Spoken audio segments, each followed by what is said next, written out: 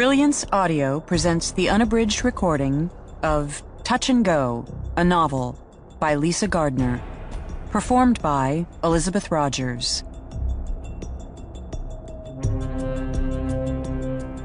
Chapter 1. Here's something I learned when I was 11 years old. Pain has a flavor. The question is, what does it taste like to you? Tonight, my pain tasted like oranges. I sat across from my husband in a corner booth at the restaurant Scampo in Beacon Hill. Discreet waiters appeared to silently refill our glasses of champagne. 2 for him, 3 for me. Homemade breads covered the white linen tablecloth, as well as fresh selections from the mozzarella bar. Next would be tidy bowls of hand-cut noodles, topped with sweet peas, crispy pancetta, and a light cream sauce. Justin's favorite dish. He'd discovered it on a business trip to Italy 20 years ago, and had been requesting it at fine Italian restaurants ever since. I lifted my champagne glass, sipped, set it down. Across from me, Justin smiled, lines crinkling the corners of his eyes. His light brown hair, worn short, was graying at the temples, but it worked for him. He had that rugged outdoors look that never went out of fashion.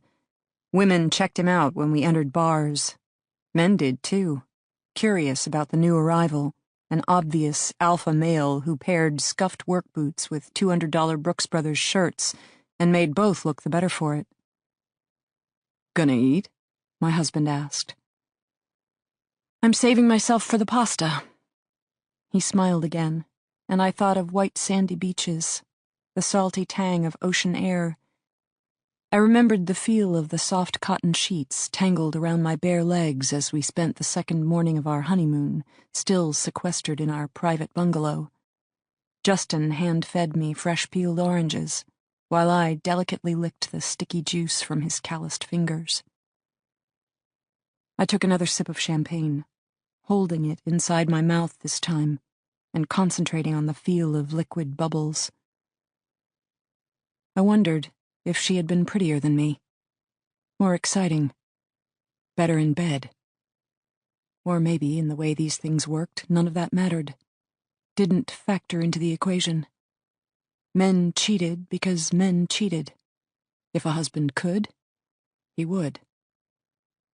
Meaning that, in its own way, the past 6 months of my marriage hadn't been anything personal. I took another sip, still drinking champagne, still tasting oranges.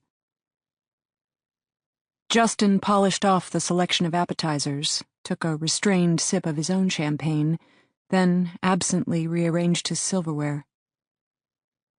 Justin had inherited his father's $25 million construction business at the age of 27. Some sons would have been content to let a successful business continue as is. Not Justin. By the time I met him, when he was 34, he'd already doubled revenue to the 50 million mark, with a goal of achieving 75 million in the next 2 years, and not by sitting in some office. Justin prided himself on being a master of most trades. Plumbing, electrical, drywall, concrete.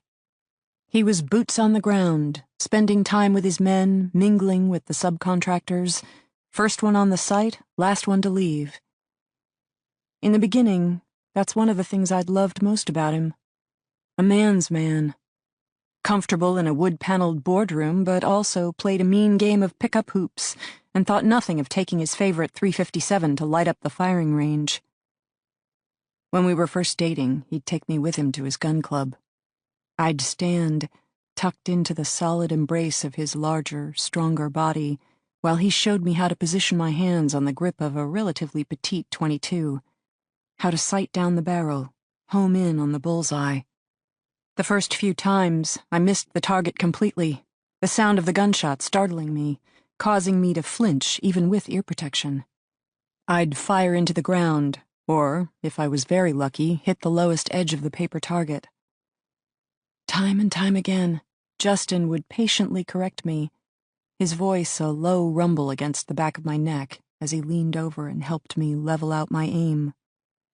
Sometimes we never made it home. We'd end up naked in the closet of the rifle range, or in the back seat of his SUV, still in the parking lot. He'd dig his fingers into my hips, urging me faster and harder, and I'd obey, out of my mind with gunpowder and lust and pure mind-blowing power. Salt. Gunpowder. Oranges. Justin excused himself to use the bathroom. When he left, I rearranged the pasta on my plate so it would appear as if I'd eaten. Then I opened my purse and, under the cover of the table, doled out 4 white pills. I popped them as a single handful, chased down with half a glass of water. Then I picked up my glass of champagne and steeled myself for the evening's main event. Justin drove us the 5 minutes home. He'd purchased the Boston townhouse pretty much the same day we'd confirmed that I was pregnant. From doctor's office to real estate office. He brought me to see it after reaching a verbal agreement, the big game hunter showing off his trophy. I probably should have been offended by his high-handedness. Instead, I'd walked through 4.5 stories of gorgeous hardwood floors, soaring 9-foot ceilings and intricate hand-carved moldings, and felt my jaw drop. So this is what $5 million bought you. Bright, sunlit rooms, a charming rooftop patio, not to mention an entire neighborhood of beautifully restored red brick buildings, nestled shoulder to shoulder like long-lost friends. The townhome was on tree-lined Marlborough Street, just blocks away from Tony Newberry Street, not to mention walking distance to the public gardens. The kind of neighborhood where the poor people drove Saabs, the nannies spoke with French accents, and the private school had an application process that started the baby's first week of conception. Justin gave me carte blanche. Furniture, art, draperies, carpets. Antiques, no antiques, interior decorator, no interior decorator. He didn't care. Do whatever I had to do, spend whatever I had to spend. Just make this our home. So I did. Like that scene out of Pretty Woman, except it involved slathering painters and decorators and antique dealers, all plying their wares while I sat my pregnant bulk on various divans, and with an elegant wave of my hand ordered a bit of this, a dash of that. Frankly, I had fun with it. Finally, a real-world application for my fine art skills. I could not only fashion jewelry out of silver-infused clay, I could renovate a Boston brownstone. We were giddy those days. Justin was working a major hydroelectric project. He'd helicopter in and out, literally, and I'd show off the latest progress on our home, while he rubbed my lower back and brushed back my hair to nuzzle the side of my neck. Then, Ashlyn. And joy, joy, joy, happy, happy, happy. Justin beamed, snapped photos, showed off his precious baby girl to anyone who made eye contact. His crew filed into our Boston townhouse, muddy boots left in the gleaming foyer so a bunch of former Navy SEALs and ex-Marines could make googly eyes at our sleeping daughter in her pink-coated nursery. They swapped tips on diaper changing and proper swaddling, then set out to teach a newborn how to burp the ABCs. Justin informed them their sons would never date his daughter. They accepted the news good-naturedly, then made googly eyes at me instead. I told them they could have whatever they wanted as long as they'd change diapers at 2:00 a.m. This led to so many suggestive comments, Justin escorted his crew back out of the house. But he was happy, and I was happy, and life was good. That's love, right? You laugh, you cry, you share midnight feedings, and eventually, months later, you have really tender sex where you realize things are slightly different, but still fundamentally great. Justin showered me in jewelry, and I took up the requisite yoga while learning hideously expensive places to buy baby clothes. Sure, my husband was gone a lot, but I was never the kind of woman who was afraid of being alone. I had my daughter, and soon, Dina, who helped out so I could return to playing in my jewelry studio, where I fashioned and created and nurtured and glowed. Now, Justin slowed the Range Rover, starting the futile search for curbside parking. Our townhouse included a lower-level garage, a luxury nearly worth the property taxes, but of course Justin saved the space for me, leaving him to play the highly competitive game of street parking in downtown Boston. He passed by our townhouse once, and my gaze automatically went up to the third-story window, Ashlyn's room. It was dark, which surprised me as she was supposed to be staying in for the evening. Maybe she simply hadn't bothered with the overhead light, sitting before the glow of her laptop instead. 15-year-olds could spend hours like that, I'd been learning. Earbuds implanted, eyes glazed over, lips sealed tightly shut. Justin found a space.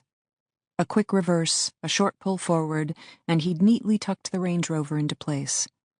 He came around the front to get my door, and I let him. Last few seconds now. My hands were clenched white-knuckle on my lap. I tried to force myself to breathe. In. Out. Simple as that. One step at a time. One moment after another. Would he start by kissing me on the lips? Perhaps the spot he'd once discovered behind my ear? Or maybe we'd both simply strip, climb into bed, get it over with. Lights off, eyes squeezed shut. Maybe he'd be thinking about her the whole time. Maybe it shouldn't matter. He was with me. I'd won. Kept my husband, the father of my child. Door opened. My husband of 18 years loomed before me. He held out his hand, and I followed him, out of the car, down the sidewalk, neither of us speaking a word. Justin paused at the front door. He'd been on the verge of punching the code into the keypad when he stopped, frowned, then shot a quick glance at me. "She disarmed the system," he muttered. "Left the door unsecured again." I glanced at the door's keypad and saw what he meant. Justin had installed the system himself. Not a mechanically controlled bolt lock, but an electronically controlled one. Punch in the right code, the system disarmed the locks, the door opened. No code, no entry. The system had seemed to be an elegant solution to a teenage daughter who more often than not forgot her key. But for the system to work, it had to be armed, which was proving to be Ashlyn's next challenge. Justin tried the knob, and sure enough, the door opened, soundlessly, into the darkened foyer. My turn to frown. She could have at least left on a light. My stiletto heels clipped loudly as I crossed the foyer to flip on the overhead chandelier. No longer holding on to Justin's arm, I didn't walk as steadily. I wondered if he noticed. I wondered if he cared. I made it to the wall panel, flipped the first light switch. Nothing. I tried again, flipping up and down several times now. Nothing. "Justin?" I started, in puzzlement, just as I heard him say, "Libby!" A funny popping sound, like a small caliber gun exploding, whizzing, Justin's body suddenly arching. I watched, open-mouthed, as he stood nearly on his tiptoes, back bowing, while a guttural sound of pain wrenched through his clenched teeth. I smelled burning flesh. Then I saw the man. Big. Bigger than my 6'2", 200-pound husband who worked in the construction field. The massive, black-clad figure loomed at the edge of the foyer, hand clutching a strange-looking pistol with a square-shaped barrel. Green confetti, I noted, almost hazily. Little pieces of bright green confetti raining down on my hardwood foyer as my husband danced macabre and the faceless man took another step forward. His finger released on the trigger of the gun, and Justin stopped, arching, sagging instead. My husband's breath came out ragged, right before the big man hit the trigger again. 4, 5, 6 times he made Justin's entire body convulse while I stood there, open-mouthed, arm outstretched, as if that would stop the room from swaying. I heard my husband say something, but I couldn't understand it at first. Then it came to me. With a low, labored breath, Justin was ordering me to run. I made it one step, long enough to glance pleadingly at the darkened staircase, to pray my daughter was tucked safely inside her third-story bedroom, rocking out to her iPod, oblivious to the scene below. Then the huge man twisted toward me. With a flick of his wrist, a square cartridge was ejected from the front end of what I now realized was a taser. Then he leapt forward and planted the end of the barrel against the side of my leg. He pulled the trigger. The contact point on my thigh immediately fired to painful, excruciating life. More burning flesh, screaming, probably my own. I was aware of two things: my own acute pain and the whites of my attacker's eyes. Mask, I realized faintly. Black ski mask that obliterated his mouth, his nose, his face. Until he was no longer a man, but a faceless monster with white eyes stepping straight out of my nightmares into my own home. Then Justin lurched awkwardly forward, windmilling his arms as he rained feeble blows on the larger man's back. The black-masked figure turned slightly, and with some kind of karate chop caught Justin in the throat. My husband made a terrible gurgling sound and went down. My left leg gave out. I went down as well, then rolled over and vomited champagne.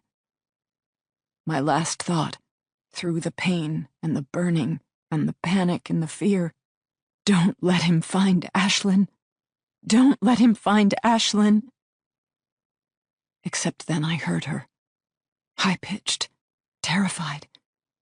Daddy? Mommy? Daddy! In my last second of consciousness, I managed to turn my head. I saw two more black forms, one on each side of my daughter's twisting body, as they dragged her down the stairs. Briefly, our gazes met. I love you, I tried to say. But the words wouldn't come out. The black-masked figure raised his taser again, calmly inserted a fresh cartridge, took aim, fired. My 15-year-old daughter started to scream. Pain has a flavor. The question is, what does it taste like to you? Chapter 2. The tweeting of her cell phone woke her up. This surprised her for two reasons. One, because in theory she no longer had a job where phones rang in the small hours of the morning. Two, because it meant she must have fallen asleep, something else that, in theory, she hadn't done for months. Tessa Leone lay on the left side of her bed as her phone began a louder, tumbling cascade of chimes. Her hand was outstretched, she realized, not reaching toward her phone, but toward the empty half of the bed. As if, even 2 years after his death, she still reached for the husband who once slept there. Her phone chirped louder, more obnoxiously. She forced herself to roll toward the nightstand, noting that actual sleep turned out to be more disorienting than chronic insomnia. She answered her phone just as the last chime was fading. She registered her boss's voice, a third surprise, as he was rarely the one who initiated contact. Then, the last of her fogginess faded, and years of training took over. She nodded, asked the questions she needed to ask, then had the phone down and clothes on. A final moment's hesitation. Firearm or no firearm? Not a requirement anymore, unlike the days when she'd been a Massachusetts State Police trooper, but still, sometimes practical in her new line of work. She contemplated the brief amount of information her boss had relayed, the situation, the timeline, the number of known unknowns, and made her decision. Gun safe, back of her closet.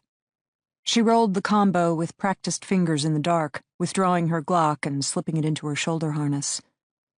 Saturday morning, 6:28 a.m. She was ready to go. She picked up her cell phone, slipped it into her jacket pocket, then crossed the hall to alert her live-in housekeeper, nanny, longtime friend. Mrs. Ennis was already awake. As with many older women, she had a nearly preternatural ability to know when she'd be needed, and generally operated one step ahead. Now she was sitting upright, bedside lamp snapped on, notepad in her hands for last-minute instructions. She slept in an ankle-length red and green plaid flannel nightgown Sophie had given her last year for Christmas. All she needed was a small white cap, and Mrs. Ennis would look just like the grandmother in Little Red Riding Hood. "I've been called in," Tessa said, an obvious statement. "What should I tell her?" Mrs. Ennis asked. Her meant Sophie, Tessa's 8-year-old daughter.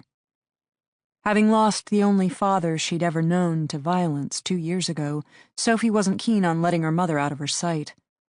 It was for Sophie's sake, as much as her own, that Tessa had resigned from being a state trooper after Brian's death. Her daughter had needed more stability, to know at least one parent would be coming home at night. Tessa's new job in corporate investigations generally allowed for 9 to 5 hours. Of course, this morning's call... Tessa hesitated. "From what I can tell, the situation is urgent," she admitted, "meaning it might be a day or two before I return. Depends on what kind of juggling I have to do to gain traction." Mrs. Ennis nodded, didn't speak. "Tell Sophie she can text me," Tessa said at last. "I don't know if I'll always be able to answer my phone, but she can touch base by text and I'll answer." Tessa nodded as she said the words, satisfied with that answer. Sophie needed to be able to reach her mother. Whether with the touch of her hand or the push of a button, Sophie simply needed to know, at all times, that her mother was there. Because once, Tessa hadn't been, and even 2 years later, those kinds of wounds left a mark. "She has gymnastics this morning," Mrs. Ennis said. "Perhaps she can invite a friend over afterward. That'll keep her busy." "Thank you. I'll try to call before dinner, definitely before bedtime." "Don't worry about us." Mrs. Ennis sounded brisk now. She'd been caring for Sophie since she was a newborn, including the long years Tessa had spent patrolling on graveyard shift. There was nothing involving the household or Sophie that Mrs. Ennis couldn't handle, and she knew it. "Go on now," Mrs. Ennis said, waving her hand dismissively toward the door. "We'll be fine." "Thank you." Tessa meant it. "Take care of yourself." "Always." She meant that, too. Tessa eased down the darkened hallway. Her footsteps moved slower than she would have liked, pausing before her daughter's room.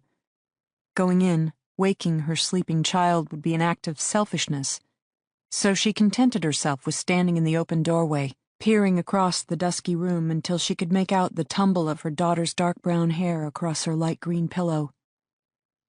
2 nightlights burned, as Sophie was no longer comfortable with the dark. Tucked between her hands was her favorite doll, a Raggedy Ann-like toy named Gertrude with brown yarn hair and dark button eyes. After Brian's death, Gertrude wore a Band-Aid on her chest. Because her heart hurt, Sophie would say, and Tessa would nod in understanding. Sophie wasn't the only one with scars from 2 years ago. Each time Tessa walked out the door now, whether heading to work, going for a run, or popping down to the grocery store, she felt the separation from her child as a physical ache, a tearing of herself in half so that she couldn't be whole until she returned home again. And sometimes she still dreamed of snow and blood, of reaching for her husband's falling form. But just as often, she dreamed of herself still holding the gun, still pulling the trigger. Tessa made it down the hallway. She paused in the kitchen long enough to scrawl a simple note and place it on her daughter's chair.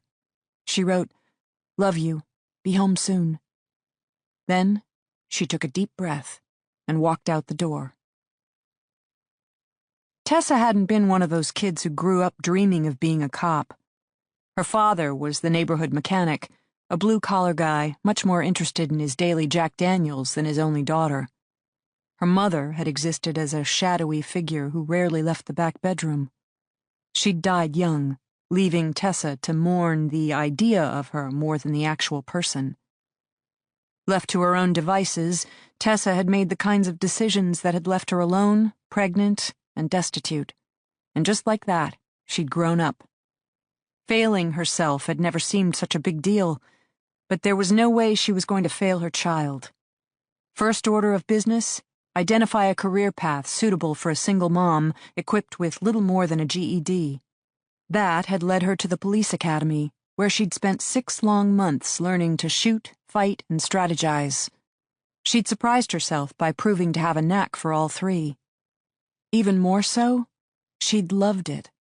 The job, the uniform, the camaraderie. 4 years, she'd patrolled the highways of Massachusetts, collaring drunks, diffusing fights, and handling domestic disputes. 4 whole years, she'd had a purpose and felt as if she was genuinely making a difference. She'd been happy. She trusted in her training now, as she turned into downtown Boston, searching for a parking space while simultaneously beginning her analysis of the crime scene.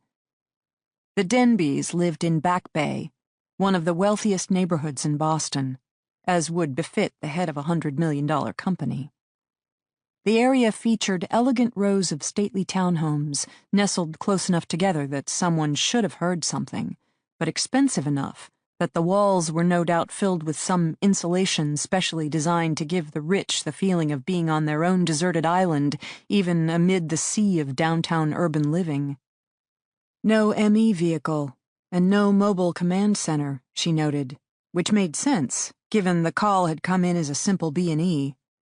On the other hand, she counted over 6 patrol cars, plus several unmarked detectives' vehicles. Lot of manpower for a break-in. Not to mention the presence of multiple detectives. Clearly, the police were moving along from their initial assessment of the situation. Tessa pulled around Marlborough Street to the back alley, where lucky Back Bay residents had reserved parking, and even luckier ones, private garages. She found an empty space and grabbed it. Totally illegal, of course, but given that she now spotted additional detectives' vehicles, she wasn't the first investigator to take advantage. She grabbed her placard identifying her vehicle as Special Investigations and stuck it on the dash of her Lexus. She'd probably get ticketed out of spite, but it was what it was. Tessa climbed out of her car, wrapped herself in her long chocolate-brown wool coat, then found herself hesitating again. Her first instinct was to shed her Glock, stick it in the glove compartment. Wearing it into this scene in front of Boston detectives would only invite comment. But then, that pissed her off. Cop 101, never let them see you sweat. Chin up, shoulders back, Tessa slipped her legally registered firearm into her holster and got to it. Sun was up now, casting the row of red-bricked and cream-painted townhouses in a golden glow. Once back on Marlborough Street, she followed the red-brick sidewalk down to the Denbes residence, admiring all the front stoops still harboring dried cornstalks and various harvest decorations in honor of Thanksgiving. Most of the townhomes boasted small curbside gardens, defined by ornate black wrought iron fencing. This time of year, the plantings were reduced to miniature boxwoods, larger leafy green shrubs, and in some cases dead mums. At least the temperature today wasn't so bad, the sun promising some heat. But day by day, the sun would fall lower in the sky, the days growing shorter, the wind gaining bite as December dawned nearly painful with its early morning chill. A young uniformed officer stood alone in front of the Denbe residence. He was juggling from foot to foot, maybe to keep himself warm, maybe to keep himself awake. This close, standing on the sidewalk before the striking cream-washed, black-trimmed townhouse, there was no sign of immediate tragedy. No crime scene tape had been strewn across the front steps. No ME's gurney stood waiting on the narrow front walk. Relatively speaking, the scene was quiet, which already made Tessa wonder what Boston police didn't want people to know. According to Tessa's boss, the Denbe family's housekeeper had placed the first call to police shortly after 5:30 a.m. She'd reported the residence appeared to have been broken into, at which point a Boston district detective had been deployed to the scene. What he'd found inside implied an incident a bit more urgent than a routine burglary, and had led to many more phone calls, including one from Justin Denbe's company to Tessa's boss. Messy, Tessa had thought during her boss's initial call. Now, staring at the gaping black walnut front door of the house, she amended that to complicated. Very complicated. She squared off against the young officer, flashing her investigator's shield. Predictably, he shook his head. "Private party," he informed her. "Boston uniforms only." "But I got a special invitation," Tessa countered. "Direct from the family's company, Denbe Construction, a firm that specializes in $100 million building projects, handed directly to them by state senators and high-ranking Washington insiders. You know, the kind of people working stiffs like you and me can't afford to piss off." Officer glared at her. "Which Washington insiders?" "The kind of power brokers who granted Justin Denbe a standing invitation to the presidential inauguration of his choice. Those kinds of insiders." Actually, that might be stretching things a bit, but she felt it got her point across. The officer shifted his weight from his left foot to his right. Not completely buying the story of political connections, but given the residence's location and wealthy back bay, not completely willing to discount it either. "Look," Tessa pressed. "This family, this neighborhood, hell, we're all out of our league. Which is why Denbe's company employed my company. Private firm to protect private interests. I'm not saying it's right, or that you have to like it, but we both know in these circles that's how the world works." She was winning. She could tell she was winning. Which, of course, was the moment Boston Detective Sergeant Dee Warren appeared. The hard-edged blonde walked out the front door, peeled off 2 latex gloves, took in Tessa's presence, and openly smirked. "Heard you became a rent-a-cop," the homicide detective stated. Her short blonde curls bounced in the morning sun as she descended the front steps. An investigator known for her fashion sense, Dee wore dark-washed jeans, a light blue button-up shirt, and a caramel-colored leather jacket. Her matching boots had 3-inch high heels, and she still didn't miss a beat. "Heard you became a mom." "Married, too." The detective flashed a blue sparkling band.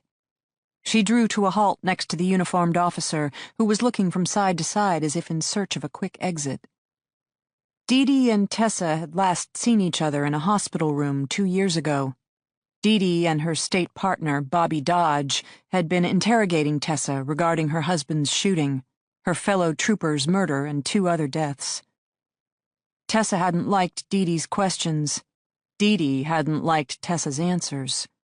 Apparently, time had not changed either of their opinions.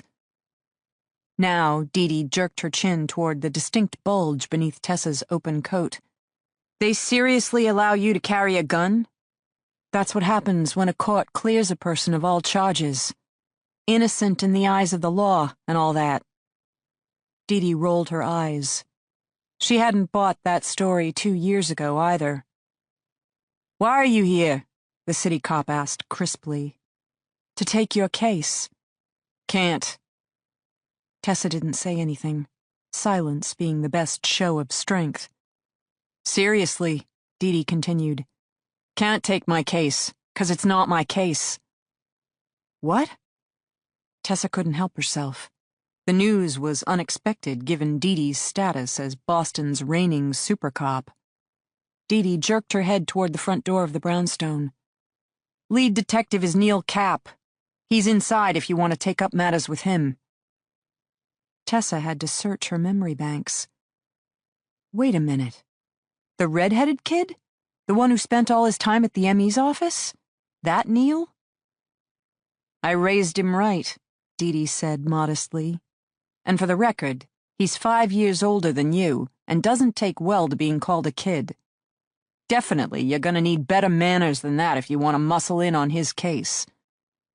"I don't need manners. I have permission from the owners to enter." Dee's turn to appear surprised. Her bright blue eyes narrowed shrewdly. The family? You've spoken to them? Because we'd really like to speak to them. Right away, in fact. Not the family. Turns out, like a lot of rich guys, Justin Denbe didn't purchase his own home. His company did. Detective Warren had always been a smart woman. Shit, the detective exhaled. As of 6 this morning, Tessa filled in, Denbe Construction retained North Ledge Investigations to handle all matters related to this property. I'm authorized to enter the home, assess the scene, and conduct an independent analysis of the incident. Now, we can all stand around waiting for the facts to reach your offices, or you can let me get to work. As I was explaining to this fine officer here, the Denbe family is just a little bit connected. Meaning you might as well let me enter and put my head on the chopping block. It'll save you the time and effort later of finding someone else to blame. Dee Dee didn't speak, just shook her head. The detective studied the brick walk for a second, maybe composing herself, but more likely coming up with the next line of attack. What did you serve in the end, Tessa? Dee Dee quizzed. 4? 5 years as a patrol officer? 4. The veteran detective looked up. Her expression wasn't mocking, but frank. Not enough experience for this kind of case, she stated bluntly. You've never processed evidence, let alone dissected a 5-story crime scene, let alone taken on responsibility for this kind of situation. We're not talking speed-trapping motor vehicles or administering breathalyzer tests to drunks. We're talking an entire family gone, including a teenage girl. Tessa kept her face impassive. I know. How's Sophie? The Boston detective asked abruptly. She's doing well, thank you. My son's name is Jack. How old? 11 months. Tessa had to smile. Love him more than you ever thought you could love someone? Till you wake up the next day and realize you love him even more? Dee Dee didn't look away. Yes. Told you so. I remember, Tessa. And you know what? I still think you were wrong. There are lines that shouldn't be crossed. As a cop, you knew that better than anyone, and you still shot a person in cold blood. Whether out of love or out of hate, murder is never right. Allegedly, Tessa replied coolly. Allegedly shot a person in cold blood. Dee Dee did not look amused. She continued, voice slightly softer. But you got your daughter back. And there are days now, just like you said there would be, when I look at my son and... I don't know. If he was in danger, if I feared for his life... Well, let's just say I still don't agree with what you did. But maybe I understand your actions better. Tessa remained impassive. As apologies went, this was as close as Dee Dee Warren was ever going to get, which already made Tessa suspicious of what the Boston detective would do next. Sure enough. Look, obviously I can't stop you from entering the house and conducting your independent analysis, given that the owner of the house has granted you permission, Dee Dee said. But respect our efforts, okay? Neil's a solid detective, backed by a seasoned squad. Better yet, we have a head start on evidence processing, and if what we think happened, the fate of this family depends on us getting our acts together. Pronto. Tessa waited a heartbeat. It's not like you to use your nice voice. And it's not like you to be stupid. True. Got a deal? The sun was all the way up now, warming the brick sidewalk, illuminating the cream-painted townhouse, reaching fingers for the yawning, solid walnut door. Such a beautiful street, Tessa thought, for such a terrible crime. But then, she knew better than most that no one ever knew what really went on behind closed doors, even in a supposedly happy family, even among the wealthy Boston elite. She took the first step forward. I won't touch your evidence. I already said that. I just want the computers.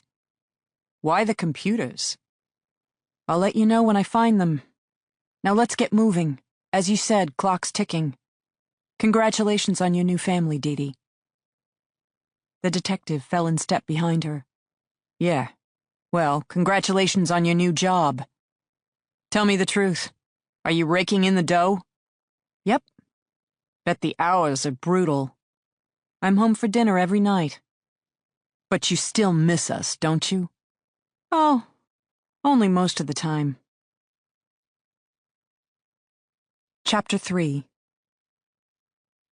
The white cargo van headed north, sticking to major roads.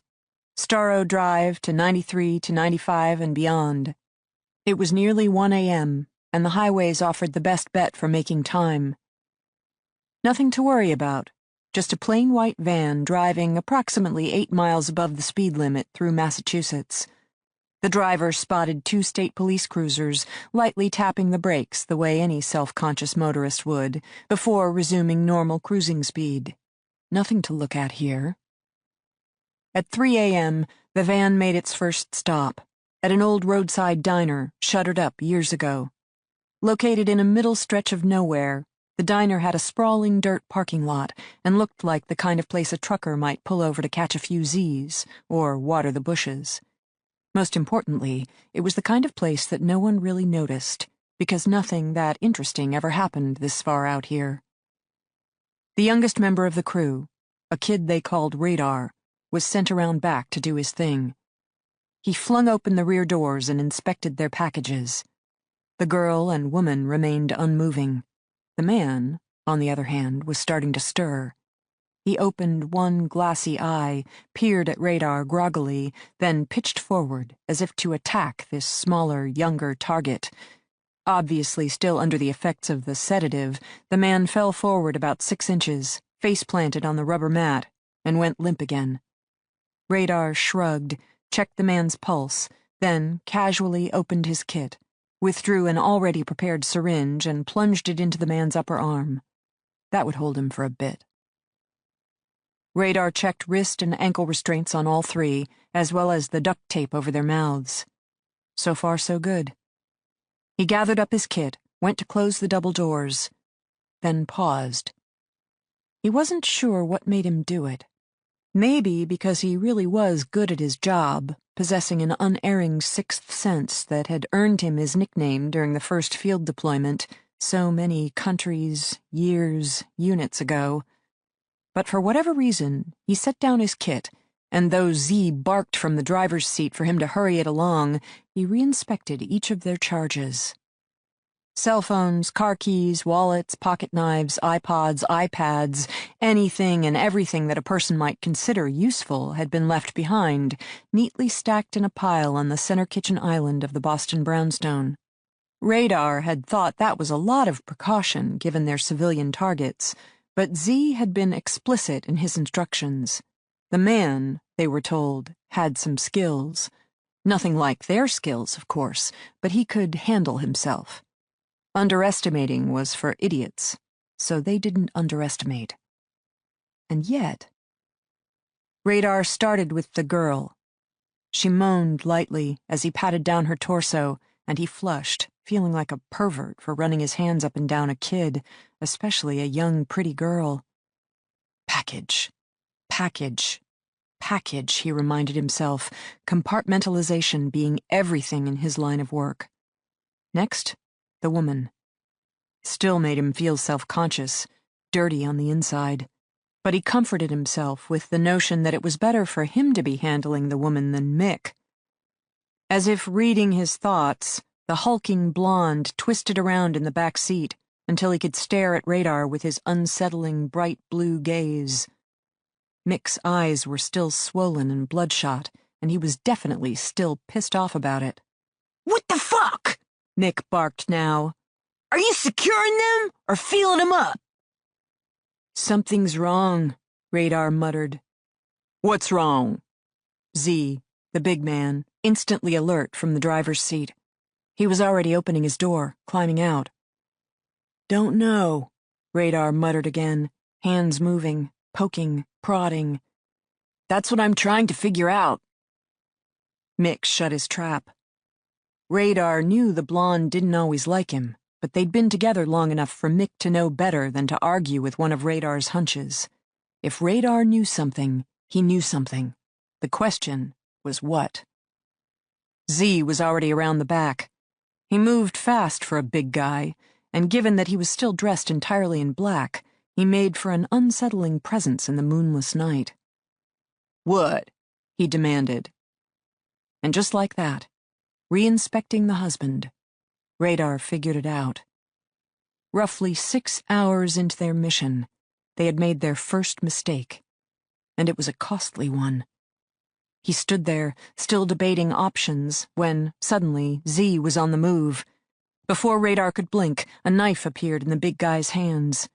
He stepped forward, and Radar leapt out of the way, instinctively averting his gaze. 1 stab, 3 cuts. No more, no less, and Z was done. He inspected his work, grunted in satisfaction, and walked away, leaving Radar as the lowest man on the totem pole to handle disposal. Alone now, breathing unsteadily, Radar got to it. Happy he'd had the foresight to pick an abandoned diner, happier still for the cover of night, which allowed even him to not really see what he had to do. Then, disposal completed, he picked up his kit from the cargo van floor. Compartmentalization, he reminded himself. Key trick of the trade. He closed the rear doors, refusing to take a second glance. 30 seconds later, he was back in the van, settled uneasily next to Mick. They resumed their way in the pitch-black night. White cargo van, headed due north. Chapter 4. Tessa entered the Denbes townhome with a mixture of trepidation and curiosity. Nervousness over inspecting a crime scene that may or may not involve a child. Curiosity over touring the inside of a multi-million-dollar Boston brownstone. Restored townhouses in this area of the city were the stuff of legend, and upon first glance, the Denbe residence didn't disappoint. Tessa took in a sweeping expanse of meticulously polished hardwood floors, soaring 9-foot ceilings, original 4-inch thick dental crown moldings, and enough hand-carved woodwork to keep a crew of carpenters busy for an entire year. Like most Boston townhomes, the home's footprint was narrow but deep.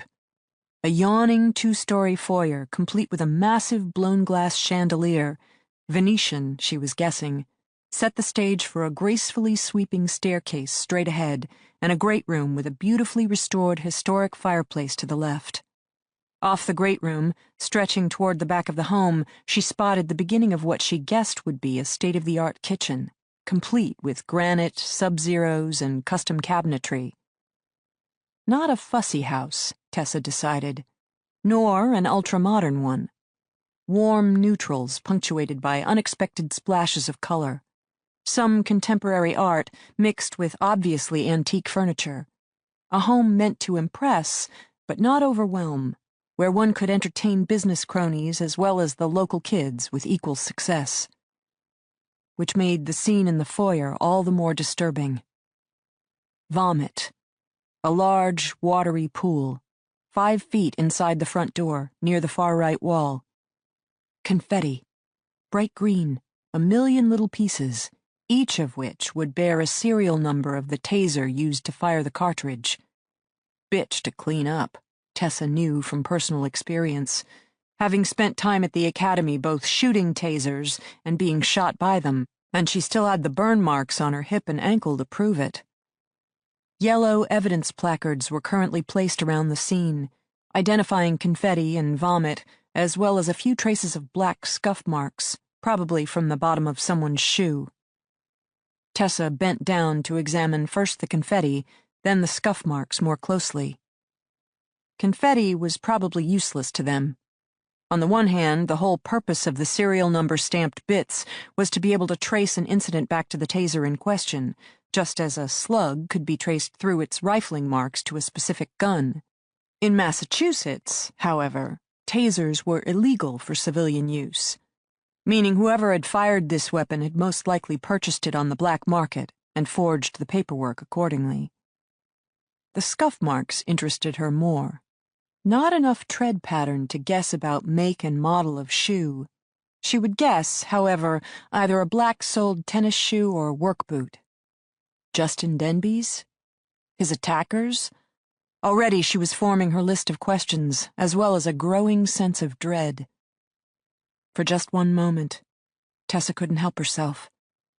She was standing in her own kitchen, fresh off patrol, duty belt snug around her waist, trooper's hat pushed low on her brow, reaching for her Sig Sauer, slowly removing it from its holster, dangling it in the space between herself and her husband. Who do you love? House has a state-of-the-art security system, Dee announced crisply. According to the housekeeper, it was not activated when she arrived at 5:30 this morning. She doesn't use the front door, but enters via the rear garage into the lower level. Given that Justin Denbe is extremely security-conscious, standard operating procedure involves punching in a key code to raise the outside garage door, then a second code to unlock the inner door, leading from the garage into the basement. The garage door was lowered and secured. The inner door, however, was open. Then she came upstairs and spotted the kitchen island. Dee hugged the front wall as she headed left into the main area of the house, bypassing the pool of vomit, the pile of Taser confetti. Tessa followed in Dee's footsteps, careful to limit their own evidence trail as they headed toward the kitchen. Her own home, that morning, had been a modest $300,000 single-family dwelling in the middle of a working-class area of Boston. And yet, what had happened in her modest kitchen versus what had happened in the great foyer here? Violence, the great equalizer, cared nothing for money, class, occupation. One day, it simply found you. The kitchen was vast, stretching back forever to the rear of the home. It was also meticulously clean and surprisingly empty. Tessa shot a quick glance at Dee. Outside, there had been at least half a dozen detectives' vehicles, but inside the house, Tessa had so far seen Dee, and only Dee. Then, Tessa corrected herself. On the first floor of the home, she'd encountered a single detective, meaning she raised her gaze automatically to the ceiling above her. If the foyer was bad, upstairs, she guessed, had to be worse to have demanded the attention of at least 5 more Boston detectives. Look, Dee pointed straight ahead. Big center island, at least 8 feet long, covered in an expanse of green-gold granite with darker gray veins that flowed like water. Currently, the high-polished surface was marred by a single jumbled collection of items, all piled directly in the middle. Tessa approached, slowly, reaching into her coat pocket for a pair of latex gloves. Purse, she identified. Rich brown leather, looked Italian. Smartphone. iPod. Man's wallet. Another smartphone. 2 key fobs, one for a Range Rover, another bearing the logo of Mercedes-Benz. 2 iPads. A red Swiss Army pocket knife tightly folded. Finally, cotton candy pink lip gloss, a wad of cash, and 2 sticks of bent gum, still in silver foil. Purse most likely belonged to the wife. Wallet, pocket knife, at least one of the phones would be the husband's, while the 2 sets of keys translated to his car, her car. The rest, she would guess, belonged to Ashlyn. Electronics, smartphone, lip gloss, cash, gum. Pretty much everything required by the modern teenager on the go. Tessa was looking at the contents of an entire family's pockets, purses, single-mindedly extricated and piled like offerings on an altar in the middle of the kitchen island. She glanced again at Dee, found the detective studying her. The 2 cell phones? Tessa asked. 3. Third's in the purse. Belongs to Libby. We contacted the carrier, who's in the process of faxing the past 48 hours of calls, texts, and messages. Preliminary synopsis? No outgoing calls from any member of the family after 10 p.m. last night. Ashlyn, the teenager, has a series of texts from various friends trying to contact her with growing degrees of urgency, but nothing the other way around. Last text message Ashlyn sent was at approximately 9:48 p.m. Last text message she received was shortly after midnight. The fourth from her BFF, Lindsay Edmiston, demanding her immediate reply. Perpetrator catches the family by surprise, Tessa said, testing out the scenario in her mind. Hence no aborted calls or texts for help. Attacker uses a taser to subdue them, hence the confetti in the foyer. Then he restrains them and divests them of their personal possessions. Some robbery, Dee stated, voice challenging. Not a robbery, Tessa immediately concurred. You're right. The smartphones, purse, wallet, those would be the first items taken, not left behind. Tessa wondered if the family had been conscious during this phase. Most likely. Tasering was intensely painful, but only briefly incapacitating. The moment the shooter squeezed the trigger, an electric current screamed through the victim's body, firing each nerve ending to intense, excruciating life. The second the trigger was released, however, the current ceased and the pain passed, leaving the subject shaken, but standing. Most police officers preferred tasering to pepper spray for just that reason. Pepper spray reduced the subject to a giant blubbering mucousy mess, which the officer then had to awkwardly heave into the back of the squad car. Tasering, on the other hand, generally involved 2 to 3 quick bursts of searing electrical charge, at which point most perpetrators tucked themselves obediently inside the squad car, anything not to be tasered again. So most likely the family was conscious, restrained, subdued, while the perpetrator ransacked their pockets, rifled through their personal possessions, then placed everything neatly on the kitchen island. The parents, at the very least, must have realized the full implications. That this was no robbery. That by definition, therefore, the attack was something more personal. Something worse. Since you're doing a nice job of looking, not touching, Dee said, I'll let you in on a little secret. Tessa waited. Dee pointed to the pile. Beneath all those electronics, we found the family's jewelry. Engagement ring, wedding bands, diamond studs, gold hoops, 2 necklaces, a Rolex. My highly conservative estimate, at least $100,000 in easy-to-pawn items. Shit. Tessa couldn't help herself. Yep. Some robbery. All right. Talk to me about the security system. Electronically operated. Denbes' firm has built a number of prisons, and he incorporated a system into his own home similar to what they use for jail cells. Doors all have multiple steel bolts, which are controlled by a master panel. Punch in one code, the system automatically locks down all means of entry and exit. Punch in a second code, the system automatically disarms, unlocking all egresses.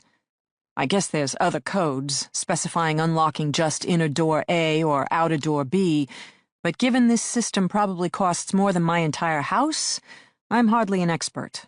Of course, the windows and doors are also hardwired to the security system, which would automatically contact the security company while blasting an alarm if someone tried to manually break down a door.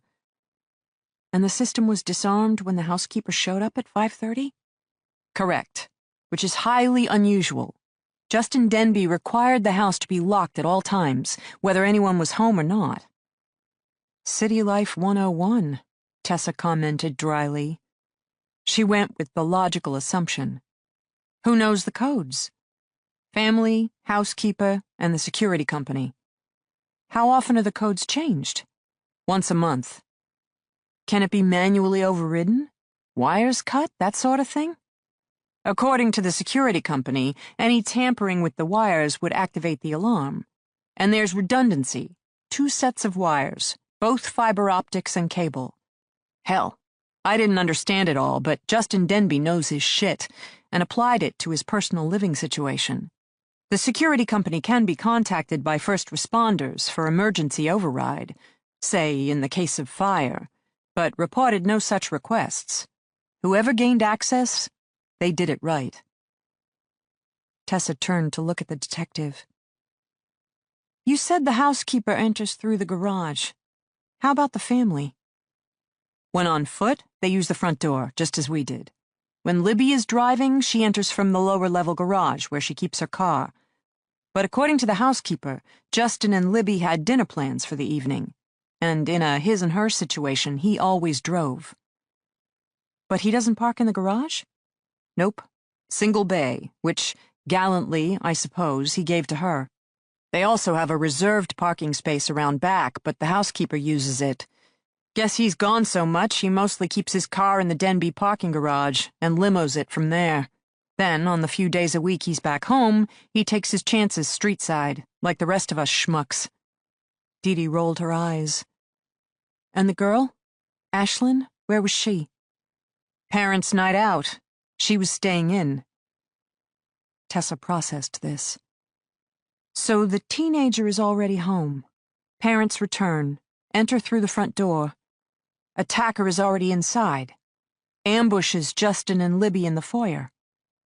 Attacker or attackers? Attackers. One person can't subdue an entire family with a taser alone, and Justin worked in the field, yes? Hands-on, my boss said. Big guy, fit.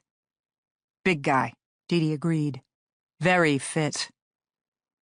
So, attackers. At least one or two in the entryway. Element of surprise for the parents, which just leaves the girl. If you were the kidnappers, who would you tend to first? Parents or child? Child, Tessa said immediately. Moment you control the child, you control the parents. Yep. Which is where our guys almost made their first mistake. Girl's room is on the 3rd floor. Come on, follow me. Chapter 5. My father died the same weekend as my 11th birthday. To this day, when I think of him, I taste Duncan Hines' yellow cake, topped with sugary buttercream frosting and rainbow sprinkles. I smell the melting wax of my twin #1 birthday candles, shoved side by side into the top of my lopsided round cake. I hear music. Happy birthday, to be exact. A song I've never sung to my own family and never will. Motorcycle accident, it turned out. My father wasn't wearing a helmet. Darwinism, my mother would mutter, but her blue eyes were always drawn, her expression deeply saddened. My first experience that you can both hate a man and miss him terribly. Losing a parent isn't a great financial proposition. Up until that point, my father's job as an electrician and my mother's part-time work at the corner dry cleaners had kept us solidly blue-collar. Cute little apartment in a working-class area of Boston. A single-used POS car for my mom, the weekend motorcycle for my dad. We bought our clothes from J.C. Penney, or if my mother was feeling frisky, TJ Maxx. I never worried about food on the table or the roof over my head. My friends in the neighborhood were also working class, and if I didn't have much, well, at least I had as much as they did. Unfortunately, the working-class lifestyle generally leaves households with just enough income to meet monthly obligations, while not quite enough to fund such luxuries as savings accounts, or, better yet, life insurance. After my father died, my mother and I lost 70% of our family's income. Social Security kicked in some survivor's benefits, but not enough to bridge that gap. My mom went from part-time work to full-time hours. When that wasn't enough, she started a cleaning service on the side. I'd go with her 2 nights a week, plus every weekend, perfecting my own vacuuming, dusting, and washing skills as we scoured our way toward one more meal on the table. Goodbye, cute little apartment. Hello, 1-bedroom subsidized living unit in a vast, soulless building where gunfire was a nightly occurrence and the cockroaches outnumbered the human occupants 1,000 to 1. On Friday nights, my mother would light the gas stove and I'd stand by with a can of Raid. We'd take out 2 to 3 dozen roaches at a time. Then watch Seinfeld on a tiny black-and-white TV to celebrate. Good times in the New World Order. I was lucky. My mom fought the good fight, never gave in to hopelessness, at least not in front of me, though subsidized housing units have thin walls, and many nights I woke up to the sound of her sobbing. Grief, exhaustion, stress. By rights, she was entitled to all three, and in the morning I never spoke of it, just got up and continued on with the business of surviving. I discovered art in high school. Had a great teacher, Mrs. Scribner, who wore bright-colored peasant skirts and stacks of silver and gold bracelets, as if a gypsy had gotten lost in inner-city Boston. Students made fun of her. But the second you entered her classroom, you couldn't help but be transported. She covered the bone-white walls in Monet's water lilies, Van Gogh's sunflowers, Pollock's splattered drips, and Dali's melting clocks. Color, flowers, shapes, patterns. The dingy halls and battered lockers and leaking drop ceilings of an underfunded public high school faded away. Her class became our refuge, and guided by her enthusiasm, we tried to find beauty in an existence that for most of us was harsh, and, for many of us, tragically short. When I told my mom I wanted to study art in college, I thought she was going to spit nails. Fine art? What kind of degree was fine art? For the love of God, at least study something practical like accounting, where one day I could get a real job and earn enough money to get both of us out of this hellhole. Or if I absolutely had to be creative, what about a marketing degree? But at least study something useful that would one day qualify me for doing more than asking, "Do you want fries with that?" Mrs. Scribner brought her around. Not by arguing that I had talent worth pursuing or dreams worth chasing, but by mentioning there were a number of scholarships available for inner-city youths. At that stage of the game, free money was the key to my mother's heart. So I studied and painted and sculpted, exploring various artistic media, until one day I read about silver-infused clay and realized I could combine sculpting with jewelry design, the best of both worlds. My mother even liked it, because jewelry was tangible, something you could sell, maybe to some of her cleaning clients if it came down to it.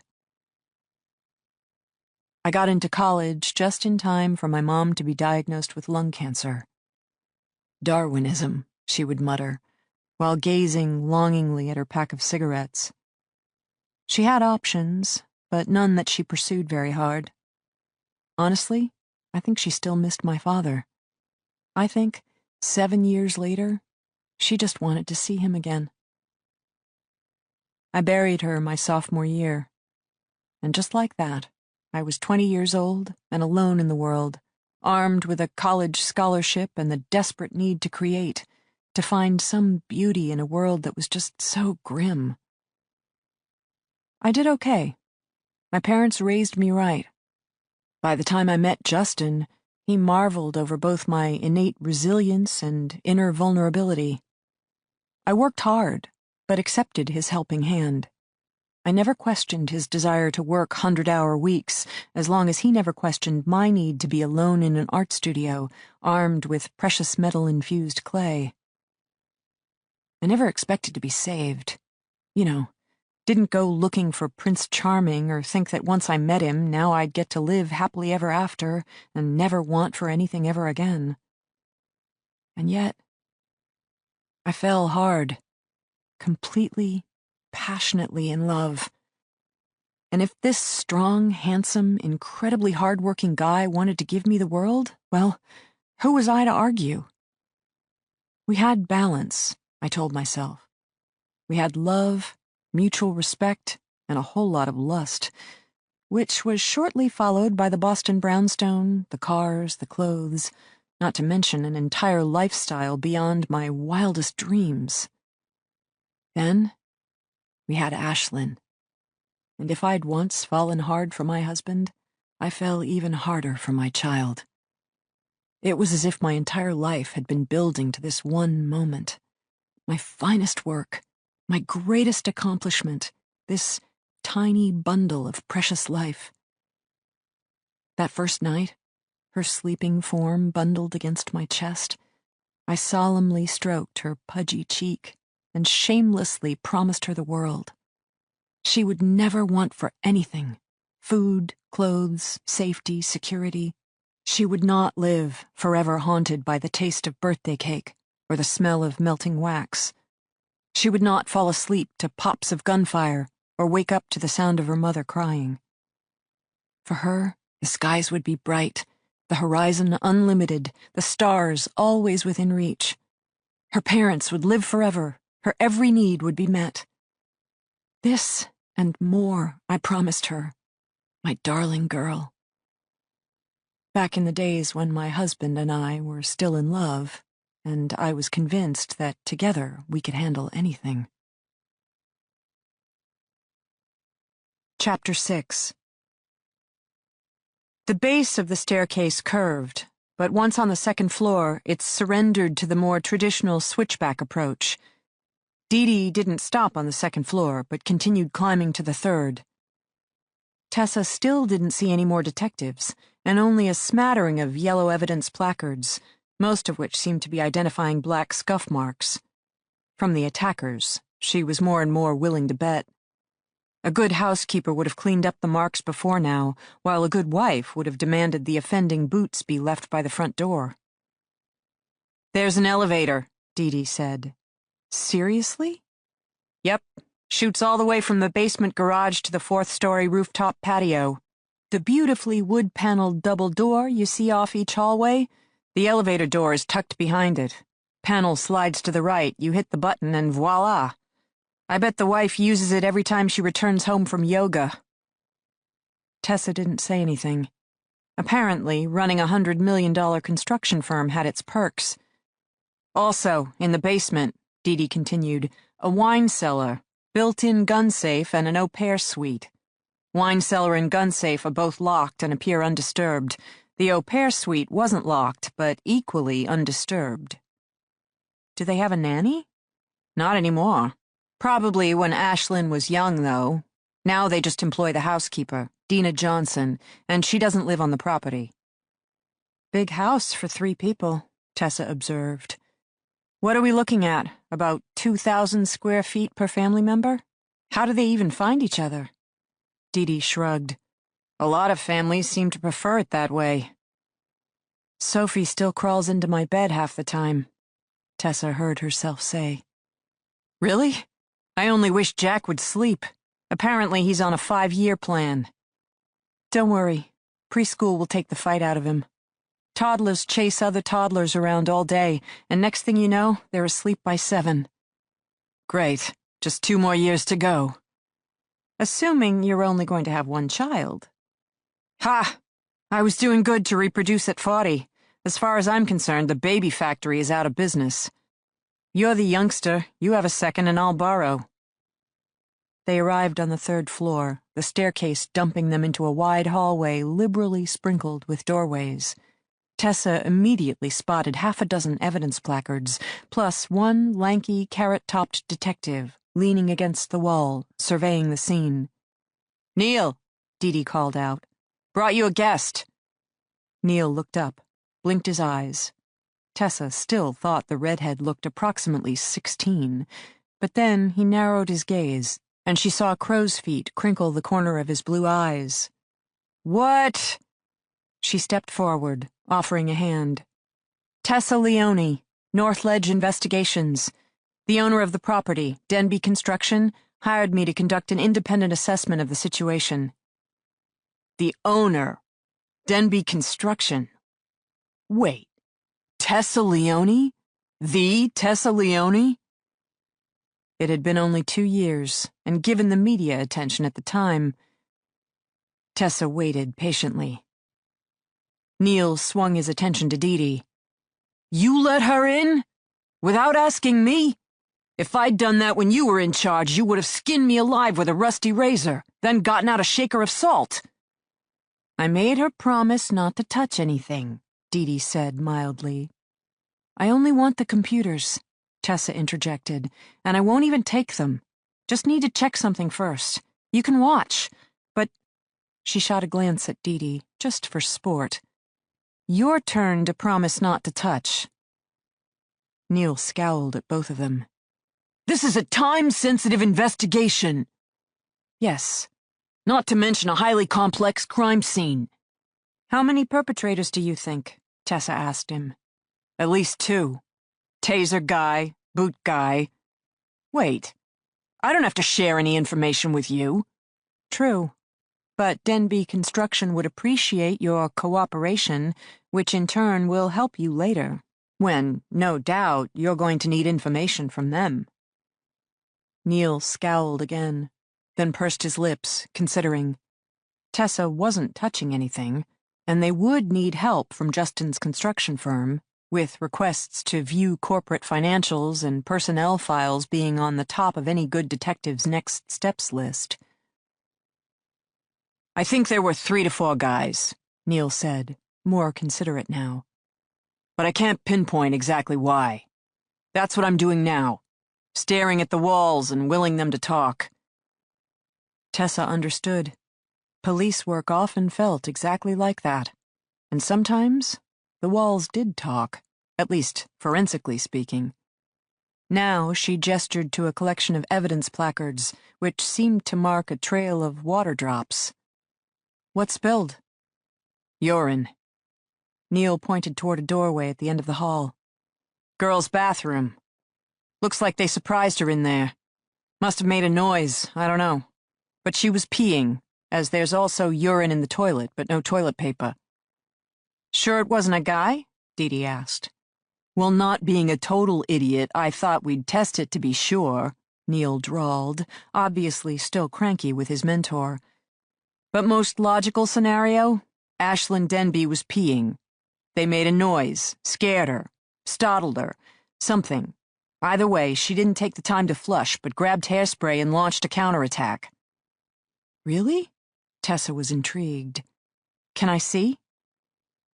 Look, don't touch. Tessa took that to be a yes. She walked down the hall, Dee Dee behind her now.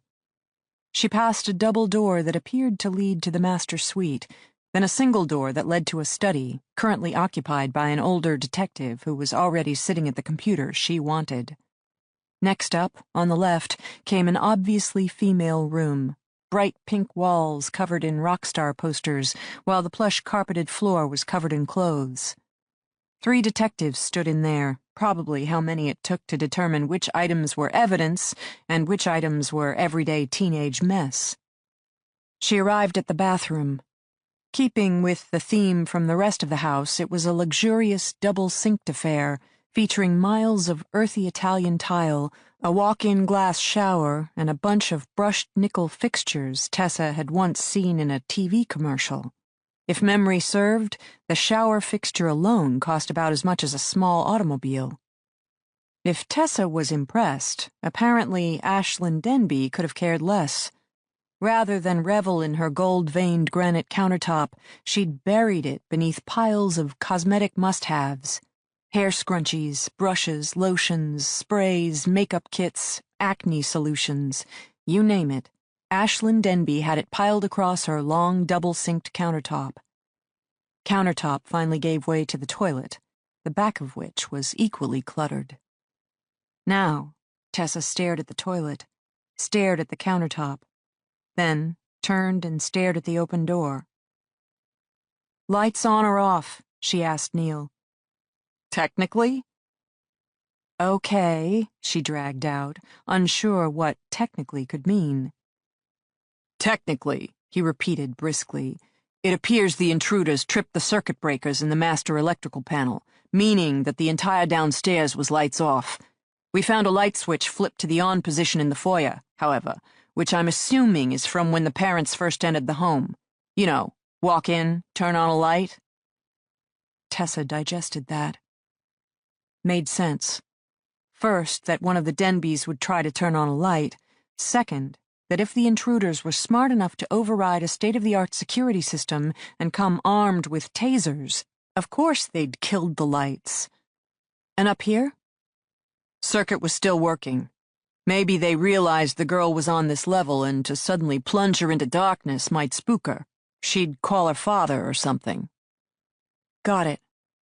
So on this level then, hallway light on or off? On. Bathroom light?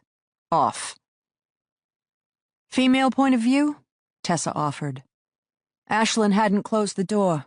She was alone, her parents out, right? Ashlyn was all tucked in for the night, probably not asleep, given we're thinking 10 p.m. on a Friday night, but wearing comfy clothes, all holed up in her bedroom. Then she had to pee.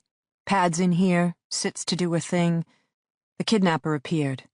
That's what scared the crap out of her. She's sitting here, peeing in the dark, then looks up, and there's a guy standing in the doorway. That would do it, Dee Dee muttered. She grabbed the hairspray from the edge of the counter, Tessa continued. See this one empty spot? Bet it sat right there.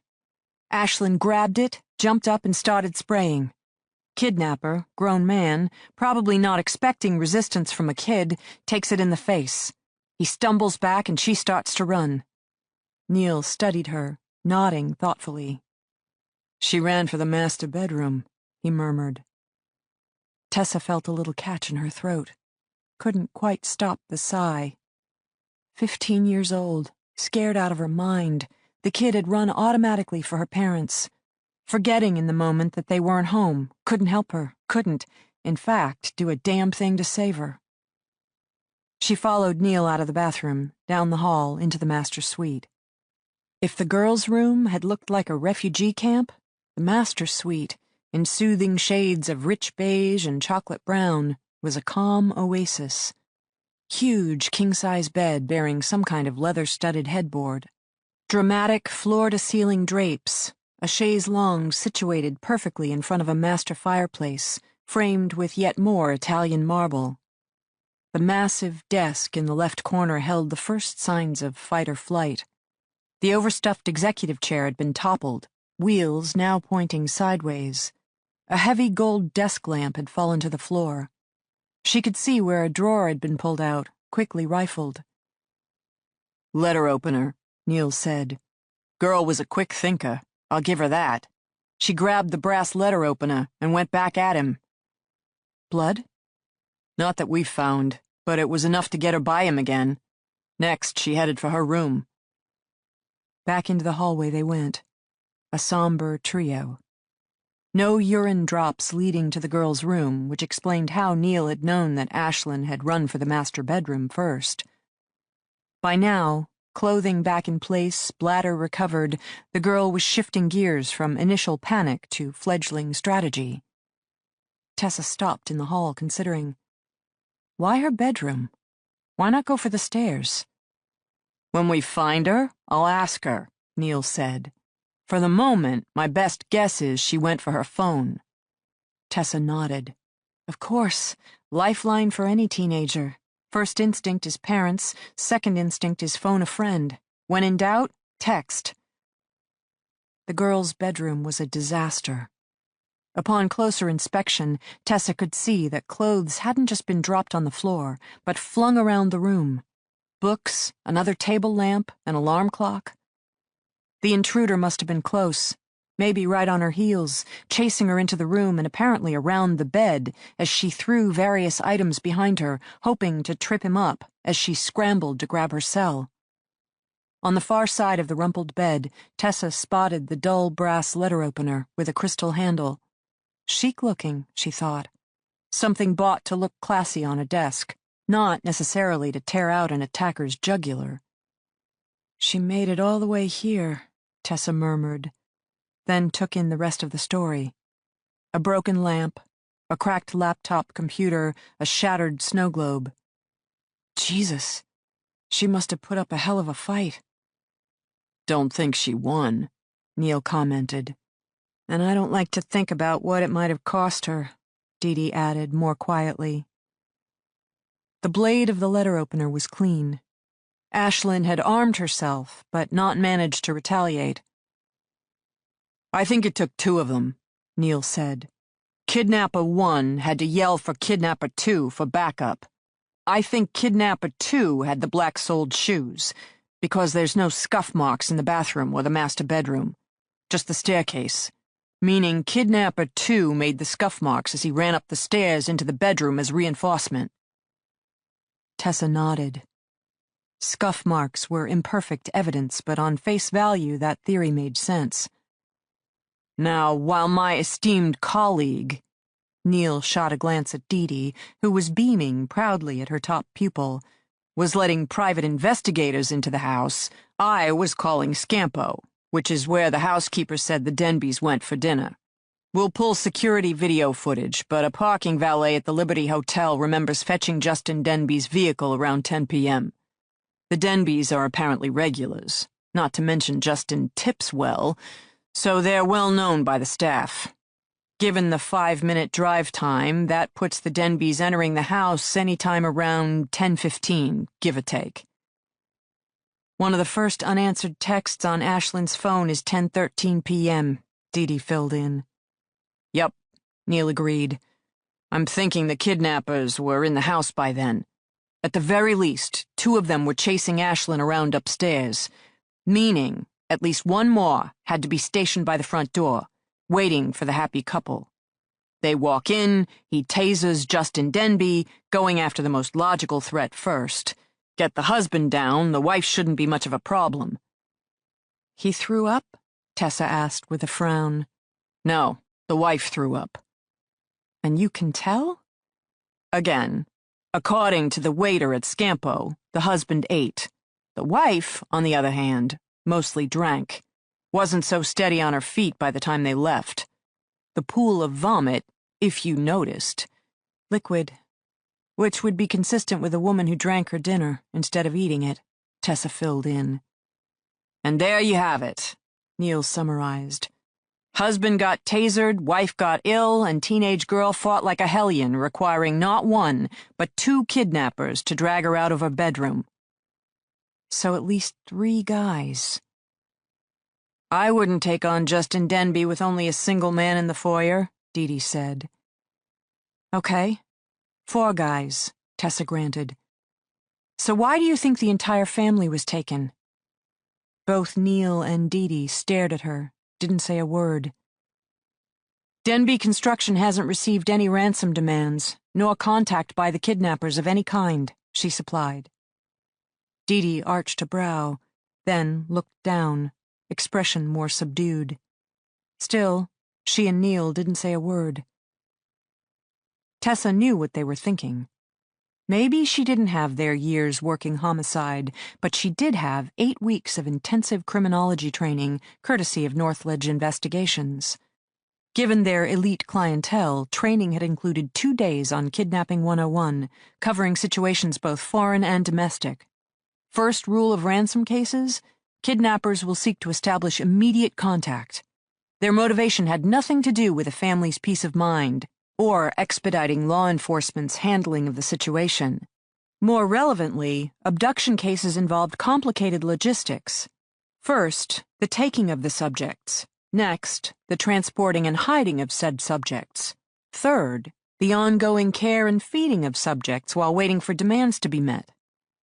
Basically, the longer the subjects were held, the more involved the logistics became, meaning higher risk of discovery, exposure, or the subject's untimely death, screwing up proof of life and the ability to demand a major payoff. Given that this situation involved the abduction of an entire family, logistics would be significantly complicated. 2 adults and 1 teenager to be handled, transported, managed. If this was a kidnapping for ransom situation, the kidnappers should be champing at the bit to make contact. Perhaps through a written note, neatly placed in front of the altar of the Denbes' personal possessions. Or a call, easily placed to Denbe Construction's main line. Or another call dialed straight into the home, to be picked up by the good detectives who were no doubt already working the scene. Except, Tessa glanced at her watch. It was now nearly 11:12 a.m., meaning, most likely, the Denbe family had been kidnapped over 12 hours ago. And they had yet to hear a thing. I think, Tessa said quietly, I should take a look at the family computer now. Chapter 7.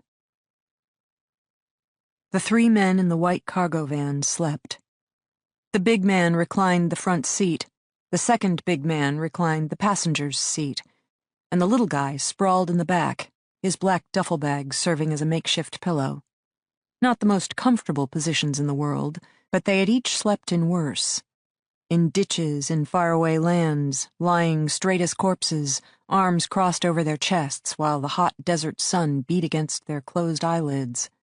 Under dense green leaves, curled up with their heads upon their knees, as sheets of rain poured down from soaring jungle canopies and beat incessantly against the brims of their hats. In the vast cargo hold of military planes, seated ramrod straight, shoulder harnesses digging into their necks as turbulence bobbed their exhausted heads up and down, up and down, up and down, and still, no one cracked an eye. They were men who'd been trained to sleep when they were told and to wake when they were told, mission first, personal comfort second. Which made this brief respite an unexpected treat. Z had made the call. They'd been up for the past 36 hours, between preparation, travel time, then deployment. By definition, those hours had been long, with significant events requiring the cover of night. Now, having successfully concluded the initial phase of operations, they were 80% of the way back to target, making good time, feeling comfortable with themselves, their progress, their objectives. Daylight was not an issue. At this point, they had traveled so far north, they were closer to the border of Canada than to Massachusetts. They had passed through mountains so tall and forests so wild that they had a greater chance of being spotted by a bear than a human being. Given that this far north, the bears were already holed up for the winter, they basically had minimal risk of encountering any life forms at all. Z had debated making one of the others, Mick, or more likely Radar, keep watch over their charges, but, freshly drugged, they had yet to stir, which was just as well. Missions inevitably came with parameters, and one of their first parameters was to minimize physical harm to the woman and the girl, especially during transport. Once at their destination, they would receive fresh instructions regarding the next phase of operations, at which point their charges may or may not become fair game. Whatever. It was not their place to reason why. They took a job. They executed it at the highest standards of performance. Then, at least in this case, they would be paid such a fucking shitload of money, Radar personally planned on never working again. White sandy beaches, sweet rum drinks, and large-breasted women. That was his near future. Hell, maybe he'd even marry one of the large-breasted women, have a couple of babies and settle into paradise, fish all day, have sex with his beautiful wife all night. Sounded like a plan to him. So when the van had first pulled over, tucking into an old campground where it was quickly obscured by walls of dense evergreens, Radar had administered a fresh round of sedatives. For the sake of napping, fishing, and large-breasted women everywhere, he'd given an extra-large dose. Radar had started packing up his gear, mentally skipping ahead to 3 hours' sleep when his internal sensor had once again begun to ping. The woman. Something about the woman. He'd studied her closer. Noticed that her face had lost some color, was covered in a faint sheen of sweat. Her eyes were not open. In fact, her eyelids appeared squeezed shut, twitching, even, as her breathing accelerated rapidly. She didn't look so good. Maybe from the sedative, though it was mild enough. He took her pulse, listened to her heart, then checked her temperature. Nothing. She just looked wrong. Carsick? Flu? Shock? Maybe she was dreaming, he'd decided. Judging by her heart rate, not a nice kind of dream. And not his problem. Radar packed up his bag, climbed into the back, and within minutes was out cold. 3 men in a white cargo van, asleep. Then the first man opened his eyes, sat up in his seat, started the engine, and turned back onto the winding mountain road. 11 o'clock Saturday morning. One white cargo van headed due north. Chapter 8. In the past 6 months, ever since that day, I'd taken to avoiding sleep. There was a phase, maybe around the 2nd or 3rd month, where I was nearly phobic about evenings. If I just stayed awake, kept my eyes open, my body moving, somehow I could keep tomorrow at bay. Because I didn't want it to be tomorrow. Tomorrow was too scary a proposition, an unnamed deadline where I'd have to make major life decisions about my marriage, my family, my future. And maybe tomorrow was just too sad. Tomorrow was loneliness and tenement housing units and Friday night cockroach raids and every lesson I had learned in childhood and wanted so badly to leave behind. So for a while, I didn't sleep. I roamed the house, ran my hand across the granite countertops in the kitchen, remembered the day Justin went with me to the quarry, where we gazed at slab after slab of natural stone. At the exact same moment, we'd both pointed to this one, then laughed like two school kids, giddy to discover we shared the same favorite color or pet or sports team. From the kitchen, I'd journey down to the wine cellar, housing bottles I'd meticulously researched and stocked to impress Justin, his business associates, even his crew. You'd be amazed how many drywallers, plumbers, and other general contractors know their wines. With success, everyone cultivates tastes, until even the most rugged dirt hauler can appreciate a well-balanced Oregon Pinot Noir or a more robust Spanish Red.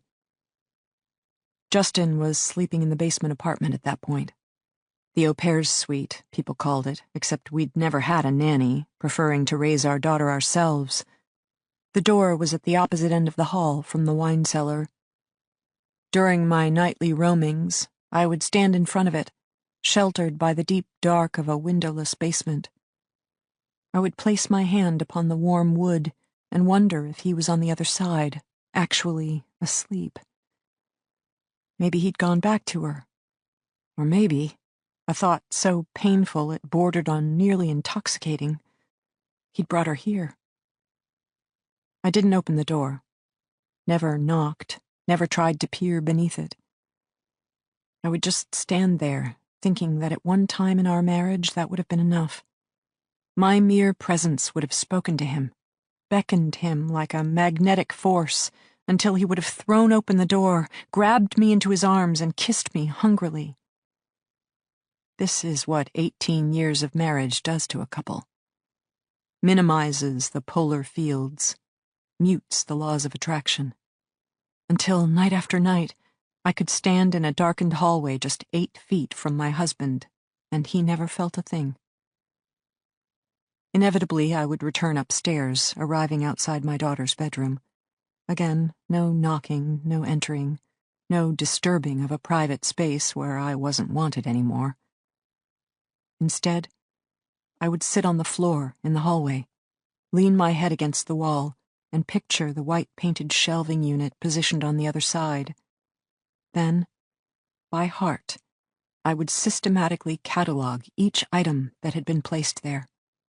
Her ballerina music box from the first time we took her to see the Nutcracker. A jumbled pile of her most beloved childhood paperbacks, Where the Red Fern Grows, Little House on the Prairie, A Wrinkle in Time, placed haphazardly on top of her more neatly organized hardcovers, such as the Harry Potter series and the Twilight Saga.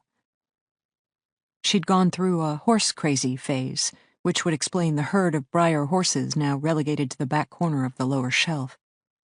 Like her mother, she had an eye for beauty and an urge to create, hence the random collections of polished seashells and hand-painted rocks and artfully strung sea glass, which she still added to each time we visited our second home on the Cape.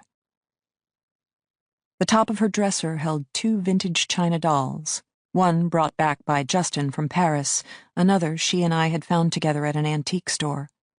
Both had been expensive, and once, both had been treasured. Now their sightless blue eyes, glossy ringlet hair, and frothy lace dresses served as makeshift jewelry stands for piles of beaded bracelets and long snarls of nearly forgotten gold necklaces. More piles of silk-wrapped hairbands and decorative hair clips adorned their feet. Sometimes, when I entered the chaos of my daughter's room, I wanted to toss a match, scorched earth policy and all that. Other times, I wanted to take a photo, draw a map, to somehow immortalize this complex web of toddler dreams, young girl obsessions, and teenage desires. In the dark of night, however, I simply sat and named each treasured item over and over again. It became my rosary, a way to try to convince myself the past 18 years had had some value, some worth. That I had given love and that I had been loved. That it hadn't all been a lie.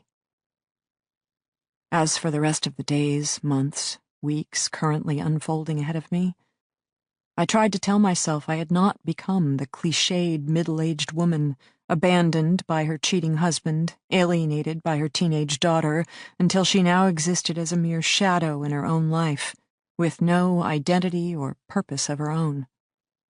I was strong, independent, an artist, for God's sake. Then I would get up and wander out to the rooftop patio, where I would stand in the faint ambiance of city lights, my arms wrapped tightly around my body for warmth, taking step after step closer to the edge. I never managed to stay awake an entire night. 5:30 a.m. was probably the longest I made it. Then I'd find myself curled up once more on top of the king-size bed in the master suite, and I'd watch the dawn break, tomorrow forcing itself upon me after all, until I closed my eyes and succumbed to a future that happened whether I wanted it to or not.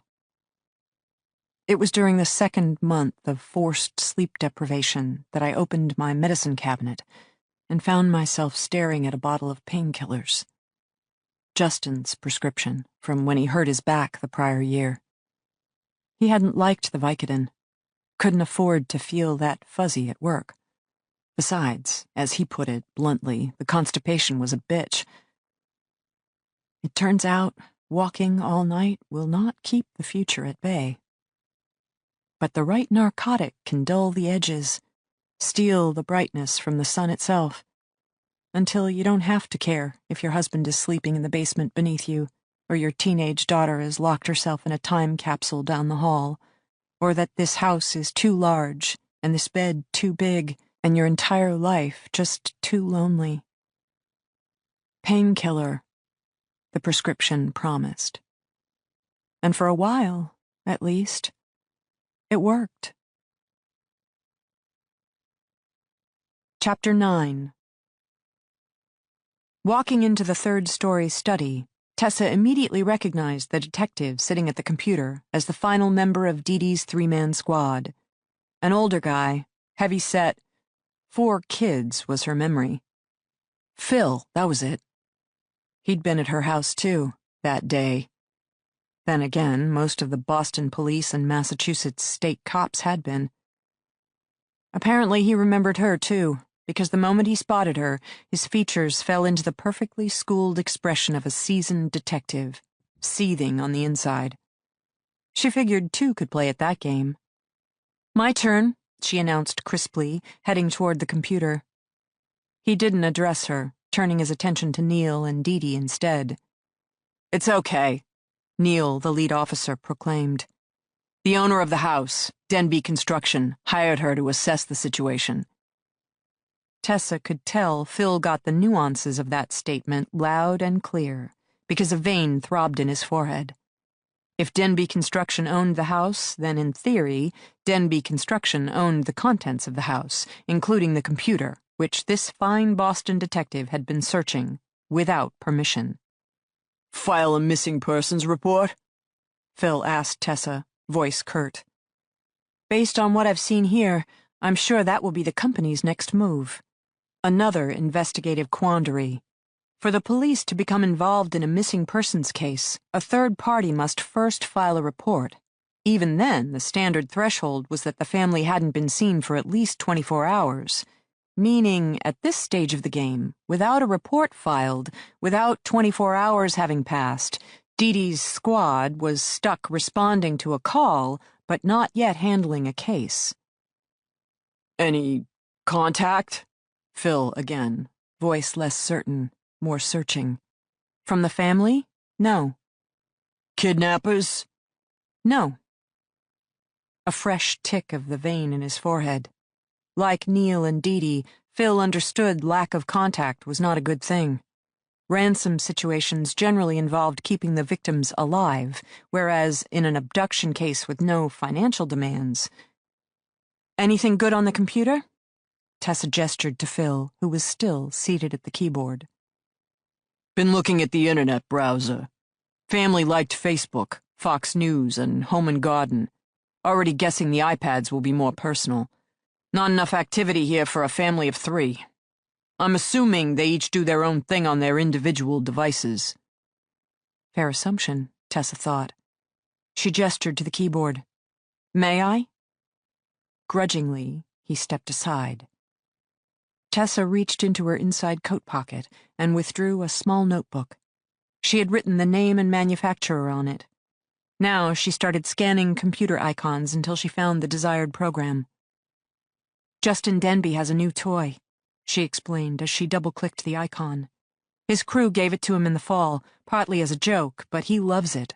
Apparently these job sites, prisons, hospitals, hydroelectrical plants, are quite large, and Justin, as the hands-on owner, inevitably holds the answer to every question, meaning his guys spend a fair amount of time searching for him.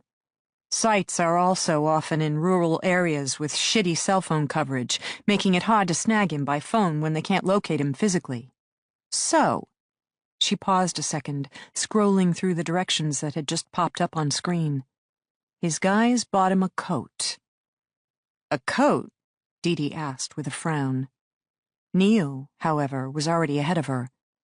A GPS jacket. They got him one of those fancy outdoors, never-get-lost-in-the-woods kind of jackets. Bingo. Not cheap, either, like nearly $1,000, so apparently it's a really nice outdoors jacket and Justin loves it, wears it everywhere, including, hopefully, out to dinner last night. Scampo is a nice restaurant, Dee Dee commented. Navy blue fabric with tan leather trim. He could wear it to Scampo. Hell, from what I'm told, this is a guy who wore his work boots everywhere. Why not a nice outdoors jacket? They fell silent, watching Tessa work the keyboard. The jacket's GPS device is built into the back liner, she explained. There's a slot for removal, as the battery is good for only 15 hours, then has to be recharged. Do you have to activate it? Dee Dee asked. Or is it just always on? This particular device must be activated. From what I'm reading here, that can happen 2 ways. The wearer manually activates it at the beginning of his hike, or, say, day on the job site, or it can be activated remotely using this software, which can also be installed on a cell phone. Kind of wild, Tessa muttered to herself, fingers flying over the keyboard. Turns any smartphone into a digital search dog. Find Justin Denbe. A map had just opened up on the computer screen. She eyed it carefully, saw nothing. Is it activated? Dee Dee again, voice impatient as she moved to stand behind Tessa, peering intently at the screen. In all of the U.S., we have nothing. So I'm guessing Justin hasn't turned it on. Neil looked at her. Then you do it. Ping it. Thought you'd never ask. She moved the mouse to a green button in the lower right-hand corner of the menu. Activate, it read. Like a bomb, or a hand grenade, or the key to saving a missing family's life. She clicked the icon. The colored map of the U.S. shifted, zooming in, focusing left until it was no longer the entire U.S. map on the computer screen, but just the eastern seaboard. There, due north of them, a red dot suddenly pulsed to life. I'll be damned. In front of her, she heard a small beep. She glanced up to see Phil setting a timer on his watch. 15 hours, he said. Battery life, remember? Yep. Zoom in, zoom in, zoom in! Dee Dee hit Tessa on the shoulder to hurry her along. Since Tessa was sitting closer than Dee Dee and could already make the distinction the Boston crew hadn't been able to see yet, she did just that. The East Coast became New England. Massachusetts expanded in front of their eyes, then New Hampshire, until right there, definitely over the border, definitely crossing state lines into central New Hampshire, the GPS device in Justin Denbe's fancy outdoor jacket blinked back at them. Tessa pushed back from the computer, turning around till she met Dee Dee's eyes. Assuming Justin Denbe has been abducted wearing that coat, he's no longer in the Commonwealth of Massachusetts. I was right at the start, Dee Dee grumbled.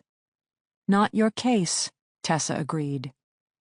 Neil put it more succinctly. Damn feds. The Boston detectives did not pack up their toys and go home. Jurisdiction was a legal distinction. Basically, federal laws carried stiffer penalties than state laws, meaning the U.S. Attorney's Office packed a bigger punch than the Suffolk County DA when prosecuting suspected kidnappers. Given that it was in everyone's best interest for accused criminals to face the largest legal hammer possible, the Suffolk County DA would call the U.S. Attorney's Office, District of Massachusetts, and inform them of a crime that most likely crossed state lines. The U.S. Attorney would then contact their investigative body of choice, the FBI, at which point FBI agents from the Boston field office would promptly deploy to the Denbe residence, arriving in 10 minutes if they chose to drive, or 20 if they chose to walk. The local field agents wouldn't expect the Boston detectives to pack up their toys and go home. Instead, they would politely but firmly redirect all evidence collected. The urine samples, the vomit, taser confetti, scuff markings, from the Boston PD lab to the federal crime lab. Next, they would form a multi-jurisdictional task force, where, conveniently enough, they would serve as the brains of the operation, while the Boston cops became the brawn. Neil grumbled, Dee Dee and Phil sighed philosophically. Tessa remained indifferent. Her job was to locate the Denbe family. She would work with whichever playmates she was given, though she was already guessing the Boston cops were better at sharing their sandbox than the feds. And given Dee Dee's notoriously cranky temperament, that was saying something. Tessa pushed back from the computer.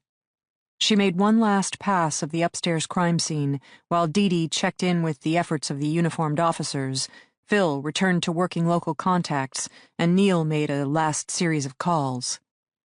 While they were distracted, it was possible that Tessa also re-entered the kitchen, powered up all 3 family cell phones, and jotted down the contacts that appeared in their various favorites lists. She could go through official channels, of course, but this was more expedient. Then, the Boston squad reappeared and, gathered around the pile of family possessions, began the summarization process. To give the rookie lead detective credit, Neil's investigative efforts thus far had been quick but thorough.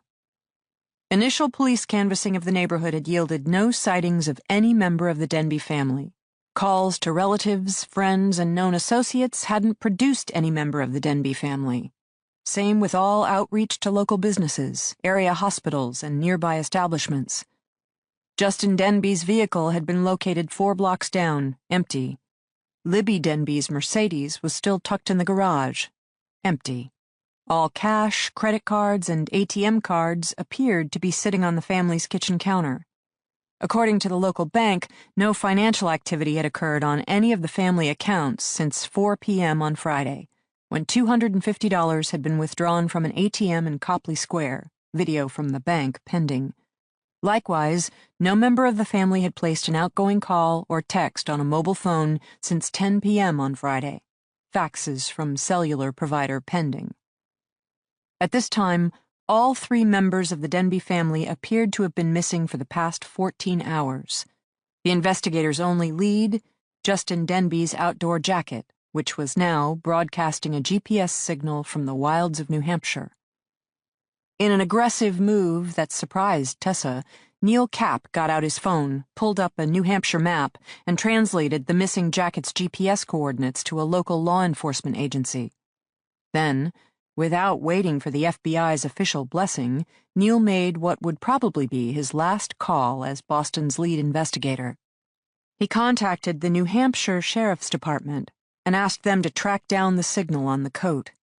A quick and efficient move to glean the most amount of information in the shortest amount of time. The FBI would hate him immediately for stealing their thunder. Tessa took that as her cue to exit stage right. Best she could tell, she'd seen what there was to see. Boston had control of the crime scene where the family used to be.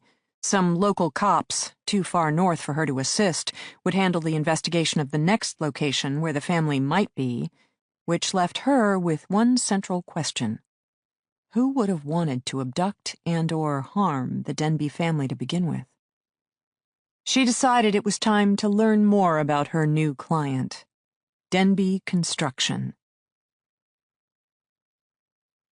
Chapter 10. Wyatt Foster was a cop who wanted to be a carpenter, or maybe a carpenter who wanted to be a cop. He'd never completely figured it out, which was just as well. In this day and age of constant budget crises, the going rate for protecting and serving the good citizens of North Country, New Hampshire, made 2 jobs a necessity for himself as well as most of his fellow officers. Some guys picked up refereeing, other guys bartended on weekends. Then there was him. This fine Saturday morning, sun shining, air brisk with late fall chill, he was staring at a collection of old pine boards, reclaiming them from his neighbor's 100-year-old barn, and trying to put together a design for a rustic bookshelf. Or maybe a kitchen table, the kind with bench seats. Or a wine cabinet. People paid good money for wine cabinets. Hell, he wouldn't mind a wine cabinet. He'd just made up his mind, reaching for the first board, when his pager went off. Early 40s, buzz-cut hair that used to be a dark brown but these days held a fair amount of silver, Wyatt had served the county sheriff's department for the past 20 years. First as a deputy, then as a detective, now as a sergeant in charge of the detectives unit. Best part of being a sergeant was the hours. Monday through Friday, 8 a.m. to 4 p.m., about as regular as one could get in a profession not known for its regularity. Of course, like any county officer, he served on call a couple of nights a week. And yeah, things happened, even in the wilds of New Hampshire, perhaps especially in the wilds of New Hampshire. Drugs, alcohol, domestic violence, some interesting embezzlement cases as an employee sought new ways to fund his or her drug and alcohol issues. Lately, the murder rate had been spiking uncomfortably. Death by hatchet. A disgruntled employee who'd brought his high-powered bow to his former job site at a sand and gravel company. A number of vehicular manslaughter cases, including an 80-year-old woman who swore she ran over her 85-year-old husband by accident. All 3 times. Turned out he'd been cheating on her with their 70-year-old neighbor. Hussy, the wife had declared, which came out more like fuffy because before accidentally running over her husband 3 times, she hadn't bothered putting in her teeth. Certainly, the job was never boring, which Wyatt appreciated. A quiet man, by nature, he liked a good puzzle followed by a just resolution. And as crazy as it sounded, he liked people. Interviewing them, investigating them, arresting them. People never failed to fascinate. He looked forward to his work, just as he looked forward to coming home from work. Build a case, craft a wine cabinet. Each project was compelling in its own way, and each, on a good day, yielded tangible results. Now Wyatt checked his pager, sighed a little, and hoofed it back inside his cabin to grab his cell. Missing Boston family. fancy jacket with a built-in GPS emitting a signal 40 miles to the south. He knew the area. Long on trees, short on people. Wyatt asked a few questions, then started in on his next list. No more wine cabinet. Instead, he prepared to assemble some manpower and go snipe hunting in the woods. On Wyatt's first day as a county officer, the sheriff had given him the lay of the land. Basically, there were two New Hampshires. There was the New Hampshire south of Concord, and there was the New Hampshire north of Concord. The New Hampshire south of Concord served as a Boston suburb. The neighborhoods featured either 1950s ranch houses for the working class or 1990s McMansions for the wealthy Boston executives. That New Hampshire, being a small geographic area with a dense, tumbling-over-each-other population, was entitled to a police force where multiple officers worked every shift, with backup never being more than a couple of minutes away, and each department boasting its very own collection of modern forensic tools to better facilitate criminal investigation.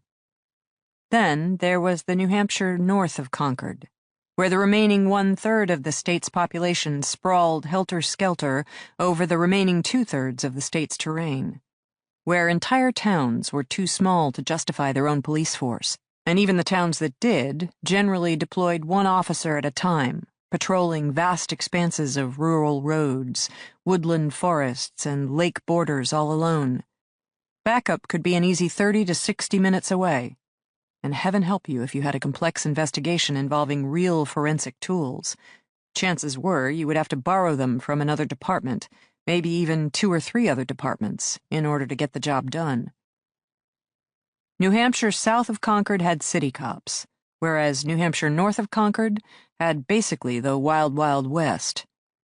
City cops traveled in packs and could go an entire career without ever drawing their weapons on the job. Wild West cops handled entire shootouts alone and drew down at least a couple of times a year.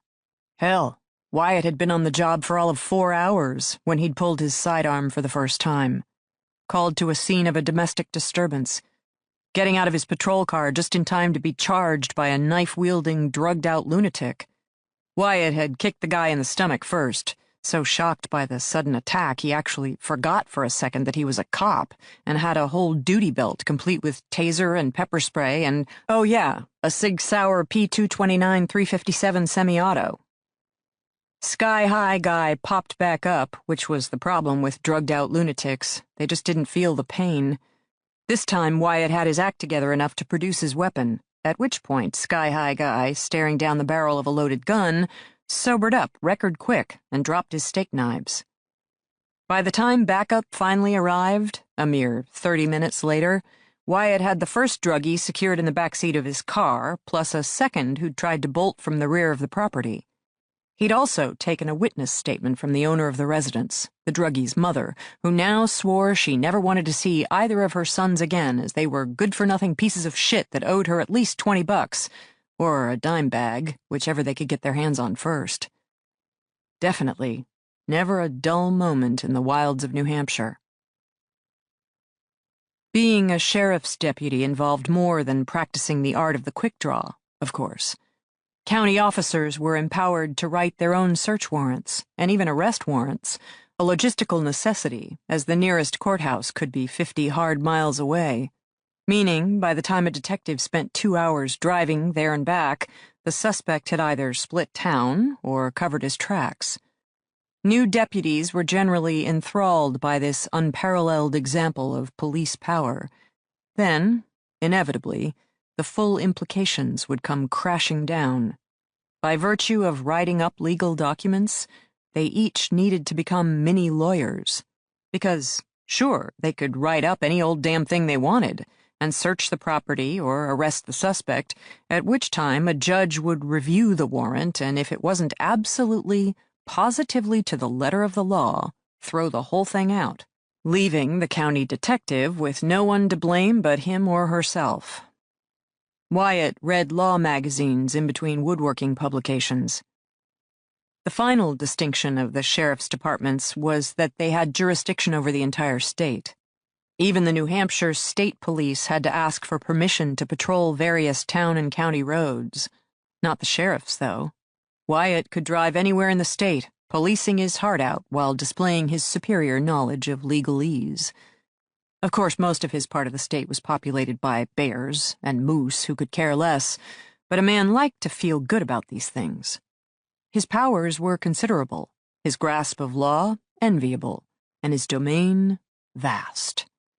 It helped him fall asleep late at night, assuming his pager didn't go off. Now, Wyatt headed for the county sheriff's department.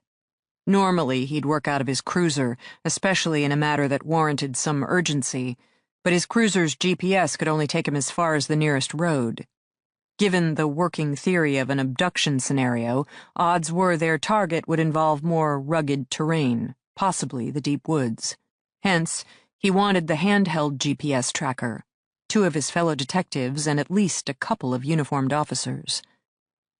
Inside, the 3 guys and 1 gal were already suited up and ready to go. He briefed them on the situation, a Boston family missing since 10 p.m. last night, signs of foul play discovered in the home, biggest lead currently being the GPS locator in the husband's jacket, which had approximately 13 hours of battery life remaining. Wyatt entered the GPS coordinates first on his main computer, and they all gathered round the monitor to see. Good detectives appreciated the stalking power of the internet as much as any serial killer, and with a few clicks of the mouse, Wyatt was able to bring up satellite images of their target coordinates. He zoomed in on snapshots of a rural road, then a large dirt parking lot surrounding a much smaller, dilapidated building, bordered heavily by deep woods. The exact coordinates appeared to be a spot just beyond the cleared parking lot in the woods. "I'm thinking that's the old Stanley's Diner," Wyatt said. Gina, one of their new deputies, nodded vigorously. "Yes, sir. Drove by it just a couple of days ago. Boarded up tight." "Not a bad place to hide hostages," Jeff commented. The 45-year-old father of 2 was one of the county's best detectives, with a knack for financial crimes. "Near a road for easy access, but also isolated. Sure as hell aren't that many other people or residences around." "Shouldn't the GPS signal be emitting from the building then?" Gina countered. Wyatt liked the fact she argued. Tough part for any new officer, but particularly a new female officer, was speaking up. Clearly, Gina could hold her own. "Range is give or take 100 feet, Jeff said, so it could be from the building." Gina nodded, hooking her thumbs in her duty belt as she accepted his answer. "So, here's the deal," Wyatt spoke up. "We have 3 possibilities. We're going to find a jacket. We're going to find a jacket and some or all 3 members of the missing family, possibly alive or dead. Or we're going to find a jacket, a missing family, and their kidnappers. Possibly up to 4 definitely living kidnappers. Which, if you include 3 family members, totals 7 people at one site, with 5 of us to approach, control, contain. Let's talk strategy." He looked at Kevin, the second detective who had yet to speak. Kevin had taken some courses on workplace violence and hostage negotiations. They called him the brain, not just because he was thin and bookish-looking, but because he really did like to study. New legal rulings, new forensic techniques, new criminology reports. Just ask Kevin. He also knew all the hockey stats for any given player on any given team in any given year. And no, he could not get a date most Friday nights. "Code 1, he suggested now. "Approach quiet, get the lay of the land. If the kidnappers are around, we don't want to spook them." So, 5 patrol cars convening in one parking lot isn't going to work, Wyatt asked with a droll smile. "We can take 2 vehicles, Jeff said. Double up occupants." "Only gonna buy us so much," Gina pointed out. "Even 2 cars, turning at the same time into a deserted parking lot." "One car could pull in, the other should drive past, heading south," Kevin amended. "Once out of sight, that car can pull over and the officers hike back up.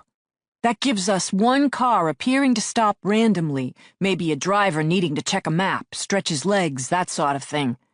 Better yet, Gina should be in the car that pulls over. so it looks more like a couple pulling over than cops descending on a scene. Just till we know more." Made sense to Wyatt. One by one, they agreed. Vests? He double-checked. They were a good crew. They were prepared. Better yet, they were excited to get out there and do some good. Wyatt grabbed the handheld GPS tracker. They booted it up, plugged in the coordinates, and just like that, they were ready to go. Wyatt had been married once. Stacy Kopeski. Beautiful girl. Great laugh. That's what originally caught his attention. Literally, across the room in a crowded bar, he'd heard that laugh and just known he had to hear it more. They'd dated 6 months, then tied the knot. She owned a high-end boutique that specialized in fancy Western belts and glittery tops and lots of other bling women seemed to think they needed for big nights out. Being retail, Stacy worked holidays and weekends, which seemed a good fit for his job, given that criminal activity inevitably spiked during every major holiday, not to mention most lazy Sunday afternoons. Except that became the problem. She was working and he was working, their paths crossing basically on Monday night, when she'd want to go do something, and he mostly wanted to varnish a piece of wood just so he could watch it dry. They made a go of it for 18 months. Then she started going out and doing something with the husband of one of her best customers. That wife went crazy, trashed Stacy's store, while the husband got a restraining order and Wyatt got out of his marriage. Turned out he only liked drama on the job, not in his personal life. Besides, he found he wasn't really that upset with Stacy, which struck him as not a good thing. If your wife was sleeping with some other guy, you should probably care. At least he and Stacy were still friends, to this day, mostly because Wyatt still didn't care much. His only regret? He would have liked kids. Not with Stacy. Oh no, that would have been a disaster. But in an abstract gain 2.2 kids but not an ex-wife sort of way, he would have loved children. Boy, girl, didn't really matter. Someone to build tree houses and toss a ball and just be with. Maybe a little version of himself he could teach a few things to before it inevitably grew into a teenage version of himself and passionately declared, "You just don't understand me." But even that would be good. A rite of passage, the way the world was meant to go round. Not going to happen at his age, he figured. So he borrowed his friends' kids, helping them build clocks and jewelry boxes, and once, even a pirate's chest. Good Saturday afternoon activities. Made the little ones proud to have made something with their own hands, and made him feel like he had something worth sharing, other than investigative skills 101. These days, his mom was trying to get him to adopt a dog. Maybe an older rescue animal. He had a good mojo for that kind of thing, she kept telling him, which seemed to imply that his current lifestyle was one step away from a monk's. Sometime soon, he'd go on a date. But first, he wanted to build that wine cabinet. And today, rescue a missing Boston family. They'd reached the old diner. He and Gina had volunteered to be the turn-in vehicle. Not the biggest undercover operation in the world, given that even an unmarked police car screamed cop, and they were both in uniform. Their hats were off, for now, making them appear civilian, at least from the shoulders up, as Wyatt casually slowed the car, put on the blinker. No sign of any vehicles in front of the diner. As Gina had said, the old building was boarded up. He drove to the left side, away from the blinking GPS target, as he didn't want to get too close too fast. Mostly, he wanted to peek behind the building. Still no sign of any vehicles, or an open door, or cracked window. He looped an easy circle, as if just turning around, and now preparing to head back on the road. Gina had the handheld tracker on her lap. She was looking down at it. "Due north, 50 feet, she murmured. Wyatt looked due north. He spotted trees, lined by dense vegetation. He also spotted twin tire tracks, fresh, more deeply rutted, approaching the edge of the woods. A second set of tracks, slightly parallel to the first, showed where the vehicle had backed up, then headed back to the road. Shit, he muttered. Gina glanced at him. Vehicle was here. Looks like it pulled up to the woods, then left again. He didn't say the rest. As if to dump something. Perhaps just a jacket, but, more likely, a body wearing said jacket. Gina reached around for her hat. Wordlessly, she shoved it down on her head, while he got on the radio and relayed their status to their backup car. He heard back from Kevin. ETA on foot in 5 minutes.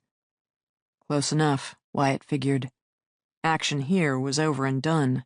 Not even a matter of what he could see, the tracks and all, but what he could feel. The property was abandoned, plain and simple. He and Gina got out, together, taking a moment to pause with their doors open for cover, just in case. When nothing moved, no shots were fired, no suspects magically bolted from a boarded-up building, they continued on. Wyatt had out a digital camera. Gina still worked the handheld. Watch the ground, he instructed her. Avoid tread marks, footprints, any other signs of disturbance. Feds are gonna work this later, and I'll be damned if they chew our asses. She nodded in agreement. She was keeping a cool face, expression neutral, but he could see a slight tremor in her hand as she held the GPS tracker in front of her. Not fear, he'd guess, though maybe. But either way, adrenaline. He had it crashing through his bloodstream as well, heart rate slightly accelerated as he faced a known unknown. Something and/or someone loomed before them. They approached together, him in the lead, Gina 2 steps back, tucked slightly behind him because presenting one target was bad enough. 2 targets would be just plain stupid. Wind blew, rippling the low bushes, swaying the trees. Broad daylight, sun shining, a bird here and there. The sound of a car rushing by at 45 miles per hour on the rural road, passing them by. 15 feet, Gina murmured. He placed his right hand on his holstered weapon, as prepared as one could be. 10 feet. And then, Wyatt didn't need her anymore. He saw it, plain as day. A darker lump tangled in a sea of sparse green. Not a body, thank heavens, but a large swath of fabric, wadded up, tossed in a twiggy bush. His hand came down. He approached more briskly, brow already furrowing. Gina had seen the blue material as well. She lowered the handheld tracker and got on the radio to let the others know. Then they both came to a halt, regarding the lump of fabric thrown waist-high in the bush. "Doesn't look like much," Gina said. "Not even a whole coat." Wyatt pulled on gloves, then gingerly untangled the lightweight material, holding the long strip up in front of them. Nice fabric, he thought. Some of that high-tech stuff meant to keep you warm and dry and still look good in pictures at the summit. Cost some dough, he'd bet, as befitting some rich Bostonian. He felt around with his gloves until he came across a flat, thin shape in the lower part of the strip, the GPS device. He fingered the edges where the material was jagged and frayed. "Kidnappers figured it out," he said after another minute, glancing around the scene. Kevin, Jeff, and the other deputy had arrived, walking the length of the dirt parking lot to meet them. "Maybe Justin Denbe confessed, or the kidnappers discovered it upon closer inspection. But they figured out the jacket contained a GPS device, so they cut it out, looks like with a serrated blade, and tossed it." "Why cut it out?" Gina asked with a frown. "Why not just toss the whole coat?" Wyatt had to think about it. Then it came to him. Denbe's tied up. Hands most likely bound. Meaning to get the coat off him, they'd first have to remove his restraints. He's a big guy, I was told. Strong. Probably the kidnappers didn't want to risk it. Easier, quicker to remove the device itself and toss it aside. He couldn't help himself. He flipped the fabric back over, inspecting for droplets of blood. Hunting knife. No good reason. Maybe because he was a New Hampshireite, but he pictured a hunting blade. Plunging into the blue material, ripping down. Fast, that would be the way to do it. 2 tears down, 1 across. Slash, slash, slash. But not a trace of blood on the surviving strip. Fast and controlled. Disciplined. The kidnappers had discovered their mistake, but they hadn't panicked. They'd simply taken evasive action. Fast, disciplined, and smart. It gave him a bad feeling. He turned his attention to the tread marks. Not wide, such as the kind on some of the souped-up SUVs guys drove around here, or the deeper grooves of the snow tires many would soon be sticking on their trucks to prepare for winter, but average Joe tracks, like car tires. Except, given they suspected 3 to 4 kidnappers plus a family of 3, cargo van. Had to be, to hold a party of 7. So a van, under the cover of night, pulling in, ripping apart a jacket, tossing the strip with the GPS device into the bushes. But why did it pull in? Because they already knew about the GPS device? Seemed unlikely to him that Justin Denbe would volunteer that kind of information. The jacket was his family's best shot at being rescued. So maybe it had nothing to do with the coat. That came later. The kidnappers were simply taking a comfort break. Someone had to pee, or the kidnappers needed to sleep, or just get their bearings, check a GPS system or a map.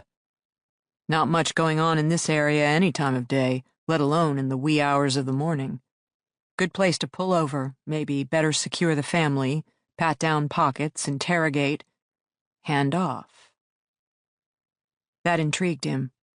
He glanced up at Kevin. I see 1 set of tracks. You? His detective walked around, took his time with it. 1 set of tracks, he agreed. Footprints? More studying. The others were fanning out, searching the bushes. Maybe the jacket wasn't the only thing that had been tossed. And while the jacket had been discarded at the edge of the woods, in plain sight, that didn't mean there weren't other discoveries to be made deeper in. Maybe some footprints, Kevin finally called back, crouched down. Ground's disturbed over here, between the tracks, as if a person or persons had been milling about. I'm thinking cargo van, to hold 7, Wyatt supplied. Makes sense. Pulls in, parks by the edge of the woods, at least 1 guy gets out, comes around to the back, fiddles around. Can't make out individual sole patterns, though. Dirt's too firm. Guy or guys come around to the back. Wyatt picked up the thought. Open the doors, most likely to check on their hostages, tied up and tossed on the floor. Kevin shrugged.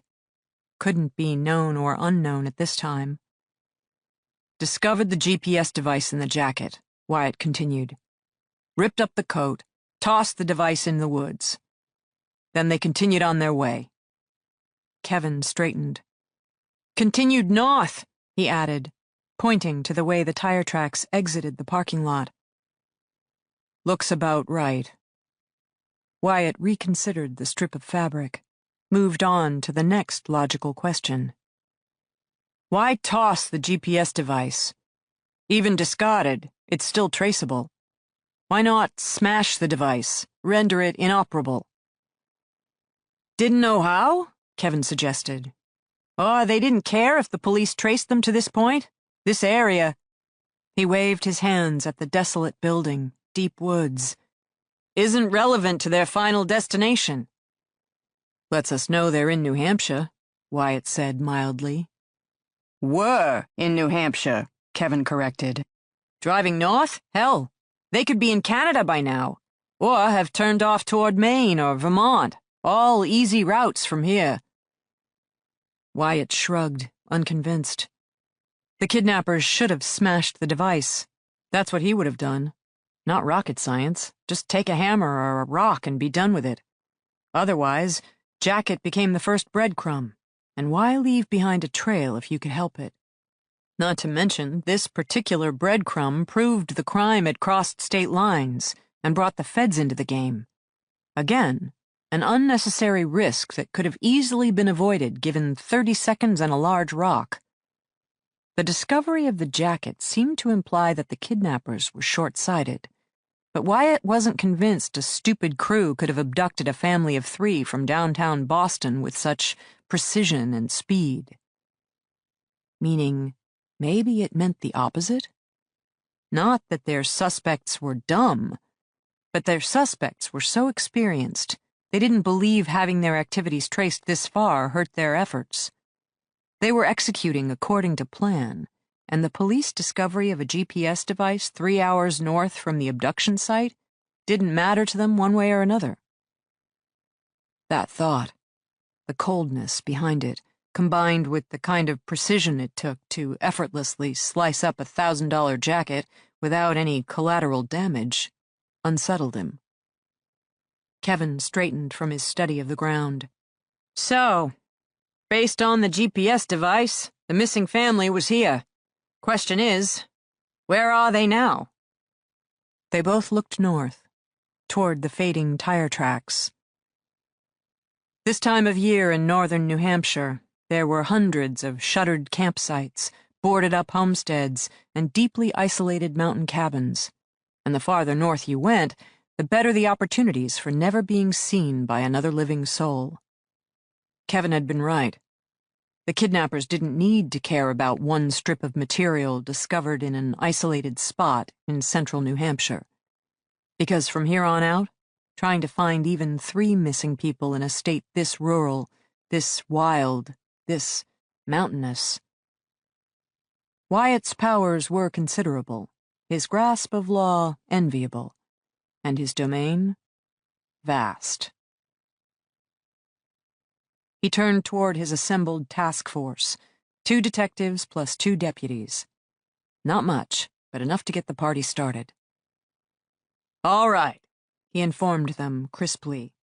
Kevin, contact the media and release a description of the family. Kidnappers need fuel, need food, so, in particular, follow up with truck stops, gas stations, roadside diners, all the quick in-and-out sort of joints. Jeff, you work on the vehicle, issue a bolo for any suspicious cargo vans, and while you're at it, request video footage from the Portsmouth tolls. Rest of you, time to bang the drums, rally the troops. We have only about 3 hours of daylight left. Let's get it done. At least we can assume the family is still alive, Gina provided hopefully, since the kidnappers dumped only the GPS tracker and not any bodies. We can assume, Wyatt murmured. For now. Chapter 11. Wake her up. I'm trying. What's the problem? Did you administer too much sedative? No. Then wake her up. Shit. Pain. Instantaneous. Absolute. 1 second I was floating in an abyss. The next, my stomach cramped violently and I bolted upright, going to vomit, trying to roll onto my side but flopping awkwardly. My hands, my arms, my shoulders, burning. Couldn't move. Didn't understand. My stomach heaved more insistently. Car. I was in the back of a vehicle. Going to throw up in the back of a vehicle. Instinctively, I angled my head toward fresh air, rolling toward the open cargo doors where I could just make out the rear bumper, black tennis shoes, and asphalt drive. Then, tape. My mouth, taped shut. Oh God, oh God, oh God! I was going to puke, then suffocate on my own vomit. Panicking now, flailing wildly as my stomach rolled again and I clenched my jaw, trying to will the bile down. Not going to make it. Throat gagging, an unbelievable pressure building in my chest. A man's hand darted forward, grabbed the edge of the duct tape and ripped it from my mouth. I screamed short, then vomited long. A watery stream of old champagne and yellow bile that spewed past the bumper onto the black tennis shoes and gray asphalt. A man's voice, swearing again. The tennis shoes dancing back. "Why is she sick?" "I don't know, man. Crap! Look at my shoes. These are brand new." "Is it from the sedative?" "No, shouldn't be. Hell, it could be anything.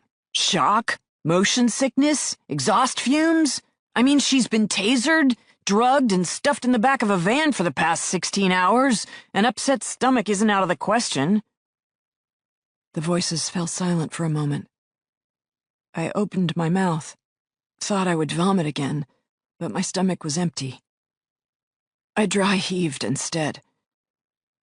Then the last of my strength left me, and I collapsed onto my side, finally registering the rubbery mat beneath me and the blue sky above me. Except not all sky. Barbed wire. I made out rolls of razor wire spanning the horizon. "Walk," a voice said. A man appeared, looming over me. Massive shoulders.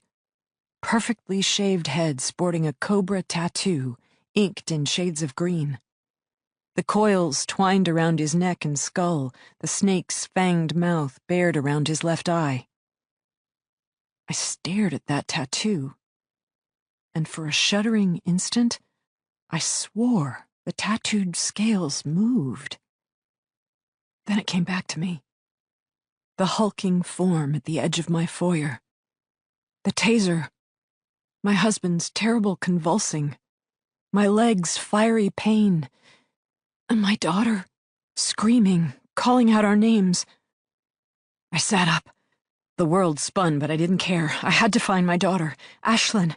Ashlyn, where was Ashlyn? My wrists were bound at my waist. Too late, I figured out my ankles were restrained as well, as I flopped out of the back of the van and landed hard enough to knock the wind from my chest and send my stomach spasming again. This time I rocked onto my side until the worst of the dry heaving passed. "She's sick.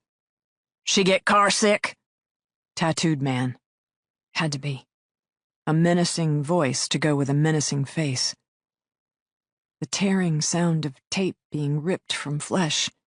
A short, hiccuping cry. Then my daughter's voice, thin, reedy, uncertain. "Not usually. Mommy?" The man was moving. I could hear his steel-toed boots ringing out against the asphalt. My head hurt. My stomach, my back, my hip. I wanted to close my eyes. I wanted to curl up in a ball and squeeze my eyes shut as if that would make it all go away.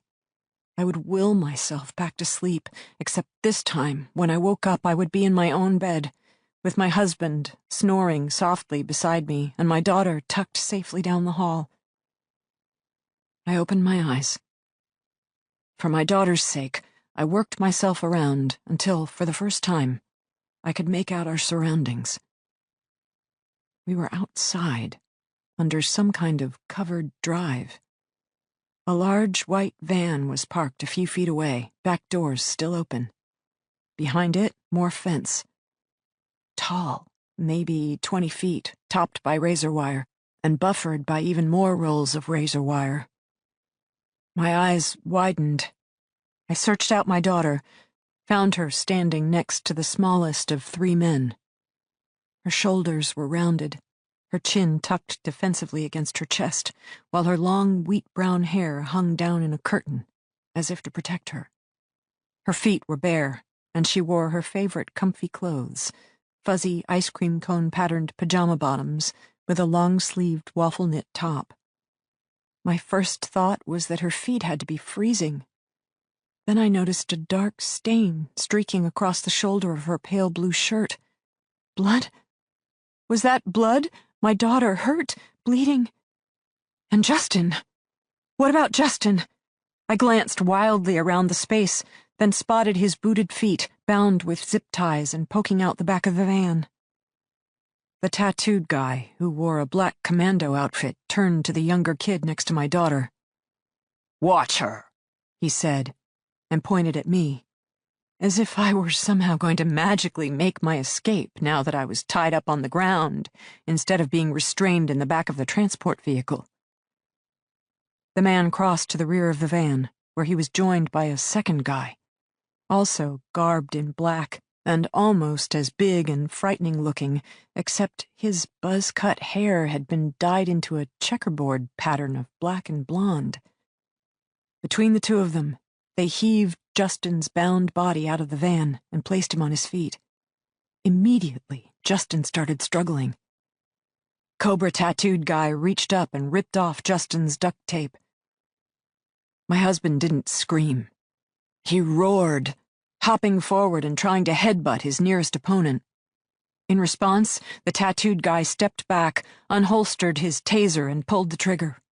Justin dropped like a rock, blue jacket flapping, whole body convulsing.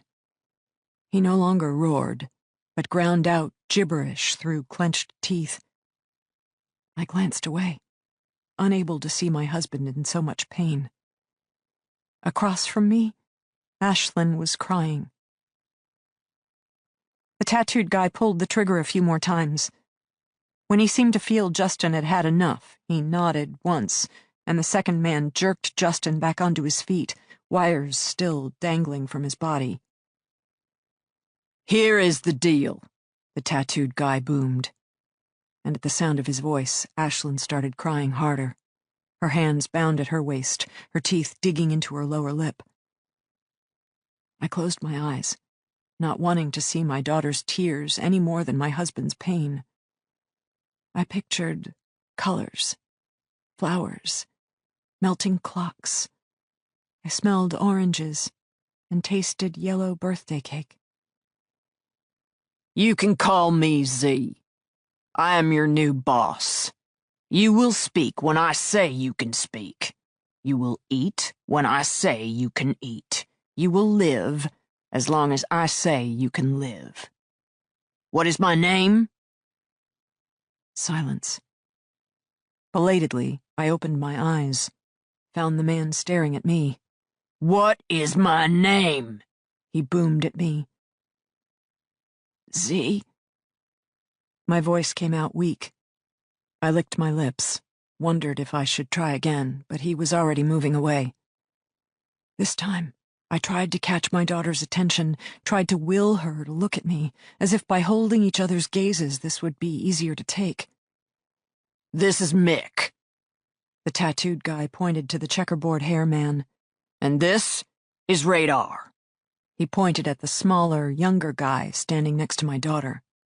The one not in black commando garb, but instead jeans and vomit-covered black tennis shoes. He bobbed his head slightly, as if pleased to make our acquaintance. Then he flushed self-consciously. "And this," Z turned half around, gesturing grandly, "will be your new home." The man beamed, appearing particularly pleased with himself. I forced my aching body to turn again, take in the building I was only half aware of. Except this time, it became clear to me it wasn't just a building, but a sprawling complex, an institution. 4 stories tall with narrow slits for windows, surrounded by fencing topped with rolls of razor wire. What kind of building had such tiny windows? What kind of landscaping involved so much razor wire? Then it came to me. A prison. These men had dragged us from our home and brought us to a prison. Except the place seemed eerily quiet. Still. Not a populated facility, but empty. Abandoned, maybe. "I will pay you money," Justin spoke up clearly. "Any amount you want. Double, triple, whatever you've been offered." For his response, Z pulled the taser trigger. Once more, my husband's body arched. Once more, his lips peeled back from his teeth, forming a macabre grin that went on and on.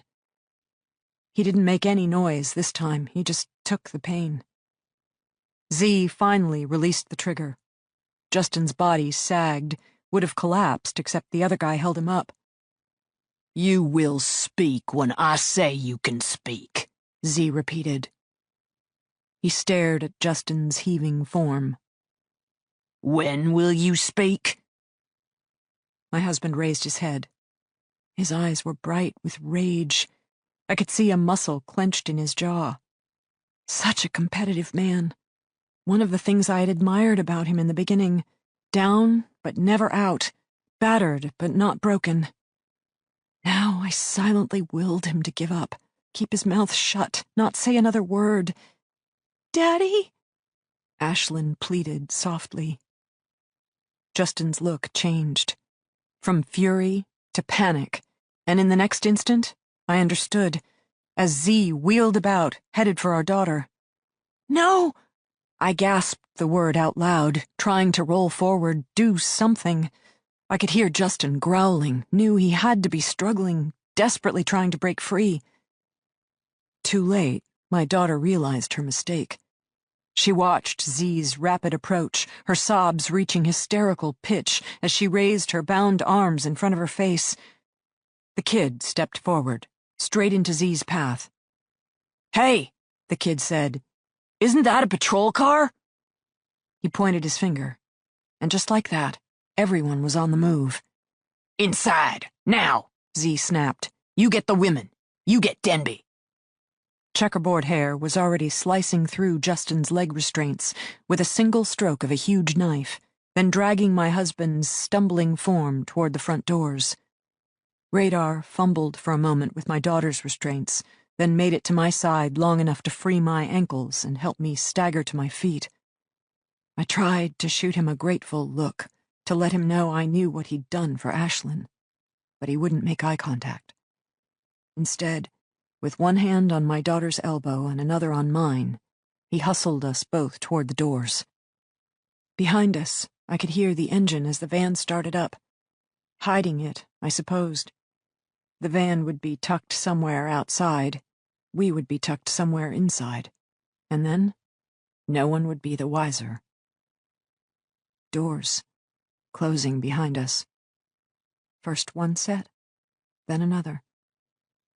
The kid and the second commando dragged us deeper inside a vast, empty space. If this was a prison, then this must be the receiving area. I could make out stark white cinder block walls, a dingy yellow linoleum floor, some kind of command post straight ahead, with thick windows all around it. The room was dimly lit, only a fraction of the overhead lights in use. I had a feeling that was to our advantage, that when every light was flipped on, the starkness would be nearly blinding. Miles of bone-white walls to bounce the light and hurt the eyes. I tried to sneak a glance at my daughter again. She stood on the other side of radar, her head still bowed, hair down, shoulders trembling. Z was not around, but I still didn't dare to speak. I noticed for the first time she wasn't wearing her usual gold hoops in her ears, or the small diamond pendant Justin had given her on her 13th birthday. Belatedly, I glanced down, only to discover my engagement diamond and wedding band were also missing. Damn thieves, I thought, irrationally, considering everything else they'd done. Robbing us of our own jewelry while we were heavily sedated. I stole a glance at my husband's wrist, confirming that his Rolex was also gone. Then my gaze drifted up, and I found my husband's eyes. He was watching both me and Ashlyn, his features etched with sorrow. If I could have, I would have reached out my hand then. For the first time in 6 months, I would have touched my husband, and meant it. Instead, the three of us just stood there, not speaking, waiting to see what terrible thing would happen next. Z reappeared shortly, his footsteps ringing down the hall as he approached from a different direction. His minions hadn't spoken in his absence, and I had a feeling that's the way things worked. Z called the shots. The other two did the shooting. The kid, in his jeans and tennis shoes, didn't bother me. He had a tendency to duck his head and hunch his shoulders self-consciously, almost as if embarrassed to be there. The other one, with the checkerboard hair, worried me. His eyes were too bright, some shade of neon blue I associated with drug addicts or lunatics. He held Justin's arm in a white-knuckled grip, his face openly daring Justin to do something about it. The bully, looking forward to the fight. I noticed the kid, with one hand upon each of our elbows, kept Ashlyn and me a good distance from his partner. And I noticed Justin made no attempt to close that gap. When Z appeared, both the kid and the checkerboard commando stood a little straighter, ready for the next set of instructions. I wanted to brace myself, call upon some kind of internal reserve. I had nothing. My stomach hurt. My head pounded. I needed my purse. For the love of God, I needed my pills. Would you like a tour? Z's voice sounded taunting. Because he had not said we could speak, none of us answered. It's a 1,200-bed medium security facility, Z continued crisply. State-of-the-art. Completed just last year, and, conveniently for us, currently mothballed. I glanced up. My confusion must have showed on my face, for he expanded. Welcome to your tax dollars at work, where one hand builds the prison, but a different hand funds the opening and operating of said facility. Basically, capital expenditures fall under appropriations bills, whereas operational costs fall under the government's annual budget, except the state's budget has been facing the usual shortfalls, so this prison has never been opened. It simply sits here, a very expensive shell, wasting away in the mountains of New Hampshire. It's perfect for us. He turned on his heel, walking down the hallway toward the direction he'd come, and his commandos dragged us into place behind him. Did you know, he continued over his shoulder, that 80% of prison escapes occur when an inmate is already out of his cell, maybe tending to his prison job or in the infirmary? That's because no one, absolutely no one, can escape from a modern jail cell. Walls are 5,000 pounds per square inch concrete, poured 12 inches thick. The windows feature 1-inch thick bars formed from saw-resistant steel and positioned every 5 inches in front of 15-minute ballistic-rated glass. That means, he gave me a glance, you can fire a small-caliber pistol at point-blank range and the glass might spiderweb, but still won't break. Doors are 12-gauge steel with a solid 1-inch thick deadbolt. All locks are triggered electronically, meaning there's no way to manually override the deadbolt system. Not to mention, there are at least 7 locks between you and the outside world. First lock is on your cell door. Get by that, you're in a locked day room, which leads to a double-locked sally port, where the system only allows one locked door to be opened at one time. After that is a locked corridor, leading to a main wing entrance where there is yet another sally port. 2 more doors, 2 more locks. Should you finally exit the prison, you must now confront the perimeter fencing. The fences are completely electrified and built in 2 layers, each 16 feet high and separated by a 28-foot wide no-man's land, filled with 7 rolls of razor wire. Even if you somehow disabled the electric fencing and/or survived scaling the first 16-foot fence, you must still drop down into the no-man's land and navigate 7 rolls of razor wire in order to make your way over the second 16-foot-high fence, after which you will find yourself plopped in the middle of 600 acres of some of the most rugged wilderness the North Country has to offer. Nighttime temperatures are currently forecast to be below freezing. Oh, and this area is known for bears and bobcats. Z stopped walking. Abruptly, we all drew to a halt. He stared at my husband. Did I miss anything? Justin didn't speak. I looked at him in confusion.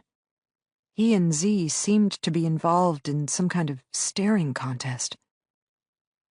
Not that there's any need to leave the prison, Z said now, still staring at Justin. As part of the building contract, this facility was fully stocked.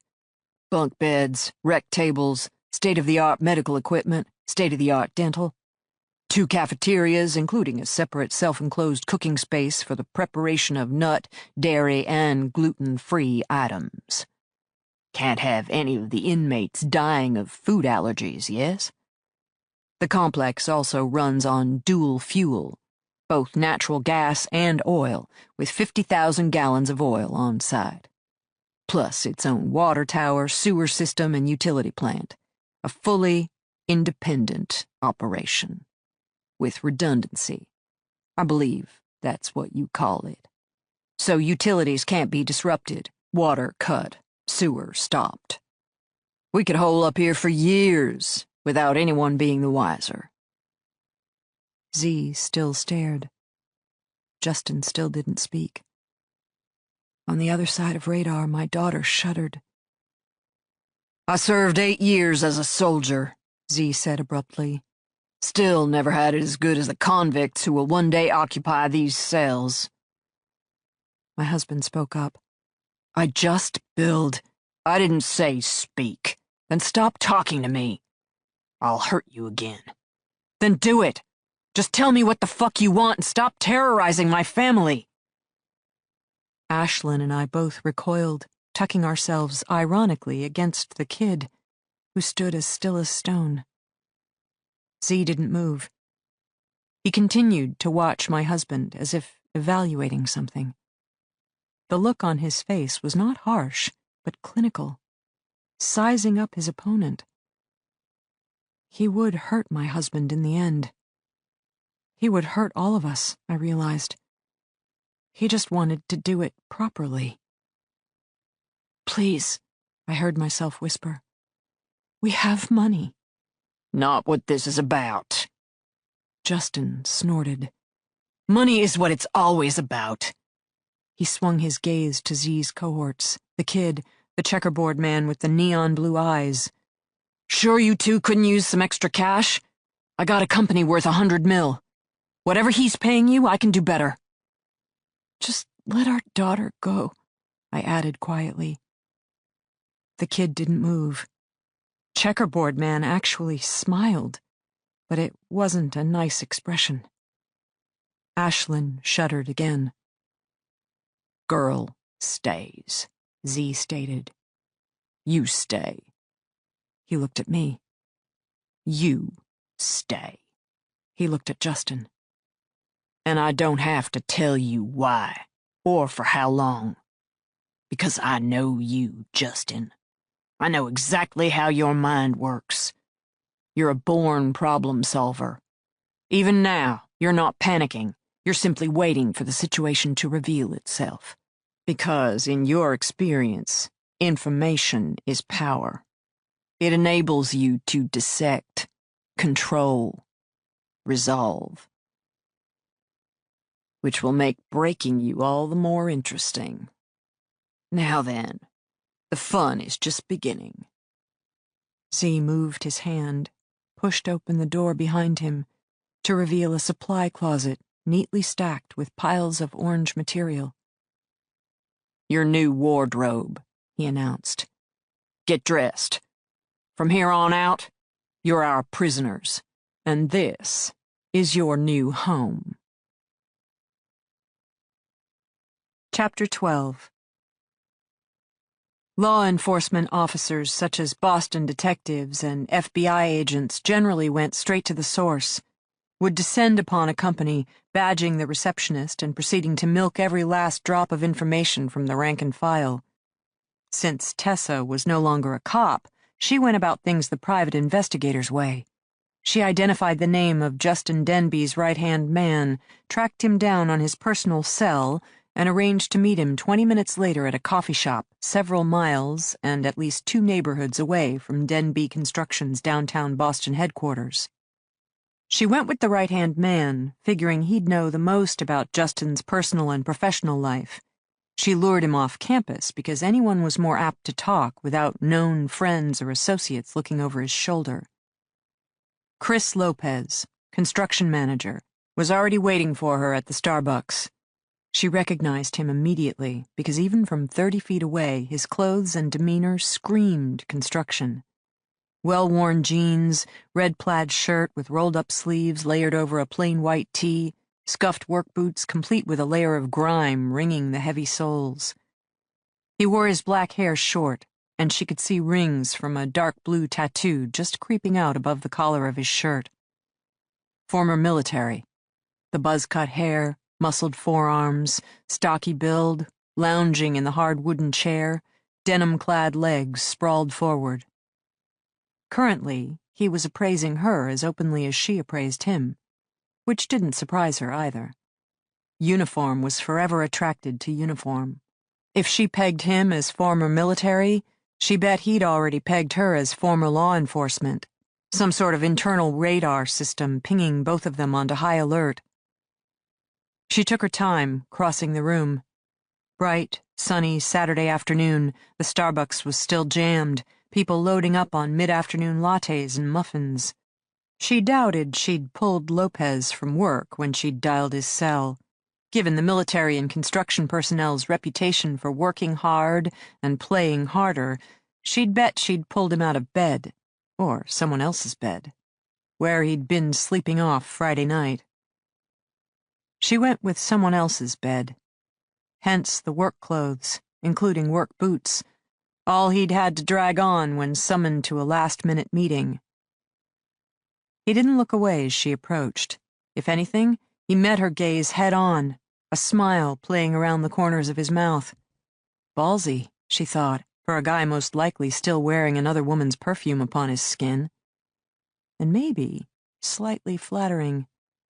Women like her didn't garner a lot of glances across a crowded room. She had a tendency to hold herself too rigidly, always on guard against some unknown threat, but also walled off from polite chit-chat. Then, after the events of 2 years ago, there were mornings she didn't even recognize her face in the mirror. Her blue eyes were too flat, her face too grim. People moved away from her on crowded subways. She told herself it was good to be tough, but there were days she still found it depressing. Her husband had been killed, and she lived now as an island. If not for Sophie's unconditional love, she would exist in total isolation.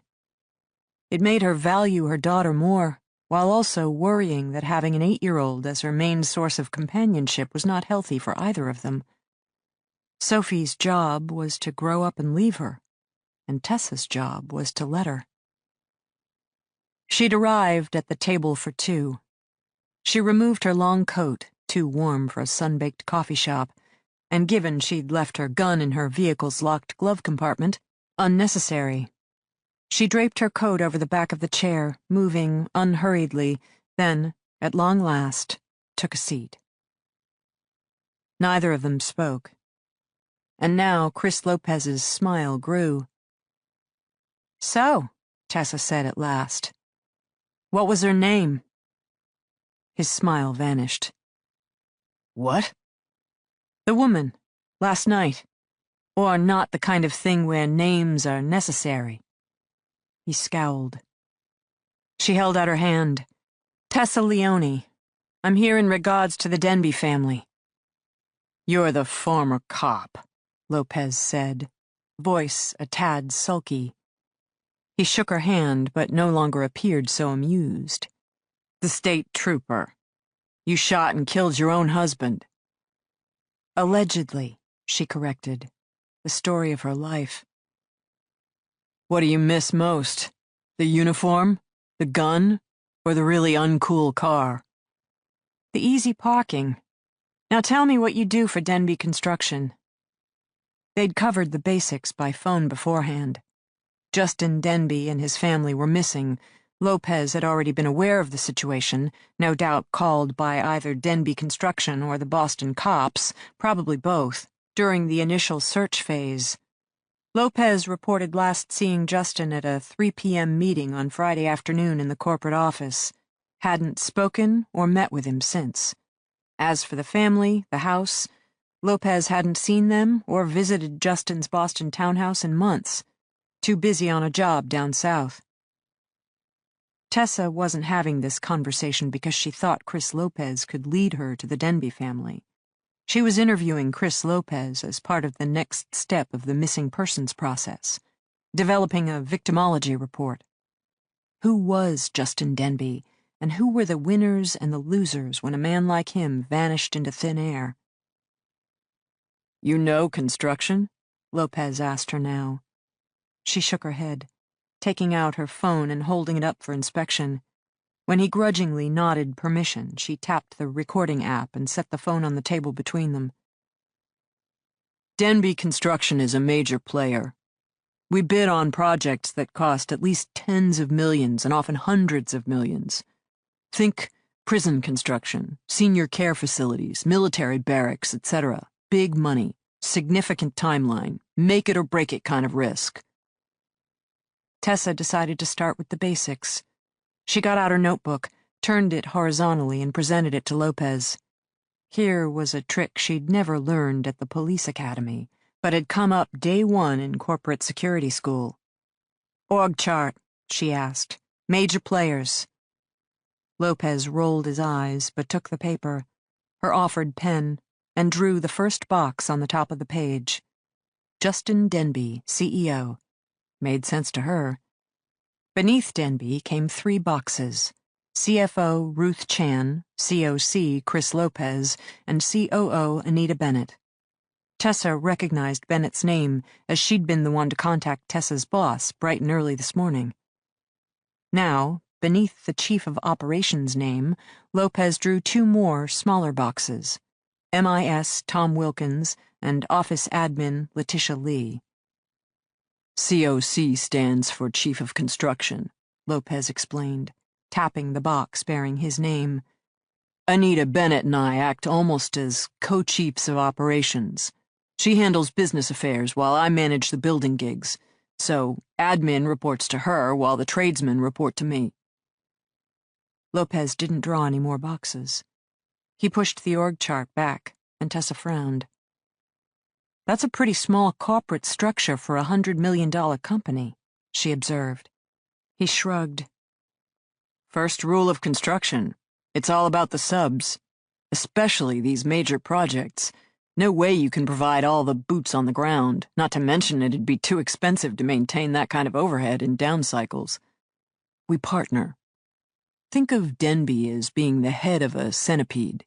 We develop the RFP. RFP? Request for proposal. How these big jobs start, especially if they're government funded. The agency involved. Agency involved? Lopez sighed. He leaned forward, placing his forearms on the tiny table while explaining. Say we're bidding on a $100 million project to build new barracks for the Navy. Obviously, that RFP is generated through military channels. Then there are hospitals, which can come through private or state channels, or prisons, which might come through the Bureau of Prisons, depending on whether we're talking a county, state, or federal facility. But it sounds like you do mostly government work. True. There are firms out there who specialize in major hotel projects, conference centers, casinos, that sort of thing. The hospitality industry. In comparison, we're the opposite end of the spectrum. The institutional industry. Lopez chuckled, pleased at his own irony. Why? Government game is connections, and Justin has connections. That's one of his strengths. The man knows how to work a room, and when you're competing against a dozen other firms for an RFP worth hundreds of millions of dollars, personally knowing the senator on the Appropriations Committee, or having had the head of the Bureau of Prisons over to your house for dinner isn't a bad thing. Some firms even employ lobbyists. We attend some key conferences, get to know the major players, and Justin will take it from there. So, you get to know the key people who are issuing RFPs for these major projects. In New England? We build nationally. Okay, national building projects. But these projects are for hundreds of millions of dollars and must take, years to complete? Just the on-site build will tie up a couple of years, Lopez clarified. But take a major prison project we just completed. Took us 10 years, start to finish. Our client's the government, right? And governments don't move fast. I get it. So, on the one hand, you're landing projects in the hundreds of millions, but on the other hand, it's taking you up to 10 years to complete them. Big money, big risk, like you said. But Denbe's a second-generation firm, right? Started by Justin's father, meaning you guys have longevity on your side. We are not the new kids at the party, Lopez agreed. But nor are we resting on our laurels. When Justin took over after his father's death, he became obsessed with growing the firm. Way he saw it, the industry was at a major turning point, where the big were going to get bigger, but the small, smaller. He didn't want to get smaller. Of course, the challenge in construction is how to grow a company without growing your overhead. We're a boom and bust industry, right? We increase our staff, double our costs during the boom, and suddenly we can't survive the bust. Hence, Justin's centipede model. Denbe Construction provides the leader for each segment of the build process, the best project manager, the expert tradesman, etc., for guidance and troubleshooting. Basically, we provide the generals, our subs provide the troops, meaning Denbe can staff lean while still being a leader in the industry. So, does that make you the expert on the experts? Tessa asked Lopez. After all, if your guys are the best of the best and you're the overseer of the best of the best. Lopez rolled his eyes. I don't know if I'd say I'm that smart or just that stubborn. Look, I can draw you all the pretty pictures you want, but basically, large-scale construction means large-scale headaches. First, I gotta handhold dozens of subs to put together one coherent RFP, except putting together a building proposal is a lot like a political campaign.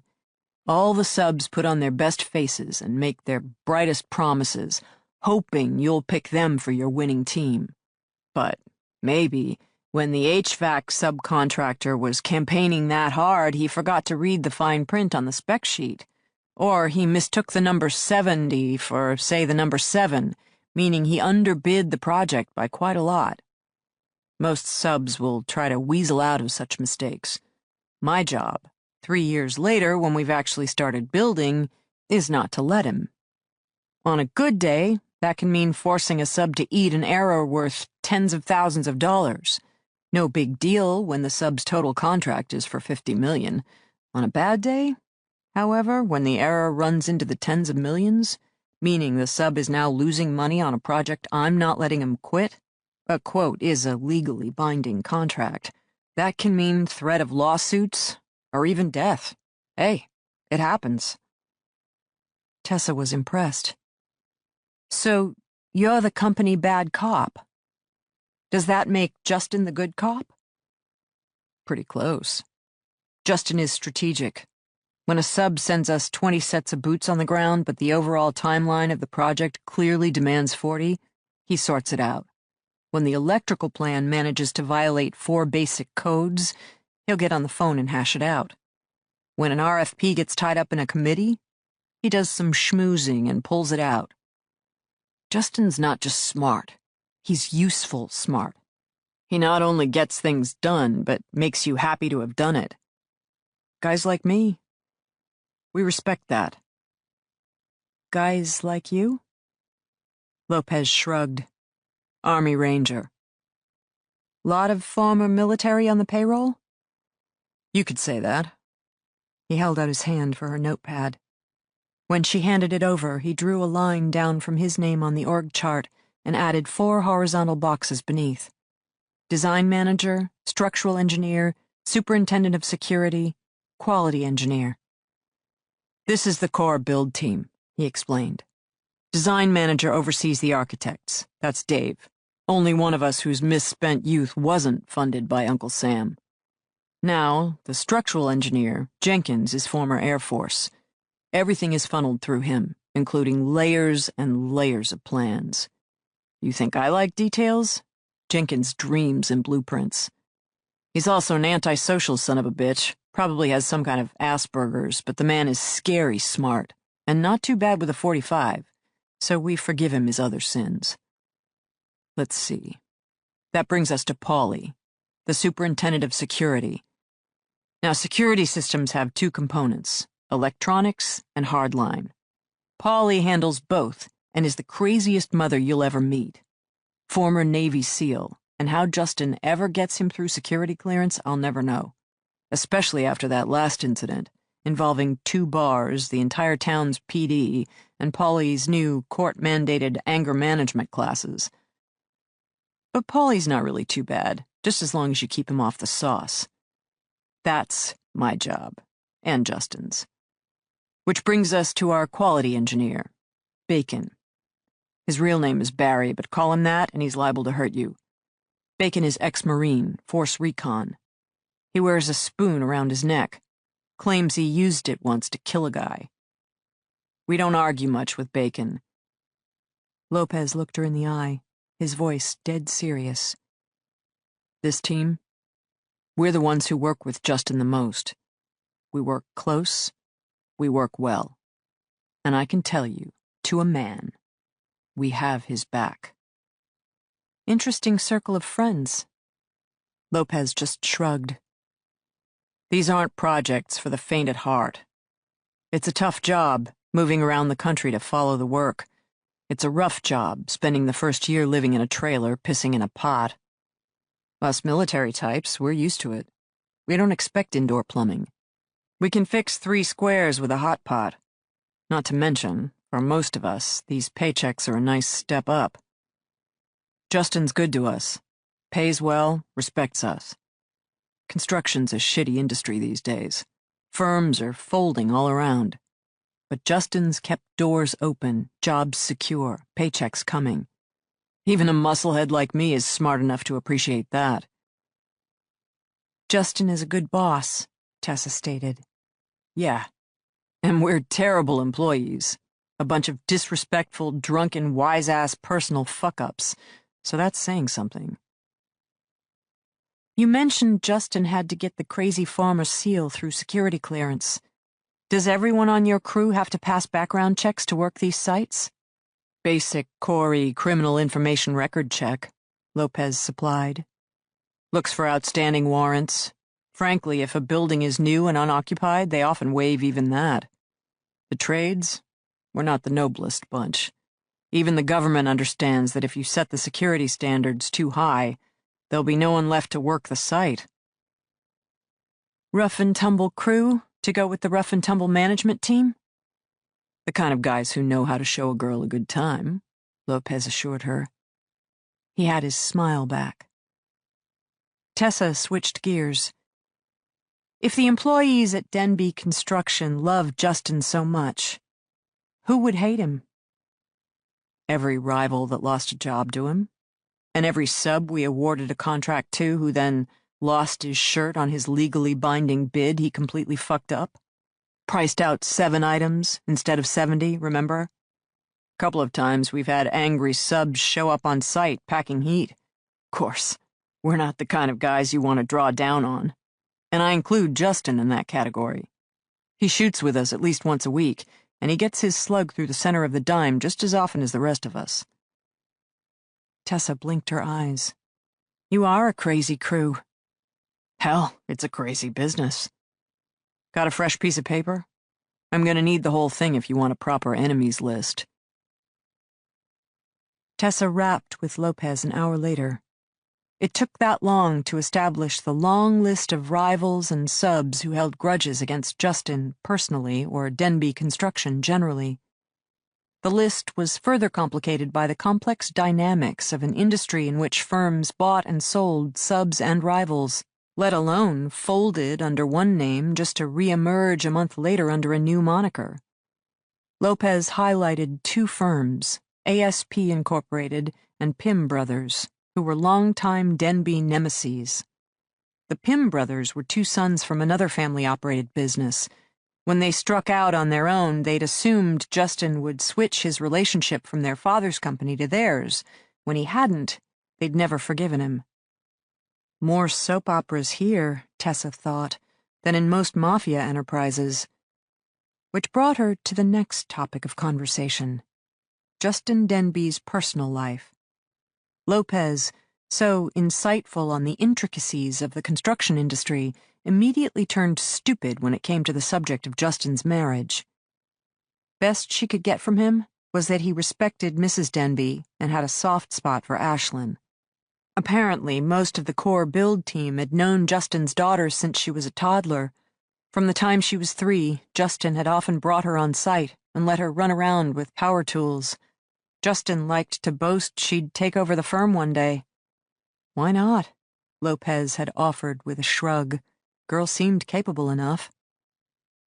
All in all, Lopez couldn't think of a single reason the family would willingly disappear. The firm's finances were a bit thin, but in their industry that was typical enough. And no, Justin hadn't seemed particularly stressed or angry or irrational. Hell, they were working hand in hand on a major RFP to repair an aging nuclear power plant, and Justin had seemed his usual nose-to-the-grindstone self. And yeah, Lopez had heard talk of a date night on Friday. Justin had seemed in a good mood, looking forward to it. Scampo, right? Swanky place, just right for impressing the missus. As for who might abduct the entire family, Lopez had grown noticeably agitated, sitting up straighter, hand thrumming against the top of his leg. From what Tessa could tell, it didn't seem to be Justin's kidnapping that bothered Lopez so much, but the abduction of Justin's wife and child. Someone possibly harming women definitely pushed Lopez's buttons. Tessa gave him credit for that. I'll do some poking around, Lopez volunteered at last. I mean, I can't think of anyone inside Denbe who'd hold a grudge against the family, but I'll monitor the mood of my fellow inmates. If I hear anything, I'll give you a call. We can talk about it over dinner. I don't date on the job, she informed him. Why? You're not a cop anymore. Who makes those rules? Basic professionalism, and I can make any rule I want. Hard ass, he said. Well, I did allegedly shoot my own husband. Lopez laughed. Apparently, a suspected murderess only attracted him more. Very interesting people in construction, Tessa decided. She wrapped up with Lopez just as her phone rang. She exited the coffee shop before picking it up, assuming it was Sophie, and already feeling guilty she hadn't taken the time to call. But it wasn't home. Instead, it was Dee Dee Warren. "The Eagle has landed," the detective said by way of greeting. Tessa interpreted that as code for arrival of the FBI. "Trimming your wings?" "With a rusty razor," Dee Dee replied dryly. "But turns out Neil gets the last laugh. The New Hampshire cops, some sheriff's department, has picked up the ball and is now running with it." "The GPS beacon?" Tessa asked hopefully. "They found only the device. Looks to them like the kidnappers must have discovered the GPS capabilities of the jacket, so they pulled over at some abandoned diner, cut out that piece of the coat and dumped it in the woods. Tire tracks show the vehicle resuming a northern route." Tessa frowned, tried to picture a map of New Hampshire in her head. They were already 3 hours north of Boston. How much more north is there? 2 hours to Canada, but also 20 minutes from the Maine border, so possibly they veered east at some point, which would really place them in the middle of nowhere. Basically, we're looking at hundreds of square miles of wild mountains, abandoned campsites, and boarded-up summer homes. But, other than that... Crap, Tessa said, chewing her bottom lip. Any word? No. FBI brought with them a behavioral analysis unit agent whose specialty is missing persons. According to her, if this is a ransom case, we should hear by end of day, or things aren't looking good. It's not kidnapping for ransom. It's something more personal. The FBI expert has a theory about that, too, Dee Dee supplied. Which is? In cases of retribution, people have a tendency to think in terms of an eye for an eye. They want to dish out as much harm as they feel they sustained. Under this theory, a suspect who felt his person or reputation was damaged by Justin would seek revenge against only Justin. Except, Tessa said slowly, it wasn't just Justin who was attacked. They also abducted his wife and daughter. Meaning, if this isn't a kidnapping for ransom case, then whoever orchestrated the kidnapping feels Justin Denbe harmed his entire family, maybe cost him his own wife and child. That doesn't sound like business anymore, Tessa agreed. That sounds personal. Food for thought, Dee Dee agreed. There was a pause.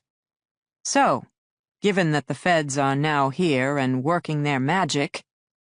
Last insider's call regarding this case you're going to get to make for a bit, Tessa guessed, which begged the question of why her one-time nemesis had been so considerate as to use that call on her. As if reading her mind, Dee Dee said, "Speaking for the entire Boston squad, we don't really care who saves the Denbes. We just want to hear that they've been located safe and sound. But if the family happens to be rescued by a local investigator versus, say, the very irritating feds who just commandeered our crime scene, well, all the better in our petty little world." Having said her piece, Dee Dee disconnected. Tessa stood in the parking lot another moment, considering the detective's update. What if money had nothing to do with the Denbes kidnapping? What if, as the FBI expert suggested, it wasn't a professionally motivated crime, but a personally motivated crime? Not a matter of ransom, but retribution. Tessa checked her watch, skimming through the list of favorite contacts she'd gleaned from the Denbes' phones. Justin's right-hand man had claimed to know very little about his boss's personal life. But what about a member from Libby Denbe's inner circle? Sister? Best friend? Close confidant? Tessa Leone, former state trooper, current investigator extraordinaire, selected her next target. Chapter 13. How do you know when you've fallen out of love? There are entire songs, poems, and greeting cards dedicated to the notion of falling in love. The power of the first glance across a crowded room. That moment right before the first kiss, when you're still wondering, will he or won't he, while angling up your head in centuries-old invite.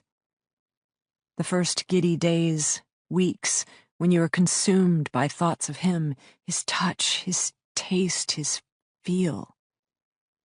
You invest in better lingerie, take more time with your hair, pick out a new form-fitting sweater because you can imagine his hands following the same lines as the soft knit, and you want more than anything to invite those hands anywhere.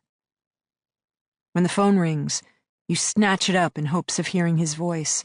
When your lunch break arrives, you hastily calculate if you can make it to his office and back before the hour's up, wearing a trench coat and nothing else. Planned dinners out become hastily scrambled eggs eaten out of bowls in the middle of his king-size bed, because your new sweater worked its magic and neither of you made it back out the door.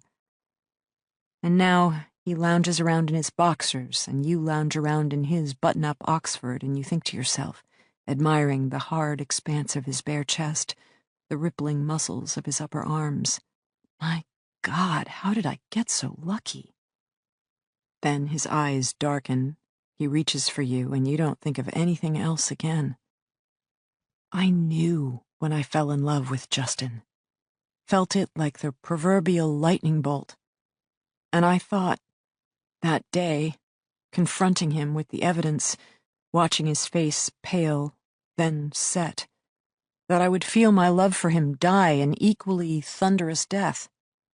Certainly, I caught my breath, felt my stomach churn with growing nausea, as he looked me in the eye and quietly said, "Yes, I've been sleeping with her." I yelled at him, threw whatever was closest at hand, raged and screamed with growing levels of hysteria. Ashlyn came racing down the hall to our room, but Justin turned and, in the sharpest voice I'd ever heard, ordered her back to her room right now. She literally spun around on one toe and went running for the sanctuary of her iPod. He told me to calm down, I remember that.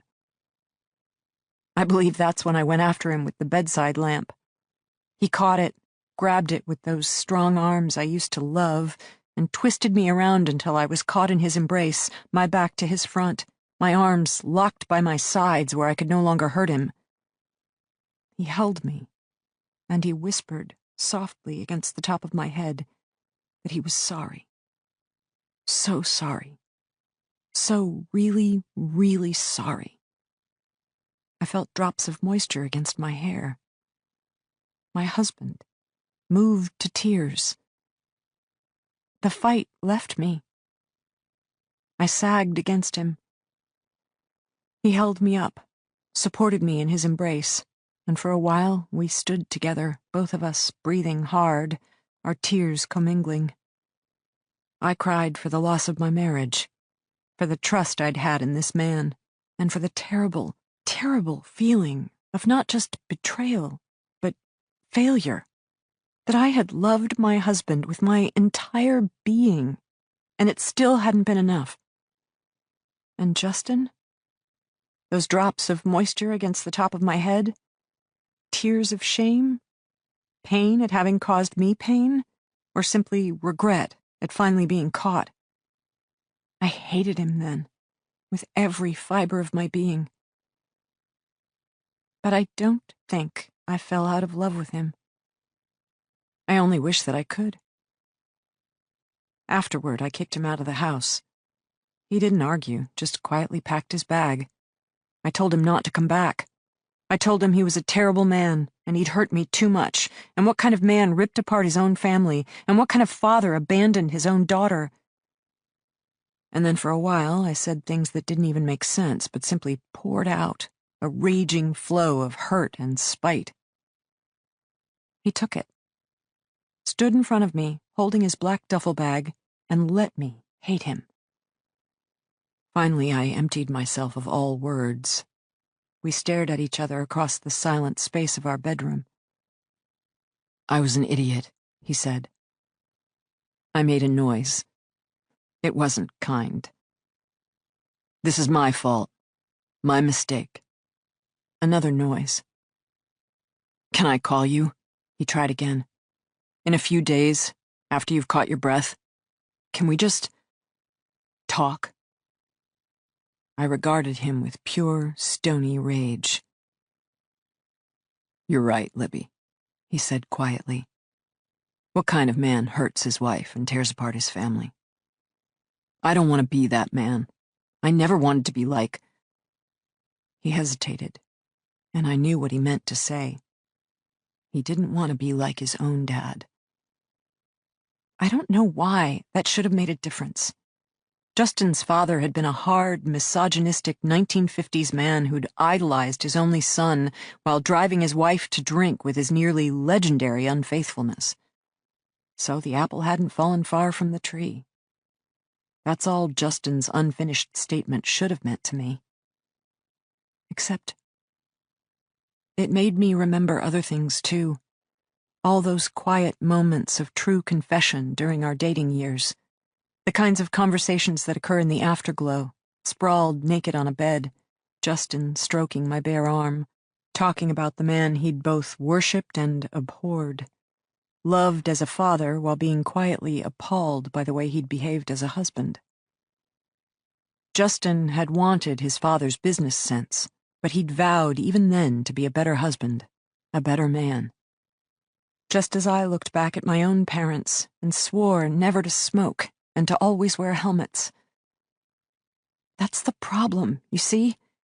It's so much easier to fall in love, and so much more complicated to fall out of it. Because I couldn't just see this moment. I had 18 years of memories of this man, including our younger days and the hopes and dreams we'd both nurtured. When we'd magically assumed we could do better than our own parents because we hadn't walked in their shoes yet. We didn't realize just how complicated and lonely even a good marriage can get. "I don't want to lose you," my husband had said that day. "I'm willing to try harder. I want to do better. Libby, I love you." I made him leave, but I did let him call. And later, he settled into the basement bedroom as we officially moved into the working on it phase of our marriage, which meant he traveled just as much but brought me flowers more often, and I fixed his favorite meals while withdrawing deeper and deeper inside myself, both of us waiting for our marriage to magically feel normal again. Time heals all wounds, right? Or if not, what the hell, 6 months later you can always try date night. I told myself I stayed in the marriage for Ashlyn. I told myself you just don't walk away from 18 years together. But the truth? I still loved him. My husband had cheated on me. My husband had lied to me. He'd sent texts to another woman using the kind of endearments I thought were once reserved only for me. He'd slept with her. Then, based on what I could piece together, returned home and, on several occasions, made love to me. And yet, my heart still skipped a beat when he walked into the room. The sound of his laugh filled an ache in my chest. The feel of his long, strong fingers retained the power to make me shiver. And I hated him for that, for hurting me and then being decent about it. I didn't want him kind or gentle or remorseful. I wanted him to be the bad guy. Then I could have just left him, changed the locks on the doors, and never looked back. But damn it, he kept trying. He ended the relationship as I asked. He moved out of our bedroom into the basement as I asked. He suggested marriage counseling, though in the end I was the one who proved resistant. But he kept at it. Dozens of tiny little gestures trying to reassure me of his love and that he was sorry and he really did want me back. Except, instead of making me feel better, all of his outreaches simply made me feel worse. I wondered, did he spoon with her afterward? Feed her oranges? Watch her lounge around in nothing but his favorite dress shirt? Did he whisper to her the kind of innermost dreams he once used to share with me? I couldn't let her go. She had entered our marriage, some pretty young thing, and I didn't know how to get her back out again.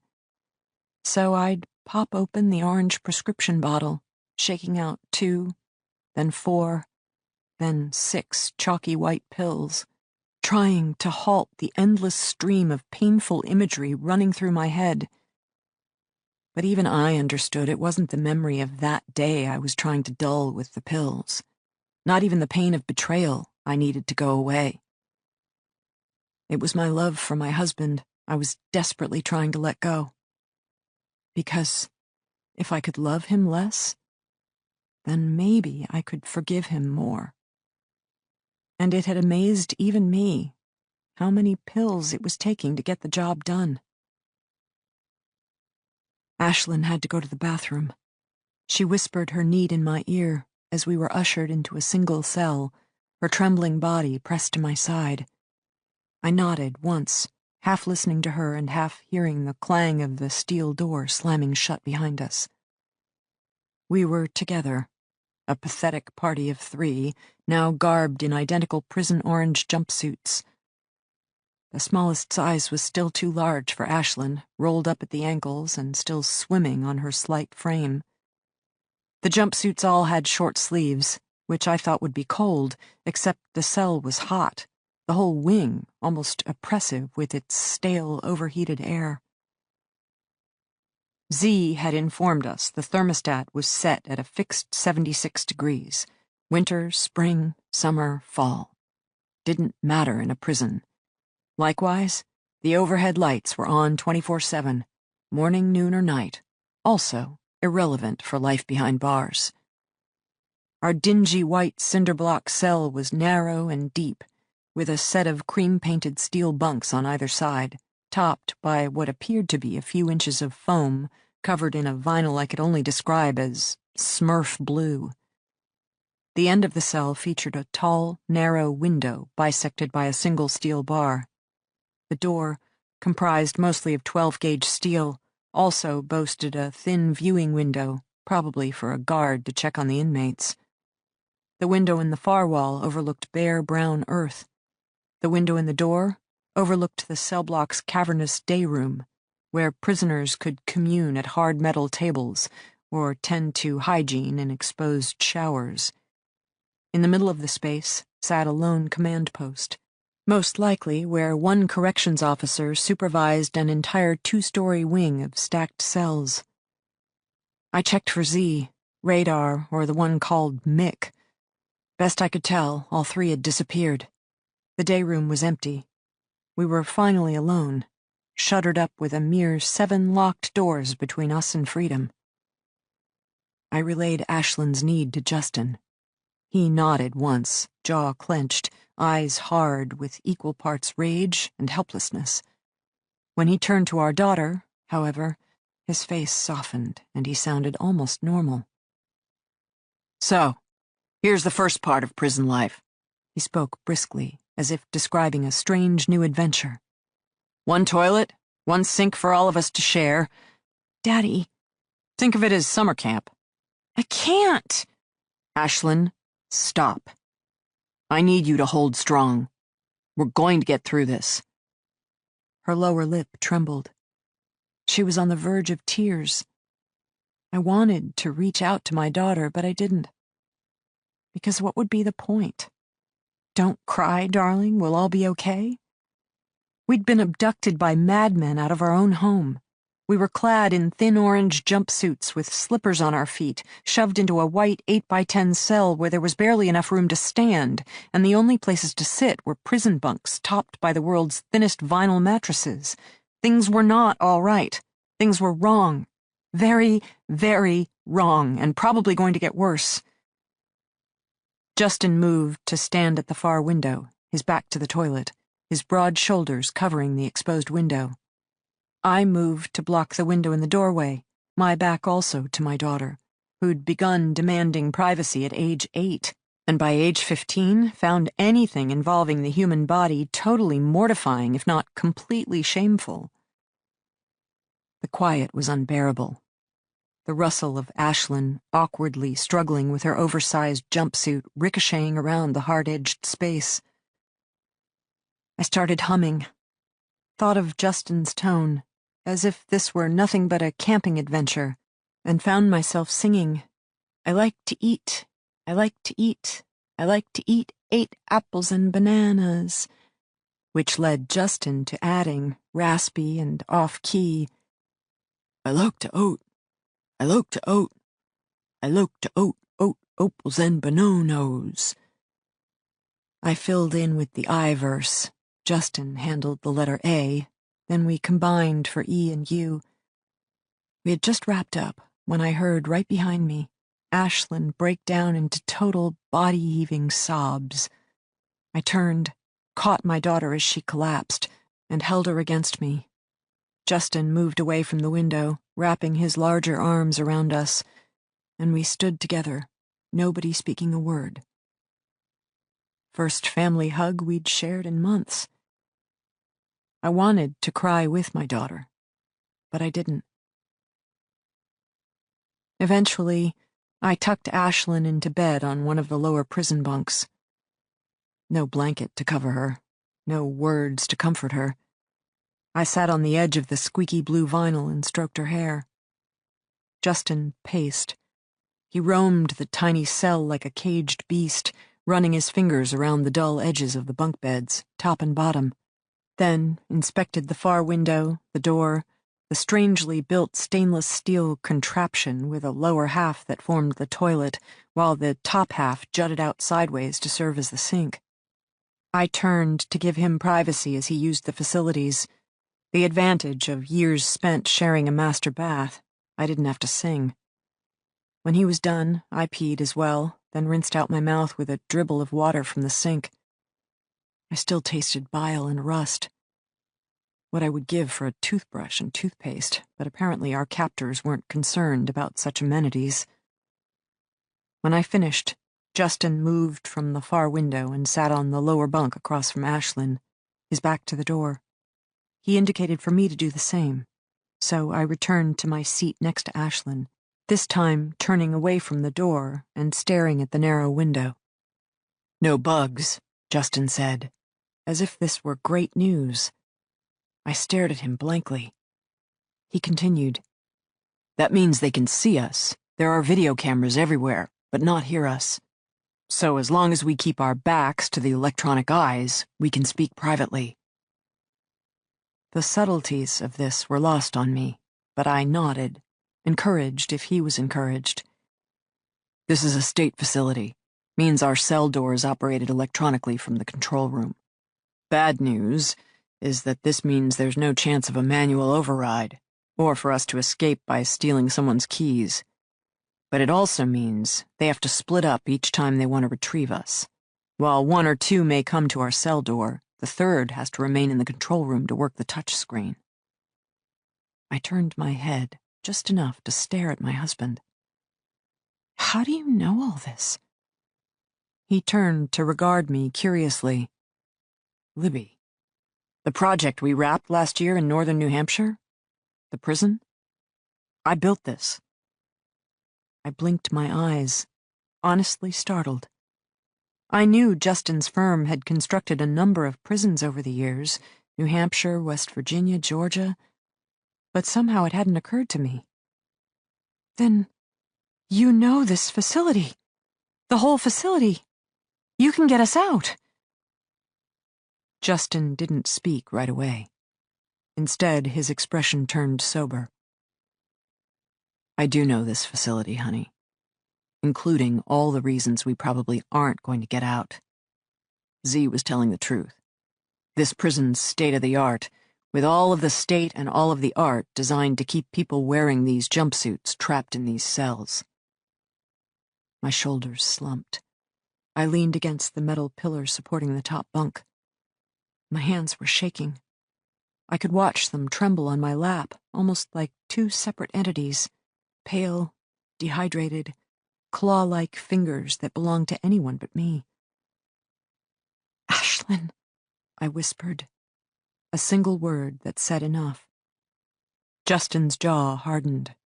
His face took on a fierce expression I knew so well.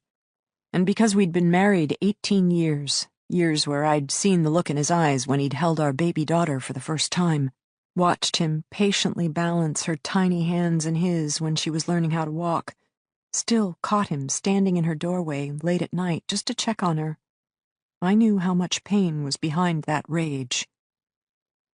"They'll demand money," he said roughly. "I don't give a fuck what Z says to terrorize us. This is about money. Sooner or later, they'll issue a ransom demand. Denbe will pay it, and we'll go home. All of us." "Why bring us here?" I asked. "If this is just about money, why bring us this far north, lock us up?" "Where better to hide an entire family? This place is deserted for now. State's too busy cutting costs to fund the operating budget of a whole new prison. Last I knew, they'd mothballed the entire facility after taking ownership. This place is remote, nothing around for 15-20 miles. Local PD probably does an occasional perimeter check, such as what happened when we were first dropped off, then moves along." "They'll see the lights on," I spoke up hopefully. "Investigate further." Justin shook his head. "The whole property is wired with motion sensors. Every time a cop approaches, this place lights up like the 4th of July. Nothing unusual there." There's 3 of them, I whispered. A whole commando team. They have tasers, weapons, obviously spent some time planning this. If this is about money, they're going to want a lot of it. And tomorrow's Sunday, so even if the company is willing to pay. Justin thinned his lips. We're probably looking at least a couple of days internment, he granted. I brushed our daughter's hair. Ashlyn still slept soundly, exhaustion and shock having caught up with her. How long have we been gone? I asked now. 16 hours? They haven't even offered food or water. Sink has water. As for food, we can make it a couple of days. I watched my hands tremble again. Felt my stomach churn, my headache build. Things I should probably tell him, but I didn't. Because while we had 18 years together, we also had the past 6 months, and that had changed things. I don't want her alone with them, I said, turning the matter back to Ashlyn. Justin shrugged away my concern. They've put us together in a single cell. Nicer of them than I would have thought, actually. He was right. 3 separate cells would have been worse. Each of us trapped in a separate cage, helpless to assist the others. In that scenario, if they'd come for Ashlyn, what would Justin do? What would I do? Stand by powerlessly while they led our daughter away. Whatever happens, I reiterated, my own thoughts starting to run away with me. I don't want Ashlyn alone with them, especially that one with the checkerboard hair. Mick? Did you see his eyes? Something's not right there. Not going to happen. Really? Because we're so in control of the situation? In case you haven't noticed, they're the predators and we're the prey. And what kind of prey ever gets to choose its own fate? I wish I hadn't spoken the words the second I said them. My voice was too high, verging on hysterical. I fisted my hands on my lap, bit into my lower lip as if that would keep the panic at bay. Libby. Justin's voice was serious. I looked up, found him studying me. He didn't speak right away. Instead, he regarded me with a fierceness I hadn't seen in years, but still remembered well. I know things are challenging for us right now. I know I've hurt you. If I could go back in time. He paused, squared his shoulders, soldiered on. I want you to know, Libby. Somehow, some way, I'll keep you and Ashlyn safe. Nothing and no one is going to harm my family. You can trust me on this. And I believed him.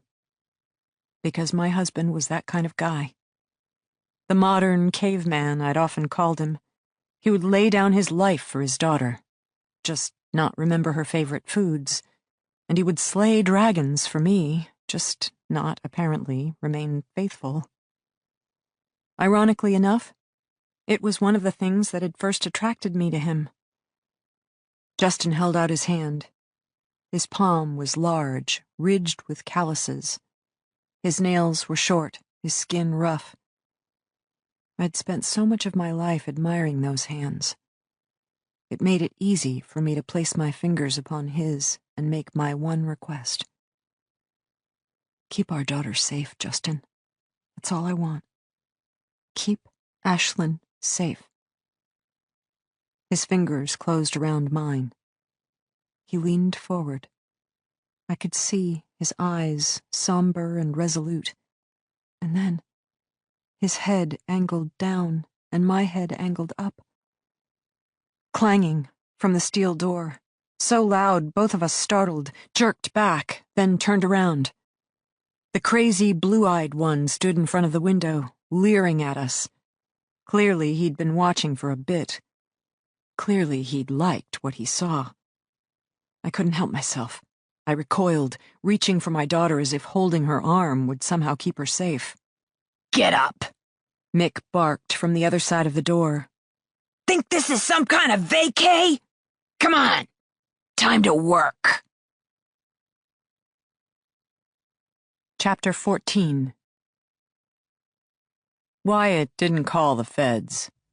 If they wanted to join the party, they knew where to find him. In the meantime, he and his deputies went to work. Maps. He liked maps.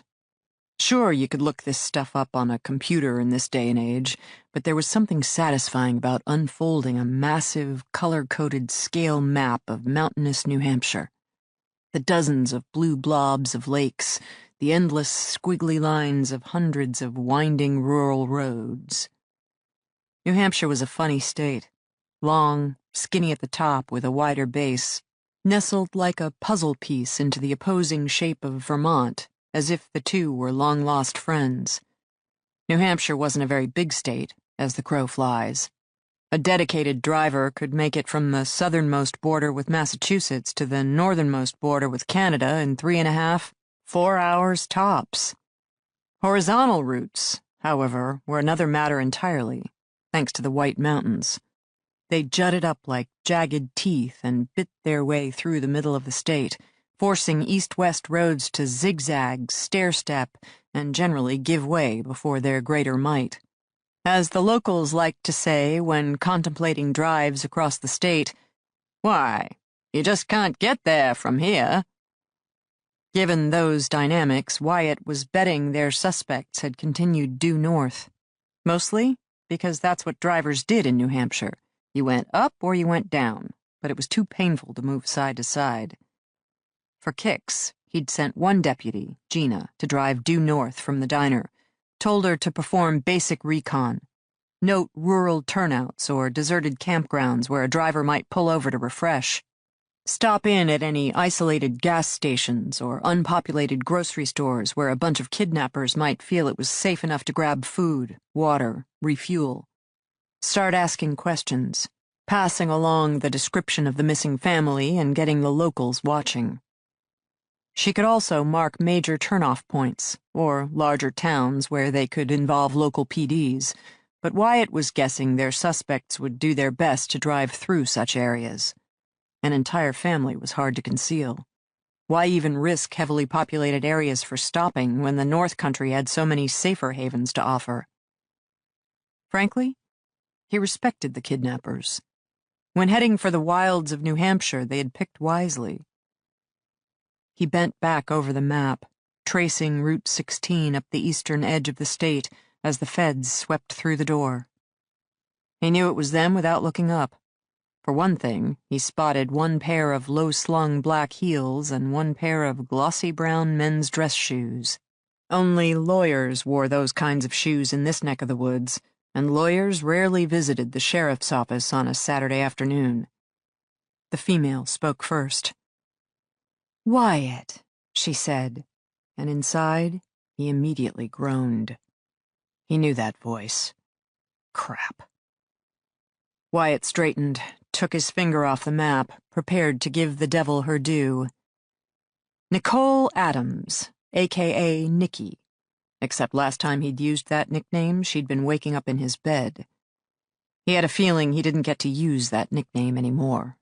Or, for that matter, remain an intact male in her withering presence. "Special Agent Adams," he replied. Seemed the safest answer. She smiled. It didn't meet her cool blue eyes. She wore a dark pencil skirt, matching jacket, high-collared silvery silk blouse. Being one of those tall blondes with upswept hair, the Ice Princess look really worked for her. She also carried a thick black leather computer case, which she now dropped to the floor with a heavy clunk. "Sergeant Wyatt Foster, Special Agent Edward Hawks." She introduced him to her partner. Wyatt nodded, shook hands.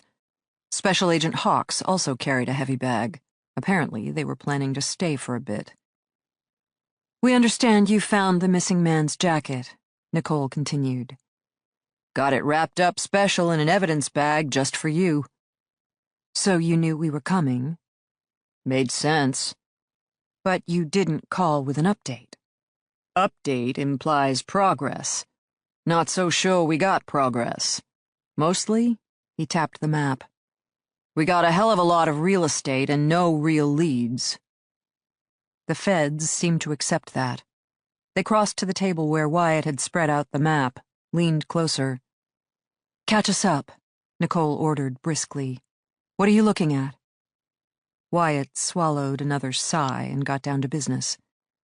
This is why he should have listened to his gut before getting involved with a fellow member of law enforcement. Except, at the time, in the Concord courthouse, about to testify at a trial, he'd spotted this beautiful blonde across the hall and lost common sense. Couldn't say it was her laugh that got him, because it still wasn't clear to him that Nicole Adams ever giggled. But he'd gotten it into his head that he needed to meet her, which had led to drinks, which had led to a hotel room.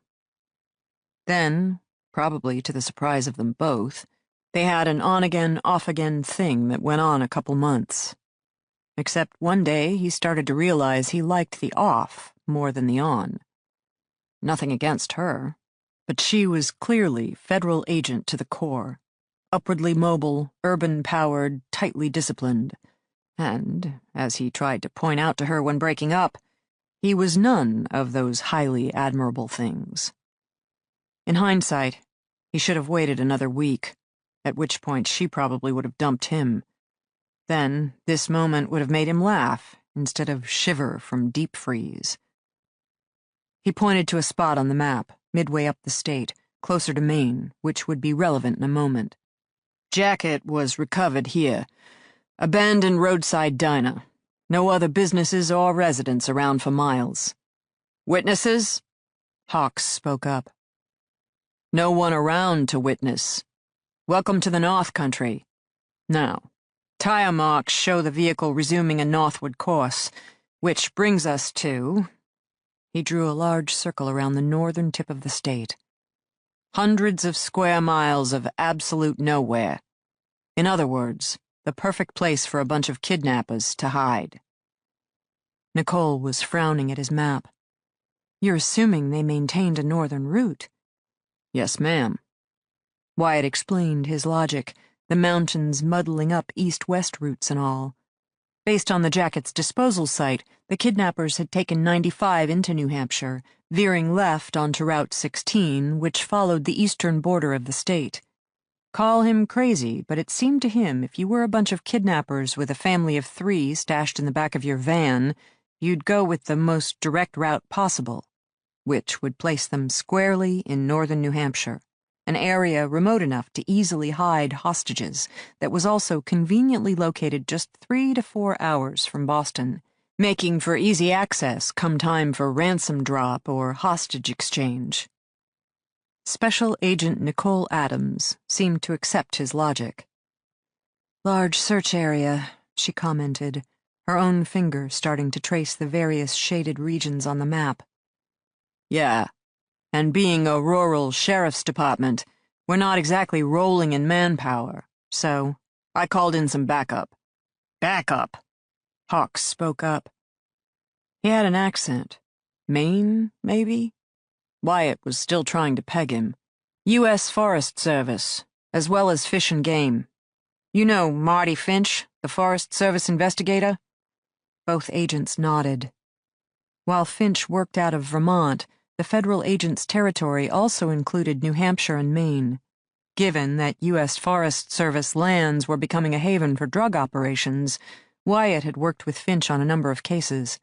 He figured the same should be true for FBI agents out of Concord. "I gave him a ring," Wyatt continued now. "Gotta figure the largest chunk of real estate we're facing is the 750,000 acres of the White Mountain National Forest. Finch's jurisdiction. At my request, he's mobilizing the forest rangers, sending them to search parking lots at the various trailheads and campgrounds for a possible transport vehicle. I'm thinking a van, based on the tire marks, and need to hold at least 7. The rangers will also check out hiking huts, various rest stops. If you want to keep a low profile, hiding out in the various state parks or national wilderness areas would do it." "Do the rangers have enough experience to know what they're looking for?" Nicole asked crisply. Wyatt rolled his eyes. "Please. In New Hampshire, we all attend the same training academy. Sheriff, state, local, fish and game, we all go in, we all come out. Meaning that clearly, we're all brilliant. Nicole raised a brow, but didn't say anything. It went without saying that her precious FBI academy remained a step above. Wyatt didn't feel like pressing the point. "What about the tolls?" Nicole spoke up. "Have you requested video footage? If your assumption about the kidnappers taking Interstate 95 to 16 is correct, then they've passed through 4 major toll booths." Wyatt shrugged. "Have a detective making the request. Can tell you now, given all the privacy concerns, actually obtaining that footage will be a royal pain in the ass." "Not like you to back down from a fight." "Consider it more like a strategic use of resources. I have 2 detectives and 4 deputies. There's only so many investigative avenues we can effectively pursue. And given the urgency of the situation, I want to deploy my people smart. In my book, that means searching all local, state, and federal recreation areas and campgrounds. Now, your turn to share." Nicole didn't volunteer right away, so Hawks did the honors. Boston PD ran a preliminary trace of the Taser confetti, identified a dealer out of Chicago. The serial number ties back to a batch of 50 he sold to another dealer for a gun show in New Jersey. That dealer says all 50 were sold at the show. If the individual buyers didn't register their tasers, that's not his problem." "What kind of gun show?" "Open to the public, with attendance from the survivalist and ex-military crowd." "We think the kidnappers are professionals," Nicole stated curtly. That got Wyatt's attention. "How so?" "They accessed a house armed with a top-of-the-line security system and managed to overcome 2 grown adults and 1 teenager without ever alerting the neighbors. Furthermore, Justin Denbe is experienced in firearms and, by all accounts, a man capable of defending himself and his family. As it is, there's evidence the teenager put up a decent fight. The suspects, however, were still able to overpower her and ambush her parents without ever spilling a drop of blood. It takes discipline to pull off that kind of controlled operation, not to mention training and resources." "Ransom?" Wyatt asked with a frown. "Not yet." "But you assume demands are coming." "As of this time, we have no other theories on motive." Wyatt got that. Especially if the situation involved professionals, who, by definition, were interested in payment. "Family has the ability to pay?" "The family firm, Denbe Construction, is running the show. And yes, the officers of the company have been in touch with local law enforcement and are willing to release whatever funds are necessary." "Except significant funds can't be released before Monday." "True." "Meaning, if these guys planned ahead, by definition they knew they'd have to hide a family of 3 for at least several days." "In our minds, further evidence that the suspects are professionals. This isn't a rush operation.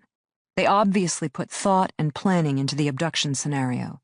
Odds are they put equal thought into the best place to secure their hostages for the long haul. When they feel ready, we'll hear from them. But not before, I think. Even now, they are establishing a hierarchy of control, one where they give the orders and we do exactly as they command." Wyatt didn't like the sound of that. He returned to his map, considering the logistics behind such an operation. "They're here," he said, tapping the White Mountain National Forest. "It's logistically perfect. Far enough away from Boston to keep out of sight, but not so far away they can't return to accept payment. Rural, but not too rural. Wild, but not too wild. This is our haystack. Now we just gotta find the needle." "All right. You work the haystack. We're heading to Boston to conduct initial interviews. Justin Denbe owns a second-generation mega construction firm. By all accounts, he made big money, but also big enemies. We'll prepare the list."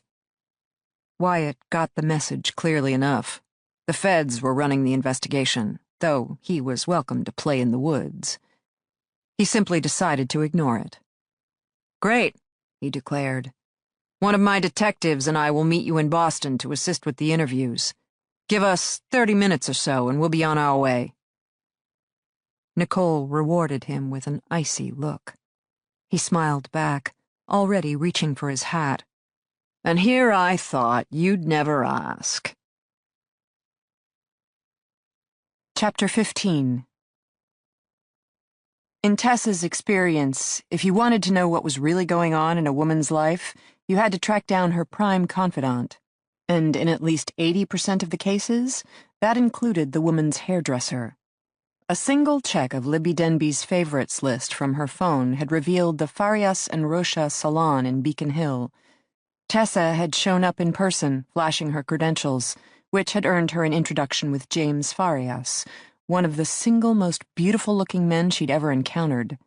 Frosted blonde hair, strong jaw covered in artful stubble, piercing blue eyes, and the kind of sculpted shoulders and arms rarely seen outside Hollywood. Unfortunately for her, she had a feeling she was packing the wrong equipment to garner James's attention. Yet another reason Sophie would remain an only child. Also, James had taken one look at her and exclaimed that the real crime she should be investigating was the one that had been committed against her hair. Didn't she realize that shade of brown, her real color, sadly, was too dull, totally washing out her complexion? Not to mention pulling her long hair back into a single hair clip was much too severe for her face. She needed softness, she needed warmth, she needed an immediate hair intervention. That was it. She must return for his next available appointment, which turned out to be in 6 months. Tessa dutifully made the appointment. In return, Farias agreed to answer her questions regarding Libby Denbe.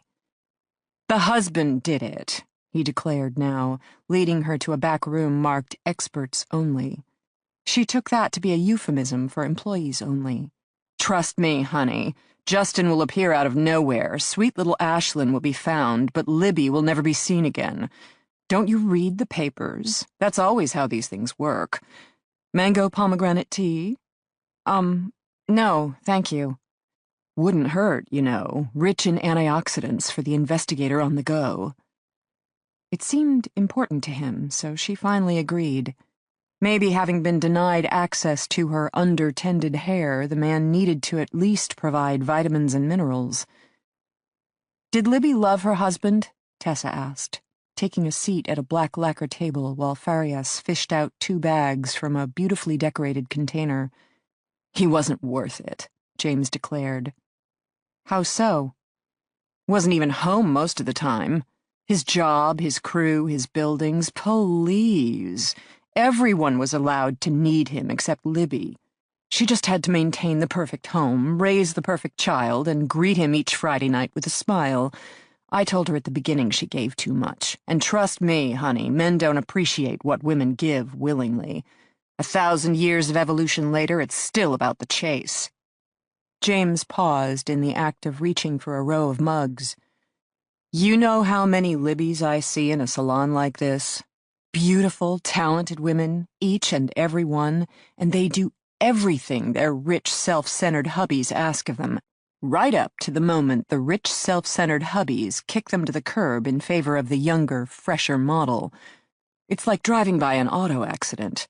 No matter how many of them you see, you still think it'll only happen to someone else." "Justin had a younger, fresher model?" "Yep. Went on for months before Libby found out. She was blindsided by the discovery, simply blindsided. File for divorce first, I advised her. Hire the power lawyer and go after him, big legal guns blazing. But no, they had a daughter, they had a marriage, they had a life. I'm telling you now, he didn't stop seeing the bimbo just because his wife found out. I mean, maybe he told her he did, but a leopard never changes his spots." "Who was it?" Tessa asked, frowning. James returned to the table with 2 mugs of fragrant tea. He set them down, then jabbed her in the forehead with his index finger. "Stop it! Didn't your mother ever tell you your face will freeze like that? You don't need to be developing any frown lines. Your face is stern enough as it is." "Well, I am an investigator." That may gain you a suspect, honey, but it'll never help you find your man. So true. So did Libby know the bimbo? Travel agent. His. Justin's on the road all the time. Guess his firm uses a travel agency with offices in the same building to handle all their arrangements. Pretty soon, it became a full-service relationship. Did Libby know the woman? Please. Girl is more like it. James took a seat, leaning close. Libby went in one afternoon. Wasn't going to talk to her, wasn't going to approach, just wanted to size up the competition, you know. According to her, she walked through the doors of the agency, took one look, and walked right back out. Said the girl couldn't have been a day over 21. Just some starry-eyed kid who no doubt hung on every word Justin ever said before catching up with her friends at a concert. Name? Kate, Christy, Katie, something like that. Libby couldn't take her seriously. If anything, she seemed to feel bad for her. Just some young girl getting involved with a married man. In her mind, Justin had taken advantage. Generous of her, Tessa remarked. Oh, she's that kind of woman. Not a catty bone in her body, which is more than I can say for most of the felines around here. How long have you known Libby? Oh, honey, I never give out that information. Next thing I know, you'll guess my age. Okay. A long-time client? Certainly. Woman needed help in the beginning, too. She grew up in the projects, a regular little orphan Annie with a hard-knock life. I understand no one thinks of Back Bay as being the mean streets of Boston, but trust me, love, they're tough in their own way. Didn't exactly fit in? Her husband's in construction, wears work boots. Seriously? Yeah, but $100 million company? And once word got out, trust me, attitudes softened. Plus, Libby herself is a fabulous artist.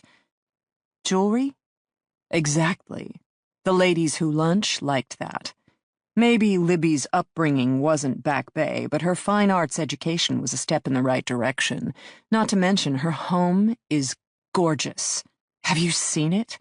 I've been over several times, and with the exception of that chandelier in the foyer, there isn't a single thing I would change. Did Libby like the ladies who lunch? Tessa asked. Have a circle of close friends? For the first time, Farias hesitated. He covered the pause by taking a sip of his tea. Libby is a kind soul. I've never heard her say a bad word about anyone. She doesn't hold to social circles the way some do. She would have these dinner parties from time to time that would include, say, myself and her neighbors, but also Justin's construction crew. James shivered. Delicious bunch of men, positively divine, each and every one of them, even if they did make me fear for my life. Libby got along? Liked everyone? Was liked by everyone? Libby is genuine. James stopped, repeated the word, seemed pleased with the description. Not much of that going around here these days. And up until a few months ago, I would have also said she was happy. Justin's job didn't bother her. His absence didn't bother her. She loved her daughter, had her jewelry. She went out when Justin was away.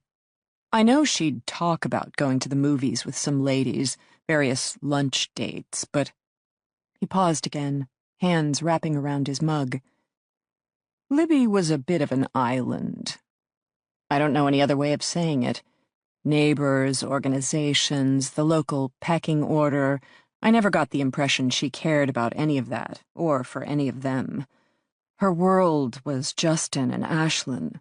As long as they were happy, she was happy, and that worked for them. Until Justin took up a side project. She must have been devastated.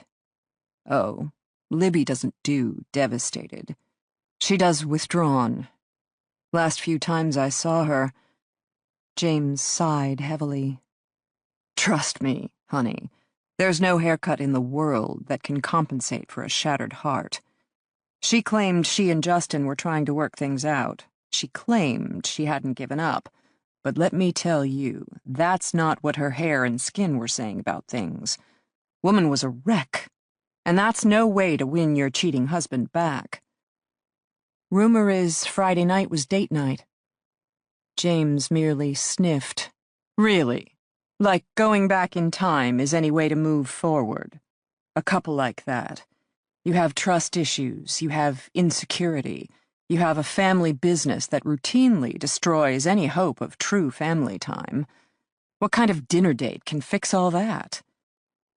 Well, when you put it that way, Tessa murmured. Her tea had finally cooled to the point where she could take a sip. It was fruity. She liked it. What do you think? Farias asked. I can already feel the antioxidants rushing in, she assured him. I'd recommend at least 2 to 3 cups a day, and no more frowning. Otherwise, in another year or two, it's Botox for sure. Good to know. So, tell me about Ashlyn. Beautiful girl, he provided immediately. Definitely her mother's daughter. Did you do her hair? Absolutely. Very fine, very silky. Yours is coarse. It doesn't sound appealing, but trust me, coarse hair is easier to work with. Your hair, I can fix. He gazed at her pointedly. Ashlyn's hair we work to keep as smooth and well-maintained as possible. What's she like? Quiet, outgoing, athletic, artistic, what? Quiet, artistic, gorgeous smile, like Mona Lisa. You had to work to get it, and even then, the expression was so fleeting you wondered if you didn't just imagine it. Sweet child. She'd done some school plays, had an interest in her mother's jewelry, that kind of thing. She liked to ask me questions about cutting hair, running a salon. Always polite, but curious. I think hair and fashion interested her, but her own style was more eclectic. Not an in-your-face, rebellious child or a spoiled girl, but then she was only 15. Give her time. Did she know there was trouble in paradise? James paused, seemed to consider the issue. How much they told her? I don't know, but Ashlyn's sensitive. There was no way she could be living in that household with her mother looking the way Libby looked and still believe her parents were doing fine. Was Libby protective of her? Absolutely. Libby grew up without a father. Yet another reason to keep her fickle, rutting husband around. Heaven forbid her own child should suffer the same. Heard Justin was grooming Ashlyn for the family business. Oh, yes. Gave the girl pink power tools for her 15th birthday. What teenager wouldn't be impressed? Tessa contemplated James's tight-lipped expression. The man's words had radiated sarcasm, his face clear disapproval. Ashlyn didn't like the tools? Or Libby didn't approve? Oh, I don't know. Probably neither one. Just sounded silly to me. I mean, couldn't the man be a little more subtle? Just because he doesn't have a son is no reason to stick a penis on his daughter. It occurred to Tessa that her witness might have his own daddy issues. For example, a father who'd wanted other things for his son's life than hair care brilliance. Did you cut Justin's hair? No. Barber shop, definitely. Or maybe he and his crew sit around and buzz each other with clippers right after picking each other over for nits. That's possible as well. When was the last time you saw Libby or Ashlyn? 3 weeks ago. They came in together, Ladies' Day. How'd they seem? Usual. Libby was pale, still looked to me like she wasn't sleeping well at night. I advised more fish oil in her diet. Her hair seemed very brittle. But she kept a brave face on, shared some laughs with her daughter. To most people, I'm sure they looked like they were having a very nice time. You had to know them better, to read the signs. Such as? The circles under Libby's eyes, and Ashlyn was glued to her iPod. She kept putting in her earbuds. Libby kept pulling them back out. Talk, she would say. Share. That's what this day is supposed to be about. I'd never seen Ashlyn quite like that, so purposefully withdrawn from a situation. Libby disclose anything more about her marriage? No, but of course she had her daughter sitting right there. They had some shopping bags, though, including Victoria's Secret. Nothing says wife of a cheating husband quite like new lingerie. Abruptly, Farias reached across the table, fingering her hair where it was gathered at the nape of her neck. You know, I could at least tend to the ends. Sorry. She set down her mug. Calendar's a little full today, finding a missing family and all. But I'll come back. She made a move to stand. Farias regarded her steadily. No, you won't. Yes, I will. May 20th, 2:30. I have the little reminder card and everything. No, you won't. You'll work too hard, micromanage your child, obsess over your career. Then, one day, you'll wonder why you are not the beautiful, proud woman you remembered yourself to be. His voice softened. A good haircut is not about the hair, darling. It's about the woman beneath. Shortchange her now, and you can't really blame others for doing so later. Tessa had to smile, because she would have thrown away the reminder card and blown off the appointment. Not immediately, but within a week or 2 or 3, when, yes, Sophie needed her for something or a new assignment was heating up. She started to understand why Libby came here and brought her own daughter. In his own way, James Farias ran a side business in nurturing lost souls. I'll return, she promised. Farias merely humphed. Find my Libby, he said abruptly. Whatever happened, wherever they've gone. She's a good person, and there aren't nearly enough of them left these days. The dinner parties, Tessa asked. Who else were among the attendants? James sighed, then wrote up a list. Tessa took it with her. 4 p.m. Nearly sundown this late in November. Temperature definitely dropping. As she walked down the street toward her car, she hunched her shoulders reflexively against the chill. She thought about the Denbes. Couldn't help but wonder where they were, how they were faring as day transitioned to another bitterly cold night. Did they have food, shelter, adequate clothes and blankets for warmth? She supposed it depended on how much incentive their captors had to keep them safe and sound. Personal or professional, that's what this case would boil down to in the end. Had the Denbes' abduction been motivated by vengeance? Maybe a business rival who'd felt personally slighted when Denbe Construction had been awarded a significant building contract. Or perhaps related to Justin's affair. The jilted ex-lover having lost her man to his family, striking back?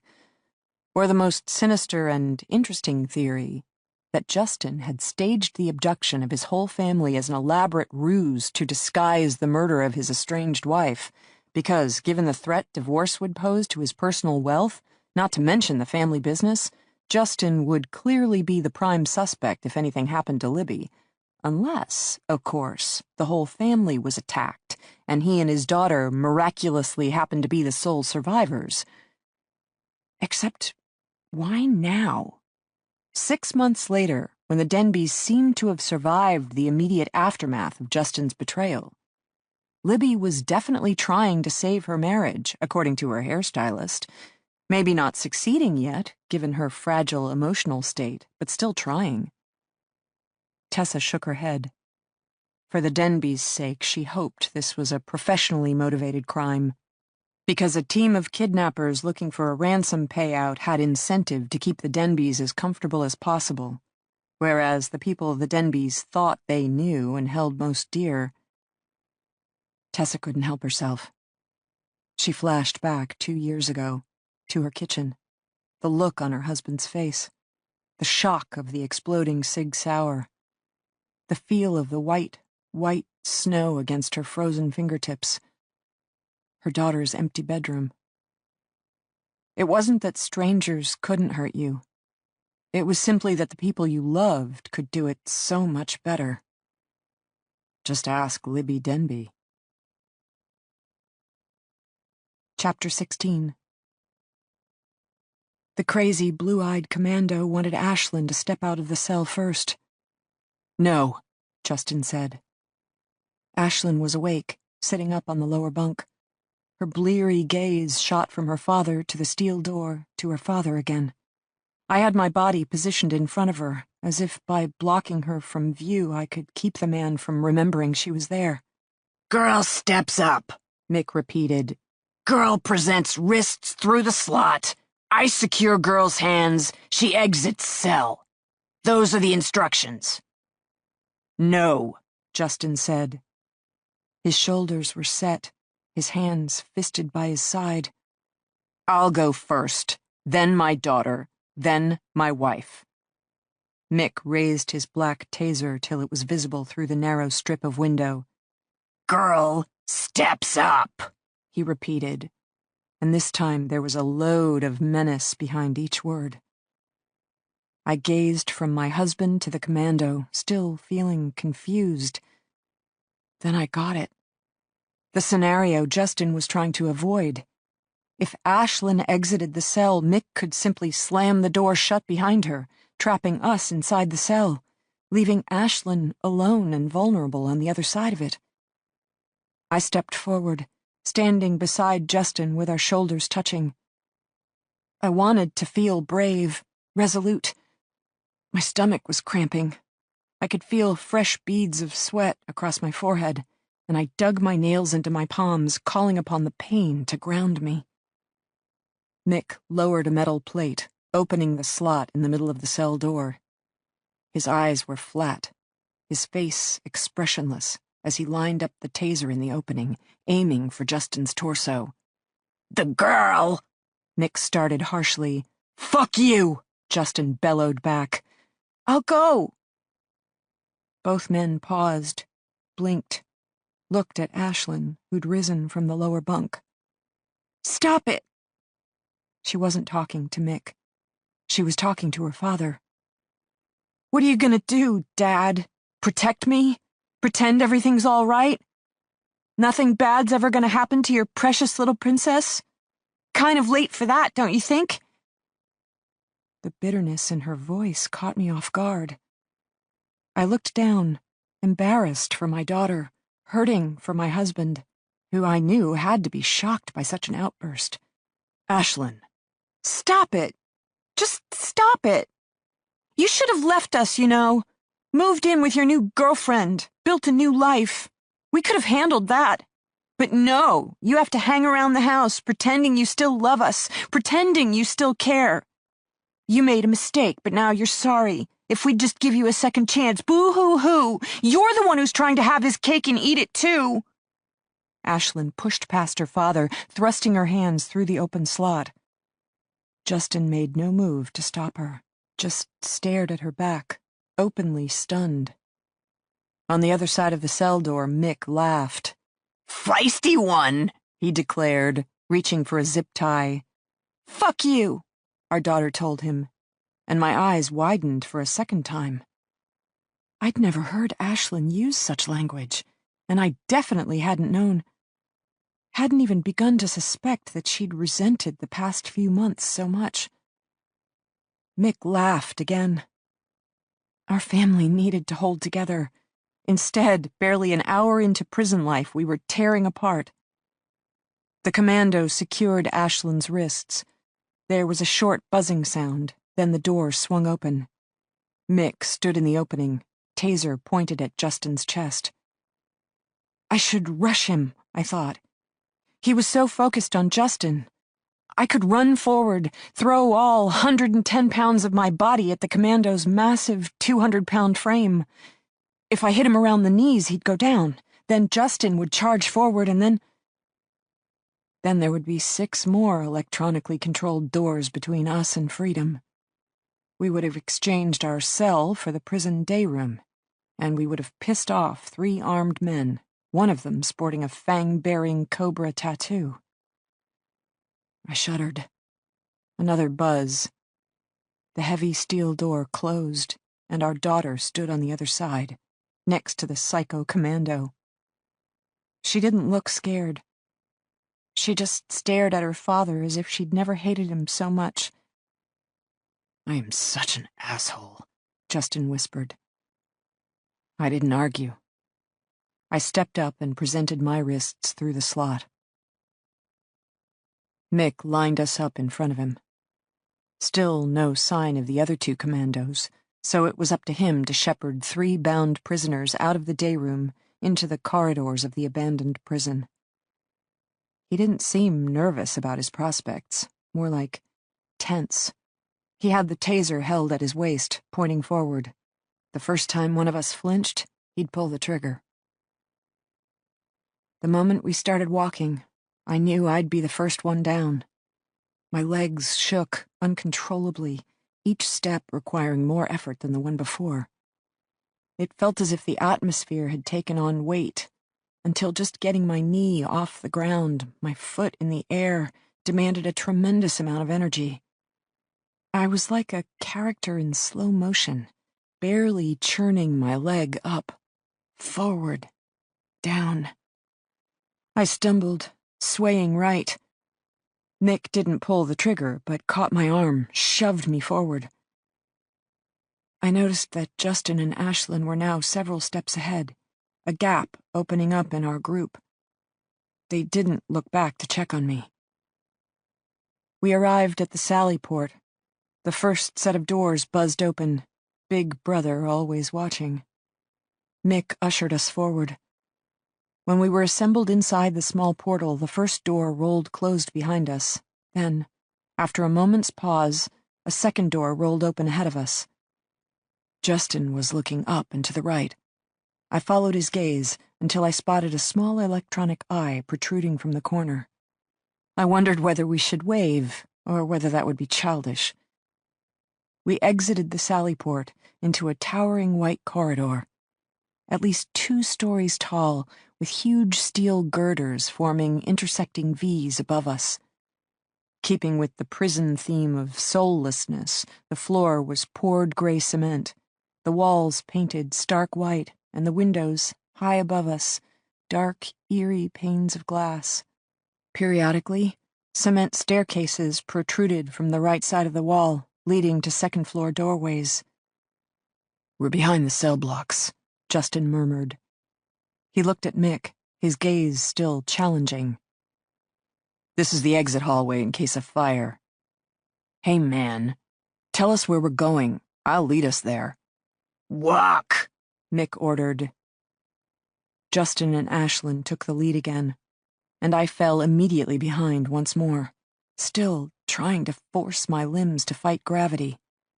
Arm swinging slowly forward, knee raising slightly, trying to cycle ahead.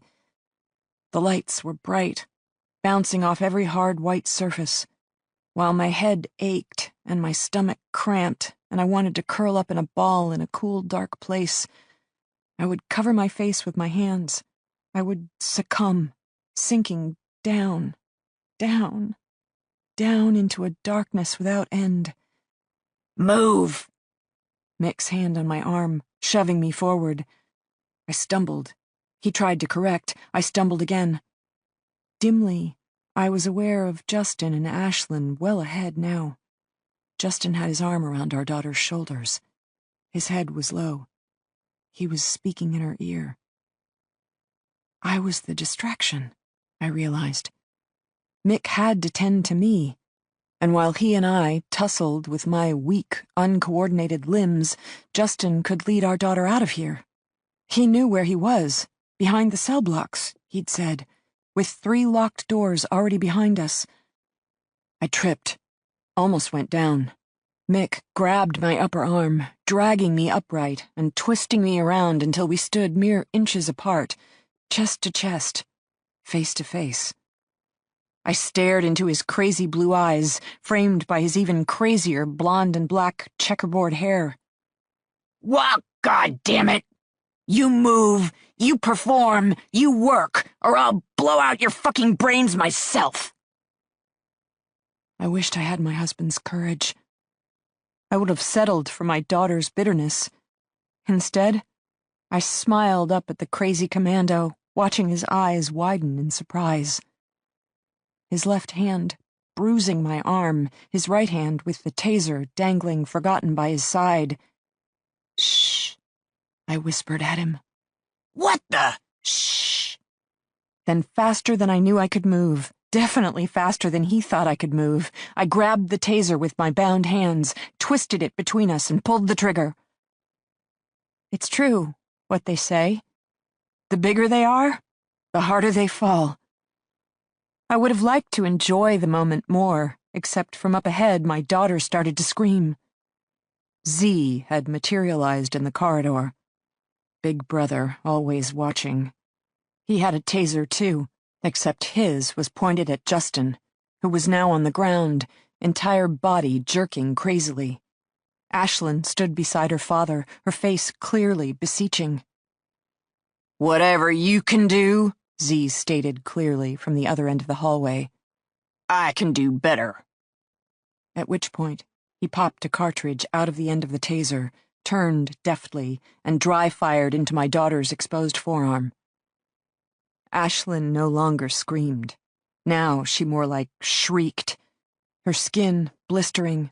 I knew, because I bore the same burn mark on my upper thigh. I released my taser. It dropped to the ground. I stepped away from Mick's convulsing form, putting space between myself and Z's fallen comrade. Much more slowly, Z lifted the taser from my daughter's pale skin. He stood, 20 feet away from me, holding up the taser like a gunslinger, and I half expected him to purse his lips and blow the smoke from the end of the barrel. Ashlyn was crying. She danced on her toes, bound hands dangling before her, as if that would help ease the pain. Justin had stopped twitching on the floor, but he didn't immediately rise to his feet. My husband had been hit how many times in the past 24 hours? How many unfried brain cells could he have left? The background report did not indicate you would be a problem, Z said, still looking at me. Interesting. I wanted to jut out my chin at him, yell at him for harming my child, torturing my husband. But the heaviness was back, an internal lethargy that would sink me yet. I tried to plant my feet, found myself swaying instead. "Ashlyn," I might have whispered. Except, suddenly, with an ear-splitting roar, Mick leapt to his feet, fists clenched, face enraged. In exactly half a second, his gaze found me, locked on target, and he charged. I collapsed, trampled like a dandelion before a rampaging bull. He was bellowing, Ashlyn was screaming, and I could hear another voice, maybe Z, calling out something. But mostly, I was trying to curl up, to tuck my head into my bound arms as Mick grabbed my hair, lifted my head and shoulders half off the floor, then slammed me back down onto the concrete. Cracking, maybe a rib, more likely my skull. More screaming, more yelling, and then a strange sizzle and burn, until I realized that Mick was off me. Once more on the floor, once more convulsing wildly, except this time it was his own guy who stood above him. Z, and his creepy cobra-tattooed head, pulling the trigger. Get yourself fucking under control. Z released the trigger. Mick groaned audibly. Do you hear me? Yes. Yes, what? Yes, sir. I can't hear you. Yes, sir, yes, sir, yes, sir, yes, sir. Fucking right. Up. Get your sorry ass to the control room. I'll take things from here. Mick got up, staggered for a second, then marched down the corridor. The moment he was halfway down the hall, Ashlyn rushed forward, dropping to her knees beside me. Mom, are you all right? Mom, please? I felt her long hair against my cheek, her own fingers trying to push my lighter strands back so she could better see me. I just need a minute. Z didn't talk. He stood. After a few minutes, I was able to sit up, Ashlyn helping support me. Somewhere along the way, Justin had managed the same, his back propped against a wall, his legs splayed in front of him. Our first attempt at rebellion. My ribs ached, my head ached, my leg burned. Ashlyn's forearm sported a square of blistered flesh. Justin had yet to make it to his feet. The Denbe family had tried to take on the evil commandos, and the evil commandos had won. As if reading my mind, Z looked down at me.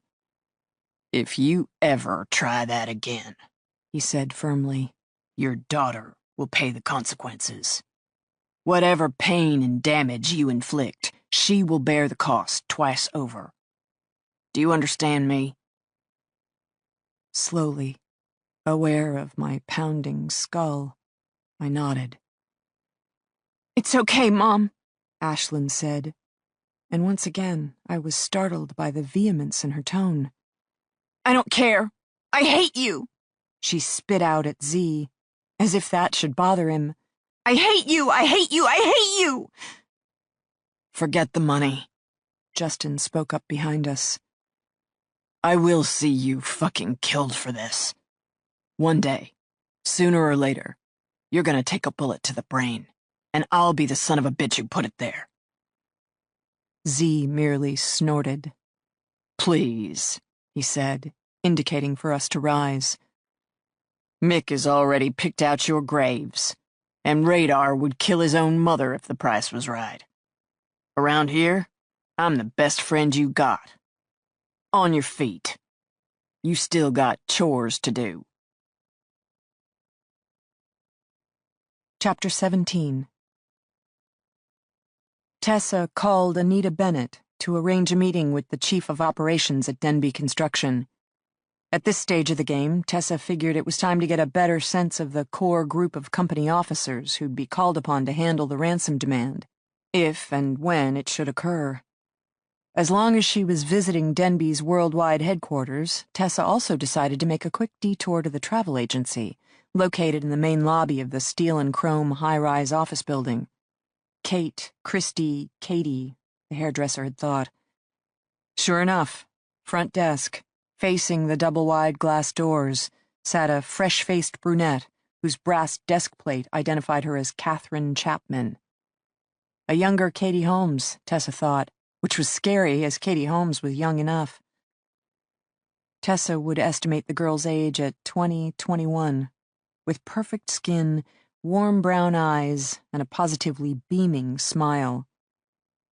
Tessa glanced at her watch. 15 minutes before she was due at Anita Bennett's 12th floor office. She approached. "Can I help you?" Catherine Chapman greeted her. "I hope so. I'm here on behalf of Denbe Construction.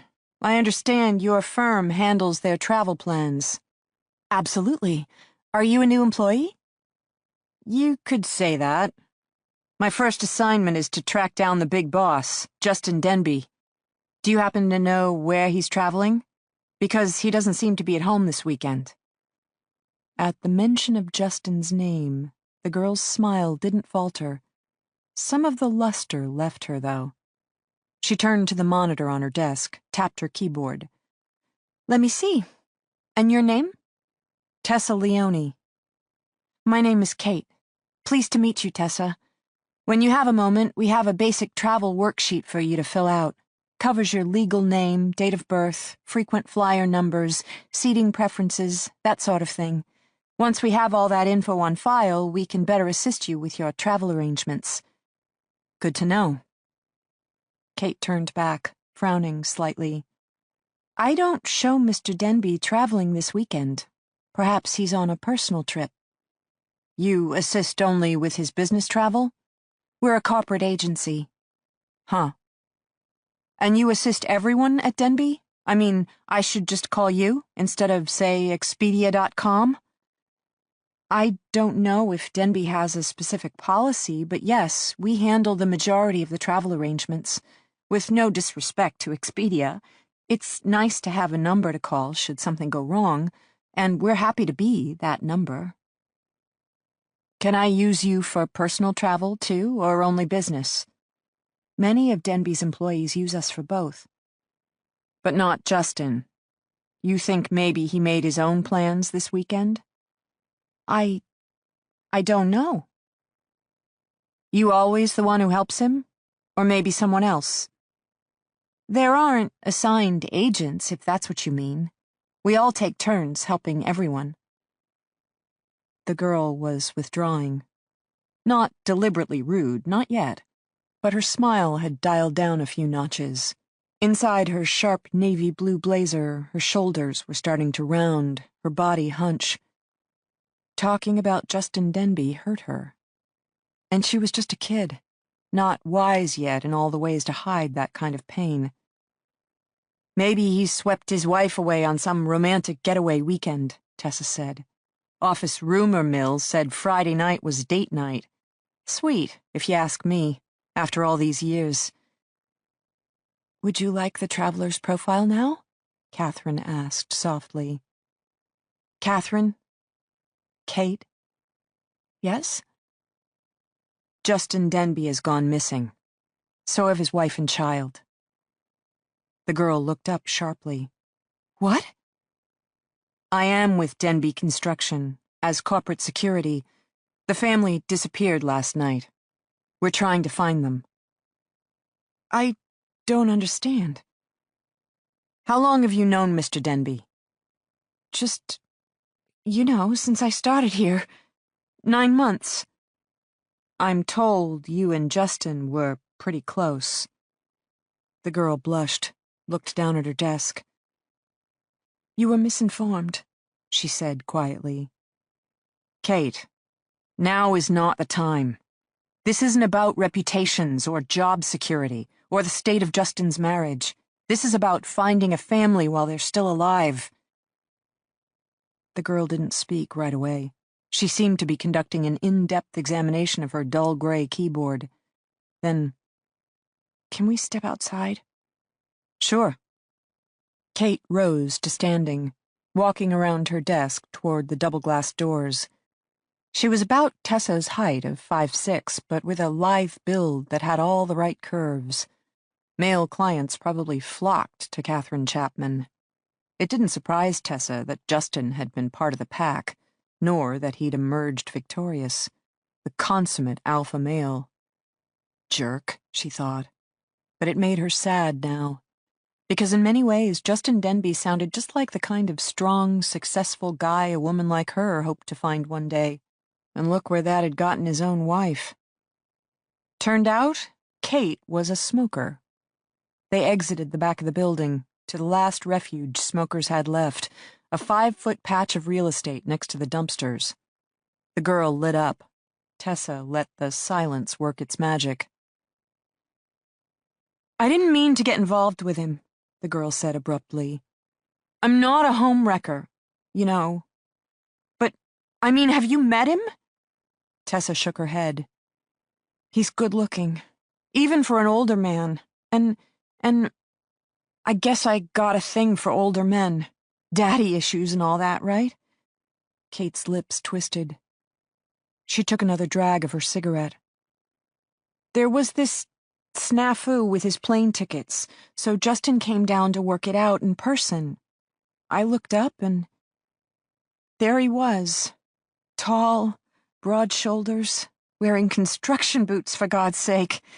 When was the last time you saw a guy in an office building in downtown Boston wearing honest-to-God work boots? I wanted him from first sight. But I never would've, the girl interjected hastily.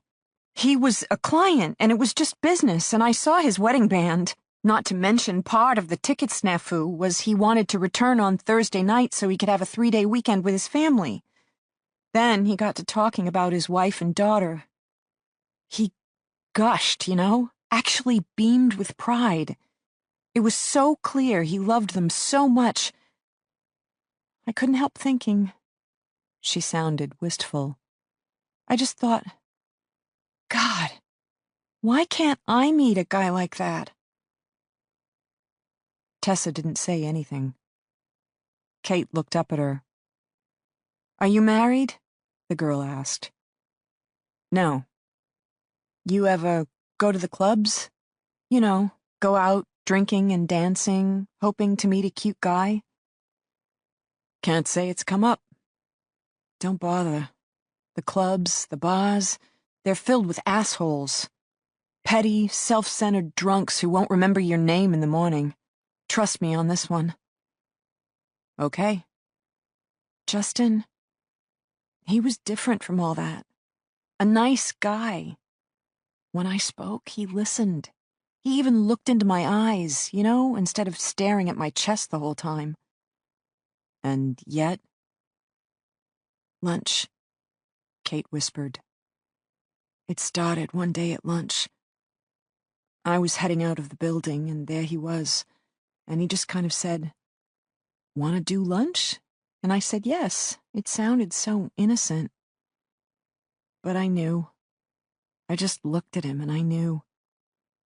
But I wanted him. I even told myself I deserved him. I needed him more than his wife and kid." "Where'd you go?" "The Four Seasons," she blushed.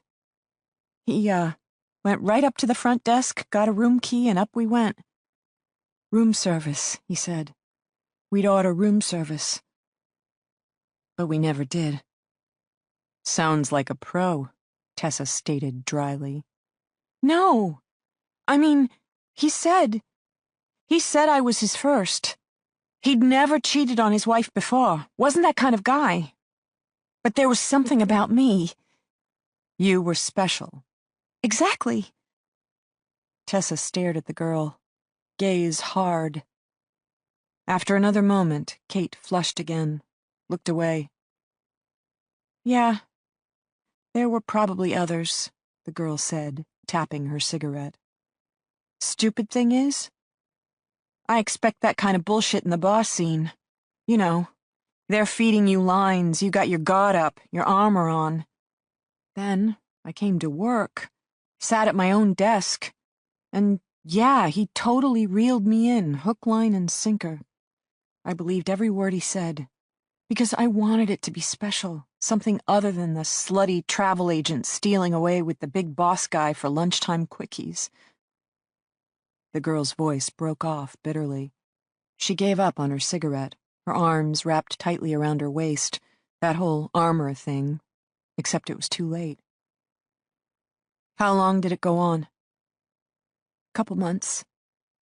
"Ended?" "His wife found out. We'd started texting. I mean, he traveled a lot. 4, 5 days a week. Then his family. It wasn't easy to get together.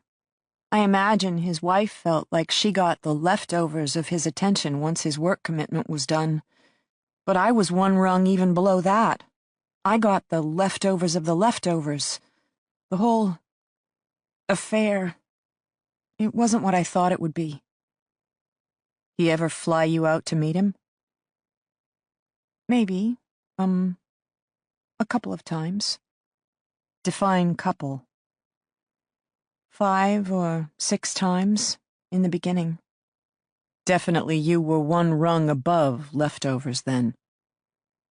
Kate flushed, looked away. "Only the first month, when everything was new." "So, the relationship starts to cool. You see him less. Text him more." "He didn't like me texting. He worried about his wife. That's how they all get caught," he'd say. But toward the end... The girl looked up, her face suddenly set. "I wanted him to get caught. I wanted the whole thing exposed, because I thought..." She swallowed hard, eyes welling. "I thought, stupid, stupid me, that he'd choose me. That his wife would find out, kick his sorry ass out the door, and he'd come running to me. To me." Tessa waited a beat, let the girl calm down. "But that's not how it played out." "He dumped me. Called me up, said he'd made a terrible mistake. He loved his wife, and it was over. Don't contact him again. And that was that." I waited, thought maybe after a few days he'd call or text or even just show up downstairs, but nothing. His secretary took over his travel plans. That was it. I loved him, you know. I was stupid and naive, and I loved him. I thought maybe he loved me too. You ever visit his house? The girl shook her head. Ever meet his wife? No. Just saw her once or twice in the lobby. I thought she was beautiful. She had on this real artsy skirt and form-fitting turquoise top. She looked like she took care of herself, you know? People said she was nice. I didn't ask too many questions. What did Justin say about her? He didn't. Our time was our time. He wanted to keep it that way. And you never asked him questions? Like why he was having lunch with you instead of her? The girl had the good grace to flush again. He just said they'd been married for a long time. She was a good mother. He respected her. Seriously? But, you know, then he'd seen me, and there was something magical. Oh, please. Tessa bit her lip, belatedly trying to call back her own interjection. Always better to let the subject talk. But Kate was nodding right along. I know.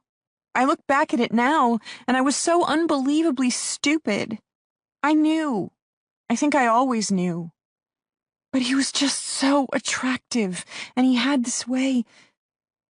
He made me feel special.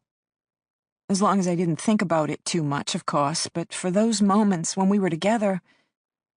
He gave you gifts? A bracelet from Tiffany's. I keep thinking I'll give it back, but I haven't, seen him. Did his wife know about the bracelet? I don't know. She ever find you? Kate shook her head. I wondered if she might try, if she'd call, or worse, come to the office. I tried to think of what I might say. I don't know. What do you say? She came. She saw you. She thought you were very young. And given Justin's skills, you never stood a chance. The girl wilted. Why not? Tessa figured. Imagining yourself as hated by the ex-wife was one thing, discovering you were actually pitied instead. Are they really missing? Kate asked. Yes.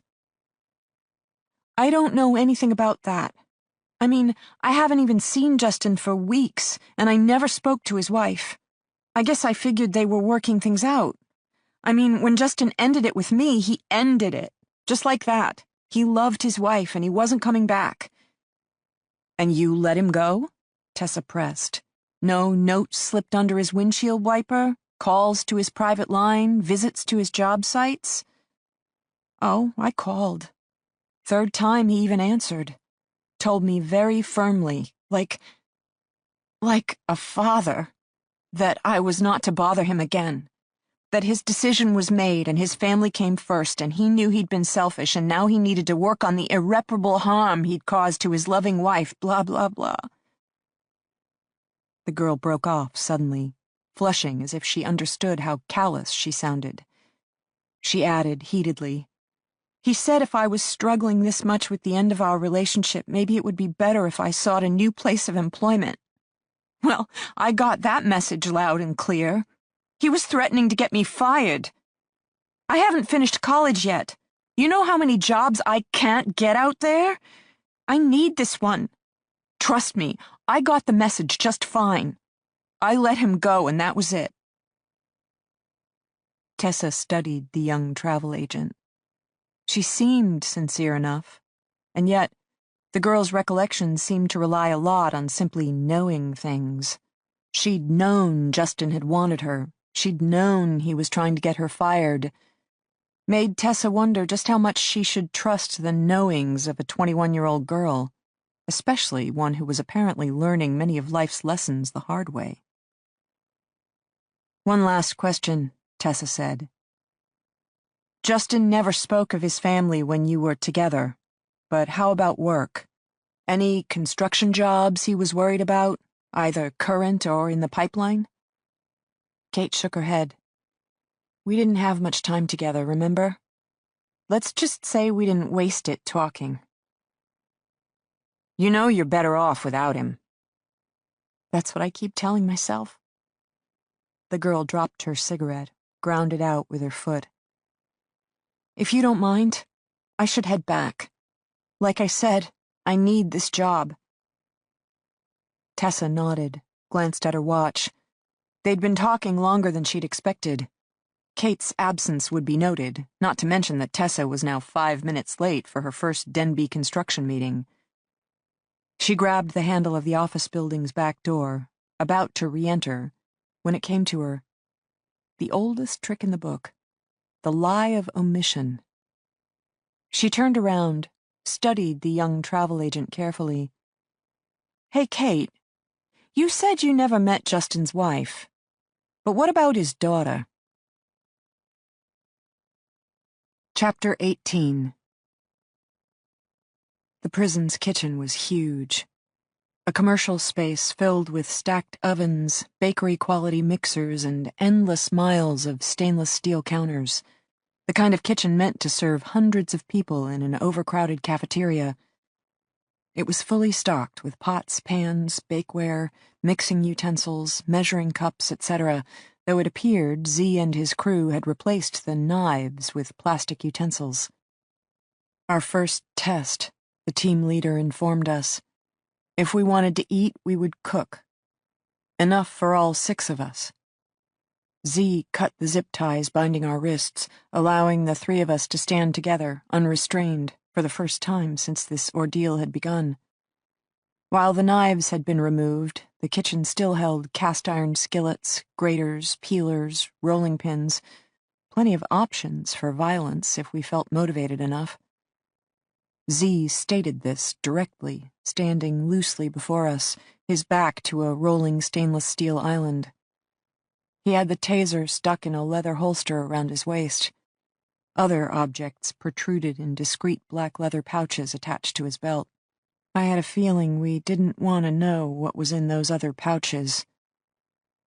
I noticed that when Z spoke, his dark green snake tattoo seemed to undulate around his head, the scales moving sinuously beneath the 2 bright overhead lights, as if the cobra were advancing, as if the cobra would come for us next. Mick would simply kill us. Z, on the other hand, would hurt us in ways that would make us wish we were dead. Z finished his friendly reminder that should we choose to cause trouble, our punishment would be immediate and include, but not be limited to, a loss of food privileges for the remainder of our incarceration. He said it just like that. The remainder of our incarceration.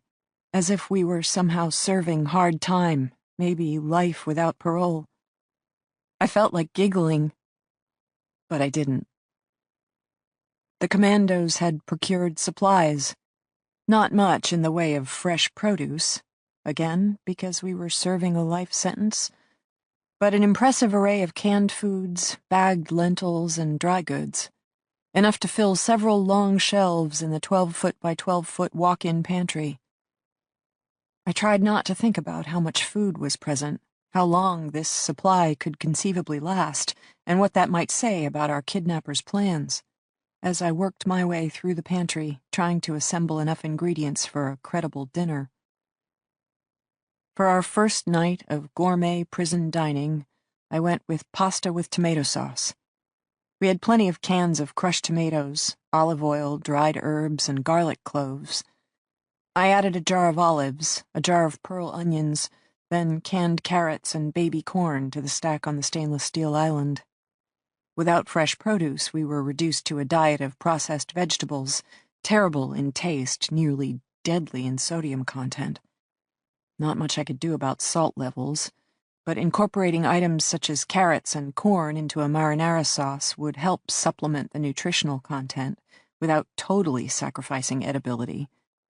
The olives and onions would assist with flavor, creating a sauce that might not win any awards in the North End, but would be medal-worthy inside a state institution.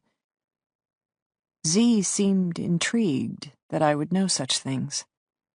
I didn't feel like telling him about my life with my mother in the projects. That not only could I cook out of cans, but I could clean a toilet with Coke and remove grout stains with bleach and baking soda.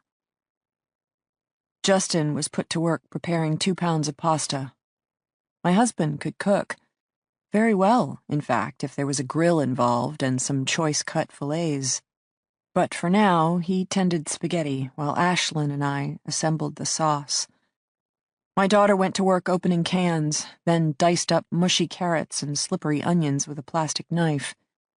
I used a second plastic knife on the olives. At least with canned vegetables, a sharp-edged blade was hardly necessary. For a while, none of us spoke. We worked, and working felt nice. To have a purpose again, a focus and direction. Ashlyn's stomach growled as the scent of boiling noodles filled the air. 20 hours without food? I tried to do the math, but my brain wouldn't go there. So I chopped more, stirred together, played with herbs, started the simmering process. Cooking was something I'd been doing my entire life, motions that could be performed on autopilot. The problem started when Justin asked me for a spoon. He wanted to test the cooked noodles. Could I pass him a spoon? I stared at him, standing in front of a saucepan of stewed tomatoes, and for the life of me, I couldn't remember. A spoon. A spoon. A spoon? "Libby," he said. I stared at him, more and more curiously. "Whoa, whoa, whoa! Burner's too hot." He reached in front of me, turned the dial down. That made sense to me. The dial controlled the fire controlled heat, and I didn't want my sauce to burn. But then Justin ruined the moment by asking me again for a spoon. I turned to him in near exasperation. "I don't have a spoof," I heard myself say. "A what?" "A spoof!" That didn't sound right. I frowned. Ashlyn was staring at me. Z, too. My head hurt. I put a hand to my forehead and realized I was now swaying on my feet. Z approached me. "Tell me your name," he ordered. "Catherine Chapman," I said tiredly. My husband paled, though I wasn't sure why. "Mom?" Z touched me. I flinched. I couldn't help myself. That cobra, those fangs, those gleaming scales. My back hit the hot, burning, bubbling sauce. "Libby!" Justin jerked me to the side, away from the stove. Then Z placed his fingers around my eyeball and steadily pulled my eyelids open. I think I whimpered. Someone did. "How hard did that fucker hit you?" Z murmured. "Count to 10. I stared at him blankly, trying to disappear into my husband, who stood beside me solidly now, arm around my shoulders for support. I wish I could turn into him. When we were first dating, I'd loved to tuck my body into him, the feeling of his hard planes against my softer build. 2 pieces of a puzzle that clicked into place. He had made me feel safe then, and I could use a feeling of safety right about now.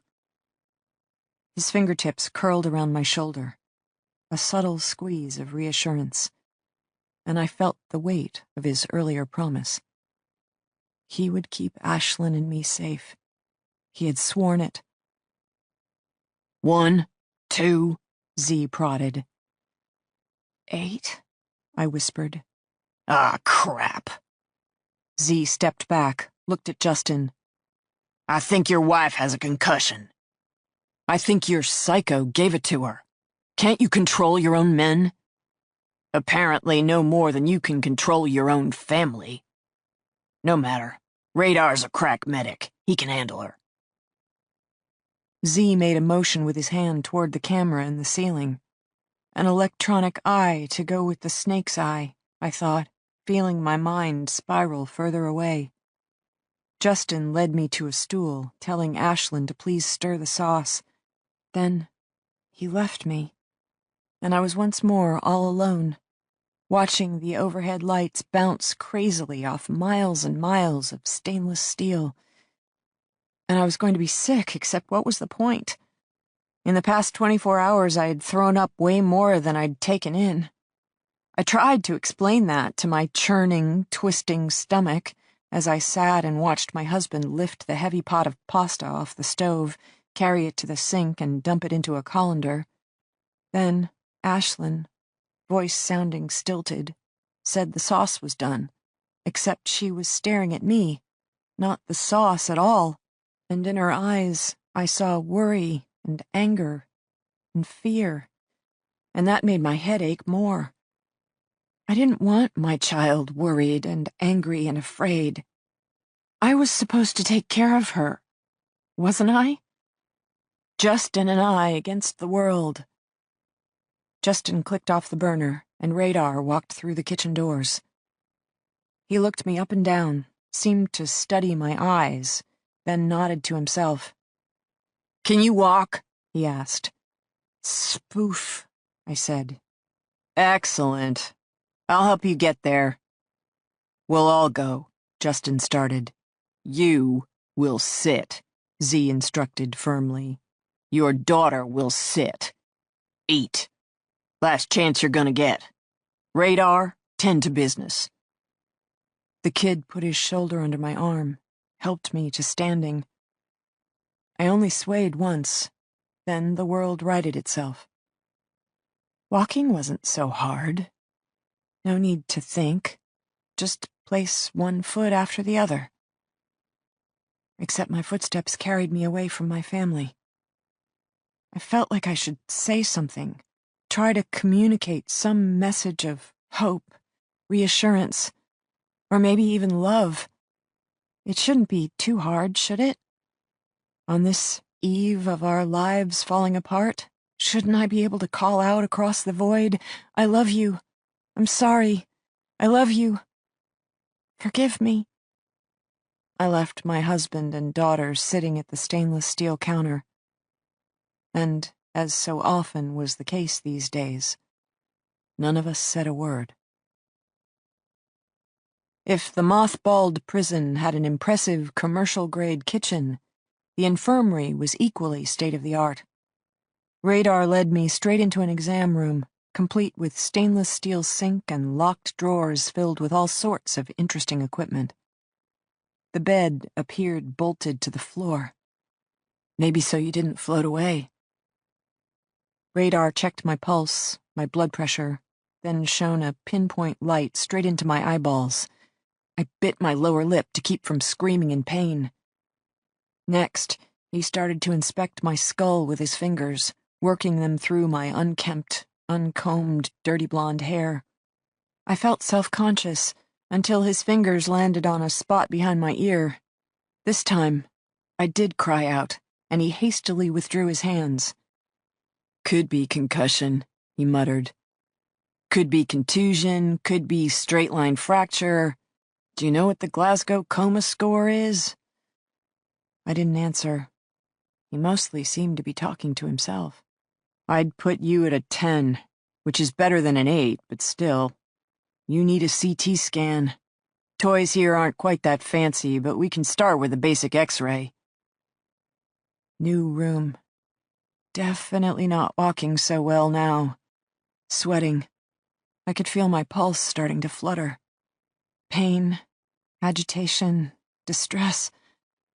I wished Justin were here, his arm once more around my shoulders. X-ray machine. I got to lie down on a table. Radar positioned a heavy mat over my chest, then a cover over my eyes, then a machine over my head. Close your eyes. Don't move. He left. A buzzing, then a flash. Radar was back. Digital system, he announced. as if that should mean something to me. But gotta wait a bit. How did you learn all this? I managed to wave my hand around the room. He stared at me straight-faced. In school, I applied myself real hard. Doctor? Is that what you studied? Doctors are pansies. I'm a field medic. We have real skills. In the military? Army? Kid didn't say anything, just stared at me. What's your name? He asked after another second. I opened my mouth, but nothing came out, so I closed it again. He tried to kill me, I heard myself say. Radar rolled his eyes at me. Pretty fucking stupid thing to do. Tase a guy twice your size. Take it from me, your survival skills could use some work. Bigger they are, the harder they fall, I murmured. Yep, and the faster they crush your skull. Are you friends? The kid shrugged, shifted uncomfortably. We know each other. That's enough. There's something wrong with him. Radar shrugged again. Tell me something I don't know. He would have killed me. Then my husband. Then my daughter. Z stopped him. Is he the boss? In any grouping of more than one, there's a boss. Can he control Mick? Z? Radar laughed. Z can control the world.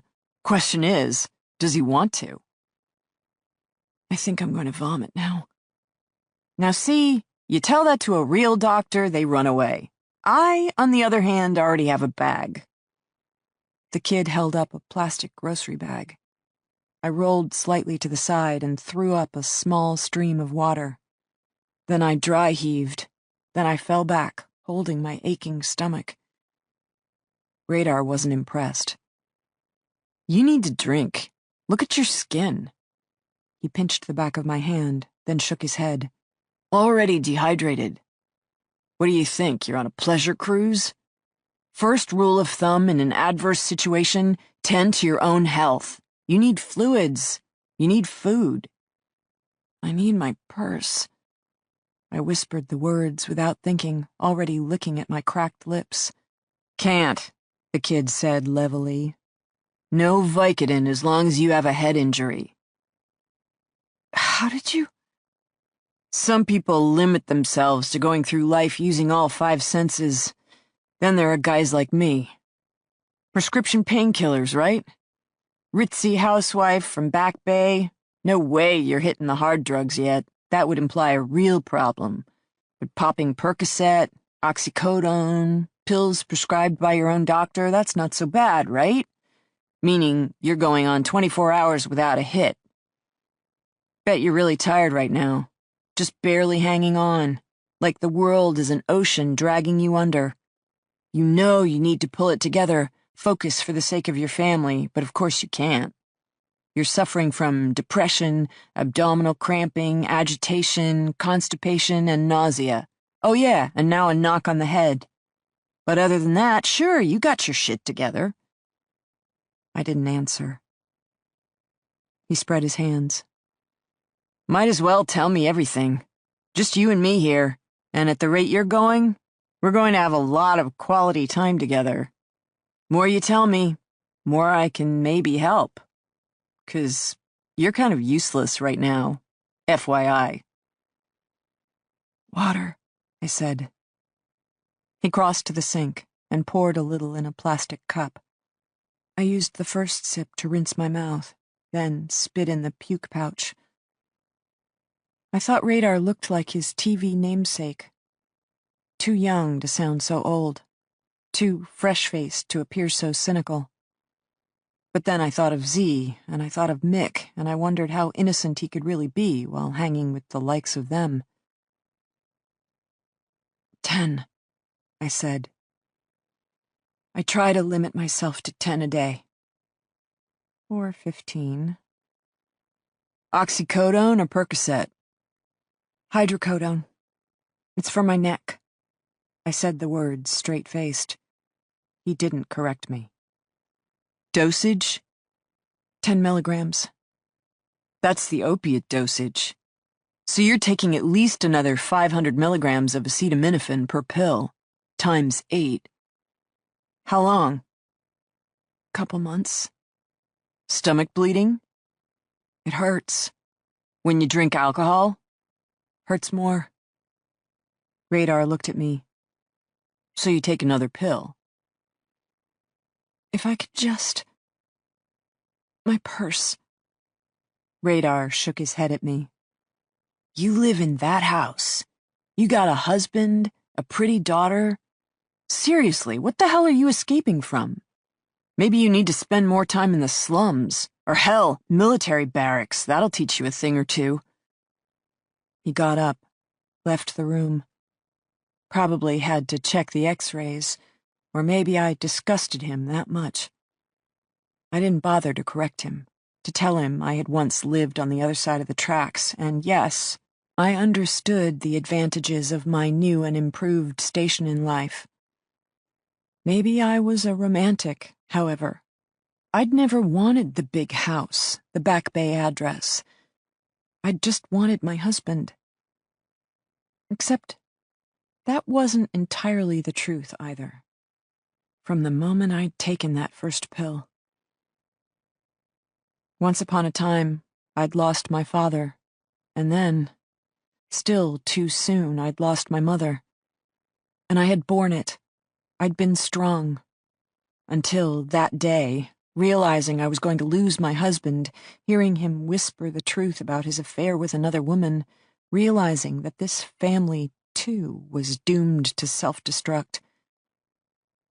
It turned out a giant well of emptiness had always existed inside me. A void so deep and black and ugly, I wasn't just empty. I was hollowed out by the losses in my life.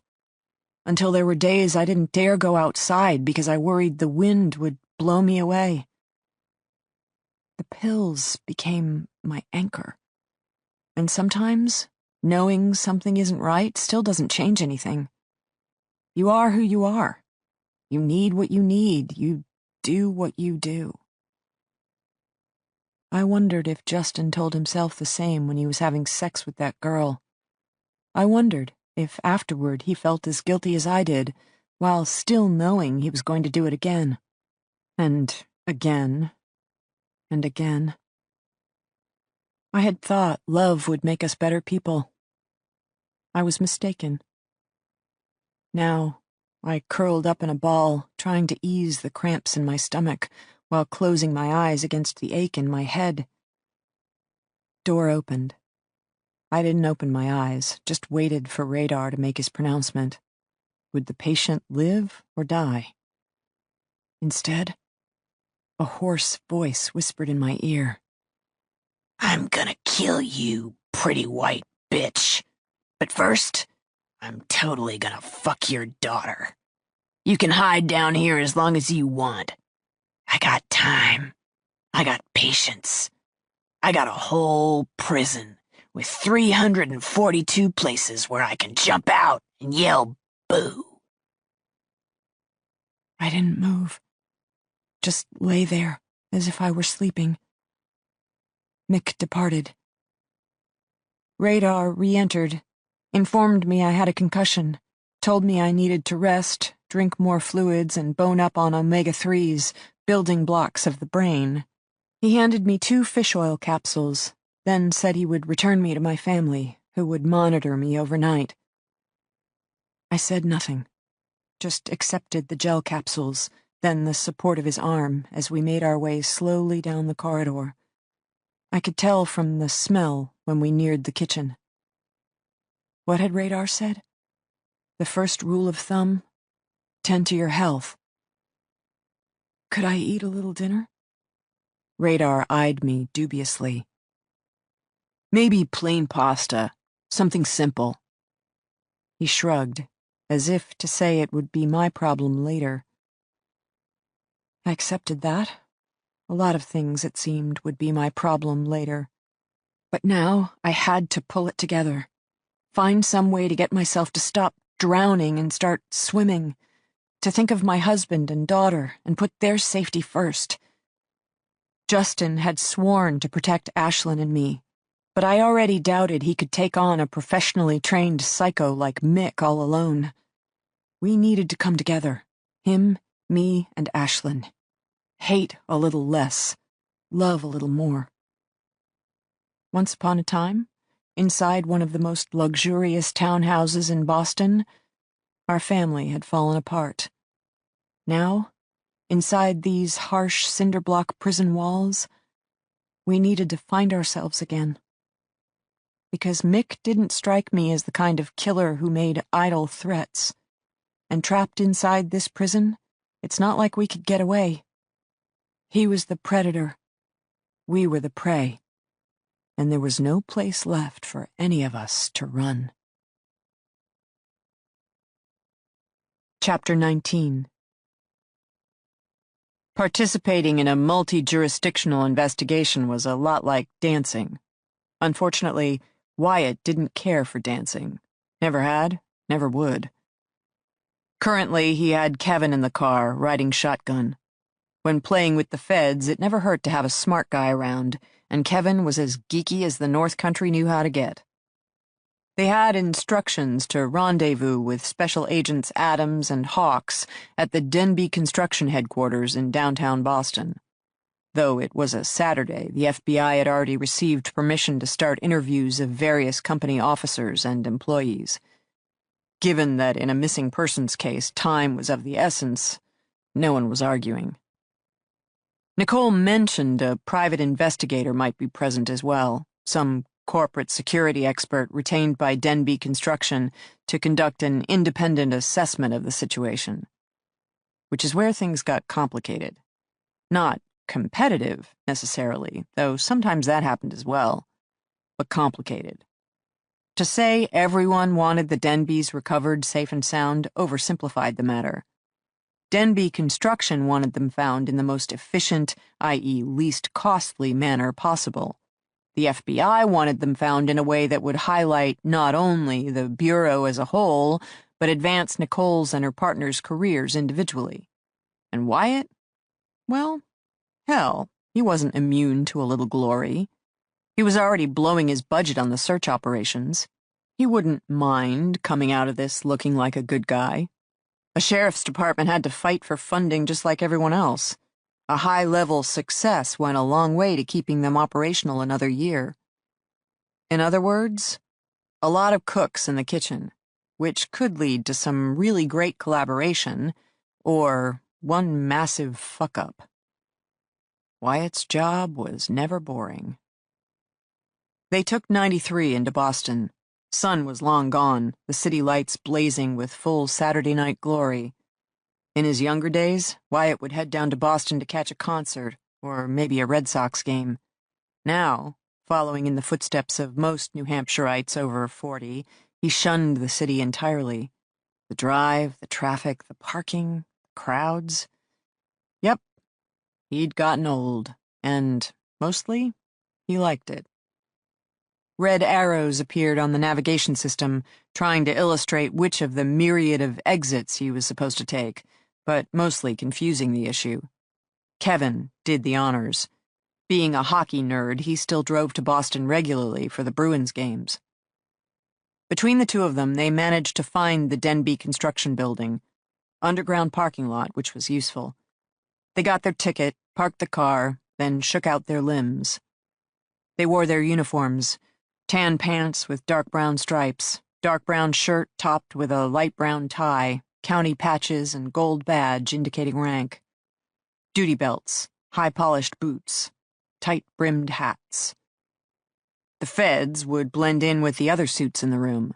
Wyatt and Kevin, on the other hand, knew how to make an entrance. The building lobby was composed of mostly glass, steel, and dark gray slate. The kind of architectural design that kept Wyatt forever happy to be a hick. He noticed one coffee shop and what appeared to be a travel agency. Otherwise, There was an information desk, currently empty, then a bank of elevators beside a huge directory of the building's occupants.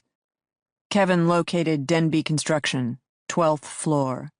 They hit the button, and the elevator obediently carried them away. Exiting the elevator, they encountered a narrow hallway and a great deal more glass, an entire wall of it. With the glass door so artfully fit into the broader panes, Wyatt felt like a blind man using braille to feel out the edges. Door was locked. Behind it sat a cherrywood receptionist's desk, topped with bold metallic letters that spelled out Denbe Construction. Right place, if only they could enter. Kevin finally found an intercom, hit the button. 30 seconds later, an older woman with short-cropped silver hair, dark gray pants, and a long-sleeve white silk turtleneck appeared. She had the tight look of a woman under a great amount of stress, but holding it together. She took in their uniforms, then opened the door. "Anita Bennett," she said briskly. "Chief of Operations, Denbe Construction. And you are?" Wyatt did the honors. Could see her bright blue eyes immediately connect the dots. "You found Justin's jacket, and will now be assisting with the New Hampshire search," she stated, gesturing for them to enter. Wyatt was tempted to quibble over the word assist, but resisted. Nice to meet you, Mrs. Bennett. "Anita, please, call me Anita. The others are in the conference room. Coffee and refreshments are on the side table. Restrooms just down the hall. I have a few final details still to tend, this whole day. We're a bit rattled. Nothing like this has ever happened to us before." Wyatt and Kevin nodded their sympathies. Anita led them to an impressively large conference room, with the requisite wall of windows overlooking downtown Boston. Wyatt guessed that in an industry where contracts ran to the tens of millions, image mattered, because nothing in this room was cheap. Massive birchwood table, dozens of plush leather chairs, huge graphic prints. Wyatt hadn't gotten to visit the crime scene at the Denbes townhouse yet, but just looking at Justin Denbe's offices made him very curious about Justin Denbe's home. Half of the leather chairs were taken. Sitting with their backs to the Boston view were the two feds, Nicole Adams and Ed Hawks. Next to Nicole sat a stocky-looking guy, buzz-cut black hair, red plaid shirt rolled up to the forearms, tattoo creeping up his neck. Definitely one of Denbe's. Same with the three guys beside him, also clad in worn flannel, heavy cargo pants, and work boots.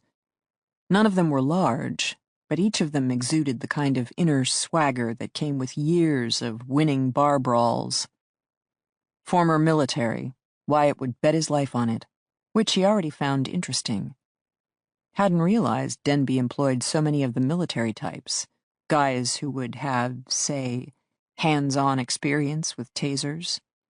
Not to mention, these guys looked like top of the food chain. They probably had interesting connections to even more interesting military specimens. He finished his inspection of the Denbe crew about the same time they finished their inspection of him. They didn't seem impressed, but then the first guy, Mr. Buzzcut, already appeared more captivated by Nicole. Good luck with that, Wyatt wanted to tell him, but didn't. Across the table, currently sitting alone, he got his first surprise. Female, heart-shaped face, flat blue eyes. Jolted him a second, because at first glance the face seemed young, but then, those eyes. He met her gaze, and she returned it frankly. Definitely another former something. Not in uniform now, but had been. The face niggled at him, a sense of déjà vu, as if he should know her. "Tessa Leone," she spoke up. "Northledge Investigations. I've been retained by Denbe Construction to handle an independent assessment of the situation." Ah, the independent investigator. He crossed over and pulled out a rolling leather chair next to her. Kevin took a seat beside Wyatt. Wyatt did the honors, holding out his hand. Wyatt Foster, Sergeant, Criminal Investigations. This is Detective Kevin Santos. We had jacket duty." "You launched the hotline," Tessa said. He nodded modestly. "Don't tell anyone, but I like the public. More often than not, they have useful things to tell us. I mean, once you weed out the crazies. And given that we have few leads and very little information, I thought we could use some useful tips right about now." "Have you received any?" Nicole Adams spoke up from across the table.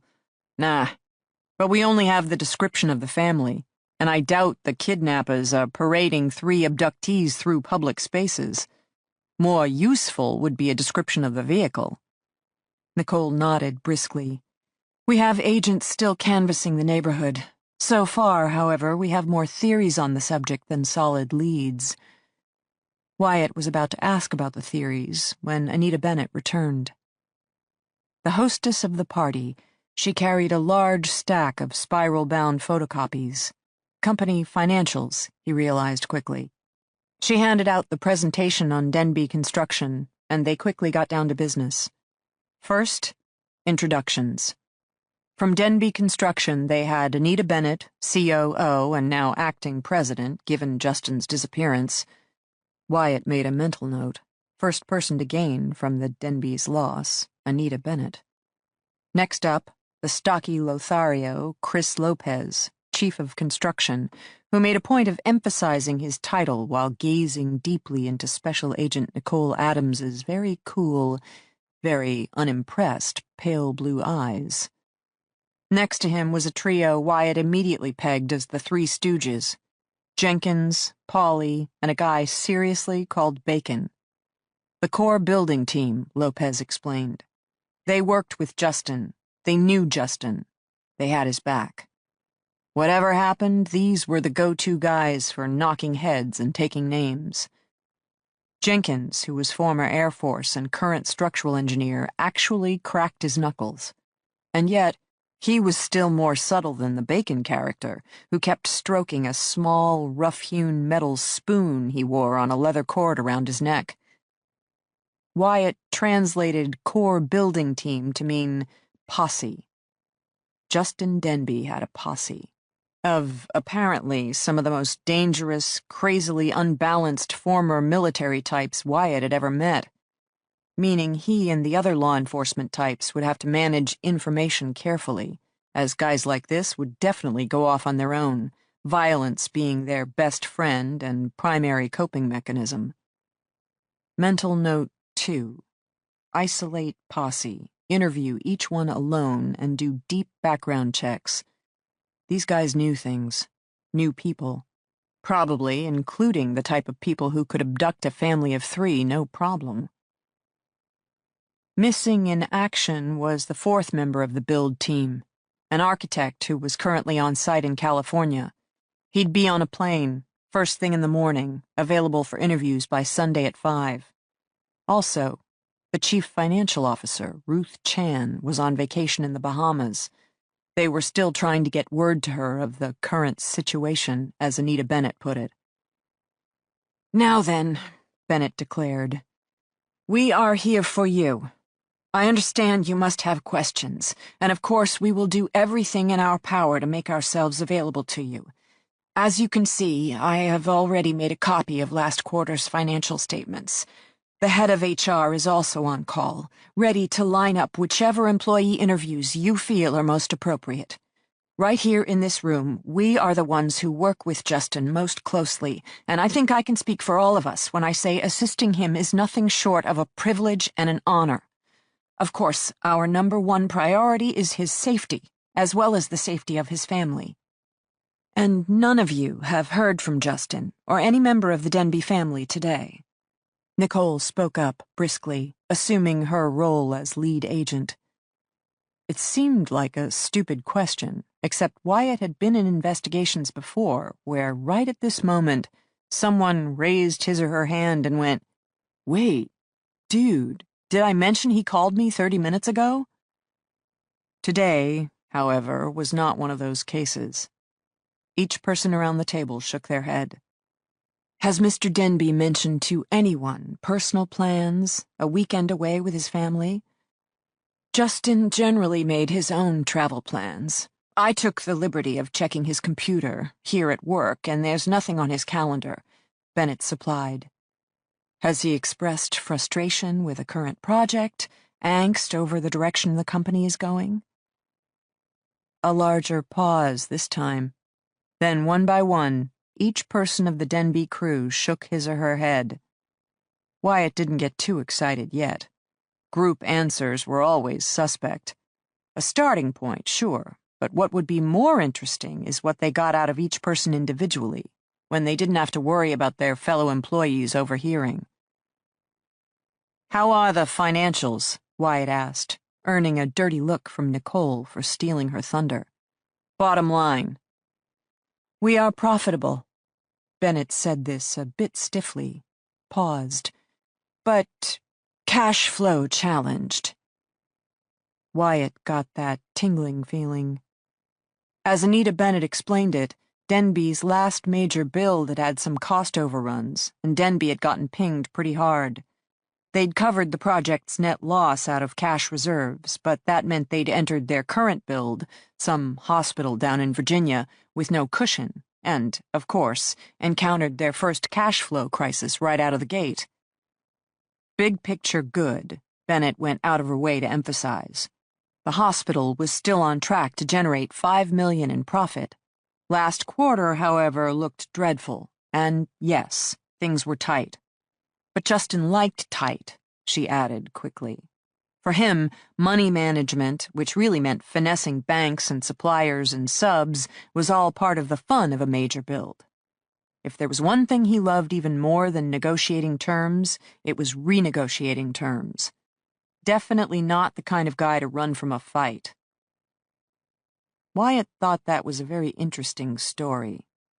He jotted down embezzlement, money laundering, because from what he could tell, with these kinds of dollars flying around, this industry had to be rife with such opportunities. Meaning, if Justin was a numbers guy, maybe he'd started to figure it out, or was at least sniffing close enough to someone else's cash-skimming trail, making his imminent departure necessary.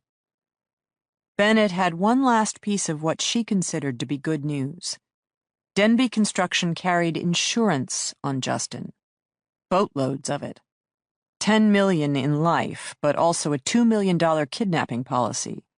Better yet, the kidnapping rider also covered members of his family. $1 million for his spouse, $1 million for each kid. Nicole did the honors. "Are you saying this policy guarantees up to $4 million in possible ransom money?" "Yes." Bennett beamed. "Have you notified the company?" "Not yet. We haven't received any ransom demands." "How long would it take for the insurance company to procure such funds?" Nicole asked. Bennett appeared a little less excited. "I don't know. We've never used it." Wyatt thought that was missing the point. "Excuse me, but how many people are aware of this policy? You know, that kidnapping the Denbe family is worth at least $4 million. Because it sounds to me like the company doesn't have the cash to ransom Justin back, but this policy sure as hell does." Silence in the room. The Denbe employees looked at one another, then glanced away. "Well, most of us, I believe," Bennett supplied warily. "Justin liked to joke about it." Lopez, the construction manager, spoke up. "That we should remember he was worth money alive, not just dead. But, for the record, I didn't know about the family clause. I just knew Justin was insured. I mean, he's the owner. This is a pretty serious firm that handles mega financial deals. Seems to me if you know Denbe Construction at all, then you assume the owner, Justin Denbe, is loaded to the hilt, whether it's insurance money, his money, firm money. Either way, kidnapping a guy like Justin Denbe should equal easy money." The other members of the posse nodded. "Except, of course, Lopez continued. Nothing about Justin is easy. And we're the ones who know that, too. So don't go staring all flinty-eyed at us. He shook his finger at Nicole, in particular. We shot with Justin at least once a week. The guy could take care of himself. Not to mention, most of us were around for his wedding. Plus, we helped change Ashland's diapers. He's one of us. His family is our family. We're not the fucking problem here. You're gonna have to sniff somewhere else for that. Lopez appeared to have said his piece. He sat back, crossed his arms over his chest. His guys nodded beside him. Score one for the hood, Wyatt thought. I think we can all agree, Bennett interjected diplomatically, that we are deeply concerned about Justin, Libby, and Ashlyn. Please, you're handling this investigation. What can you tell us? We do have some initial leads, Nicole supplied. For starters, Taser confetti was recovered at the scene, which we can use to trace the weapon used in the attack. Won't help. The bacon guy spoke up. All eyes turned to him. Illegal in mass. He shrugged, apparently not a big talker. Meaning, Taser's probably not registered. Meaning, serial number on confetti won't tie back to a listed weapon. Nicole thinned her lips, and Wyatt could tell by her expression that she'd already known that. Still, knowing you had no leads didn't necessarily mean admitting you had no leads. Neighbors didn't see or hear anything? Wyatt asked. No, but sometimes a negative can be a positive. Good line. Which was why Nicole had a real career with the FBI, while Wyatt was still a semi-carpenter. For example, she continued, to transport a family of 3, as well as multiple kidnappers in a single vehicle would require at least a van or SUV, presumably for the kidnappers to remove 3 bound and gagged individuals from a home without arousing suspicion means such a vehicle would have to be parked in the immediate vicinity. Inside the Denbes' garage would be one option, but none of the neighbors saw the garage opening and closing that night, let alone Libby's vehicle being moved onto the street. How, then, did the kidnappers manage to illegally park a large vehicle right near the house without arousing suspicion? Delivery van. Tessa Leone spoke up for the first time. Her tone wasn't cool, just matter of fact. Wyatt's first guess. She had yet to hear anything at this table she didn't already know. Nicole frowned, slightly, clearly not thrilled to have had an outsider beat her to the punch. That is our current theory, correct? We're assuming the vehicle was disguised as a caterer's van, which is the kind of thing few people would notice in such a neighborhood. The Denbes have rights to an above-ground parking space, located next to the garage entrance at the rear of the townhouse. It would have been easy enough to park a van there and quickly remove the family members from the house under cover of night. How'd they enter the house? Wyatt asked, as he knew the least about the Boston scene. Overrode the security. No. One of the posse, Paulie, spoke up. I installed that system myself. Can't be overridden. Paulie rattled off about double this and reinforced that. Nicole let him talk, her expression more patient than surprised. Then it wasn't overridden, she stated calmly. When he was finished, it was disarmed. You'd have to know the code, Paulie began. Exactly. Meaning, exactly. Around the room, the various members of the management team all stared at one another. The message, loud and clear. An inside job. The Denbes had been abducted by people who knew them, their security code, and, most likely, the ransom insurance policy.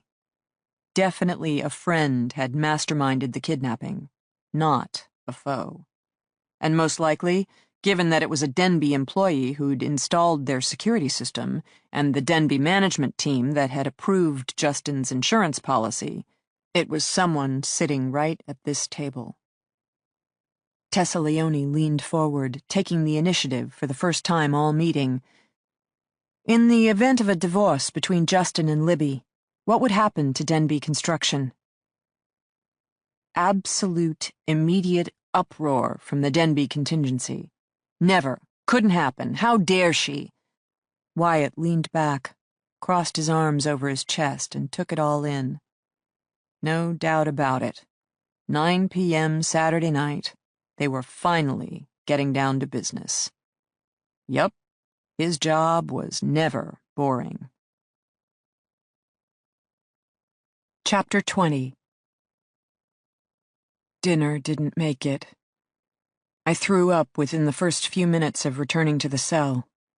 Ashlyn held back my hair as I leaned over the stainless steel toilet.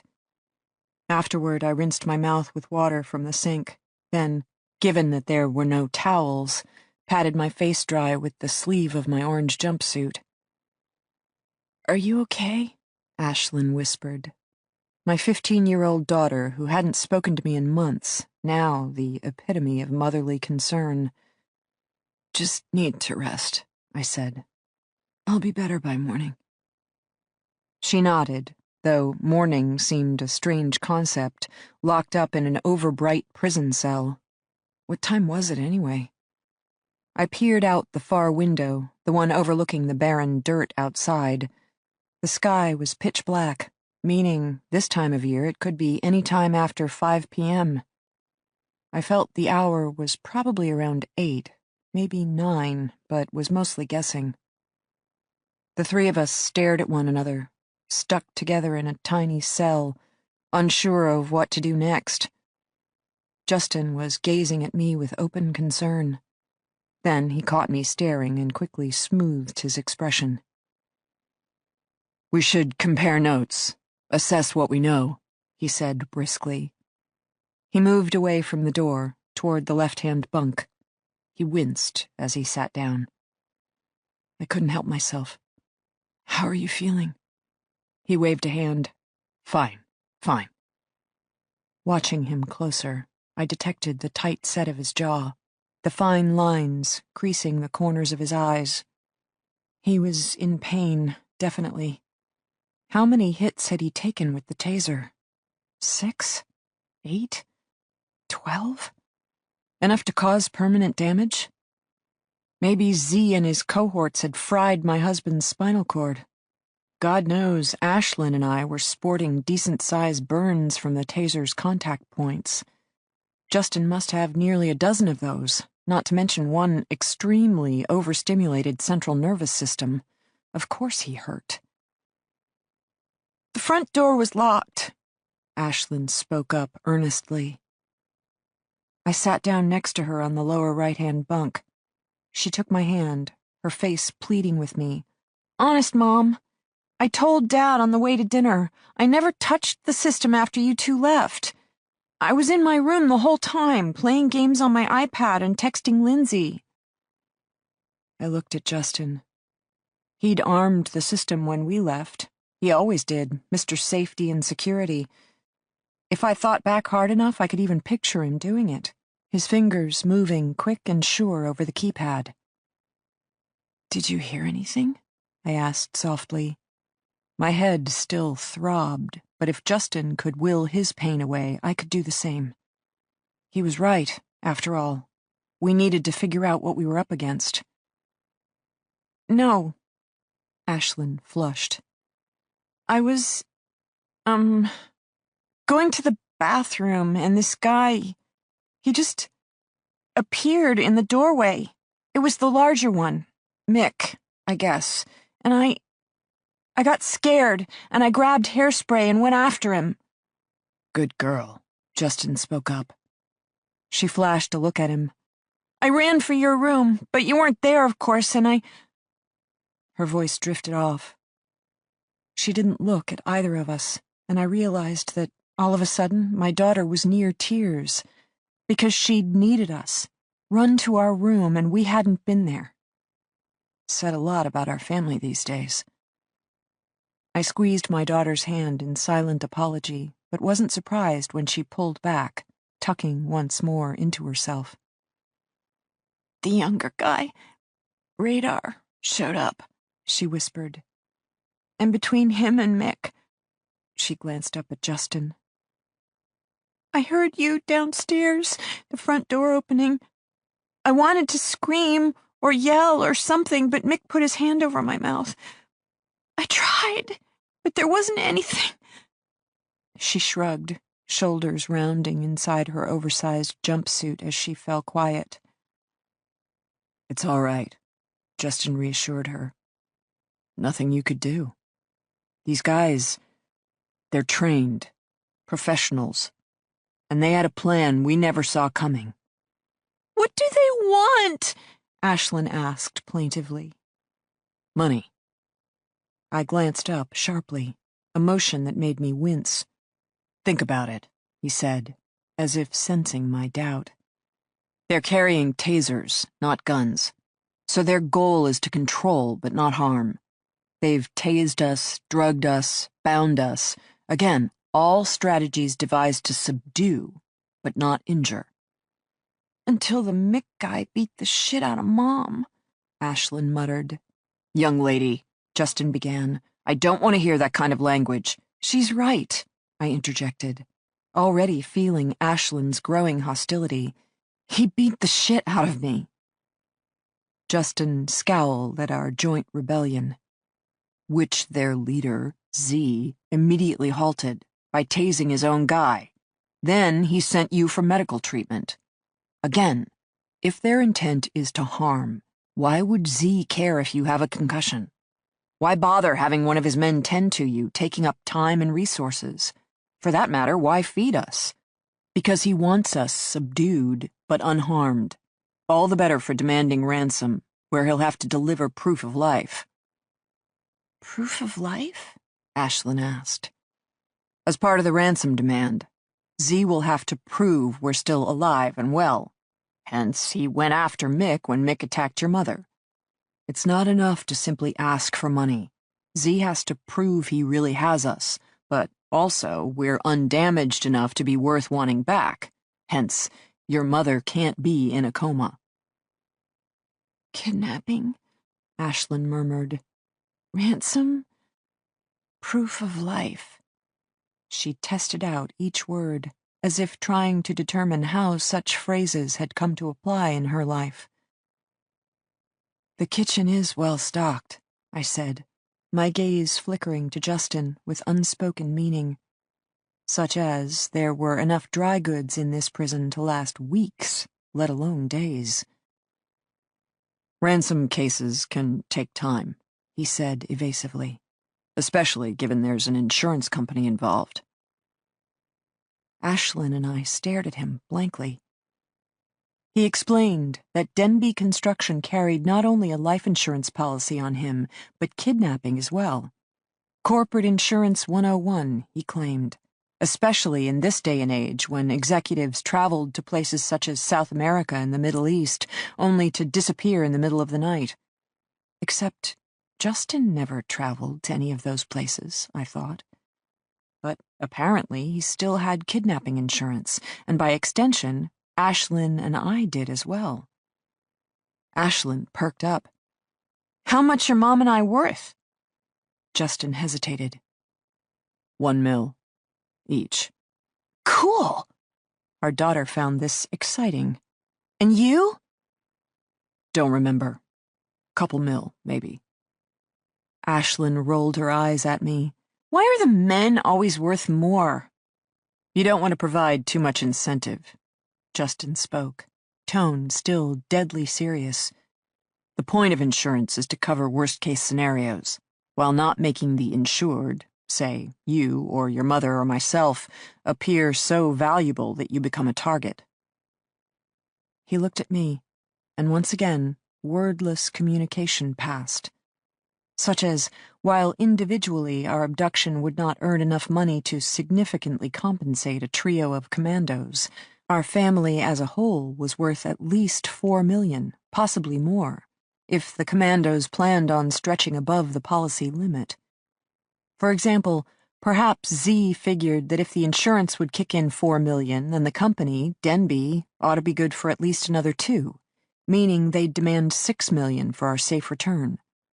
That would translate to $2 million per commando. Incentive, all right.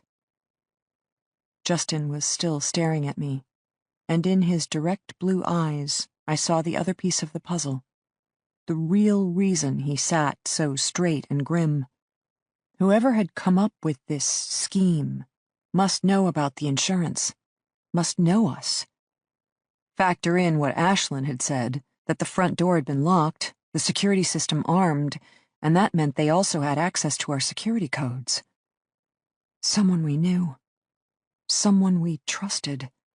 Someone we most likely considered a friend had hired Z's team, researching our schedules, identifying this mothballed prison from Justin's work history, and planning each step of this operation. Maybe that person got $3 million and Z's team won a piece. Still, plenty of incentive. To betray a buddy and put his entire family at risk. I shivered slightly. I hadn't felt so violated since finding another woman's sexually explicit texts on my husband's cell phone. They're professionals, I murmured. He nodded slowly. Military backgrounds, I added. I tried, in the infirmary, to ask radar questions. He was careful with his replies, but he mentioned military barracks. Plus, the way they look, act. Justin wasn't speaking, but he appeared troubled. A lot of former military in the trades, he said at last. An admission of sorts. Maybe the threat didn't come from his company specifically, but from the construction industry as a whole. Ashlyn was studying us, picking up on the unspoken communiques. What? Nothing, Justin said. Bullshit! Young lady, stop it! Stop it! She lurched to her feet, temper flaring. I'm 15 years old, Dad. I know all my swears. Shit, fuck, damn, bitch. And who are you to tell me how to talk? I've been on your job sites. I know how guys speak. What, it's good enough for you, but too real for me? Pretty girls don't need to use ugly words. Who says I want to be pretty? Maybe I like using ugly words. Maybe someone in this family should finally be honest about how they feel. Maybe Mom should start using the word fuck instead of running around trying to be so perfect and accommodating. Maybe if she said the word fuck once in a while, you wouldn't have found another woman to fuck. There's a thought. Justin paled. I sat, frozen, across from him, staring at my daughter as if she'd just grown 2 heads.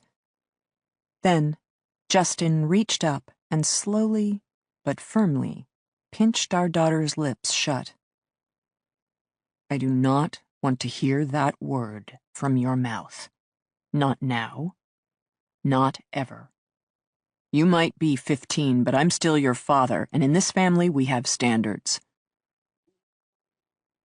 Ashlyn crumbled. From shock, from shame, I couldn't tell which. She collapsed on the bunk beside me, buried her face against me, and wept. I stroked her long, wheat-brown hair, wanting to ease the moment, but not knowing where to start. It's not fair, Ashlyn moaned.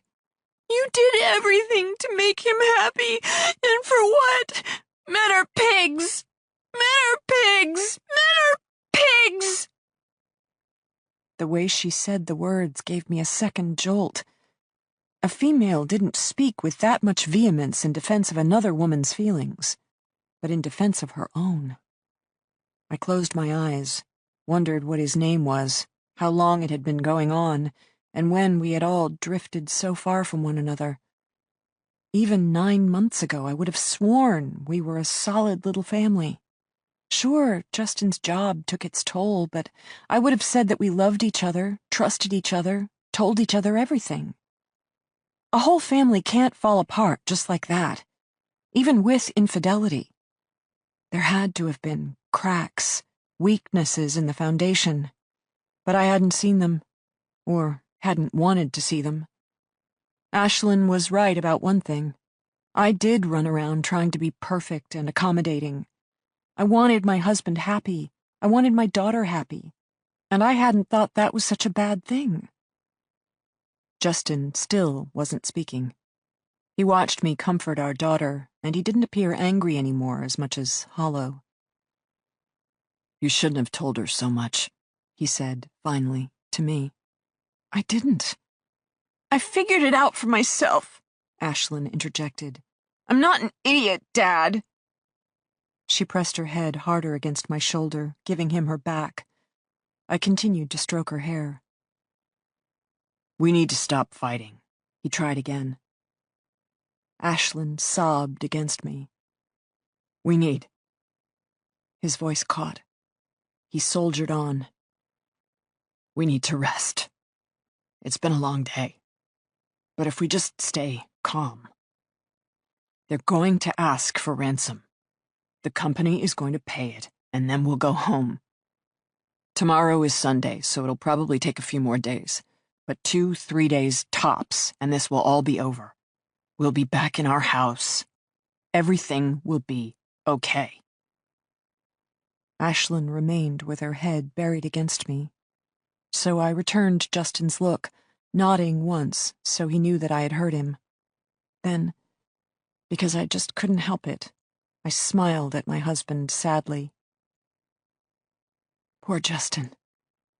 Through sheer force of will, he'd quadrupled his father's company, completed dozens of $100 million projects, and become one of the foremost names in construction. Of course he thought his word was law, that if he could think it, he could make it so. But he was wrong about things. In a few days, this would not be all over. Kidnapping or no kidnapping, ransom or no ransom, it didn't matter. Best I could tell, the total destruction of our family was just beginning. Chapter 21. 9 p.m. The meeting in the conference room broke up. Not to go home. In an investigation with this much ground to cover, sleeping was a luxury reserved for people who didn't know the Denbes, had never worked with the Denbes, and were not currently assigned the task of finding the Denbes. In a missing persons case, the odds of finding the people alive diminished dramatically after the first 48 to 72 hours, which was worrisome because the Denbe family had now been gone for almost exactly 24 hours. And as of this moment, the police had no direct contact from the family, no eyewitness accounts of a kidnapping, nor any reported sightings of the family from the general public. Tessa texted her daughter good night. She had not heard from Sophie all day, which either meant that Mrs. Ennis was doing a great job of keeping her occupied, or that Sophie was currently plotting her revenge. Tessa placed her odds at 50-50, then told herself to let it go. If Sophie was upset, that was a conversation for later. Right now, the Denbe family needed her more. Tessa joined the blonde FBI agent, Nicole, and the burly sergeant, Wyatt Foster. They were interviewing Anita Bennett first, and not only was Bennett Tessa's paying client, but as COO, the person most in the know about possible corporate scandals. Anita led them to her office. An expansive corner suite with light wood-paneled walls, a stunning Boston view, and its own leather sofa. Definitely some money in the construction biz. Tessa wondered how hard Anita had worked to get this office, a top woman in a predominantly male industry. She had a feeling that for all of the room's opulence, this was mostly the place where Anita worked, and worked some more. She took a seat on the chocolate-colored sofa. The blonde FBI agent positioned herself in a hardback chair directly in front of Anita's desk. The North Country detective didn't sit at all, but leaned casually against the wall. He seemed enamored by the fine wood paneling, running one hand along the grain. Decent-sized guy, Tessa thought. She'd place him mid-40s, aging well. Not a big talker, but he had a look about him. Deep thinker, she predicted. The kind who knew a lot more than he let on. worked the good old boy routine, then emptied your wallet in poker. She made a mental note never to gamble with him, but perhaps buy him a beer. A little collegial warm-up, and he probably had some insights worth hearing. Special Agent Nicole Adams started with general background. When had Anita first started in Denbe construction, her subsequent rise within the corporation? Anita smiled, clasped her hands, and placed them on the desk.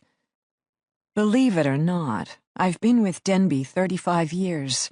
I started fresh out of school, which gives me the dubious distinction of being the company's longest-serving employee, not counting Justin, I suppose, though he was just a teenager back then.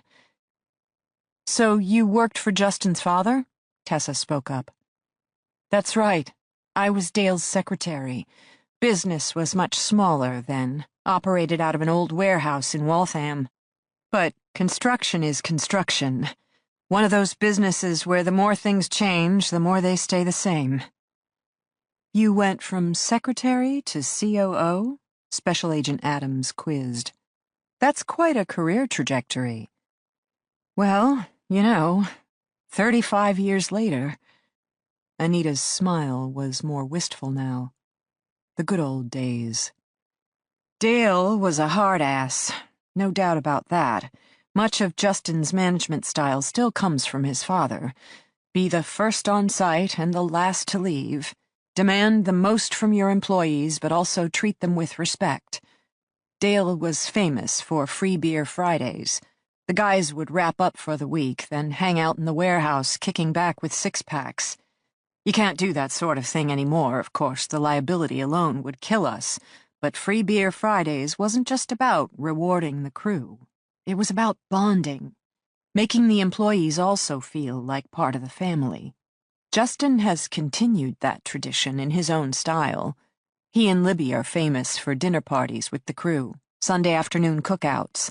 Speaking as a key member of Justin's management team, I've never felt that I work for him as much as I work with him to continue the great tradition of this company. Great family, Special Agent Adams repeated evenly. Great company. Great family company. Anita beamed, nodding shortly. Special Agent Adams leaned forward and stated coolly, "Please stop wasting our time." The COO startled. Tessa felt her own eyes widen, while against the wall she watched the sheriff's detective quickly suppress a grin. We are not shareholders. We are not with the Better Business Bureau, nor are we prospective clients. We are here to locate and assist Justin, Libby, and Ashlyn Denbe. To be even more frank, we have roughly 24 hours to get that job done. Or, chances are, you won't see any of them alive again. Do you understand? Slowly, the COO nodded.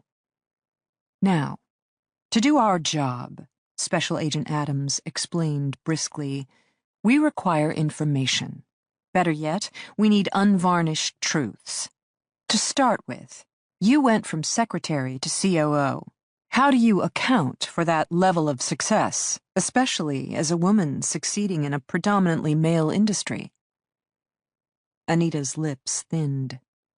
She answered the question in the same brusque tone the FBI agent had used to ask it. By working twice as hard as everyone else, of course.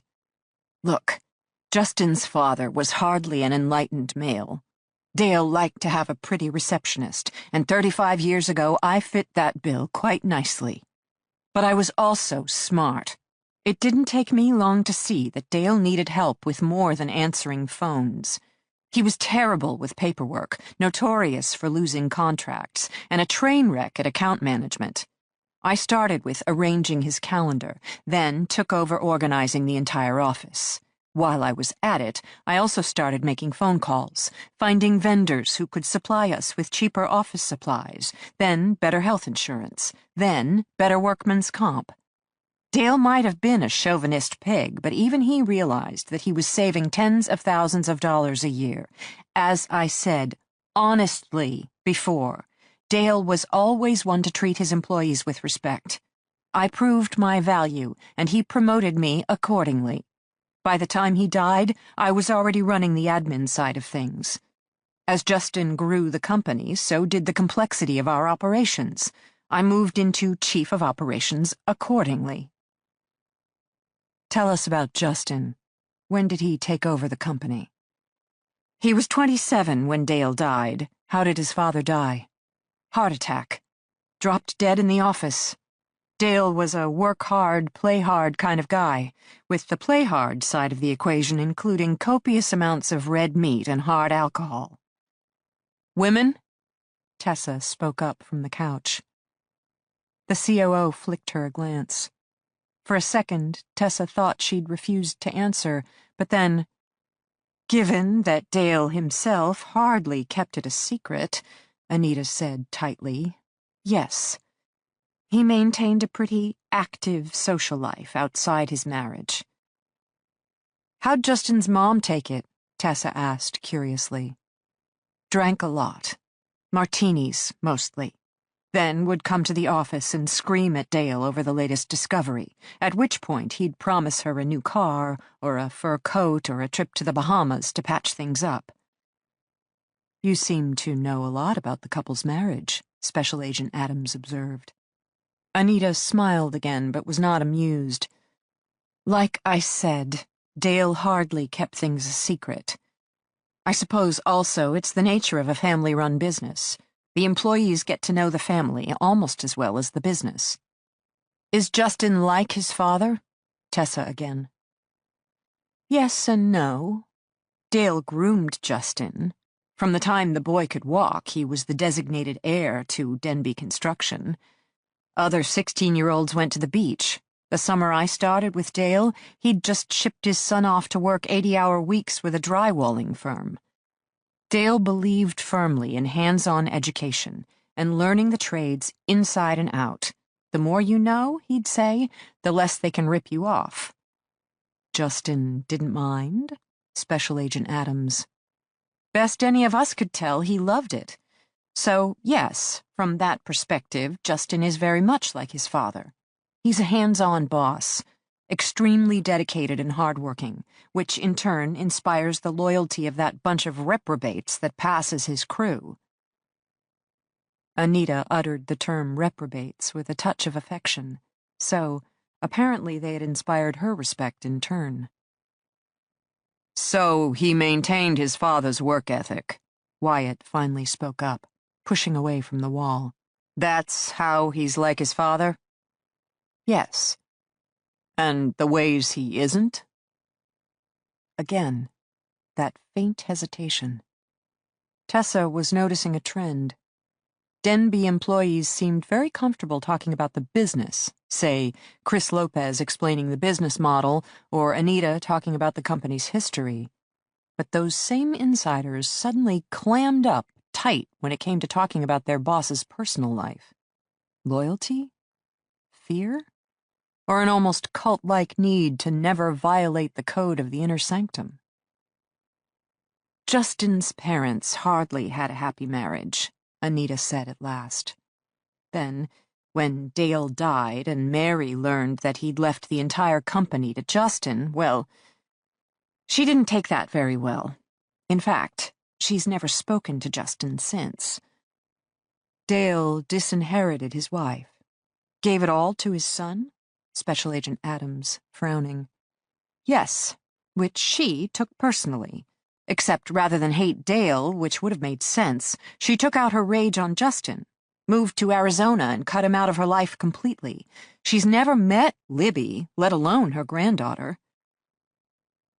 The office fell silent as the three investigators digested this. Meaning, Anita said after another moment, that Libby and Ashlyn are the only family Justin has left.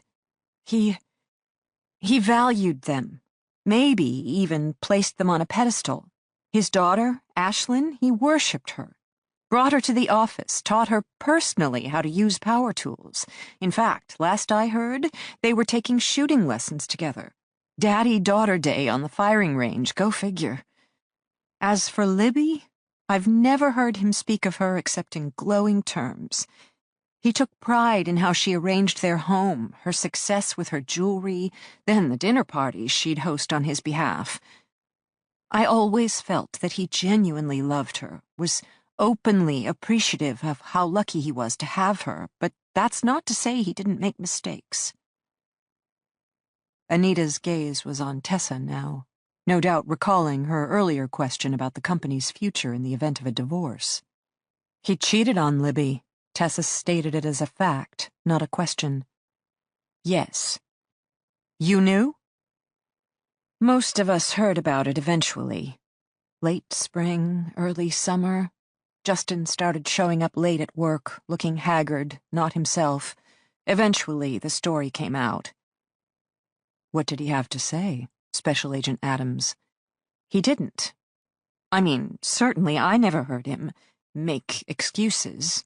He screwed up. He knew he screwed up. He was raised in that kind of marriage. He had a first-hand seat to just how damaging infidelity can be, though, of course. Yes, Special Agent Adams pressed. Anita sighed, gazing at the two female investigators as if they had the best shot at understanding. In the immediate aftermath, he sent Libby a diamond necklace, a rather large and flamboyant diamond necklace. Just because you know better doesn't mean you can't be stupid. What did Libby do? Tessa asked. Being a jewelry designer with a nice collection of tools, she apparently took the necklace apart, link by link, and left it in a pile on the front seat of his car. After that, I believe he got the message. Were they going to counseling? Wyatt again. I don't know those kinds of details, but they were working on their marriage. Justin had moved back into the house, and certainly, all day Friday, he kept talking about their upcoming dinner at Scampo. He sounded excited for it. Tessa leaned forward. The COO's face seemed open enough, as if she'd joined their program of full disclosure, and yet... When did Justin first start cheating on his wife? Anita stiffened. What do you mean? Come on. A guy as good-looking as him? Had a job that kept him on the road? Plus, like you said, grew up with a father who apparently thought a hard day's work justified a hard night's play. Did Justin really believe in being more faithful to his wife? Or was he just better at covering his tracks? I don't get involved. Sure you do. You're the chief of a family-owned business. In your own words, that involves dealing with the family as much as the business. 6 months ago, this family fell apart. Libby discovered Justin had been cheating on her with a travel agent downstairs. What else did she finally figure out? Ashlyn, the COO said abruptly. What about Ashlyn? She came to the office 3 months ago. She confronted the girl Justin was rumored to be involved with, and she made quite a scene. Anita had just been entering the building when she'd heard the commotion. Libby Denbe, still clad in her private school uniform of green and blue plaid, was screaming at one of the dark-haired young travel agents, words such as slut, whore, cunt. The travel agent was standing there, shell-shocked, when Anita had intervened. She'd dragged Ashlyn upstairs to the relative privacy of Anita's office.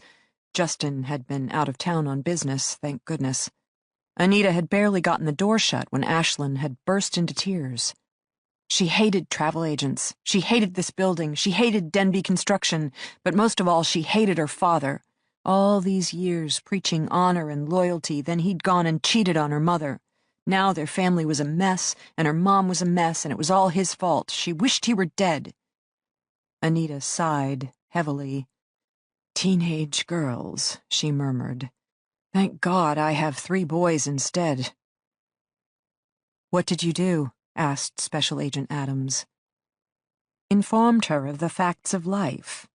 What had happened, and there was nothing she could do about it now. Then I told her to go home and stay there. No returning to this building, no yelling at travel agents. This was her parents' business, not hers. And how did she take that? Glared at me mutinously. Anita rolled her eyes. Teenage girls, she murmured again. Did she return? Not that I heard of. It's possible. I also informed her that if I saw her again, I'd tell her mother. Libby didn't deserve that kind of added stress, and Ashlyn knew it. The girl is loyal to her mother. She's just hurt. Fathers aren't supposed to be human, you know, especially not the ones who've raised their girls to be daddy's little princesses. Sounds to me that family was still going through a rough patch. Special Agent Adams clearly fishing. The COO shrugged, not taking the bait. Wyatt's question was more direct. Talk to us about divorce. Date night doesn't do the trick. Libby decides to go ahead and hire a lawyer. What happens to the family firm? For a change, Anita seemed genuinely perplexed. I don't know. Justin is the sole shareholder. He was wealthy when he first met Libby, so there may be a prenup. If not, I would assume she'd be entitled to 50% of their assets, which would include 50% of the business. Hefty price to pay for an active social life, Tessa said dryly. Do the crime, serve the time, Anita answered, just as succinctly. You think Justin would be willing to part with half his firm? Wyatt again, his tone patient but probing. I can't answer that. Which Tessa personally took to mean no. Protect the boss. That seemed to be Denbe Construction's standard operating procedure, meaning if they weren't answering a question, there was something they didn't want you to hear. And if he dies? Wyatt again, tone still even. If Justin Denbe isn't found alive? I would assume the company reverts to his surviving family. First Libby, then Ashlyn. And in the event they're dead, too. That guarded look again. I would think there is some kind of provision in Justin's will. You should follow up with his lawyer, Austin Furland. He'd know. What about the employees? Special Agent Adams. In the event that the entire Denbe family died, would there be an opportunity for, say, the core management team to purchase the company? Anita's gaze definitely sliding sideways. Ever try to buy in before? Wyatt, piling on. After all, $100 million company, you got 35 years of blood, sweat, and tears tied up into it. Why should Justin have all the glory? We would never try to take over. Not saying take over, just buy in. Happens. Hard-working employees get to become profit-worthy shareholders. Ever approach Justin? Raise the question? Once. She said the word grudgingly. Cash flow was tight. Some of us, myself included, offered to invest into the company in exchange for an ownership stake. Define others. Special Agent Adams, clearly intrigued by this line of questioning. Myself, Chris Lopez, Ruth Chan. It was a win-win proposition. Doesn't matter, though, Justin declined. He felt the company could weather the economic downturn, which it did. Except you still didn't have an equity stake to benefit from its $100 million success. Our bonuses were particularly large that year, Anita replied curtly. But even Tessa could read between those lines. A bonus wasn't the same as ownership. Clearly, Justin Denbe didn't share his toys, which already made Tessa wonder what he'd do in the event of a divorce. If he wasn't willing to share the company with his most trusted management team, would he really share it with his jilted ex-wife? Besides, Anita continued, I wouldn't include myself as a prospective buyer anymore.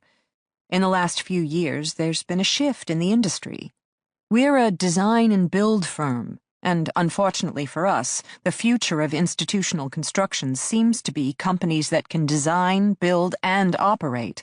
For example, a full turnkey company that designs, builds, then runs the senior care facility on behalf of the state. Justin himself doesn't believe this mega model will last.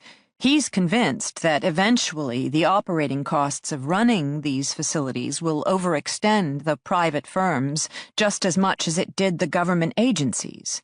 Or, perhaps more prophetically, there will be some kind of scandal, an escape at a major prison, a death at a senior home, that will cause public backlash toward private handling of public institutions. But, in the meantime, given the number of jobs on which we've recently been outbid— The COO thinned her lips, stopped talking. Tensions are high? Special Agent Adams pressed. We have the necessary cash reserves, Anita replied, which Tessa took to mean that tensions were very high. And, in fact, the future of Justin's $100 million firm wasn't so certain after all. Interesting. If memory served, just an hour ago, in the conference room, the COO had stated emphatically that Justin had no angst over the future of the company, and all was well on the corporate front. Now, suddenly, the future wasn't so bright. And here was a thought. Justin's disappearance/untimely demise might allow for a significant change in corporate direction, possibly even save a sinking ship. Seemed like the column for winners in the event of Justin Denbe's death was steadily racking up names.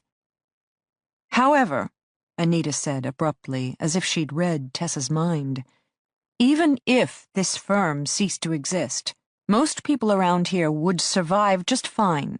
There are old-timers, she used the word dryly, such as myself, who've logged enough of the good years, stuffing our mattresses. As for the younger guys, Chris and his crew, most of them could easily find a similar job at a rival firm with very little fuss. At the end of the day, this is all just business. Anita waved her hand. And what about a day's work is worth harming someone over? Good question, Tessa thought. And yet people got killed over money and business transactions all the time. Would you like to know the true paradox of the Denbe mail? Anita asked abruptly. By all means, Tessa assured her. They may not be faithful, but they are loyal. Dale loved Mary. Justin, from everything I've ever seen, loves his wife, too. He would never choose divorce, and he would certainly never do anything to harm his family. Especially not Ashlyn. Dear God. I mean, maybe if only Libby were missing, some of your questions would make more sense. But you can ask anyone, everyone. Justin Denbe would never harm a hair on his daughter's head, and if you understand that most of us here have watched Ashlyn grow up before our eyes, we'd never harm her either. Whatever has happened, we're not the problem. Justin's not the problem. Then who is? Tessa couldn't help herself. I don't know. The kind of person who is heartless enough to attack an entire family. I mean, why? Question of the day, Tessa assured her. Personal or professional. Ransom or revenge. There is, maybe, one last thing. They glanced at Anita expectantly. Last time I saw Libby was several weeks ago. She came in to sign some forms. She seemed off. Actually, I had a flashback to Mary Denbe and her 4 martini lunches, except Libby didn't smell like alcohol. You think she was under the influence? Special Agent Adams pressed. I would guess she was on something, trying to dull her pain. I almost said something to Justin, but then I thought, they're already dealing with so much. We're pulling for them. Despite what you may think, each of us here, we're hoping the marriage works out. Once upon a time, they were such a great couple. We remember those days, even if they don't. Anita seemed to finally run out of things to say. With no more revelations, they wrapped up the interview and exited the office. It was now after midnight. The other officers had already completed their interviews, the conference room deserted when they re-entered it. Just to be sure, Special Agent Adams walked the perimeter, peering through the frosted glass panes that overlooked the rest of the offices. The Boston detectives recovered a prescription bottle for hydrocodone in Libby Denbe's purse, she stated without preamble, filled 2 days ago, already 1/3 empty. Wyatt picked up the thought trail first. Libby was abusing painkillers. According to the pill count on the bottle, she'd taken 20 pills in just 2 days. Can't be just one prescription, then, Wyatt mused. not if she's using at that level. Doctor shopping, Tessa supplied. A woman of her socioeconomics, most likely she's going from doctor to doctor, cataloging fictional pains. Wyatt turned to Nicole. You said the prescription bottle was in her purse? He asked. She nodded. Meaning it was left behind. Makes sense, the blonde replied. Their personal possessions were all piled on the kitchen island. Tessa got it, the point Wyatt was trying to make. Detox, she murmured. The New Hampshire detective glanced at her, nodding appraisingly. And how? Wonder if her abductors expected that little development, that one of their abductees would— He glanced at his watch. Right about now start suffering from extremely painful, extremely high-maintenance withdrawal symptoms. Special Agent Adams turned at the end of the table. She might even need medical care. Avenues to start pursuing, Wyatt said thoughtfully, assuming the kidnappers are willing to risk discovery by taking her to a local hospital. But yeah, I'll put out a bulletin to keep an eye on emergency rooms for a woman matching Libby Denbe's description. You think they're still alive? Tessa couldn't help herself. She glanced at the FBI agent, then the New Hampshire sheriff's detective. They both shrugged. Don't know, Special Agent Adams replied honestly, though I certainly hope so. I still put the odds in our favor, Wyatt said. If they wanted the family dead, no reason they couldn't have taken care of business up close and personal, then left behind 3 bodies. The use of tasers suggests to me there's more at play here than simply eliminating the family. Tessa nodded. If only because it was late, and given their lack of immediate progress, she needed something to believe in. Tell you something else, Wyatt continued. This company, these people, he grimaced. What a bunch of liars. He said it so flatly, Tessa almost burst out laughing, but she recovered herself quickly enough to ask, "What makes you say that?" They've all got Justin Denbe's back, except, when they're trying to buy his company. And the business is doing great, except, of course, there's this whole new branch of mega corporations that are stealing their jobs. Oh, yeah, and they don't know anything about the family's secrets, except, of course, when they are the family secret. Who's the family secret? Special Agent Adams, looking confused. Anita Bennett. You didn't pick up on that? Pick up on what? Wyatt gave them both a look. The expression on her face, every time she said Justin's father's name. Telling you now, she wasn't just one of Dale's employees. She was one of his conquests. That whole unfaithful but loyal speech? Because Dale was unfaithful with her, but remained loyal to his wife. Meaning, when he died, both of the women in his life got shafted. Mary left. Anita stayed behind, Tessa murmured.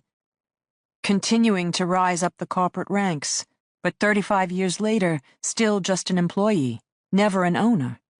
Some people might get a little bitter about that, Wyatt observed. Special Agent Adams smiled for the first time all night. It was a particularly scary look for her. And some people might decide to finally take what they believe they so richly deserve. Chapter 22. They took Justin away. Ashlyn had fallen asleep. I was drifting in and out, exhaustion dragging me under only for an achy, restless pain to prick me back to consciousness. My concussion, withdrawal, who knew? I dreamed of dark, turbulent seas, monsters and bared fangs and striking cobras. Then I would wake up, curled into a ball, shaking uncontrollably, head nearly shattering in agony. I don't think Justin was sleeping. Each time my eyes opened, I would find him standing at the cell door, shoulders back, face tense, a caged beast still seeking a way out. Or maybe a sentry standing guard. Either way, it didn't save him. The door blew open. That's how it felt. I had dozed off, then suddenly, bam! The steel door, flying open, two intruders pouring in. They each bore mattresses, held as shields below their dark, helmeted heads. Faceplates obscured their features until they appeared as dark, armor-plated beetles coming to get us. One of my own crazy dreams coming to life. They were shouting, wielding clubs. The largest went straight after Justin, knocking him to the floor and beating him with a stick. Bam! Bam! Bam! Then the second was on Ashlyn, who was asleep on the lower bunk. A rabid beetle pouncing on her with the mattress, smothering her down. I heard muffled screams. Then I toppled off the top bunk, rolling onto the back of the beetle from hell. I whacked instinctively at his shoulders, except everything I smacked was padded or plated. My fists were useless. My daughter screamed, and I hit, and none of it made a difference. Justin, shouting from the floor, "I'll go! I'll go! Just leave them alone! Leave my family the fuck alone!" That quickly, Ashlyn's attacker straightened, removing the mattress from her body, brushing me off his back. I fell hard, catching myself at the last second with my hands because my head had already suffered enough. Justin, already dragged to his feet, lurched to standing near the open cell door, blood on the corner of his mouth, hands manacled before him. His attacker grabbed his cuffed wrists and dragged him away. Our attacker had his shield once again positioned against his body. He eased backward toward the open door. At the last moment, he flipped up his faceplate. Mick smiled, blew us a kiss. Most fun he'd had in ages. You could see it on his face. Couldn't wait to do it again. Then he stepped out. The steel door clanged shut, and Ashlyn and I were alone. We didn't cry. By mutual consent, we curled up on the top bunk, out of immediate reach of smothering beetles. From this vantage point, I could see out the narrow window to a dark, dark sky. Still middle of the night, not even the next day, and yet it already felt like we'd been in this hellhole forever. My daughter lay on her side with her back to me. I put my arm around her waist, my face against the top of her hair. When she was little, Ashlyn used to creep into our room. Never say a word.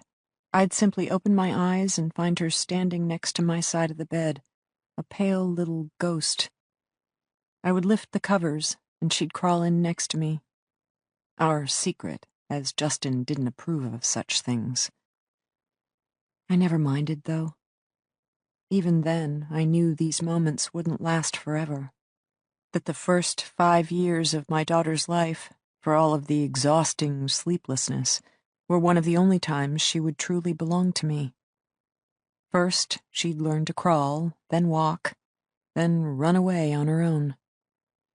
So I liked to hold her close, smell the baby shampoo scent of her hair, feel her like a hot little furnace nuzzled up next to me. My girl wasn't little anymore. At 15, she stood at nearly my height, and yet her rib cage still felt so slight. She was growing like a colt, all skinny arms and legs. Given Justin's size, she would probably top my head next year. It was one of those things, I guessed. She'd always be my little girl, and yet she never would be again. My body started to shake, my stomach cramping. I willed the tremors away, but they didn't listen. "Mom?" my daughter asked. Her voice was soft, subdued. I brushed back her long wheat-brown hair, and for the first time in a long time, my own weakness shamed me. I never should have taken that first pill. I never should have let something as stupid and pathetic as my husband's affair become an excuse to fall apart. Maybe my marriage was done, but I still had motherhood. How had I forgotten about that? My concussion, I mumbled, a vague enough excuse. My daughter wasn't fooled. She rolled over, staring at me. She had my eyes. Everyone always said that. Not gold, not green, somewhere in between. She was beautiful and smart and growing up too fast. I touched her cheek, and for once, she didn't flinch. "I'm sorry," I said. My brow was starting to sweat. I could feel the beads of moisture, except in my hazy state, they felt less like water, more like blood. "You need your pills," she said. "How did—" I wasn't sure I wanted to know. "I've been going through your purse," my daughter stated matter-of-factly. "And your cell phone. Dad's, too. Both of you didn't just stop speaking to each other. You stopped speaking to me." I didn't say anything, just searched her gaze, tried to find myself in my teenager's unflinching stare. "We love you. That will never change." "I know. Sometimes parents have to be people, too." "I don't want people," she said. "I want my mom and dad." She rolled back over. Then my time was up. One side effect of taking an opiate, severe constipation, meaning once you go off that drug, your body has some catching up to do. I made it to the toilet just in time. The diarrhea was violent and smelly and awful. I would have cried, except between the chronic vomiting, sweating, and now this, my body didn't have any moisture left. Ashlyn remained on the top bunk, did her best to give me privacy. Not that it really mattered anymore. I was being broken down, I thought, clutching my cramping stomach, devolving from human to animal, from a respectable wife and mother who once knew her place in the world to a woman who might as well collapse in a gutter. Then, the worst of the diarrhea was over. All that remained was shaking and sweating and aching and the deepest, darkest despair. I made it off the toilet, curled up on the floor, and waited for the world to end. Later, Ashlyn told me that Radar came. He had a jug of water, a pile of towels, and a bunch of pills. An anti-diarrheal, some acetaminophen, and antihistamine. It took both Radar and Ashlyn to get the pills down my throat. Then Radar was gone, and Ashlyn was left with the task of dampening towels and wiping my face. She couldn't figure out how to move me to the bunk, so she sat with me on the floor. At one point, I remember opening my eyes, watching her watch me. "You're going to be okay," she murmured. Then, "I don't feel sorry for you, Mom. It's the least you deserve." except later, I heard her crying, hushed, racking sobs, and I tried to touch her face, tried to tell her she was right and I was wrong, but I couldn't move my arms. I was underwater again, sinking down, down, down, watching my daughter drift away from me. I hate you, my daughter was saying. I fucking hate both of you. You cannot leave me like this. You can't leave me. And I didn't blame her. In fact, I wanted to tell her I understood. I hated my father, too, because he hadn't wanted to wear a helmet. And I hated my mother, who even when we couldn't afford dinner, always had a fresh pack of cigarettes. Why were parents so weak, so fallible? Why couldn't my own parents have seen how much I loved them, needed them beside me? They died, leaving behind the kind of void that is never filled, a relentless ache that follows an abandoned child throughout her entire life.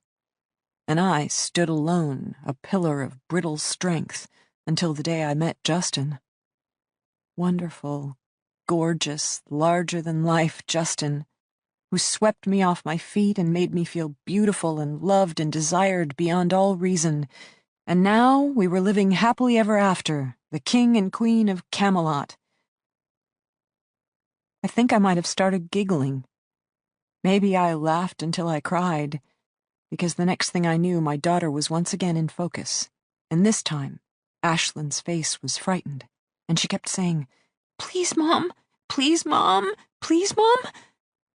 And that shamed me all over again. I was supposed to take care of my daughter, not the other way around. I was supposed to keep her safe. Radar reappeared. He did not look at me. He did not speak to my daughter. He had another handful of pills. These ones got the job done. My aches and pains disappeared. The dark void whittled down, down, down. My panting, shivering, and sweating stopped. My body stilled. I slept. After a bit, my daughter curled up on the floor beside me, this time with her arm around my waist, her face pressed against my hair. She slept, too, for a moment. The cell door exploded open. The first armored beetle rushed in, screaming and yelling and wielding his mattress, jerking us once again from slumber to full alertness. The beetle whacked us with his mattress, yelled at us to get up, up, up. On the floor, my daughter's arm tightened around my waist. I wrapped my fingers around her hand and held on tight. "Don't let her go, don't let her go, don't let her go. She is mine, they cannot have her." More screaming, more yelling, more whacking. Mick, finally releasing his shield, grabbing Ashlyn's shoulders, trying to physically yank her up off the floor, me gripping tighter, him pulling, pulling, pulling, so relentlessly, freakishly strong. Our hands parted, Ashlyn's fingers slipping through mine. Mick lifted her away from me. I staggered to my feet and kicked him in the balls. More protective padding, but maybe not foolproof. Mick fell back, released Ashlyn, considered me instead. This time, I kicked his knee, then rained feeble, kitten-like blows at his kidney. I had virtually no strength, could barely stand, but I didn't pause. I just kicked and hit and hit and kicked until he finally fumbled for his mattress shield and Ashlyn bolted away, up onto the top bunk, where she formed a crouch, as if preparing to launch at him. Suddenly, a fresh set of hands, huge, ungodly strong, lifted me off the floor and held me in midair. Ashlyn's eyes went wide in her face. Z, stating quietly, his voice an inch from my ear. "Mick, you are a fucking waste of human DNA. Stop dicking around and get the job done." Mick didn't reach for Ashlyn, but huffed out of the cell. Z set me back down, his hands still holding me firmly in place. His next command was directed at my daughter. "You, sit." she said. Then Mick returned, except this time he wasn't alone. He shoved Justin before him, my husband stumbling toward the nearest bunk, grabbing for the metal frame to support himself. Z released my shoulders, and as quickly as they'd come, both men disappeared. Justin looked up, his formerly handsome face now beaten nearly beyond recognition. Libby, He whispered. Libby, I was wrong. We have to get out of here. Then my husband collapsed into a bloody heap upon the floor. Chapter 23. Wyatt couldn't sleep. He didn't mind sleep, had nothing against it. But tonight, after a long investigative day tackling a high-stakes case, his brain wouldn't shut up. He lay in the moderately priced hotel Kevin had found, using the modern miracle of their vehicle's built-in navigation system, and his brain was running a mile a minute. His current 2 a.m. musing? Why a whole family? So far, most theories of the case had to do with financial gain. After all, Justin Denbe was a wealthy man, heading an even bigger dollar corporation. A guy like that gets tasered and abducted from his elite Boston brownstone, money was the first thing that sprang to mind. According to his company, he carried an insurance policy making him worth a cool $2 million. Hard to argue with that. And looking at the company itself, going through a difficult industry transition, maybe some infighting among the management team, you could see where a key player might perceive gain if Justin didn't show up for a bit. Hell, maybe a good old-fashioned kidnapping would sour Justin on the whole business. He'd step aside permanently, allowing either the old guard or the new blood to take over the reins and move the business triumphantly into the full glory of design, build, operate. Whatever. Wyatt wasn't into businesses. He was into people. Case like this, no matter where you started, would never end up being about P&Ls. It would be about people, what made them tick, and what made some of them tick differently. Which brought him back to his first thought. Best they could tell, there were a couple of lucrative reasons for kidnapping Justin Denbe. But why his whole family? Kidnapping 3 was tricky. For one thing, you immediately added co-conspirators in crime. And if there was a co-conspirator out there who could keep a secret, a prison official hadn't met him yet. Second, the logistics increased exponentially. Transportation. Now you had multiple perpetrators and multiple victims. Hell, getting from point A to point B was no longer neat and discreet, but involved a regular party boat. Might as well rent a stretch limo and call it a day. Then, lodging. Where do you put that many people? Granted, this is where northern New Hampshire made sense, especially this time of year. Some of the campgrounds involved decent-sized seasonal lodges. They'd be a bitch to heat, and uncomfortable as hell, as they weren't meant for winter occupancy, but they'd definitely provide a private, inconspicuous way to house a bunch of hostages. Of course, now you gotta feed a whole party as well.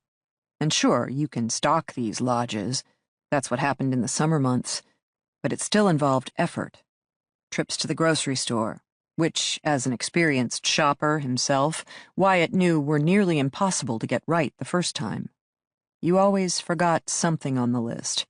Or something unexpected came up, say a rich Boston wife suddenly going through opiate withdrawal and now requiring aspirin and Imodium and all sorts of TLC. Work, work, work. Risk, risk, risk.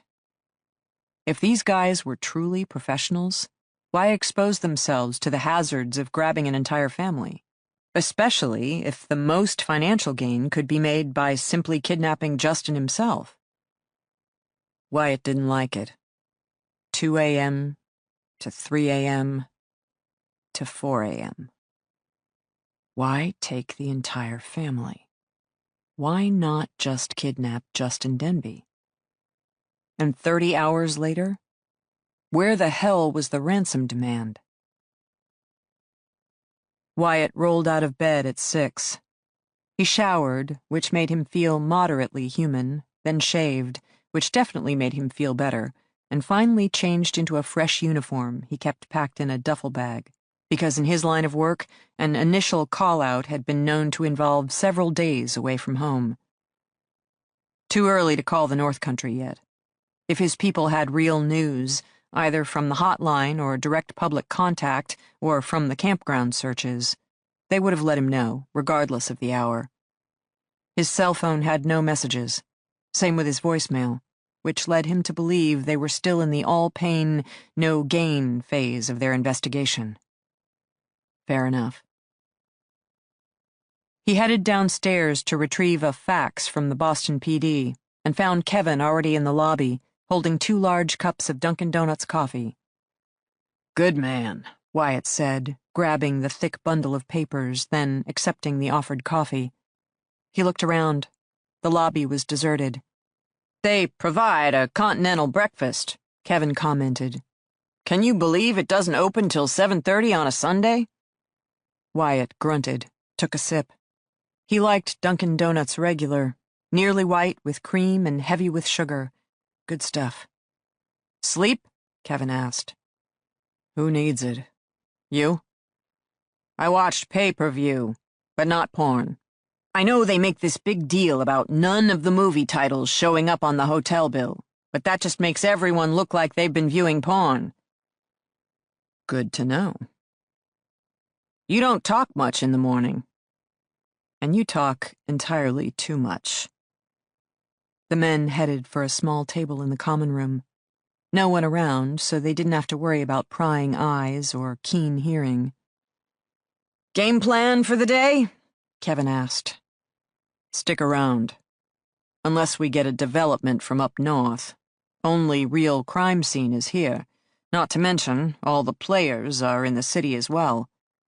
Tricky, trying to profile an entire family. The number of interviews, background reports. We need more manpower. Of course, we don't have it to give. FBI will start throwing more bodies at it, especially now that the family's beyond the 24-hour mark, Kevin said. Won't have a choice.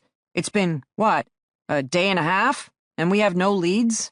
Not even a ransom demand. FBI is gonna set up a command center. I'm guessing they'll bring in a mobile unit, park it in front of the Denbes townhouse. They'll be thinking seriously about preparing for contact from the kidnappers, wiring the house, tapping the landlines, all that stuff. I bet they keep the Denbes mobile phones as well, just in case a call comes through them. Can you text a ransom demand? Kevin mused. Especially on the teenager's cell. There's something suitably ironic about that. Hell, if you can sext, why not ransom text? Textortion? Sounds good to me. Kevin took a sip of his own coffee. So, what do you think of Tessa Leone? You got to interview with her last night. Wyatt shrugged. She asked good questions. Can't get a vibe on her relationship with Denbe Construction, though. On the one hand, they're her client. On the other hand, it seemed to be her first time meeting any of them. First, Kevin confirmed. Looked it up last night. Denbe has had Northledge on retainer for the past 7 years, but it doesn't appear to be a major account. Northledge probably provides routine background checks on prospective employees, that sort of thing, which is handled lower on the Northledge food chain than Tessa Leone. Her boss saves her for more strategic situations. This would be a situation needing some strategy, Wyatt concurred, but he was frowning. She seems kind of young to be the investigative big guns. 29. Served 4 years as a Massachusetts State Police trooper. 2 years at Northledge. 29. Shit. That's barely out of investigative diapers. She seems to be able to make it work, Kevin said. Her last employee review was positively glowing. How can you know that? Seriously, from surfing the internet in the middle of the night? Oh, you'd be surprised. Wyatt shook his head, finished up his coffee. I want to head over to the Denbes residence. So far, we're taking everyone else's word for what happened. Nothing personal, but I want to know for myself. We need contact, Kevin observed, downing his own cup. A ransom demand. Something. That will get our wheels humming again. Nah. We don't need to wait for the kidnappers to find us. We need to use good old-fashioned investigative techniques in order for us to find them. Starting with answering my question of the day.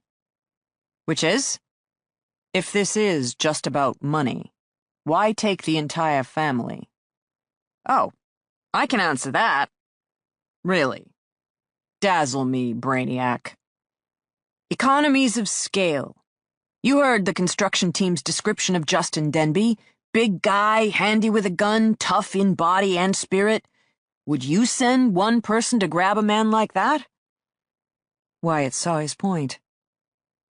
Guess not. Except, the moment you get more bodies involved, you're also slicing up the ransom pie. One guy grabbing Justin Denbe would earn $2 million, but 3 guys grabbing Justin Denbe only get $666,666. Not nearly the same payday, given the amount of work. However, add in the wife at one mill and the daughter at another mill, and suddenly the math becomes attractive again. Economies of scale. Except the wife and child add risk, too. 3 people to control, transport, house, and feed. Seems like you're back to adding manpower and diluting payoff. Except. And suddenly, Wyatt had it. The thought that had been with him since 2 a.m. Why would you take a family and not just a man? Why a case was never about P&Ls, but always about what made people tick. Control, Wyatt stated. And the moment he said the word, he knew he was right. Think about it. A guy with Justin Denbe's reputation. The kidnappers figure they'll need multiple men to grab him, and even then, they're nervous. Which is an even better reason for taking the wife and daughter.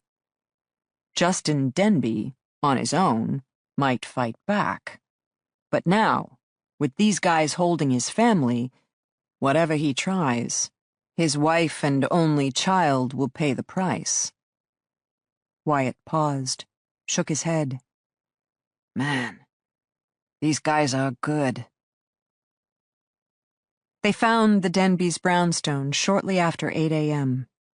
Wyatt wasn't an urban guy, but their quaint tree-lined avenue, featuring row after row of meticulously restored historical townhouses, he could get into. This was the face of Boston that tourists paid good money to see, not to mention an architectural advertisement for how the other half lived. The neighborhood was quiet this early on a Sunday morning. The street was completely lined with cars, of course, Porsche Carreras, Volvo station wagons, Mercedes sedans. If this is what the residents felt comfortable parking on the street, Wyatt could only wonder at what they had stashed in private garages. He didn't see any sign of a mobile command center outside the Denbes' home. Wasn't even sure where there was space for such an immense vehicle to park. He also couldn't make out the sign of major police presence, but figured Boston had ordered roving patrols, that sort of thing, in case the Denbes suddenly resurfaced, or, even luckier for them, the kidnappers returned to the scene of the crime. For now, the only sign that something wicked had this way come was a relatively discreet line of yellow crime scene tape across the top section of the front door. Probably to keep from over-alarming the neighbors, or even to maintain good relations within the community. After all, people who paid this kind of money for real estate probably didn't want any perceived disruptions to their home's net worth. Kevin circled the block 4 or 5 times. They finally parked in a public garage and hoofed it back. Nice morning for a walk. Chilly, as the air carried a late fall bite. But the sun was out, the red brick sidewalk warming, and the townhouse's various colored facades glowing as they narrowed in on target. The Denbes' front door, dark-stained walnut, he thought, was closed. Wyatt started with the basics. He knocked.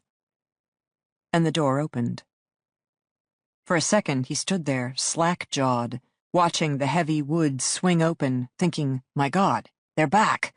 But then, the walnut door completed its inward arc, and he found himself staring at Tessa Leone, in crisp black trousers and a white dress shirt.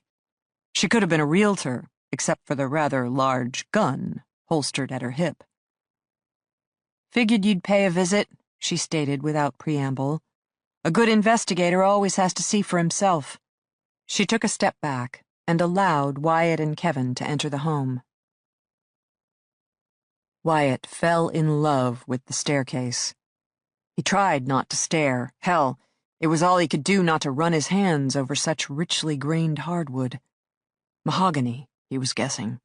Freshly oiled, patina darkened, and oh, the graceful curve of the lower landing, the hand-hewn craftsmanship of each individual spindle, the hours of meticulous, painstaking labor. Except, then, he turned away from the staircase toward the front sitting room to discover built-in shelves, a gorgeously restored fireplace mantel, the original crown dental molding. He gave up. He stood in the middle of the foyer, strewn with crime scene placards and dusted with fingerprint powder, and he beheld a carpenter's wonderland. Impressive, huh? Tessa remained standing next to the door. He noticed she had a thing for personal space, and she wore her dark hair pulled back a tad too tight, as if she cared less for hairstyle and more for control. Holy shit, he observed politely. She smiled, her shoulders coming down a fraction. By all accounts, Libby Denbe was the hostess with the mostest. Had a degree in creative arts, something like that, which you can see in some of the color choices. At least, they seem very creative to me, given that my own house is mostly white, and, well, white. Where do you live? Just bought a little bungalow in Arlington. Small, probably by New Hampshire standards, but works for me. You got a family? A daughter. She eyed him thoughtfully, as if slightly surprised. My husband died 2 years ago. Another expectant pause. Wyatt looked around the foyer. Kevin was already busy examining the evidence placards, his brow furrowed in concentration, which meant that Wyatt was on his own. Sorry to hear that, he drawled politely. She smiled again, but it was ironic now. It's because you're from New Hampshire, she murmured. I forget, sometimes, that not everyone cares about Boston news. Would you like the nickel tour? The Phoebes have yet to leave their mobile command center, meaning, for the moment, the place is ours. Wyatt drew up short. Mobile command center? Where? The back alley that runs behind the townhomes. That's where everyone has garage access, parking spaces, the less glamorous stuff. That's how Back Bay works. You get these beautiful scenic streets, say, Marlborough, where you behold the front facade of each townhouse. Then you get a narrow back alley that runs behind it, featuring the much less glamorous rear of each building. Boston FBI pulled in last night. Big white mobile command center, very pretty on the outside. I'm betting lots of cool toys on the inside. Now, my turn. Is it just me, or do you have a history with the blonde agent? Nicole? Wyatt fell in step beside Tessa, and she led him away from the foyer toward what appeared to be the kitchen. History is the operative word. She good? I'd say so. Smart, resourceful, ambitious. If I were missing, I wouldn't mind her handling my case. Good to know. Arriving in the state-of-the-art kitchen, first thing Wyatt spotted was the pile of personal possessions topping the granite island.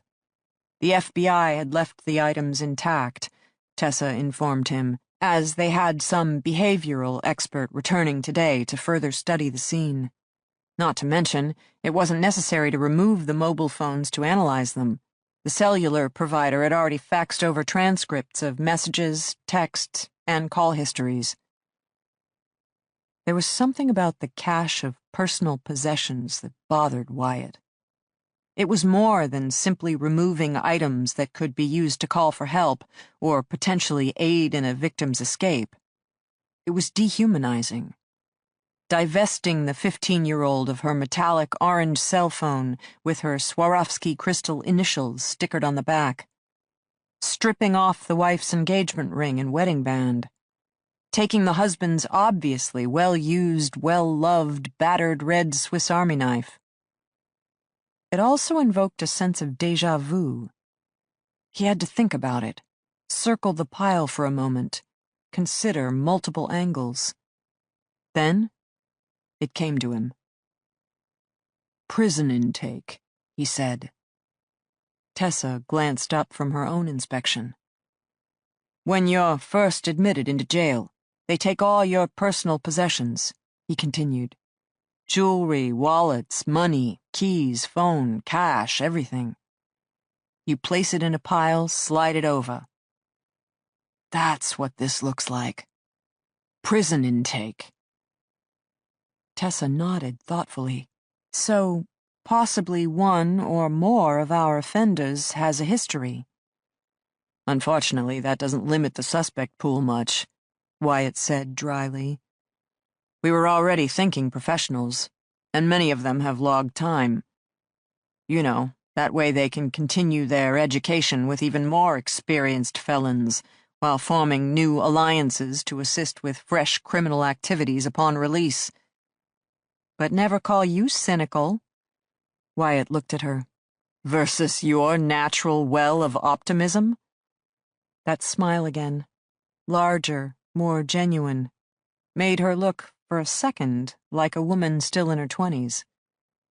It occurred to him that Tessa Leone's natural state seemed to be almost wary, as if on guard against some danger he hadn't identified yet. A story there. Definitely a story there. "Pessimism is an occupational hazard," she granted.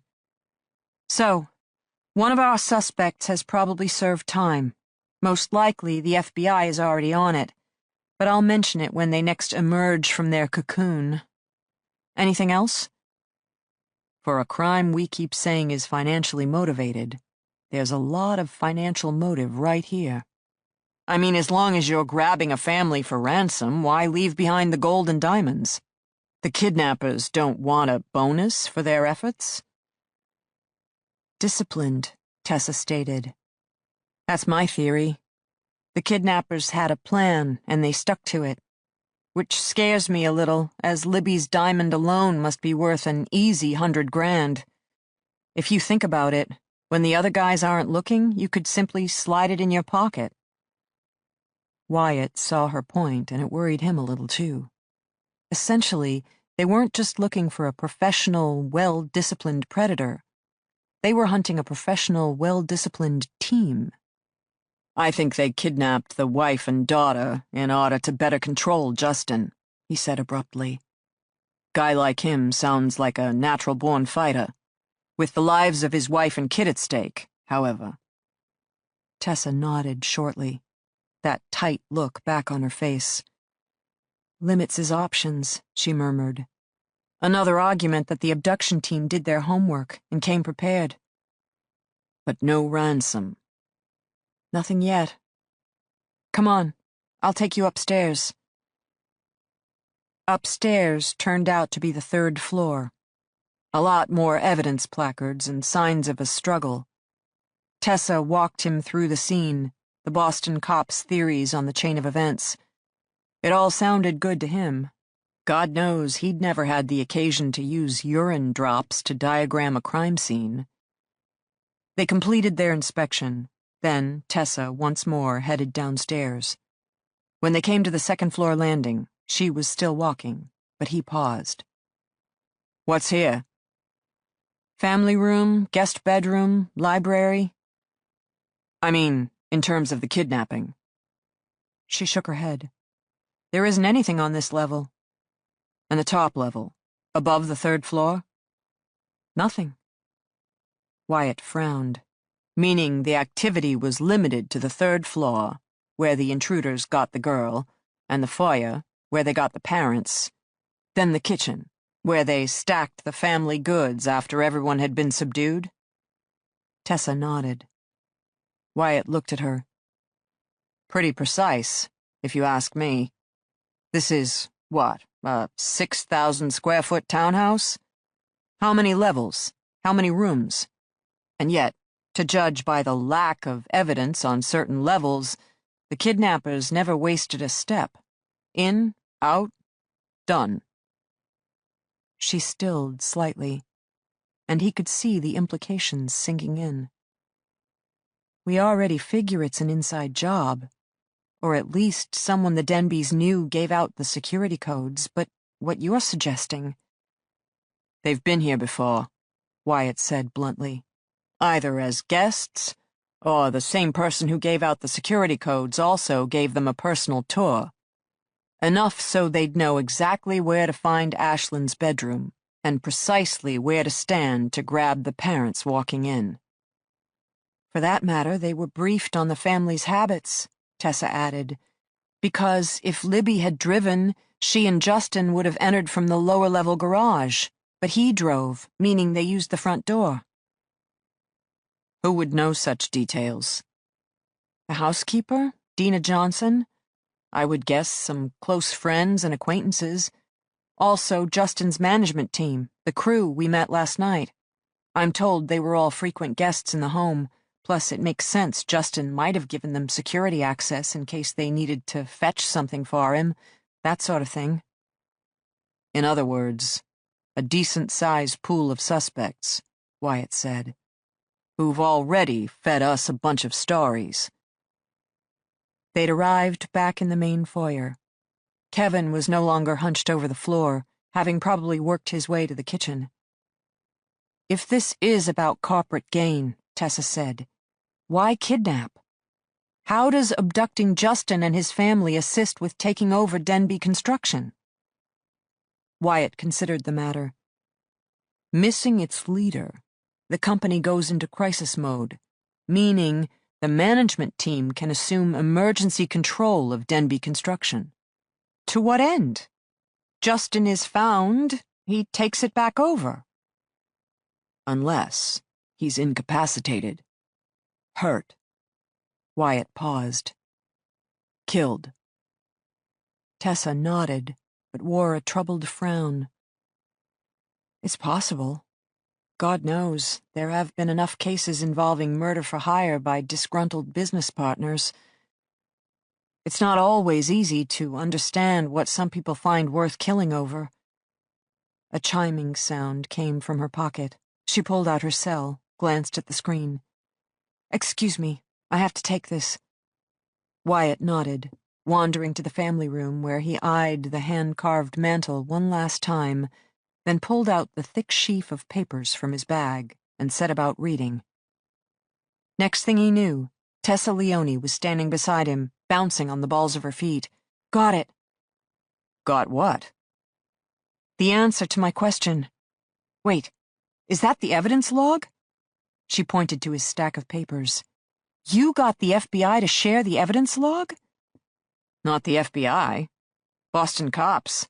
I found their jacket, remember? And now I'm hawning in on the FBI, who hawned in on them. Figured the detective in charge, Neil Capp, might feel like doing me a favor." Her eyes widened. "Well played." "The mountains aren't all bears and moose," he assured her modestly. "Sometimes we deal with foxes, too. Now, your answer to your question?" "How did Libby discover her husband's affair?" she said immediately. Wyatt blinked. Truthfully, he hadn't thought about it. "The daughter?" She visited the building to check out the competition, according to Anita Bennett. Good guess. But according to Libby's hairdresser, Libby found out about the other woman 6 months ago, whereas Ashlyn showed up in the lobby only 3 months ago. So how did Libby find out? Something she saw? Or something someone said? Wyatt perked up. He could see where this was going now. Interesting. This morning, Tessa continued, I requested the transcript from Libby's phone. And get this. She received a text in the beginning of June telling her she needed to keep a better eye on her husband. Then 2 days later, asking her if she knew what he was doing during lunch. Then a third text, the day after that, telling her to check his phone messages. Now get this. The texts to Libby's phone come from a prepaid cell. No caller ID available. Covering his tracks, Wyatt mused. Tessa smiled again, and her blue eyes were definitely brighter, and her face animated, and call him crazy, but he found himself holding his breath.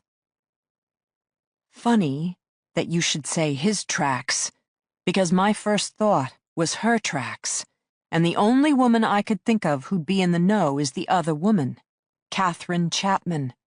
So I asked one of the research analysts at Northledge to run a full background, and guess what? You were right. I think it was his tracks. According to my brilliant research analyst, Catherine Chapman's uncle is none other than Justin's second-in-command, Chris Lopez. Chapter 24. The first time I met Justin, I was working at a friend's clothing boutique. I helped with customers on the weekend while tending to my fledgling jewelry business on the side. In return, my friend paid me next to nothing, but agreed to display some of my pieces. I heard the jangle of the front door opening, looked up from a rack of scarves I was rearranging, and Justin walked in. I can tell you everything about those first 15 minutes of our relationship. I remember his brown hair, longer then, darker, the way it fell to the side of his forehead almost boyishly. I remember the size of him, the sheer physical presence of his broad shoulders, the way he seemed to literally block the sun. He wore blue jeans, but not the designer kind, real honest-to-God broken-in cling-to-his-long-legs jeans, as well as an olive green LL Bean barn coat and scuffed-up work boots. Then, his smile. Quick, instantaneous. He looked at me, he broke into a huge grin, and he declared, "Thank heavens, I'm saved." And just like that, I was lost. I wanted to run my fingers through that hair. I wanted to feel the hard wall of his chest. I wanted the scent of him in my nostrils. I wanted to hear the rumble of that deep voice in my ear over and over again. He had needed a present that day for a female friend. I, of course, sold him one of my original necklaces, with my phone number on the tag. Which led to our first date, where I can tell you exactly how his face looked. A little more sheepish now, almost shy as he offered up a single yellow rose, then held out his hand to boost me into his old Range Rover. Please excuse the mud, the scattering of pencil bits, and oh yeah, the rolls of building plans. He was in the construction business, he said. Hazards of the trade. I remember the look in his eyes the first time we made love. Not that evening, though I would have. Not until date number 4. And his blue eyes were so intent, so focused on my face, every sigh coming out of my mouth, every undulating move of my body. I felt as if he were trying to memorize me. This is Libby. This is what Libby likes. Later, he confessed that he'd been nervous, and that made me laugh so hard he swore he'd never tell me a secret again. Except he did. He told me he loved me before I ever confessed that I loved him. He told me I'd be his wife one day, before I knew it myself. Then, that Thursday night when he returned home from a particularly long and grueling business trip, and I greeted him with a bouquet of pink and blue balloons, and the news I was pregnant. The total sea change of expressions across his face, from weary exhaustion to squinty-eyed confusion to slow dawning joy, followed by complete and utter adoration. He dropped his bag. He swooped me up, and the balloons broke free, escaping out the open door as we laughed, then cried, and I can taste to this day the salt on his cheeks. The memories of a marriage, the faces of my husband. So many moments when I saw him so clearly, so many moments when I know he saw me. Is that what you lose over time?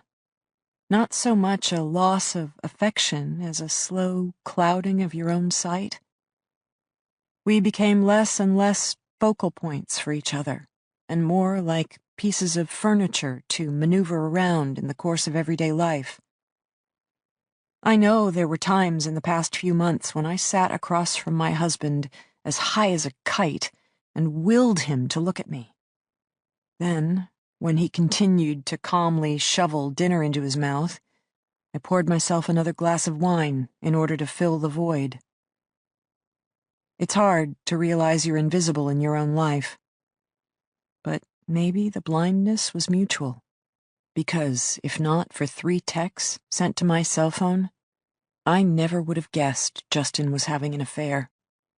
Meaning that somewhere along the lines, my own husband had also become unnoticed by me.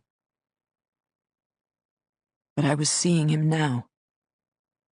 I traced the swelling of his right eye, the 5 lacerations on his cheek, the lower lip that still welled with a single drop of blood, the ugly evidence of more bruises around his neck and shoulders.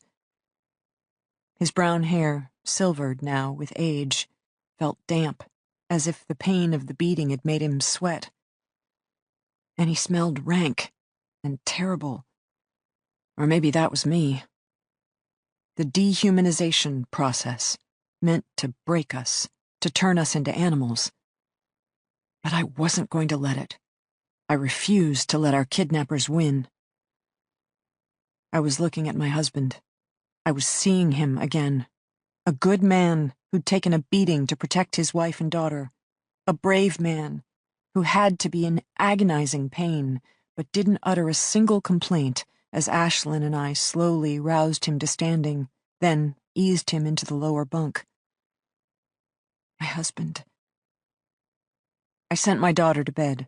She'd had enough for one night and needed the rest. Then, though my hands still shook uncontrollably, and I had to pause on occasion to recover my breath, I slowly and gently washed the worst of the blood from Justin's face. He sighed. I kissed the corner of his mouth. He sighed again. I'm sorry. It's okay. I wish... Shh. Rest now. I got him to quiet down. Then I fell asleep, still sitting up on the edge of the bunk, holding my husband's hand.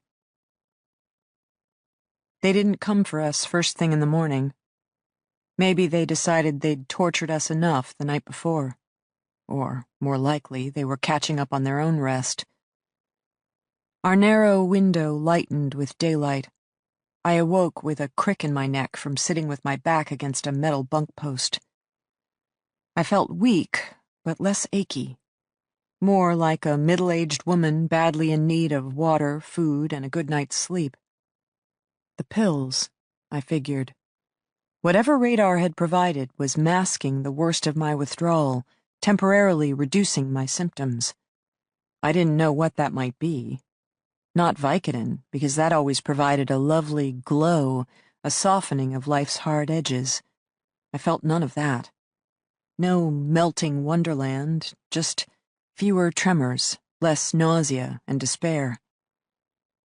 I should ask Radar about the medication, but I wasn't sure I wanted to know. Right now, this moment, I was doing better. Given our current situation, I had a feeling that was as good as it was going to get. I used the toilet while my family slept, then refilled the water jug from the sink, which, given the barely there trickle, was an accomplishment. This must be what inmates did with their time in prison. Stood around waiting to get enough water out of the faucet to wet a finger, rinse their mouths, wash their faces. I took tiny sips out of the jug, working on hydration, while I peered out the window in the cell door, eyeing the cavernous, overlit expanse of the day room, wondering where our attackers might be lurking next. To the far left end of the day room was a bank of showers, broad, white-tiled stalls, 6 down, 6 up. On the left end of the stacked rows loomed one particularly large stall with metal support bars bolted to each wall. Handicap accessible. Things you don't think about. That not all members of the prison population are big, tough guys. Some are injured, or aging, or otherwise impaired. I wouldn't want to be them in here. I couldn't even stand it being me. Of course, none of the stalls offered frosted glass doors, or even cheap vinyl shower curtains, just wide-open exposure. Apparently, showering in prison was a full Monty affair. I still eyed the stalls with longing. My hair hung down in lank clumps. I'd sweated through my orange jumpsuit, could feel the salt ryming my skin. I tried to figure out if I could partially disrobe, try to use the slow dribble of sink water to at least rinse off my torso. But I couldn't bring myself to do it. I remained too afraid of alien beetles who might burst through the cell door at any time, not to mention the look that would come into Mick's crazy blue eyes if he could catch me partially unclothed. Prison had eyes, Justin had said. Even now, they were watching us. Watching me. I sipped more water, turned away from the cell door, and discovered Justin, now awake on the lower bunk, staring at me. Ashlyn, he croaked. Asleep. I brought over the jug of water, helped hold up his head while he took the first few sips. He winced the moment I touched him, but didn't comment. They didn't come back. I didn't know what he meant, eyeing him in confusion. After they got me, they didn't come for you?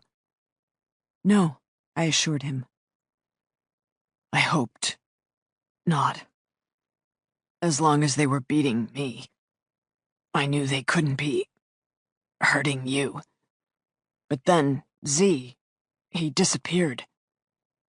I didn't know what that meant. We didn't see him. Okay. Justin. Why? If this is about money... I gestured to his horribly swollen and distorted features. Why? I don't know. They kept telling me to stop. Stop what? Justin grimaced, sipped more water. Then they'd say they were the ones asking the questions, and hit me again. I frowned, considering the matter. Have you been doing something you shouldn't? My husband smiled, but it was a sad expression on his battered face. You mean, other than cheating on my wife? I flushed, looked away. I ended the relationship, Libby. As you requested, 6 months ago. I never should have started it in the first place. Maybe something else. Maybe related to work? But Justin wouldn't be put off. I'm sorry. You know that, right? I didn't answer, just looked away. But you're still not happy, he said, and again, the expression on his face. I'm trying, I said at last. I looked forward to our date night.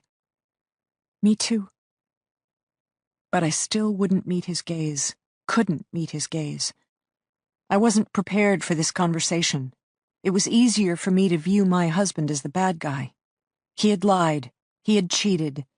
If I kept that perspective, then the total collapse of my life didn't have to be my fault. I didn't have to consider my own secrets, my own betrayals, my own dishonesty. If I didn't forgive, then I didn't have to repent. Is there something else I can do? Justin asked now. I smiled, faintly. Break us out of prison? He seemed to take my request seriously. Libby, honey, I built this place. Take it from me, there's no breaking out. That was part of my job, my crew's job. The walls are tunnel-proof, the floors are dig-proof, the windows shatter-proof. Not to mention the 7 electronically controlled locks between us and freedom. Even the medical ward, the kitchen, the common areas, they're constructed to the same standards, just stocked with different equipment. As long as one of our kidnappers stays in the control room, which seems to be their standard operating procedure, that team member has eyes on us at all times, and could shut down our escape efforts at a moment's notice. What if we could overpower them? Who? How? You already took on Mick, but to what end? I got tased, Ashlyn got tased, and you ended up with a concussion. Even if we took out both of our escorts, got really lucky and somehow subdued Mick and Z, Radar could still simply tap the control system's touchscreen and instantaneously lock down the entire facility. We'd be trapped in whichever room, corridor, or prison cell we'd started in, waiting for Z or Mick to regain consciousness. And exact revenge, I added softly. Exactly. What if we could lure Radar out of the control room? I suggested. Or, better yet, if this control room is so powerful, instead of trying to get out of the prison, let's try to get into the control room. Then we could use the control panel to trap Z and his crew in a day room or a sally port, whatever. Give them a taste of their own medicine. Then we could trip the alarm system, I added with growing excitement. Local law enforcement would have to investigate sirens, right? Mothballed prison or not. They'll arrive, save us, arrest our kidnappers, done!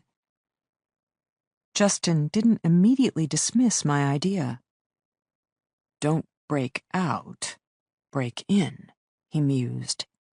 He nodded shortly, then winced at the pain. Possible. The control room is operated via a touch screen. If you can figure out an iPad, you should be able to run the system. Also, the control room was built to serve as a mini safe room within the prison, a place the correction officers could use to make a last stand.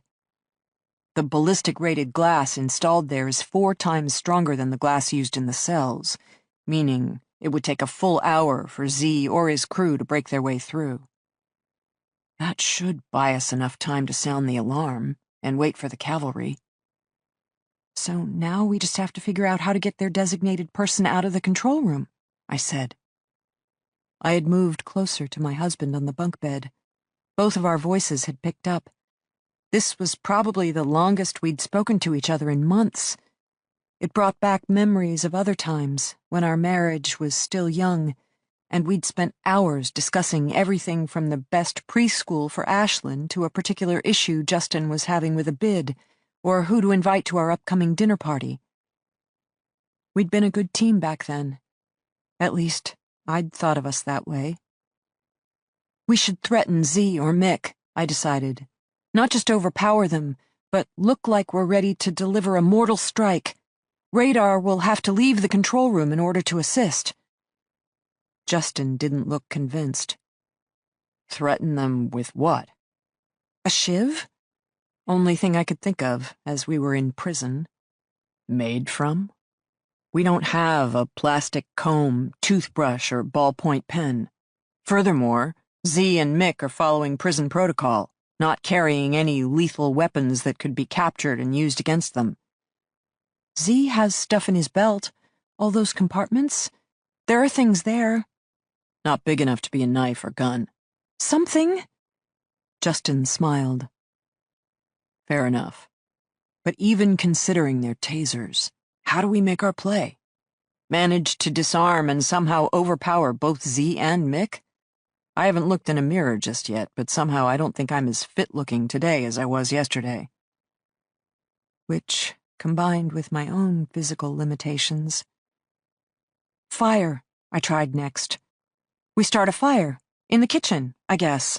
Oil on the stove, maybe something that appears accidental, except we panic, and instead of dousing it in flour, fan it with a towel. They'd all have to work together to put out a fire. The entire facility is equipped with a fire suppression system, Justin said. Single tap on the control room systems menu and goodbye fire. Hello, wet us. Then what? I asked in frustration. There has to be a way out. There's always a way. Ransom, my daughter said. Justin and I both startled, glancing up. We hadn't realized Ashlyn was awake. Now, almost as a reflex, we blushed guiltily. I waited for my husband to soothe. He surprised me, then, by stating calmly, I don't think that's what they want, honey. They seem to be after something else. I'm not sure what. I know, Ashlyn said bluntly. I heard that much. But did you tell them about the insurance? My daughter had a look on her face that gave me a sense of déjà vu. Then I got it. She looked like Justin. She looked exactly like my husband when he was working through a major build crisis, determined to make this latest $200 million facility submit to his will. Yes, but the policy is only $4 million. Our hosts, he used the term dryly, are a team of 3. I don't think a little over $1 million apiece is adequate incentive for them. We can pay more, I spoke up quickly, from our funds. Honey. Justin paused. The silence dragged out. We don't currently have those kinds of financial resources. Excuse me? I haven't been taking a salary, Libby, for the past 16 months. There's been a couple of major bids we haven't gotten. Cash flow's tight. I've been leaving the money in the company so we can make payroll. I didn't speak right away. Not that Justin's words scared me. We'd done this before. Justin considered his employees family, too, and he often put their payroll requirements above his own. No. What silenced me was that he hadn't said anything before now. 16 months. A year and a quarter. I guess that's how long we'd really been drifting apart. We have resources, I said at last. Antiques, jewelry, cars, 2 homes. We could liquidate. I believe ransom is a cash biz. Maybe the company could pay out from the cash reserves. It'd be a hit, sure, but so would your death, right? I mean... Justin gave me a look. Then, in the next instant, his expression changed. My death, he murmured. Ashlyn and I studied him uncertainly. What? Libby, you're right. My death. That would do it. Justin, I ventured, we're not going to kill you for ransom funds. No killing, no dying. Ashlyn and I, we forbid it.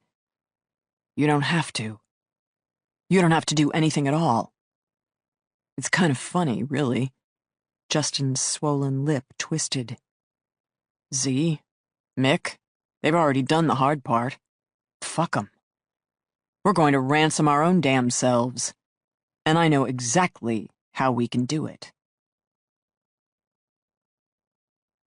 Chapter 25. Chris Lopez lived in South Boston, and not the recently gentrified, up-and-coming part of Southie, but the hardcore, dilapidated triple-deckers with rotting-out front porches and cheap vinyl siding. Walking distance to several neighborhood pubs, of course, but still. Tessa drove over with Wyatt in her car. The other New Hampshire cop, Kevin, had stayed behind to contact various emergency rooms and methadone clinics in northern New Hampshire for possible Libby Denbe sightings. Tessa found it unnerving to drive with a guy in the passenger's seat. Wasn't sure why. A Lexus SUV had plenty of interior space, and true to her initial assessment, Wyatt wasn't exactly prone to blather. He sat, reasonably relaxed, resting against the passenger side door, leaving the middle console as neutral territory. She had to make a couple of quick driving moves, merging here, tucking in there. He whistled once in appreciation as she veered deftly around a particularly aggressive driver. But Wyatt didn't comment or appear unduly tense. "God bless the mountains," he muttered once, which she took to explain his feelings on Boston drivers. She'd selected for her vehicle's GPS the British butler's voice. Jeeves, she called him. She'd picked the accent to amuse Sophie, who would then attempt to mimic it, but also because it seemed less grating to be told to make the next available legal U-turn in the Queen's English. Wyatt had broken into a grin at the first voice command, so apparently he was a man with a sense of humor. She could appreciate that. He was also freshly showered and in a clean uniform, a man who planned ahead. She liked that, too. Okay, so Chris Lopez. They parked in front of a local bar, then walked to the corner and inspected the crumbling white triple-decker that served as Chris Lopez's legal address. "Fixer-upper," Wyatt stated. Not a question. "Bet he picks on it when he's around. Man's got skills and connections. Might even funnel some extra supplies from job sites. Build a little personal equity from corporate overages." Tessa nodded. Not a bad bet. Place looked quiet at the moment. Lights off. They'd kept the Denbe crew up late last night, answering questions at headquarters.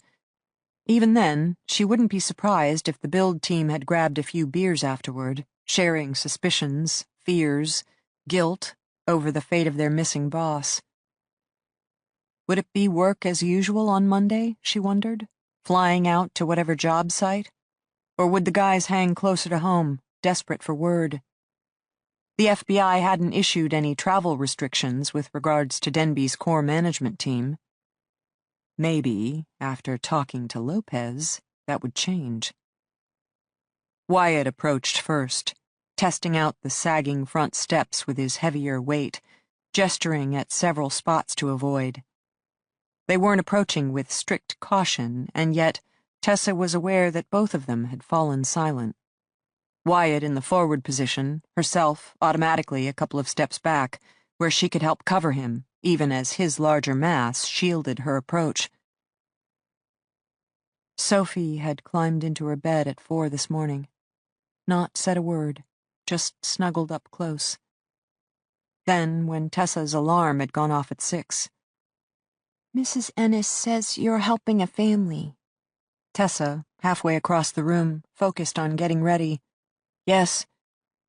"What's wrong with them?" "They got a little lost." Her daughter sitting up in bed. "Someone took them." "We don't know for sure." Sophie repeating firmly. "Someone took them. Do they have a little girl?" "They have a big girl. Teenager." "Does she know how to fight?" "I'm told the whole family knows how to fight." "Good. They'll be someplace dark. That's what kidnappers do. They take you and lock you up someplace all alone and very dark. You should search those places first." Tessa, turning away from her dresser to meet her 8-year-old daughter's gaze as somberly as her daughter met hers. The therapist had advised a straightforward approach to dealing with Sophie's trauma. Acknowledge the incident, encourage communication, and promote empowerment. No dismissing of fears or placating of nerves. Sophie had learned the hard way that adults couldn't always protect her. There was nothing Tessa could do or say about that now. "What else would you recommend?" Tessa asked her daughter. "You should check the windows for a sign. Maybe the word help.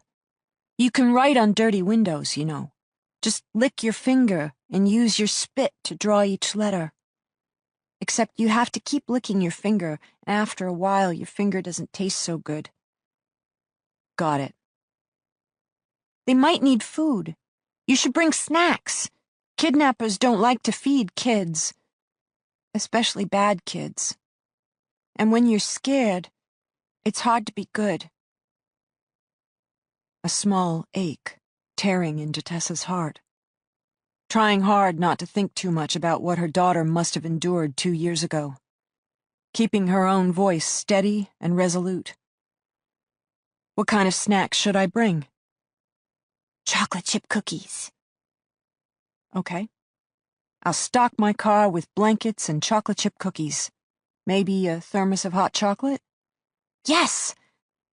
Thank you, Sophie. That's very helpful. Are you going to shoot someone, Mommy? I'm not planning on it. But you're going to bring your gun. Yes. Good, Mommy. I think you should.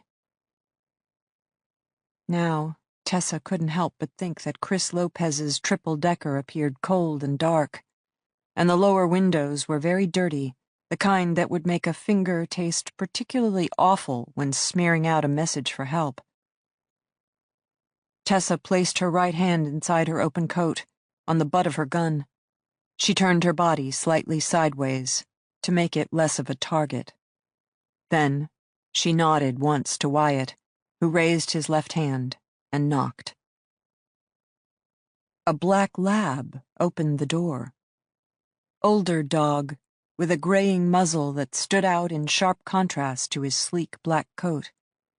He released the rope that had been tied around the door handle, then sat, staring patiently at Tessa and Wyatt, while thumping his tail in welcome. Hello? Tessa called out. Say, good dog. A man's voice called from upstairs. Chris Lopez. Good dog, Tessa muttered. The black lab thumped his tail a couple more beats. Good dog, Zeus. The voice called from upstairs. Tessa still had her hand on the butt of her gun, slowly scanning the shadowed interior for signs of other life. Good dog, Zeus, she repeated. The dog yawned. Apparently her voice wasn't too convincing. Chris Lopez? She called out. It's Tessa Leone, Northledge Investigations. Got a couple of questions for you. A few seconds later, the staircase creaked, then shuddered as Lopez went rat-a-tat down the upper half. When he rounded the lower landing and spotted Wyatt as well, his steps slowed. He was holding a rag, wiping what appeared to be white clay from his fingers and forearms. Now, he gripped the rag tightly, coming to a halt 2 steps from the bottom. Do you have news? He spoke the words tightly, as if already anticipating that any word that took 2 investigators to deliver wouldn't be good. No, just more questions. May we come in? Yeah, I guess. I mean, sure. Couldn't sleep, so just, been grouting the upstairs bath. Give me a sec. I'll wash up in the kitchen. He gestured toward the back of the house, and Tessa and Wyatt followed him through the entry, past the staircase to the rear-facing kitchen. Zeus, the elderly guard dog, plodded along beside them, apparently content to join the party. The kitchen turned out to be gutted, stripped down to the subfloor with a lone refrigerator, jury-rigged sink, and several sawhorses topped with plywood serving as counters.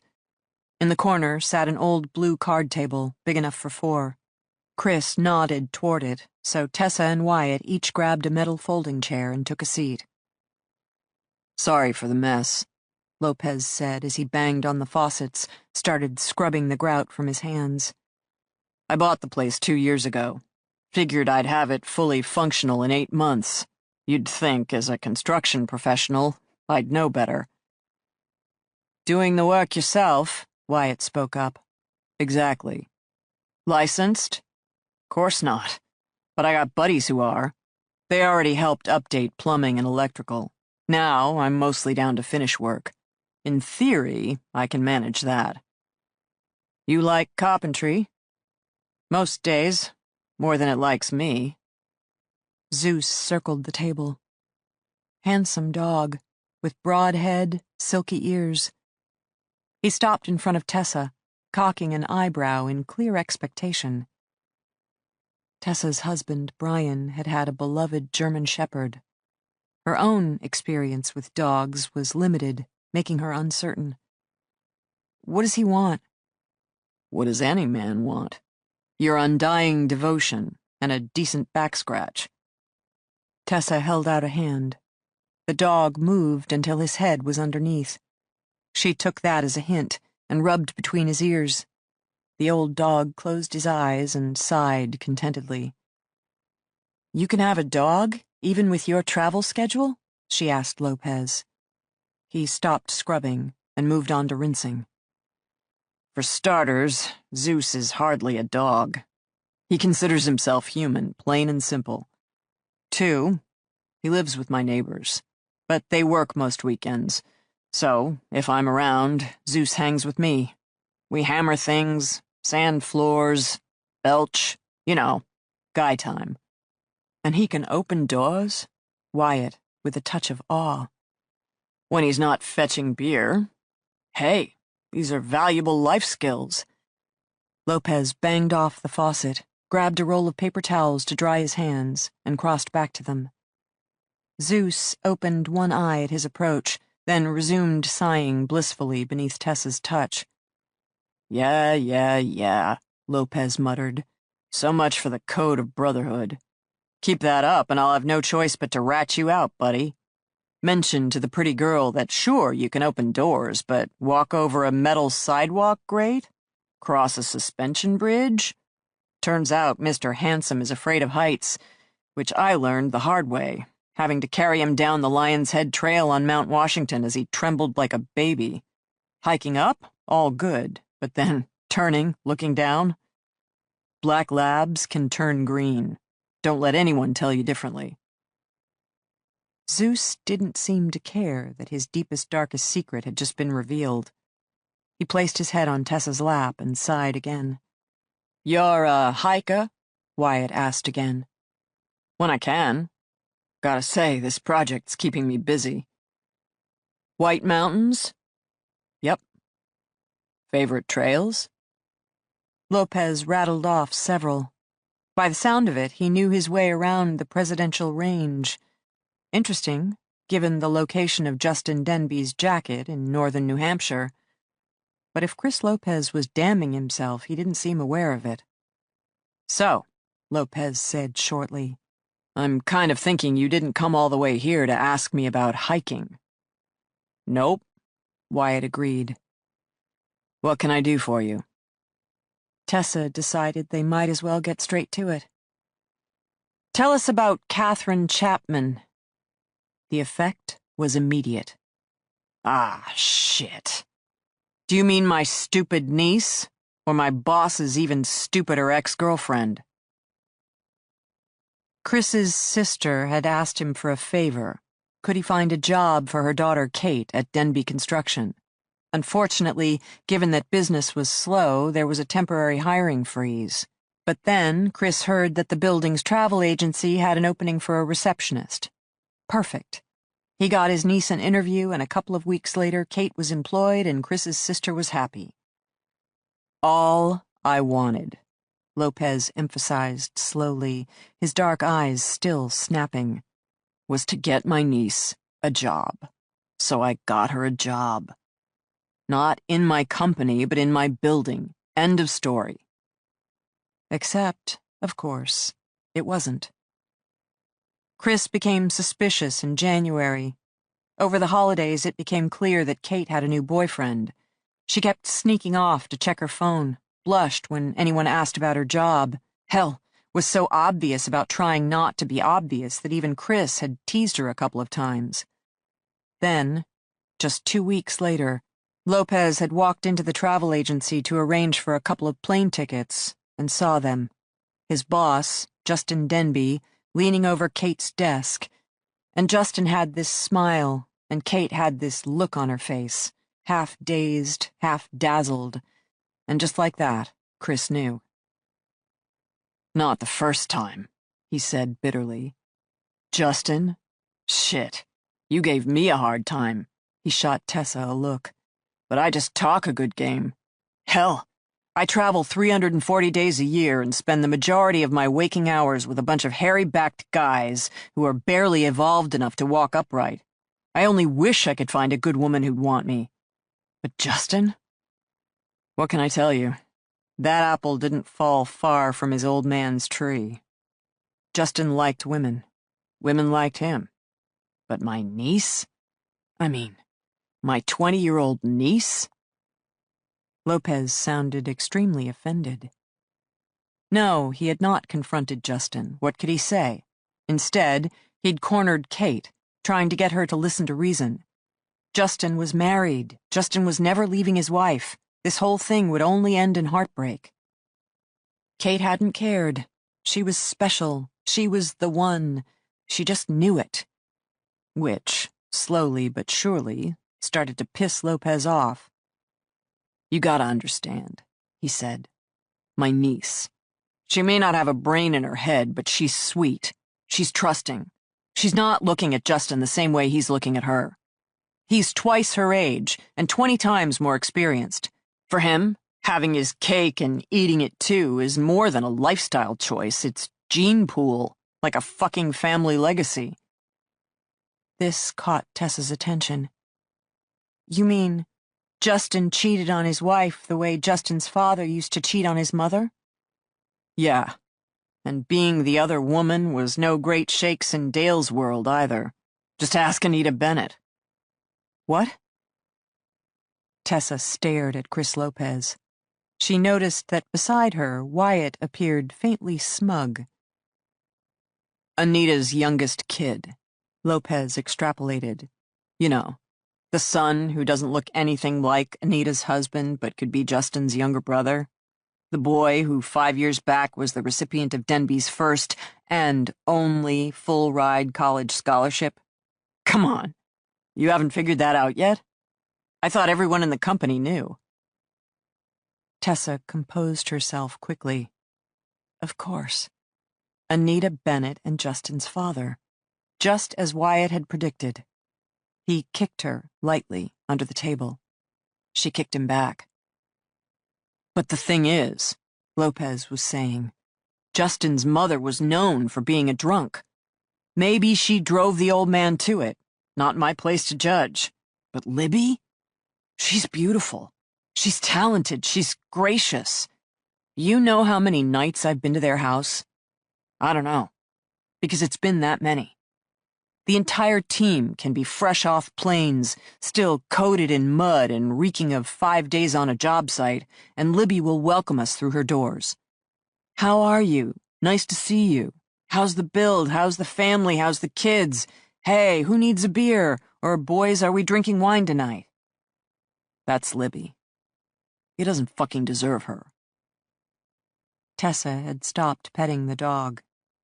She was too busy staring at Lopez, who was obviously madly in love with his boss's wife. Well, well, well. Is that why you decided to text her? She asked quietly. You thought she deserved to know the truth? Yeah. I just couldn't take it anymore. It was only a matter of time before Justin broke Kate's heart. Figured it was only fair to mess with him first. Did it work? Libby booted his sorry ass, Lopez said, but he didn't sound convinced. His gaze dropped. He scuffed his foot against the subflooring. Justin never found out I dropped the dime, he said. Best I can tell, he thought Libby had finally gotten suspicious, checked his cell. He and Kate had been texting. Stupid thing to do, and he knew it. There was a big scene. Yelling, screaming, drama. He got to move to the basement. He told you that? Wyatt pressed quietly. Libby told you that. He did. Libby didn't know I was even part of this. I bought a track phone to text her. Hell, just because I was ruining their marriage didn't mean I wanted to be part of it. his lips twisted dryly. But Justin talked to you about the home situation, Wyatt said. Yeah, to the whole team. It was clear something had happened. Justin showed up the Monday afterward, totally off his game. I mean, it's funny. When it comes to women, he's always been so slick. I guess I didn't even take his marriage that seriously. But when the shit hit the fan, the dude actually appeared remorseful, claimed he'd been a total idiot, no better than his old man. But now he'd seen the light and would do anything to get his wife back. Did he? Tessa asked. He dumped my niece, Lopez said flatly. like a hot potato. And trust me, that I got to hear about. She called me 5, 6, 7 times a day, crying hysterically, demanding to know what she should do, how to win him back. Christ, I had to start turning off my cell just to go to work. I'm lucky she didn't rat me out. How do you know she didn't? Wyatt again. Justin would have confronted me. He's not a beat-around-the-bush sort of guy. He's got a problem with you, you know it. No stabbing in the back, just a direct hit, full on to the jugular. Did Kate get him back? Or did the relationship truly end? Tessa asked, because based on her conversation with Catherine Chapman, she wasn't convinced the girl was totally forthcoming. Some things, at least, had remained unsaid. Best I know. Over and done with. Bet she must have had some opinions about the wife, Wyatt commented. Not easy to lose your first big love like that.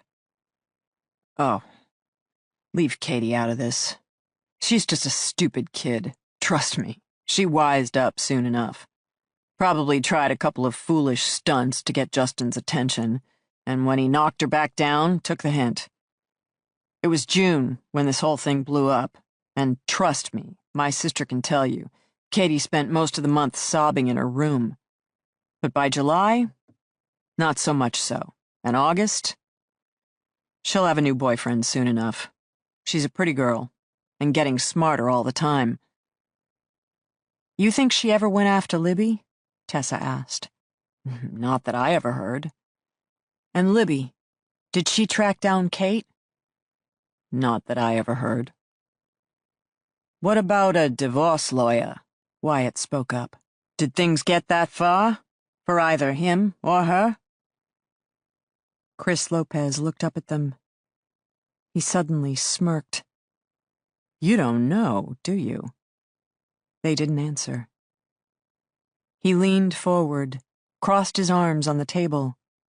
I can't tell you if Libby actually called a lawyer, but I can tell you what would happen if she did. Enlighten us, Tessa said. Prenup. Justin's bragged about it several times. A simple one-page document that Libby readily signed. In it, she renounced all claim to any share of Denbe construction, in return for being entitled to 50% of any and all personal assets accrued during her marriage. Sounds reasonable enough, right? Company was Justin's to begin with, inherited straight from his father. Except, then you get to the fine print, which is...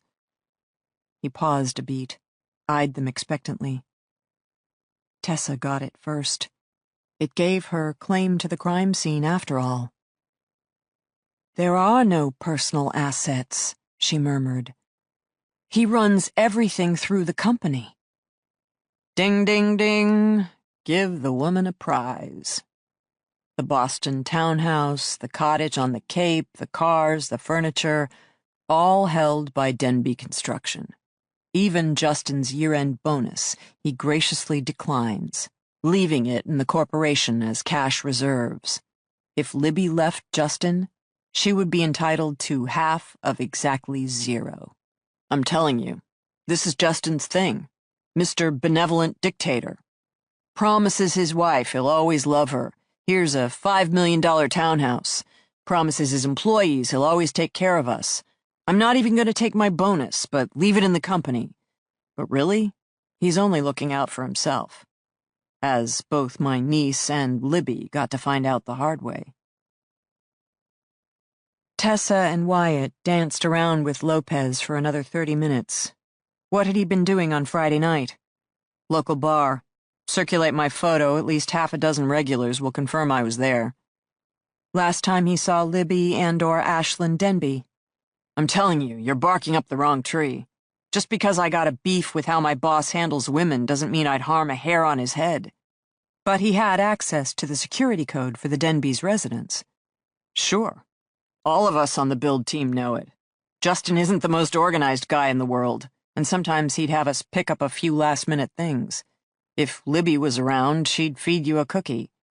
I'm telling you, Justin deserves to be knocked down a peg or two, but not his family. And Ashlyn? Lopez's face had turned red. I'm not talking about her. I can't even think about her. Assaulted in her own home. You want to save the legal system some dough? When you find out who did this, just say the word, and me and the guys will take care of the rest. Using the skills he'd learned as an Army Ranger? Probably had some contacts, too. The kinds of guys who'd know how to quietly break into a house and quickly subdue a grown man and his wife and daughter? I'm 15 years out. The guys I know are either picking sand from their teeth, having been called up from the reserves, or are finally being cut loose because they now dive for cover every time a car backfires. The first group of guys is deployed too far away. The second group is too drunk. You want to make some headway? Go hound Anita Bennett. Now there's a woman who has reason to eliminate the entire family, starting with the fact that it would make her own child the sole surviving Denbe male. Don't royals do that sort of thing all the time? Why not big business? Hell, we're talking $100 million corporation. Some imperial inheritances have got to be smaller than that. We'll take that under advisement, Tessa assured him. She glanced over at Wyatt, who'd returned to perusing the evidence log. When he didn't offer up any more questions, she pushed back her chair. They'd learned as much as they were going to learn, she judged, at least until they had time to research the pieces of Lopez's latest story and push back harder. For now, however, probably best to hit the road. The old black lab had curled up at her feet. Now, he stood to his feet with a giant yawn. She gave him a final pat on the head, feeling an unexpected pang. She liked his company. Thought Sophie would like his company. Something to consider, getting a dog. Then, maybe, both she and her daughter would finally sleep through the night. Lopez escorted her and Wyatt back to the front door. The conversation had clearly agitated him. Tessa just couldn't decide whether he was frustrated they didn't magically accept his claims of innocence, or nervous that they were still poking around. Wyatt had been right about two things.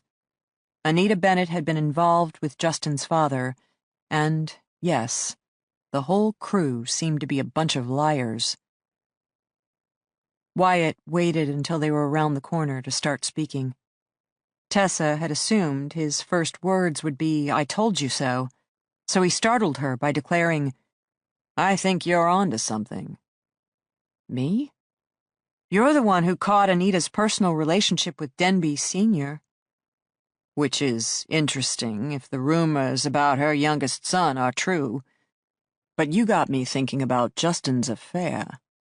After all, the Anita Bennett-Dale Denbe thing is at least 20 years old, whereas the biggest recent stressor for Justin and Libby has been his involvement with Catherine Chapman. Which Libby found out about 6 months ago, Tessa countered. Because one of Justin's own guys decided to rat him out, Wyatt filled in. Except, it doesn't sound like the marriage is necessarily over. We're hearing more stories of date night than divorce lawyers. Maybe Libby isn't as naive as Lopez thinks. Maybe she looked up the prenup, did a little digging, and realized just how financially devastating divorce would be. So she arranged for them all to be kidnapped? Tessa wasn't following. I'm not saying the affair led directly to the kidnapping. I'm wondering if the fallout from the affair didn't put things in play for Friday night. Such as? They'd arrived at her car. Well, we got Lopez, Justin's second-in-command, looking at his boss with fresh, angry eyes. Combine that with maybe disgruntlement over the direction things are going at the company level, and... Then there's Anita Bennett, Tessa picked up. She was once the other woman, even, possibly, had a son. Got her nowhere. Now, Justin is engaging in similar behavior, perhaps aggravating old wounds, new prejudices. Then we got Libby, doping herself up with Vicodin to cover her pain, and, maybe, engaging in other new behaviors as well. Wyatt slid into the passenger seat, holding up the evidence log.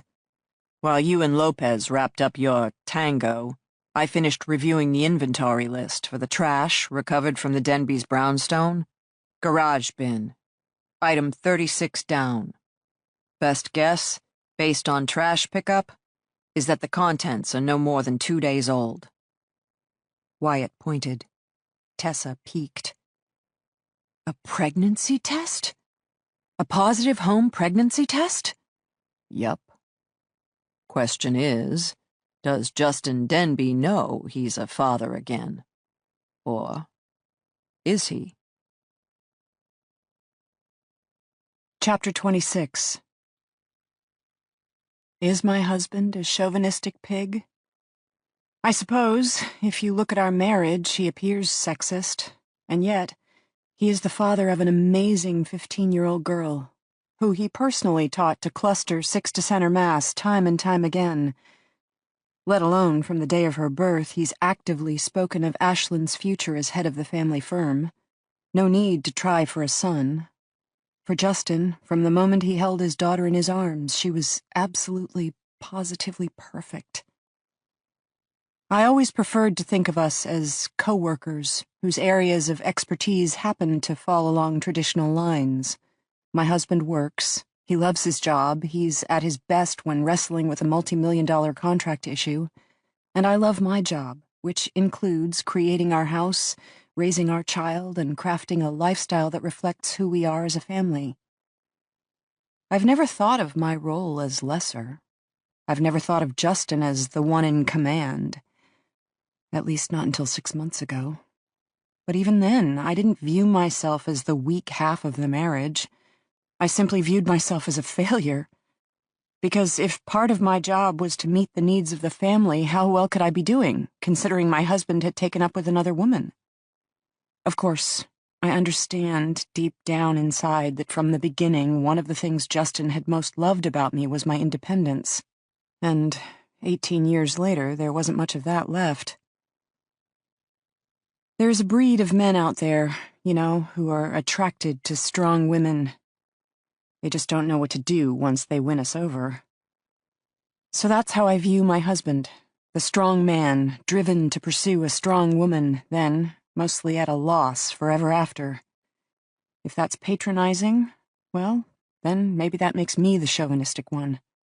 Because given the family history, I can't say I was totally surprised that my husband cheated on me. I was mostly ashamed for not figuring it out sooner. And hurt, because I had wanted us to be different. I had imagined myself to be special enough, attractive enough, smart enough to forever hold Justin's interest. Love is risk. I took it, and I got burned. But someday, my daughter will take the same risk, and I don't have the heart to tell her to take the easy road. Because there's a breed of women out there who are attracted to alpha males. We just don't always know what to do with them once we have them. Justin was convinced he knew how to handle Z. Let him do the talking, and we'd be ransomed out of our prison cell by the end of the day. Which meant the first thing Ashlyn and I had to do was talk him down. We'd tried fighting fire with fire. We'd made a stand. We'd even attempted rebellion. To date, it had gotten us tased and battered. If Z and his crew were former military, then warfare was their specialty. We needed a different approach. one outside the alpha dog's normal realm of experience. I had a few ideas on the subject, which Ashlyn seconded.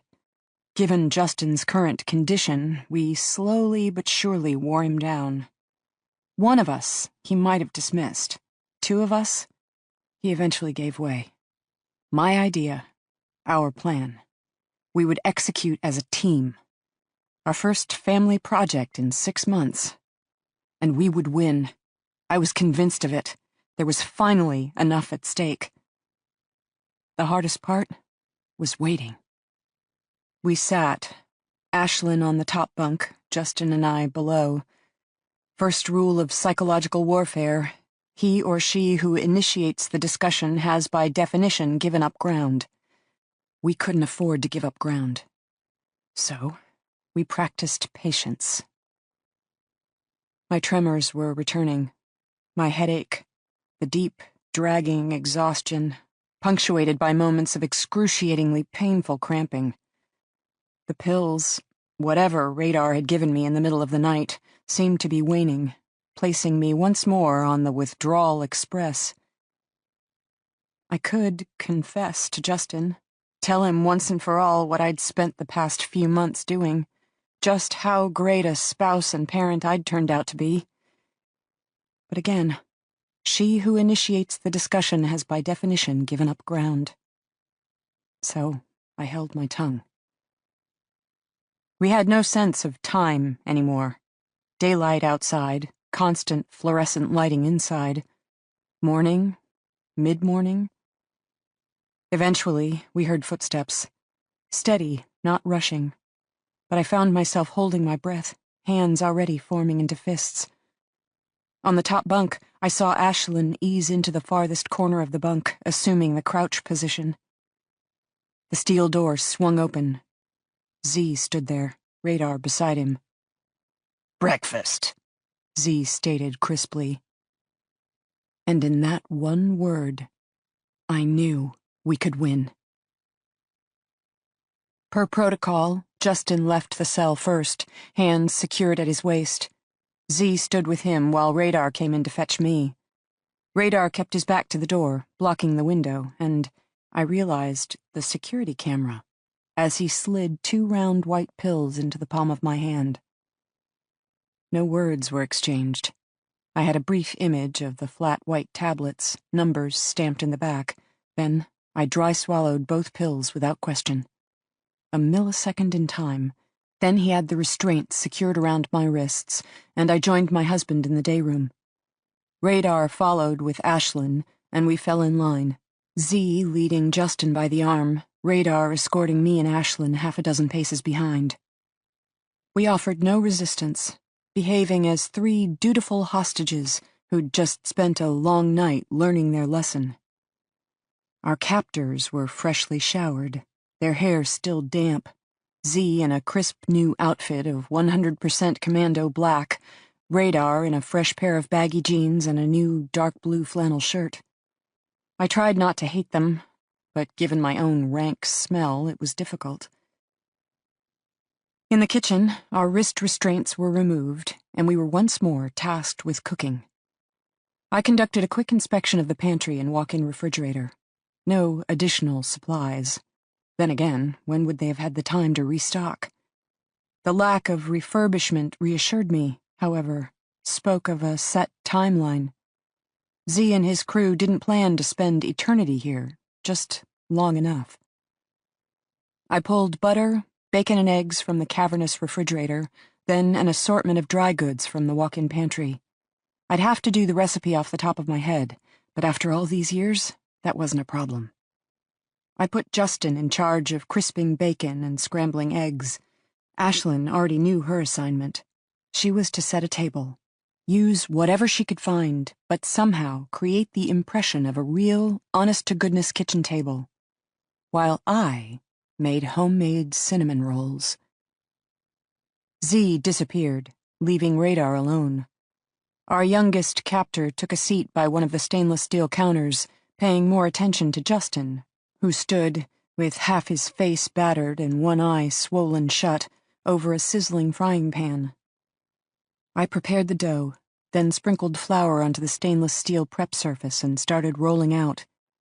Once I'd created a large, thin rectangle, I spread butter across the entire surface, followed by liberal handfuls of white sugar, brown sugar, and cinnamon. I rolled it up into one long cinnamon-dusted snake, then sliced it into inch-thick sections. The ends appeared ragged and ugly. Without saying a word, I trimmed off both, handing one doughy piece to Ashlyn, her favorite part of the cinnamon roll-making process. The second, I handed to Radar. He didn't even acknowledge me, but he picked up the bite of dough and popped it in his mouth, just like that. Some negotiations are not a matter of heavy battery, but slow advancement. Gains made so subtly, your opponent doesn't realize you've even moved until they're forced to watch the victory dance. I made 24 rolls. Given that men of Z and Nick's size ate at a certain volume, let alone if one homemade cinnamon bun was a treat, then 3 to 4 was an act of gluttony, destined to be followed by a state of satiated lethargy, if not an outright sugar coma. This kind of yeastless roll, thin and flaky versus thick and doughy, was Ashlyn's favorite.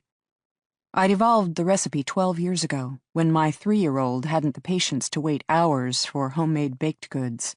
Turned out, basically using pie dough halved the prep time, while still yielding plenty of cinnamony delight. Our family recipe, now being shared with our family kidnappers.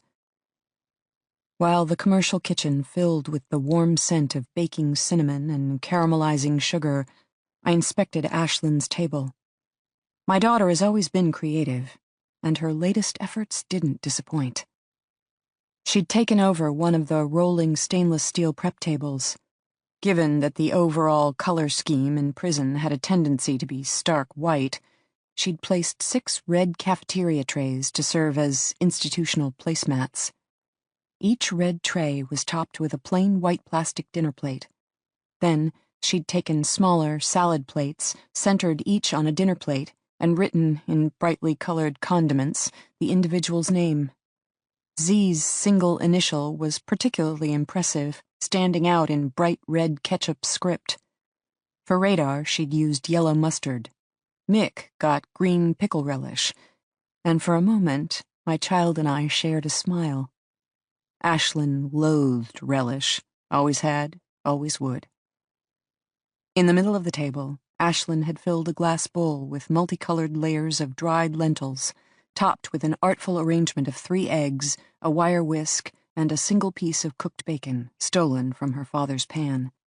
Add in the collection of plastic cups, silverware, and rolled-up paper napkins, and the overall effect was rustic and charming. A piece of home. The oven timer chimed. The cinnamon rolls were ready. Justin plated the eggs and bacon. We positioned the platters on the table. And just like that, showtime. Z appeared 5 minutes later.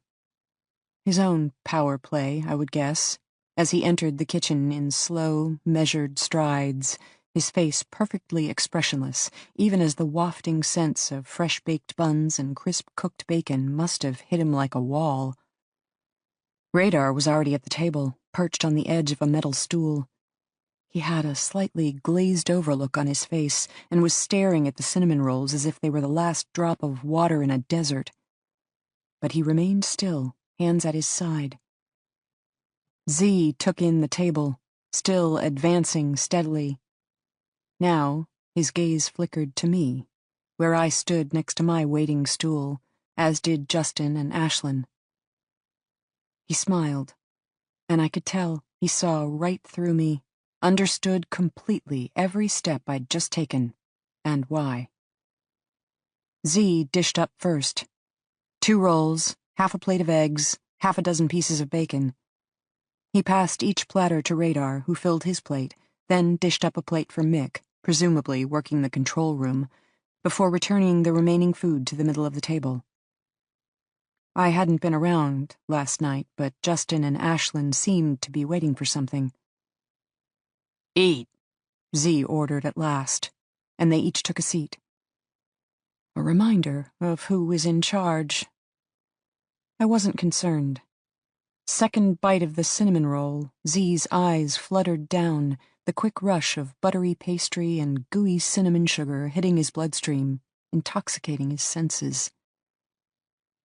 I wondered what he was remembering right now. A mother, a grandmother, even just a moment in time when Z had felt warm, safe, and loved. The true power of comfort food. It didn't just fill one's belly. It evoked a mood. And now, my food was triggering Z's memory, forming an association between my handmade rolls and his own sense of well-being that would be difficult to break. Hence, the past 18 years I'd spent making homemade treats for Justin and his build crew, because nothing earned undying devotion faster than freshly baked chocolate chip cookies. Then, even the toughest of the tough turned instantaneously into a little boy, savoring a childhood treat while gazing upon the provider of that treat with fresh adoration. I could use some adoration right about now. My family was already eating. I picked at my own food, avoiding the greasy bacon, nibbling on a single roll. I should eat to build my strength, but I didn't completely trust my stomach yet. Not to mention, Z and his crew had commandeered the majority of the food. I didn't want to take even more away from my daughter and husband. "You're going to ask for something," Z said, after the second cinnamon bun, while reaching for a third. You anticipate my mind will be so muddled by your homemade rolls, my senses so overwhelmed by this lovely display of domesticity, that I will say yes. We're not going to ask for something. We're going to give you something. You have nothing to give, and you're wrong about the rolls. Cooking as good as this. Now I have even less incentive to let you go. His gaze flickered to my husband, and there was a look on his face I didn't understand. You've invested a lot of time in this operation, I stated evenly. Time, money, resources. I'm sure you and your team don't want to walk away empty-handed. Not about money. Didn't I already say that? Z glanced at Justin, my husband's battered face, swollen eye. Mom, Ashlyn nudged me, voice low. For the moment, I ignored her. Z pulled his attention away from Justin long enough to eye me skeptically. Besides, hasn't your husband told you everything yet? That business isn't going so well? That he no longer takes a salary? That, in fact, you don't have money to offer? My face didn't change expression. I had just learned these things, of course, but it surprised me that Z knew such details as well. Did he tell you about all the pressure he's under? Z continued in a bored voice. Use that as his excuse for all of his extracurriculars? Poor Justin, just trying to feel like a big man. Justin flinched. I could feel his leg tensing up next to mine, preparing to stand. And do what? Pound the table? Take on the bigger guy with the cobra tattoo? Mom? Ashlyn again, voice still low. She'd pushed away her red tray, her shoulders hunched as if with trepidation. $9 million, I said, ignoring both my family members. For the first time, I could tell that I'd caught Z off guard. His face froze, the green cobra tattoo staring at me with twin beady eyes. Radar was less circumspect. He did a short double take, jaw hanging open, before quickly composing himself. We start today, I continued calmly, and it can be wired to the account of your choice by 3 p.m. tomorrow. We do the work. You get the money. But the demand has to be delivered today, and you have to let us go. Price of ransom. The victims must be recovered safe and sound. Z frowned at me, which, in fact, made the cobra's fanged mouth move in unsettling ways around his left eye. $9 million, I repeated. Guaranteed payday. You'll leave this prison rich men. Not bad for a few days' work. Z didn't immediately say no. Almost absently, he pulled apart his third roll, biting into one half, flaky pastry catching around the corner of his hard-set mouth. How? He asked. Insurance policy. On Justin, but also Ashlyn and me. Company policy? Yes. Perk of being an owner. Justin might not currently draw a salary, but he still gets great benefits. They'll pay? That's why you carry insurance. Another bite. Z chewed. Z swallowed. Cash? He asked abruptly. Wired to the fund of your choice. I will not go on camera. We have it all worked out. One wrong word. It's in our best interests to have this all go as planned. $9 million, he repeated. A concession of sorts. 3 apiece. Or, more likely, 5 for you, 2 for each of your men. Radar didn't look concerned by this split. Z actually smiled. And once again, the cobra tattoo seemed to twist and shudder around his perfectly shaved head. The background report, he declared dryly, had not indicated that you would be a problem. Would you like another cinnamon bun? Z smiled again. Then his gaze switched to my husband, and the sudden coldness in his eyes made me start. He despised my husband. I could see it, clearly, in the directness of his gaze. Hatred, at a level that was beyond professional, had to be personal. And for just 1 second, I hesitated. Maybe ransom was a bad idea. The exchange of money for hostages was inherently complicated. So many things could go wrong. A simple misstep could lead quickly and catastrophically to further violence, even death. Especially when dealing with a man who'd covered his head in a giant fanged viper. Radar! Ashlyn's voice from beside me. My daughter no longer reaching toward me, but across the table toward the youngest commando. Radar? Why would my daughter ask for... I turned quickly, grabbing for Ashlyn's arm but missing, as without another word she slid off the back of her stool and dropped limply to the floor. Blood. So much blood, pooling on the lower half of her orange jumpsuit. Ashlyn! Justin, already on his feet, then immediately drawing up short.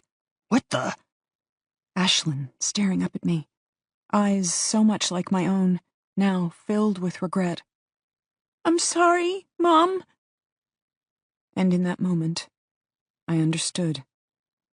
The men were scurrying around, Radar pushing back his stool, Z announcing in an authoritative voice for Justin to come with him, for Radar to tend to us. I ignored them all. I focused on my daughter, who'd tried to warn me yesterday that we didn't talk to her anymore. Not just moments in a marriage, I realized now, but moments in an entire family, when you stopped seeing one another, when you shared space, but no longer yourselves with one another. I did my best to see her now, to gaze into her eyes, to comfort her with my own presence. As I knelt on the floor and held my daughter's hand while she miscarried. Chapter 27. Wyatt got the call just as he and Tessa were leaving Chris Lopez's neighborhood. Nicole, or should he say Special Agent Adams, sounding crisp and cool as always, reporting that contact had been made.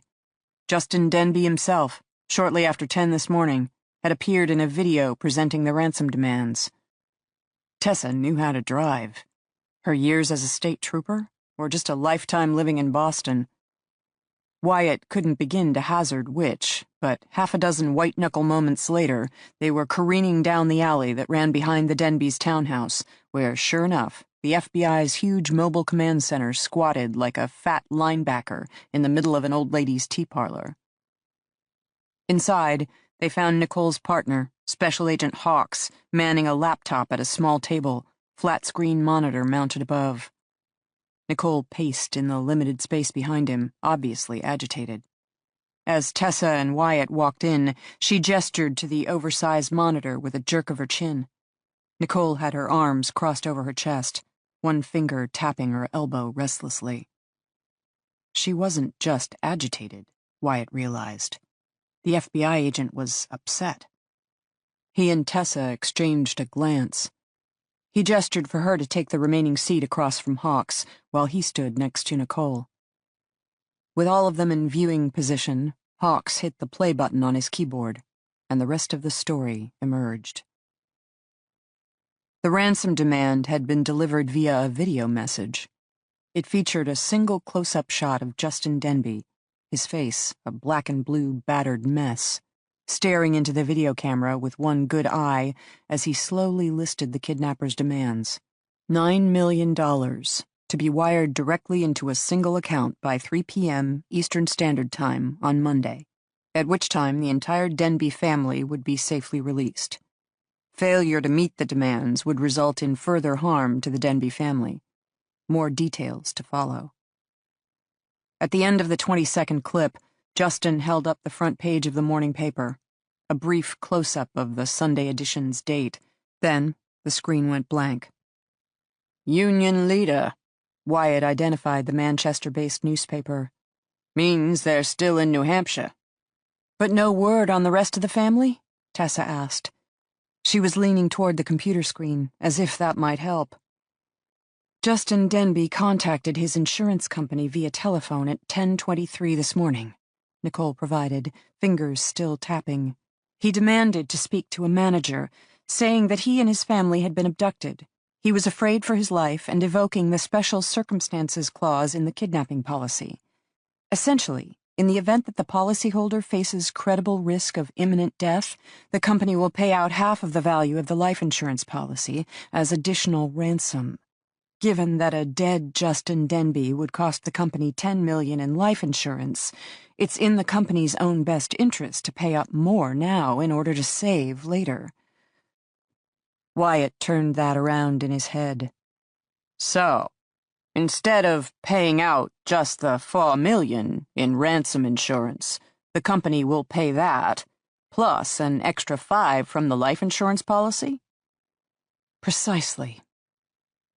$9 million in ransom versus $10 million in death benefits, Tessa murmured. Once again, the captors seem to know a great deal about the Denbes' personal affairs, including just how high they can go with their ransom demand before capping out. Our theory has always been that the kidnappers are professionals, Hawks spoke up, re-cueing the video. Given that, it makes sense they do their homework before embarking on this enterprise. Enterprise. It sounded so clinical, even businesslike, Wyatt thought. Until you looked at Justin's battered face.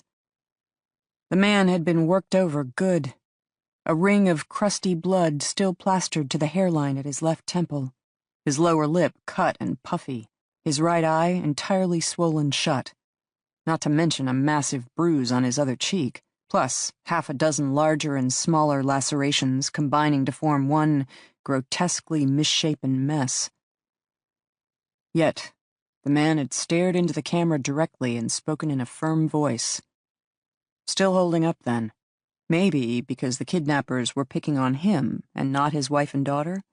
Meaning Justin's own demeanor was a sort of proof of life for the rest of his family? We think she's pregnant. He hadn't meant to blurt it out like that, but it happened. Staring at Justin's battered face, wondering if the guy even knew what all was going on within his own family. What? Nicole, clearly surprised. The evidence log. Last page. Contents from the garbage in the garage trash bin. When did you get a copy of the evidence log? Wyatt shrugged, looked her in the eye. When didn't you read it? Nicole scowled, clearly taking his point. In her defense, it was a 30-page document, and given everything she had to review as the lead agent. But still. One of those stick things from a home pregnancy test, he continued now, aware of Tessa and Special Agent Hawks watching him. Marked positive. You think Libby's pregnant? But if it came from the trash, it could have been anyone's. Wyatt arched a brow.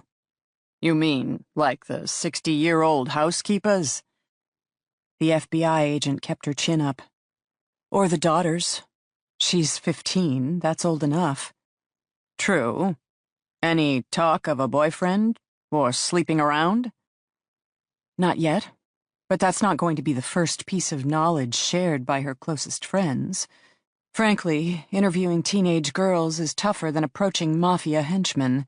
They'll either close ranks or feed you so much gossip you don't know what to believe.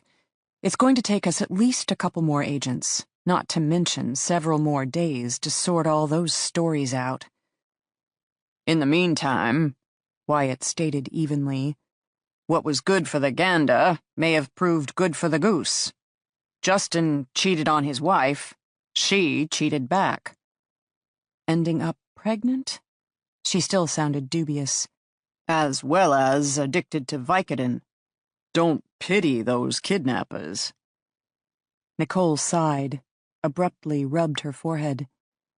Meaning, we possibly have 4 hostages. God, what a mess. Well then, all the more reason to make this ransom exchange happen. Shall we? And she gestured once more to the monitor. Justin's initial phone call was short, Nicole explained now. Unfortunately, as we hadn't anticipated a call directly to the insurance company, we didn't have a phone tap in place. As a matter of protocol, however, the call was recorded. Our audio experts are working on it now, hoping to enhance the background noises in order to assist our efforts. Moving forward, of course, we'll establish a designated line at the insurance company, as well as get one of our agents in place. Next time around, a professional negotiator should be able to drag out the conversation, allowing us the opportunity to trace it. Why did he call first? Tessa asked. Why call, then send a video? Proof of life, Hawks provided. He needed to determine the insurance company's requirement for credible risk of imminent death. You know, what kind of evidence would he need to deliver to support a $9 million ransom demand? Tessa shuddered slightly. Wyatt agreed. How does a question like that not lead to chopped-off body parts? He murmured to no one in particular. Nicole nodded shortly. The customer service manager was obviously shaken by the call, but she held up well. She said they would need visual confirmation that Justin and his family were alive. Justin asked if emailing a video would suffice. She agreed, but said they'd need evidence the video was real-time, not something that had been previously recorded. They agreed that Denbe would hold up today's newspaper, SOP for these kinds of situations. Also, the manager gave Justin a code word to use at the beginning and end of the video. Jazz, which apparently is the name of her cockatoo. That way she'd know the footage had been filmed after he'd spoken to her. At the end of the call, you can hear Justin mutter that his face should take care of the rest. We presume that means he felt the image of his bruises, lacerations, etc. should suffice for evidence of credible risk. Where's the call center? Wyatt asked. Chicago. And he emailed the video there? Directly to the manager's corporate Addy, which she provided. How long did it take? Tessa asked. Between the initial phone call and arrival of the video. Approximately 40 minutes, Hawks supplied. He tapped the keyboard and an email appeared on the monitor before them. He scrolled to the end where a long string of technical fine print appeared. See this? This is the kind of data that's present on all emails, including time and date sent. More relevantly, it also includes the various servers used to route the email from origin computer A to destination computer Z. You mean You can trace the email? Wyatt asked with fresh interest. He wasn't a computer guy. Liked numbers, fine. A good white-collar crime always being a fun puzzle to solve. But technology? Computers? Definitely more Kevin's domain. Hawks's turn to grimace. In this case, probably not. Look, this line here is the X-originating IP. In other words, the IP address of the computer that sent the email. We'd love a name, of course. Evil Kidnapper's Computer from Boston. What we got, however, is a string of numbers that will only become relevant later, should we recover a computer to match up. Now, if you move to the next line, the received lines, you'll see each server that the email passed through on its journey from the kidnapper's computer to the life insurance company's desktop. Sometimes, these servers are identified by a name, indicating the email passed through a major corporate server on its way around the world, say, Hotmail or Verizon. In this case, however, you'll see the receiving IPs have domain names such as Fake It Make It, Hot X, Prescript Meds, interspersed with lines of complete gobbledygook. Hawks paused, looked up at them. My best guess? The sender turned this email into spam. Some of these funny-sounding domain names, that's what they are. Massive servers that sit around the globe and spit out emails for Viagra, Canadian drugs, etc. These servers survive by being hard to trace. Our sender took advantage of that, meaning at least one of our unsubs has significant computer expertise. Maybe even runs spam as a side business, that sort of thing. Now, we got people, Hawks provided with a shrug. They'll analyze, dissect, attempt to unravel, but... He shrugged again, and Wyatt got the message. Tracing the email would be a long shot. The video itself looks homemade, Tessa observed, moving along. Single focus, up close and personal. We're thinking a cell phone, Nicole stated. Something with average resolution, but not a quality video camera. As for the narrow focus, two considerations. One, Justin was counting on his injuries to motivate the insurance company to pay out an additional $5 million, meaning he needs the primary shot to center on that damage. Second, the narrow frame also obscures the background, limiting the amount of information we can glean on their current location. Professionals, Wyatt sighed. We do have one hint. Hawks tapped the arrow on the screen, and they watched the video play yet again, everyone staring intently at the battered face of Justin Denbe as he stared back at them. The shot was neck to forehead, no excess space below, above, or around. Just a gray-toned wash of Denbe's battered features that darkened slightly at the edges. No flash, Hawks said. In a focus this tight, flash would wash out the subject's face, render most of his nose, cheeks, stark white. However, no halos around his head either, meaning the light didn't come from behind him. Best guess? The room was sufficiently lit by overhead lights, allowing for even illumination of Denbe's features. Rules out some of the northern campgrounds, Wyatt mused, mental gears churning. A lot of them cut the power for the winter, meaning if the kidnappers were staying there, they'd have to rely on flashlights, candlelight, whatever. Not to mention those old cabins. Not many windows for natural lighting. I'm thinking the place has modern lighting, Hawks said. And if not a landline, would have to have reliable access to a cell signal, given the length of the first call. Rules out some of your mountain parks as well. Good point. I want to see the wife and daughter, Tessa murmured. I don't like that we're not seeing Libby and Ashlyn. Don't think they want all three members of the family together, Wyatt said. 3 together is harder to control. Not to mention, filming gets more complicated. But I think Libby and Ashlyn are doing okay. That's why Justin sounds better than he looks. He might have gotten the shit beat out of him, but his family is untouched. Otherwise, he'd sound more stressed, rattled.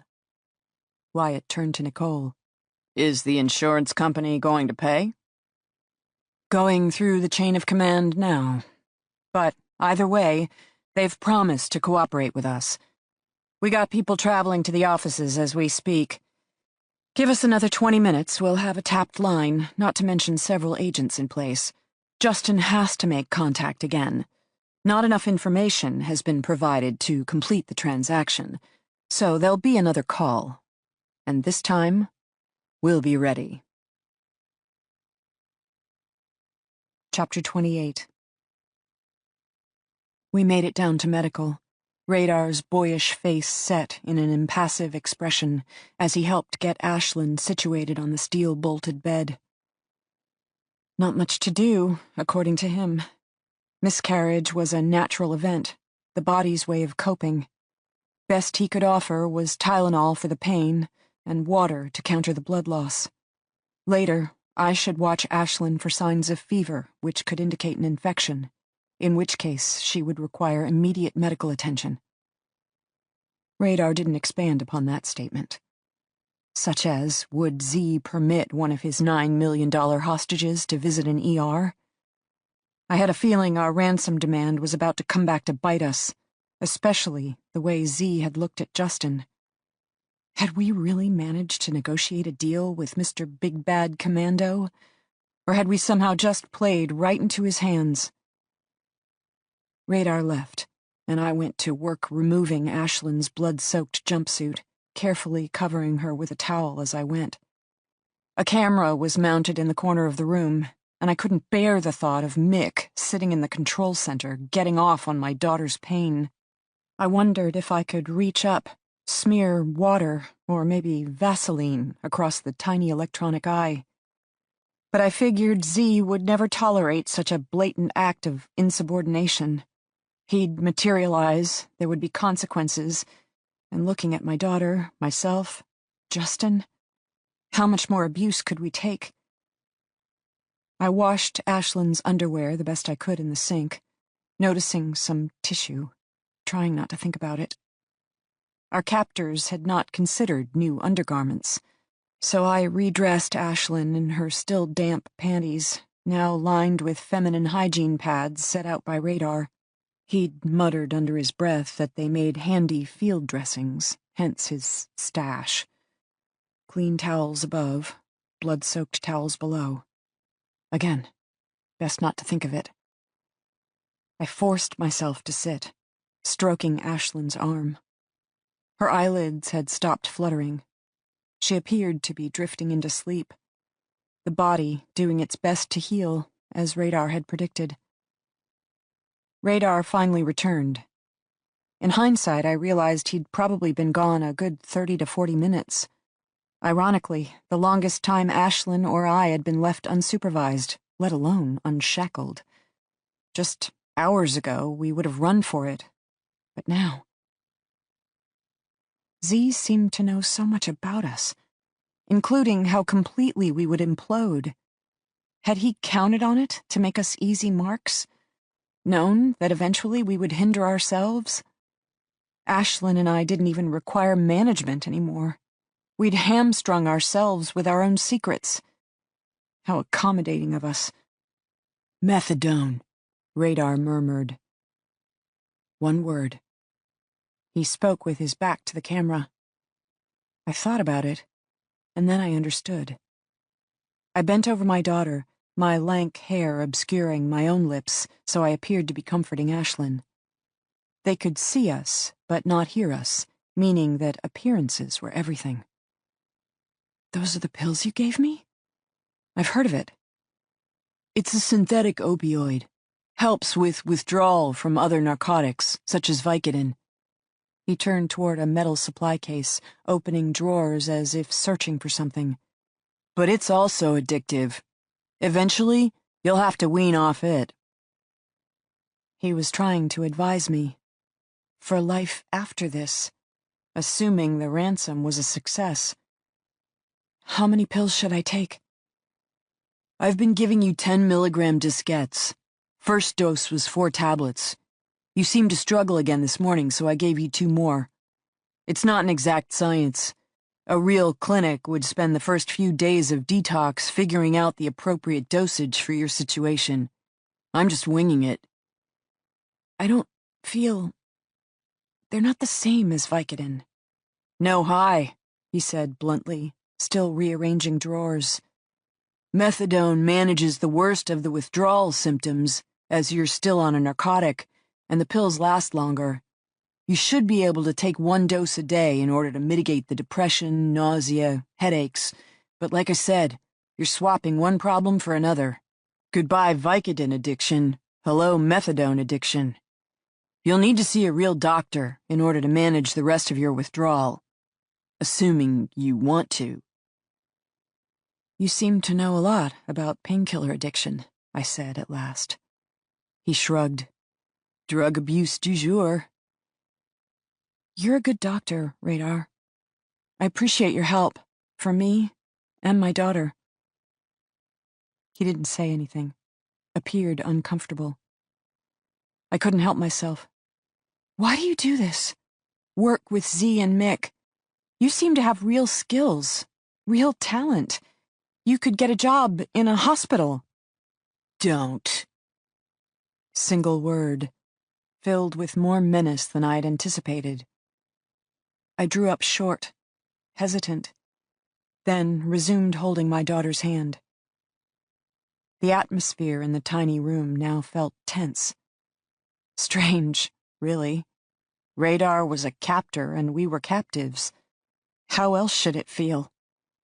Except, of the 3 commandos, I trusted Radar the most. He was the caretaker, smuggling me methadone that clearly Z knew nothing about. And he was good with Ashlyn, competent, even compassionate in his administrations. Then again, what had Z said about him? Radar would sell out his own mother if the price was right. Yet, this young man, kid really, knew things about Ashlyn and me that Justin didn't even know. And not only had Radar kept my secret, he seemed to be trying to help me, to prepare me for life beyond these prison walls.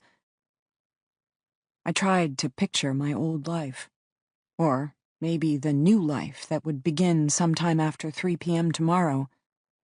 Wearing my own clothes, sleeping in a room with the lights off, returning to my family and friends, one of whom had most likely set us up, meaning none of whom I'd be able to trust. And suddenly, unexpectedly, my eyes filled with tears. I ducked my head, not wanting Radar, let alone Mick in the control room, to see me cry. Oh my God. Where were we going from here? We didn't need Z and his prison cells and orange jumpsuits to break us. We'd done it to ourselves, ensconced in our luxurious Boston townhouse, going through the everyday motions of our extremely privileged lives. Once a real family, now 3 mere clichés. The pill-popping wife, the unfaithful husband, the pregnant teenage daughter.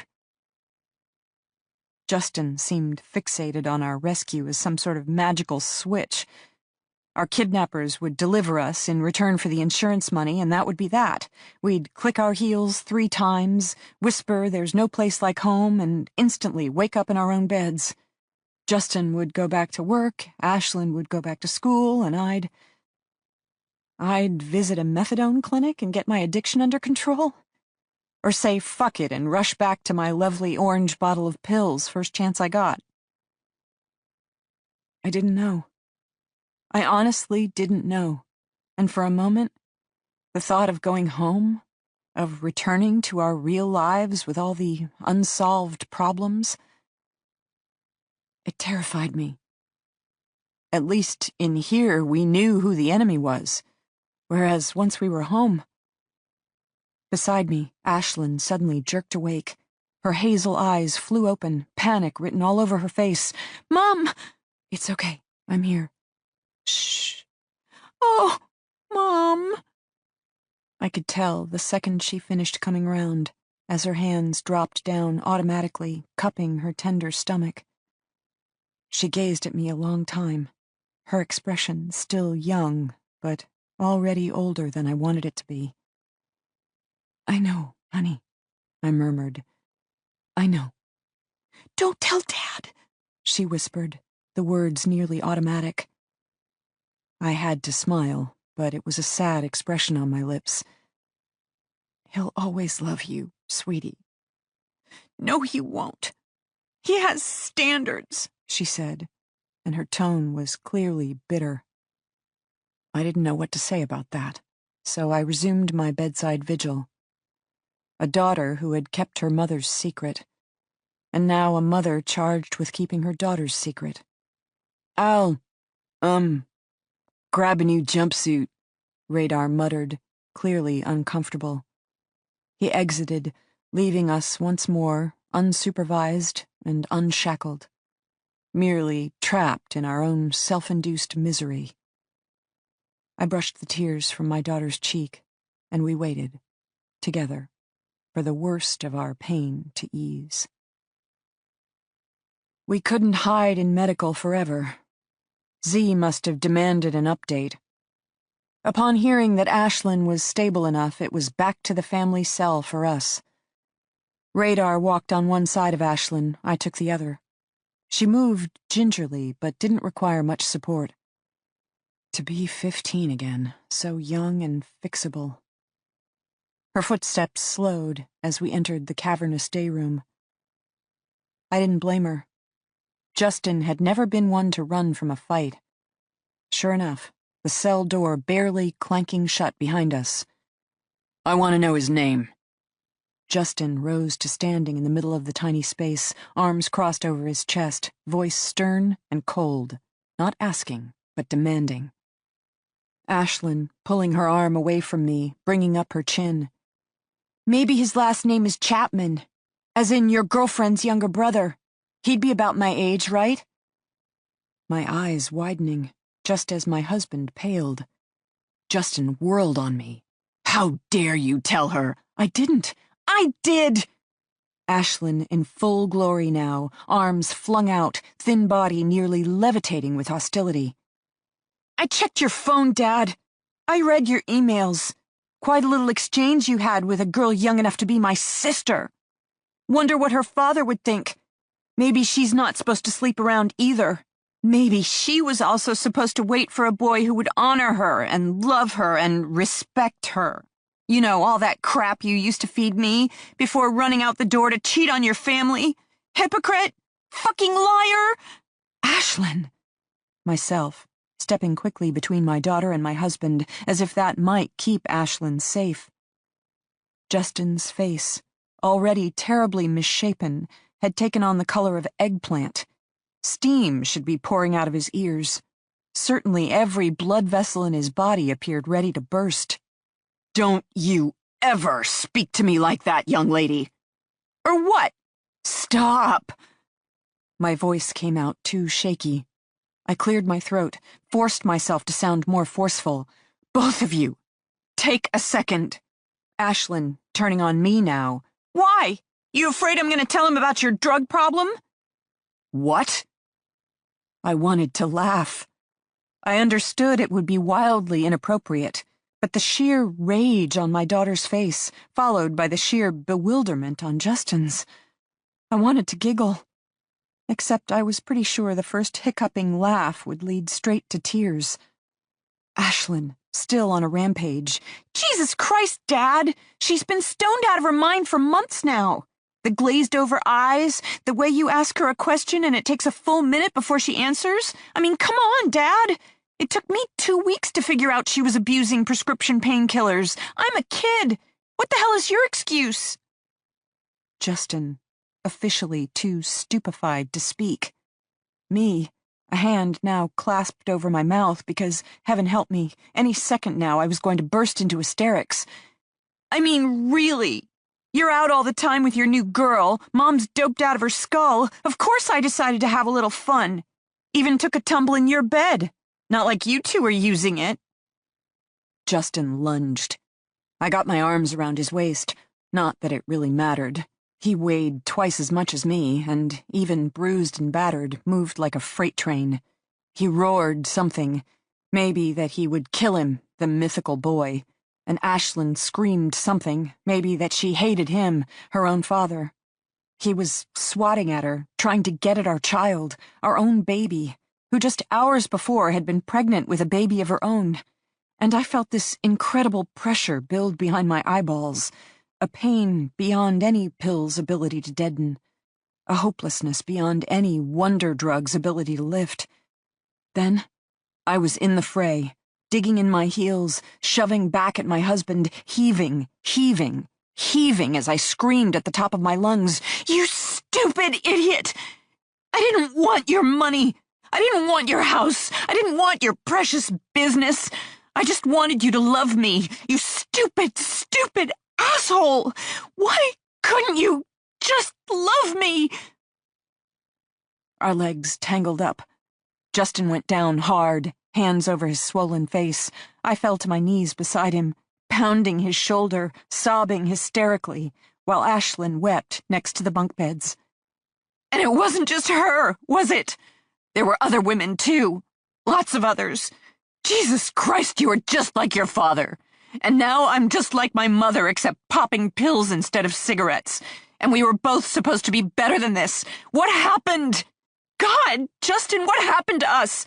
How did we become exactly the people we never wanted to be? I couldn't stop hitting him. My rage was a feral beast, finally off its leash. I hated my husband, I hated my life, but mostly I hated us, the ways we'd both failed, proving ourselves human, when so long ago we'd been sure we'd rise above all that. Mortals were fallible. We'd been in love. At the last second, I saw my husband's shoulders shake. I saw the tears on his cheeks, the defeated bow of his head. I couldn't take it anymore. I threw my arms around him. I held him close, promising forgiveness I wasn't sure I had in my heart to give, but for now, this moment, if he would just be all right, if we could just pretend to be a family. Ashlyn joined us on the floor, her arms around both of us, damp cheek pressed against my neck. "I'm sorry, Mommy. I'm sorry, Mommy. I'm sorry, sorry." Justin moaned. We cried harder. "Oh, for the love of God." Z stood in the open doorway, staring at us as if arriving at the scene of a car accident. "You people." He couldn't complete the sentence. And I agreed with him. We defied description. What kind of family behaved like this? What kind of people loved one another and hurt each other anyway? 3 p.m. tomorrow. Not soon enough. Z stopped shaking his head, stabbing a finger at me instead. "You, off him." Another finger pointed at my daughter. "You too. Stand and present." Ashlyn and I climbed shakily to our feet. Z stared at us harder. We threw our shoulders back, assuming the posture of good soldiers. He grunted his approval. Then, his gaze went to Justin, now uncurling on the floor. "Whatever happened, I'm sure you deserved it. Ladies, with me." We started walking forward just as Justin rose unsteadily to his feet. "Wait." Ashlyn continued marching, but I stopped. I couldn't help myself. I'd loved this man so much of my life. The afternoons at the firing range, our first home, the birth of our daughter, the way I used to wake up and find him watching me so intently. All those moments when I know I had really, truly seen him. All those moments when I know he must have really, truly seen me. "I didn't realize," Justin murmured, "what was going on with Ashlyn. With you. I didn't realize. And Ashlyn's right. I should have. A good man. An attentive father. I fucked up, Libby. That's on me. When we get home, if you want a divorce, I'll do whatever you want. I'll even rip up the prenup. House, company, whatever you'd like. I won't fight you. In fact, you can have it all, It's the least you deserve, and shame on me for not realizing that sooner. But I wish I would miss our family, Libby. I would miss us. I waited for him to say more, but he swallowed instead, choked up. I thought of all the things I could offer in reply. Forgiveness, acknowledgement of my own crimes, or, more importantly, that I missed us too. Had for months, and no pill in the world had been able to fill that void. All the nights I had wandered down to the darkened basement, my hand pressed against that closed bedroom door, willing my husband to feel my presence, to open his door to me. I said, "How many other women, Justin?" "You're the only one I've ever loved," he said. Which told me enough. I turned away from my husband and walked toward my captor instead. Chapter 29. While the Boston cops and FBI went to work on strategizing possible ransom scenarios, Tessa and Wyatt decided to follow up with Anita Bennett. In her house, surrounded by pictures of her family, hopefully, including her youngest son, who may or may not be Justin Denbe's half-brother. Being the local, Tessa drove. Wyatt resumed his easy sprawl in the passenger's seat, except this time he was scowling. "You don't look happy," Tessa ventured at last, threading her way from Starro Drive to Route 2 toward Lexington, Massachusetts. "I'm disgruntled." "Personally or professionally?" "Professionally.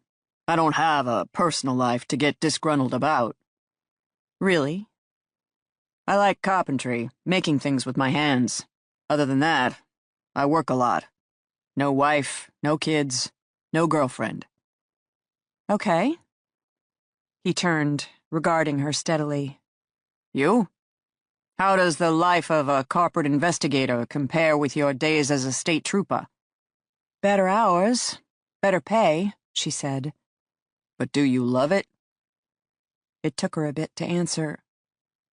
"I like it," she said at last. "For my daughter's sake, that's enough." She could feel him watching her from the passenger's seat, not speaking, not scrutinizing, just being. She found herself saying, "You haven't asked me about my husband." "Your business, not mine." 2 years ago, she heard herself continue. Brian was shot dead, and my daughter went missing. I confessed to shooting him, but was also charged with killing my own kid. "Your daughter's alive. You said so." I found her. Some of my methods didn't necessarily color inside the legal lines. I won't ever be welcomed in law enforcement again. But I have my daughter back, and that's what matters most.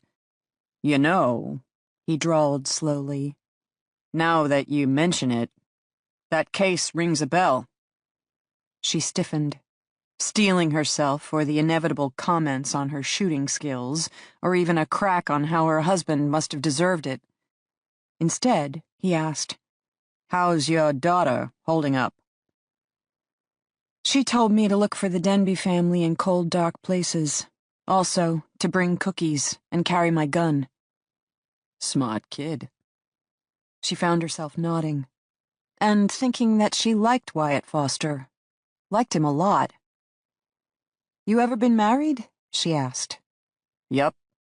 Total train wreck. But I've got nothing against domestic life. And between you, me, and the lamppost, I like kids. It's one of those things guys can't really say, though. Comes out sounding creepy. Which, given how much I respect your skills, is not the impression I'm trying to make." "I don't date much. This must be what happened when you went too long without adult company," she decided. First attentive listener, and it was like she had diarrhea of the mouth. She continued, "My focus is my daughter, creating a safe, stable home environment for her. She deserves that much." "Ah, hence the scraped back hair." "That's the second comment I've received in 2 days."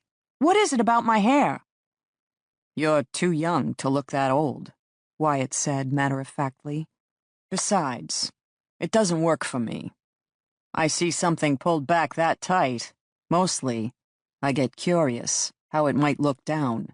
You know, preferably after a nice dinner, followed by a couple glasses of wine, that sort of thing. Tessa was no longer watching the road. She was staring at the man sitting in her passenger's seat, and she was pretty sure she was blushing. Blushing, for heaven's sake. But I imagine you don't date on the job, he continued now, voice still perfectly even. Exactly, she managed, and returned her eyes to the road. They fell back into silence. So, she drawled after another few minutes, you're disgruntled. Yes. The kidnappers are exposing themselves. They're making phone calls, buying local newspapers, and most likely getting supplies to treat a woman in the midst of pretty serious withdrawal. And yet, we still can't get a beat on them. It's pissing me off. We don't have a description, Tessa pointed out. It's hard to make headway without a tangible description of the suspects to circulate. I mean, what can local law enforcement do right now? Ask local gas stations if any strangers bought a newspaper today? At this rate, we should feel disgruntled. We're still skirting the perimeters of the crime. We haven't reached the heart of the matter. I called my office, Wyatt said. Got them working with the local wireless providers to identify chunks of real estate that don't receive adequate cell coverage. Sounds like that will eliminate a great deal of the White Mountain National Forest. Course, most of the real estate in question is high altitude or deep country. Not exactly accessible for hiding hostages anyway. Process of elimination is still something. A no that helps lead to yes. Forest rangers have been making progress too, visiting campgrounds and trailheads. At this rate, we may work ourselves down to a mere fifth of the state left to search by tomorrow. See? Smaller haystack. Well done. Wyatt stopped scowling, grinned instead. I like you, he said. Hairdo aside, I'm going to ask you out one day, but not today. Today, we're going to focus on the Denbe family. Not much time left, she murmured, taking the exit for Lexington as she followed her GPS's directions for Anita Bennett's house.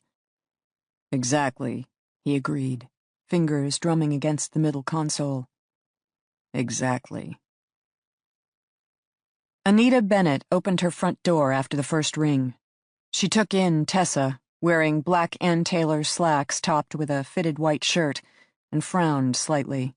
Then she spotted Wyatt, standing in full view of her neighbors in his dark brown sheriff's uniform, and positively scowled.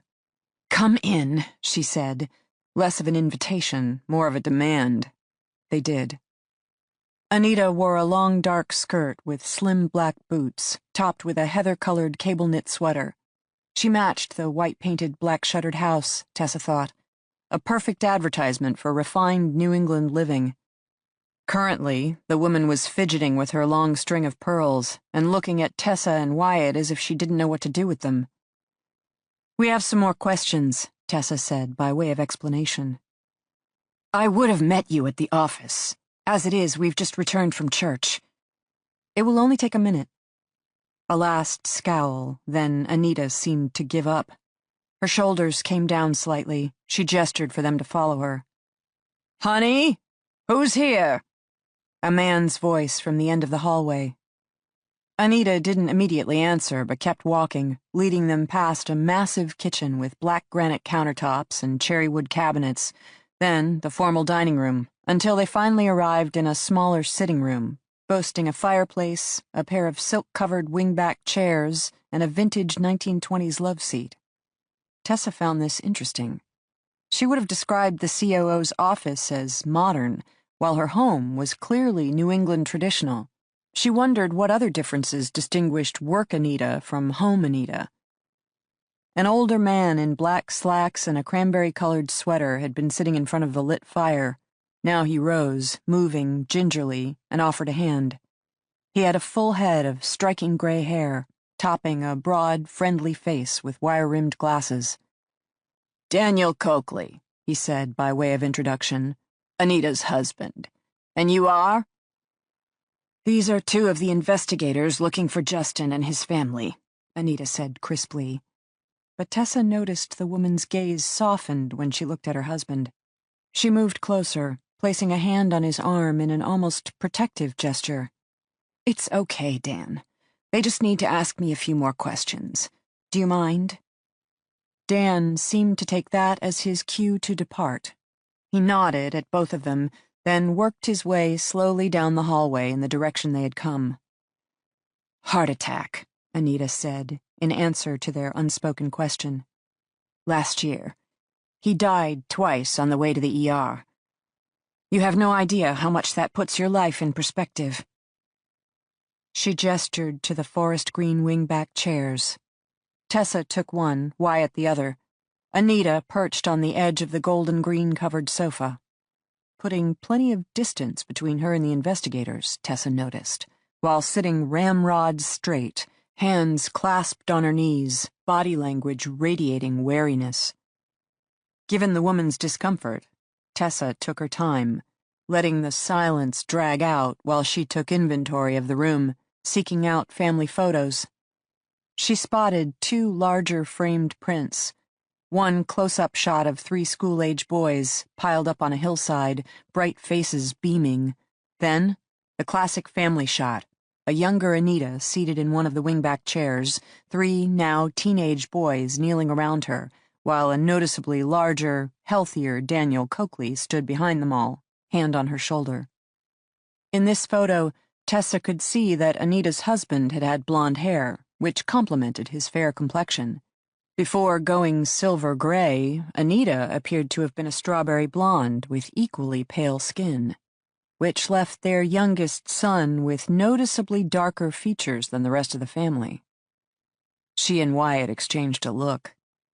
He was seated comfortably in the other wingback chair, one leg crossed casually on the other, elbows resting at his side. He was going with his quietly accessible demeanor, not pressuring their interview subject, but letting her come to him. Effective approach, given how much Tessa herself had volunteered in just one car ride. We have received a ransom demand, Tessa said. Clearly, this was not what Anita had been expecting. Immediately, the COO was on her feet, fingers once again working her pearls. How? When? What do they want? Are Justin and his family okay? Demand is $9 million. Justin evoked some special clause that allows an additional life insurance payment in situations of extreme danger. Oh my God. Anita's hand covering her mouth. Is he... all right, Ashlyn, Libby. Justin states they are currently safe, but we haven't received visual confirmation yet. Will the insurance company pay? Being worked out as we speak. Of course they'll pay, Anita said, no longer looking at them, but seeming to speak to herself. That's why one carries such policies, so that when the worst happens, the company will pay and Justin and his family will be returned safe. When? Soon, we hope. Anita sat back down. Her earlier wariness was gone. She appeared intent now. So, what do you need from me? How can I help? Tessa and Wyatt exchanged another glance. If Anita had a vested interest in the Denbe family's disappearance, she was doing a good job of hiding it. Or maybe none of this was news to her. The ransom had been part of the plan, and all was proceeding on schedule. Tessa decided to cut to the chase. Tell us about your youngest son. The COO froze. For one moment, Tessa thought the older woman might fight it, but then she conceded their point with a single, stiff nod. I see the rumor mill's been busy, as usual. Tessa and Wyatt just waited. You want to know why I didn't just tell you everything yesterday? Anita continued, unprompted. First second you arrived in my office, I should have aired my dirty laundry, dragged all the skeletons out of the closet. Because, of course, Justin's disappearance must have something to do with my son. Families are like that. Again, Tessa and Wyatt said nothing. He doesn't even know, Anita said abruptly. Timothy, I mean. Daniel does. And yes, it was a very difficult time in our marriage, but we survived it. And Daniel loves Timmy. Views him as just as much his son as our other 2 children. In the end, we decided to let it be. Daniel is happy, Timmy is happy. Why rip apart our family for no good reason? Does Justin know? Wyatt spoke up. Anita shrugged.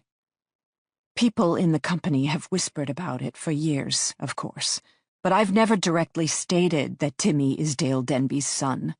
Frankly, the first 10 years I wasn't even sure myself. Of course, as Timmy's grown up, the family resemblance... Does Justin know? Wyatt pressed again. Anita seemed to be struggling. I'm sure he must suspect it, she finally allowed. But again, for Timmy's sake as much as anyone's, I've never gone there, and I never will. For Timmy's sake? Tessa repeated, allowing disbelief to color her voice.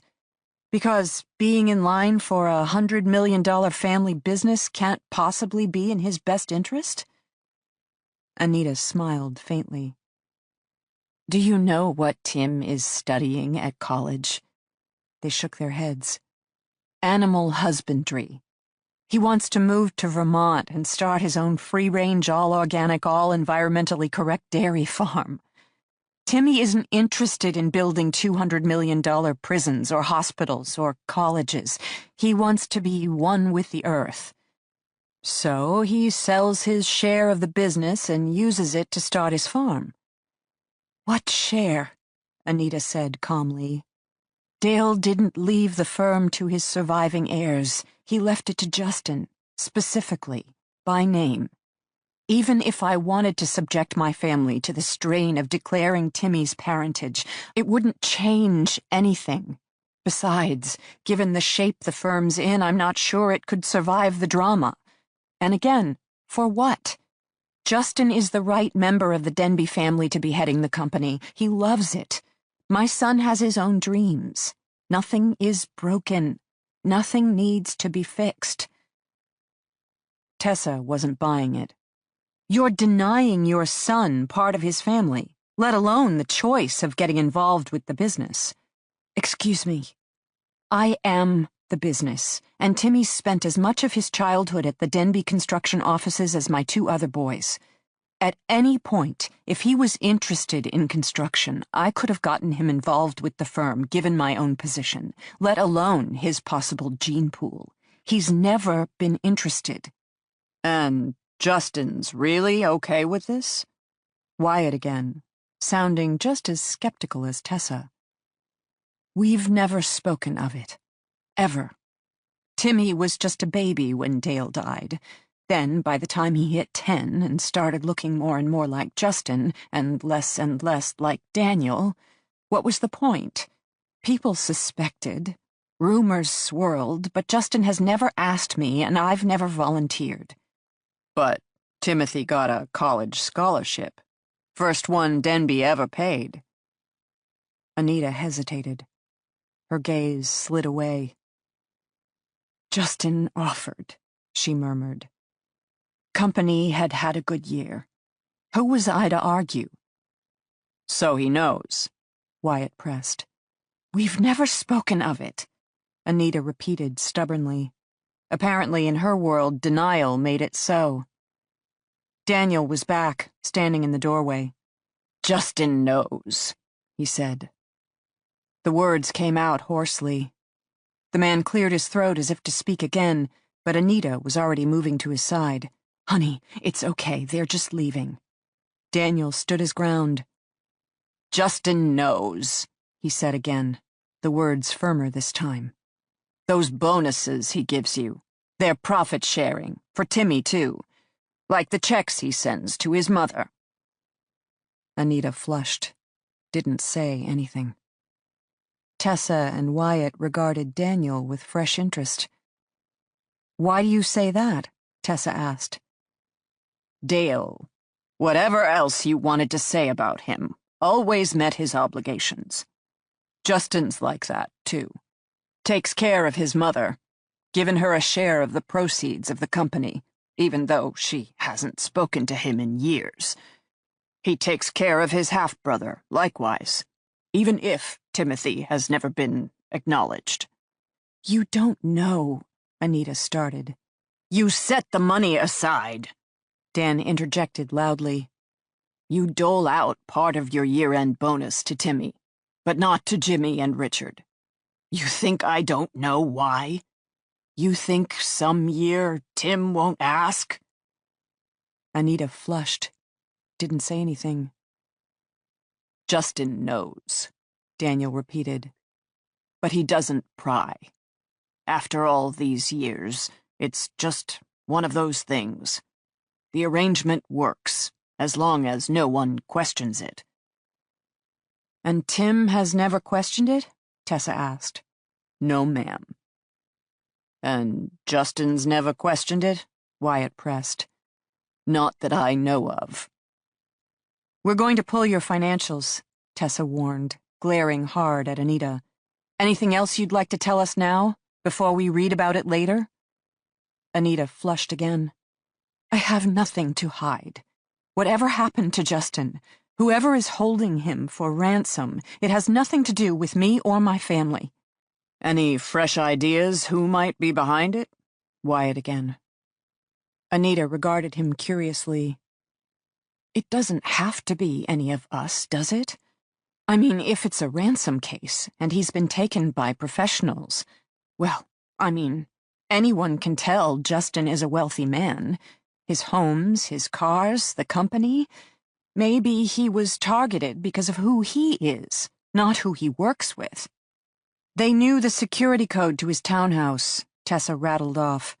They knew the family's schedule, the home's layout, and exactly when and where to strike. This was an inside job, and you'd better believe Justin is as aware of that as we are. Meaning, the second he and his family are safe at home, you really think Justin's going to just let this whole incident slide? Anita had paled. She shook her head. It's going to be warfare, Tessa continued. Justin himself is going to go after each and every one of you, even if it means dismantling his own company brick by brick. The more you know him, the bigger your exposure is going to be. So speak now, Anita. We're willing to listen. Justin, on the other hand, after having watched his wife and daughter suffer? I don't know anything, Anita insisted. I wouldn't harm Justin, let alone his family. And I can't think of anyone else in the firm that might.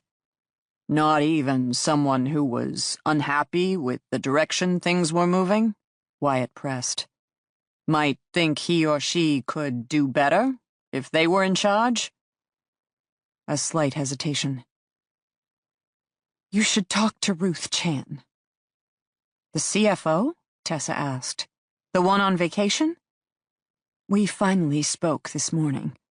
She was going to head straight for the airport, try to get on the first available flight out. But in the beginning, when I told her what had happened to Justin, she got real quiet. It's not that she said anything or confessed anything, just... Tessa and Wyatt waited. Anita finally looked up. She didn't seem shocked. I told her Justin and his family had gone missing, and it didn't seem to surprise her at all. Chapter 30. Z led Ashlyn and me through a maze of broad corridors. At first, I thought we must be heading to the kitchen for lunch duty, but after we bypassed those doors, I gave up guessing our destination and simply followed in his wake. He hadn't bothered to shackle our wrists, nor did he walk between us. Instead, he strode forward several paces, shoulders loose, body language relaxed, a man who might as well be on a Sunday stroll. Now that the ransom wheels were set in motion, did he figure he had little to fear regarding an attempted escape? Or when it came to him versus us, did he just figure he had little to fear? Ashlyn was moving slowly. She should be resting in bed, not roaming a vast, hard-floored building. When we got home, I'd take her directly to the doctor, as well as have a long overdue heart-to-heart chat. Z finally arrived at a heavy steel door. He opened it, and we entered a modest room with floor-to-ceiling wood paneling against one wall and a raised dais. A gold cross was mounted on the wood paneling. Chapel, I realized. We had reached the prison's sanctuary. Radar was already there. He had every light on and was walking around the space with his iPhone, either filming or snapping photos. He looked up when we entered, but his face was as expressionless as always. "We'll start them here," he said to Z, pointing to a spot on the dais. "Should give us enough light, with a neutral enough backdrop. I gotta go with a wider frame to include 2 people, so the viewers are going to see more, but wood paneling's pretty nondescript." "Their jumpsuits?" Z asked. Radar held up his phone, aimed it at Ashlyn and me. "Not gonna happen. Orange collar, clearly visible." Z nodded, apparently having expected this answer. He gestured toward the corner, where I saw a pile of clothing on the floor. Our clothing. From the first day. Was that yesterday or the day before? Time grew murky when you spent 24/7 under the glow of fluorescent lighting. I didn't know how lifers learned to stand it. "Tops only," Z instructed us. "Just throw them on over your jumpsuits. Then we'll figure out the collars." I finally understood what they were trying to do. Disguise us and our location. Of course, the ransom demand had to be beamed to the authorities, who would scrutinize the video footage for any clues as to our whereabouts. For example, cinder block walls, orange prison jumpsuits, anything they could see in the frame. So we'd film against the one non-institutional wall in the entire facility while wearing our last known garments. As usual, Z had thought of everything. I handed Ashlyn her baby blue waffle-knit shirt. Raising her arms over her head clearly pained her, so I helped drag the form-fitting sleep top over her oversized jumpsuit. The jumpsuit top bulged awkwardly, while the bright orange collar poked through the waffle shirt's crewneck like an out-of-place bird of paradise flower. Z took one look and shook his head. "Top of the jumpsuit. Off." Ashlyn and I looked around. The room was one open space.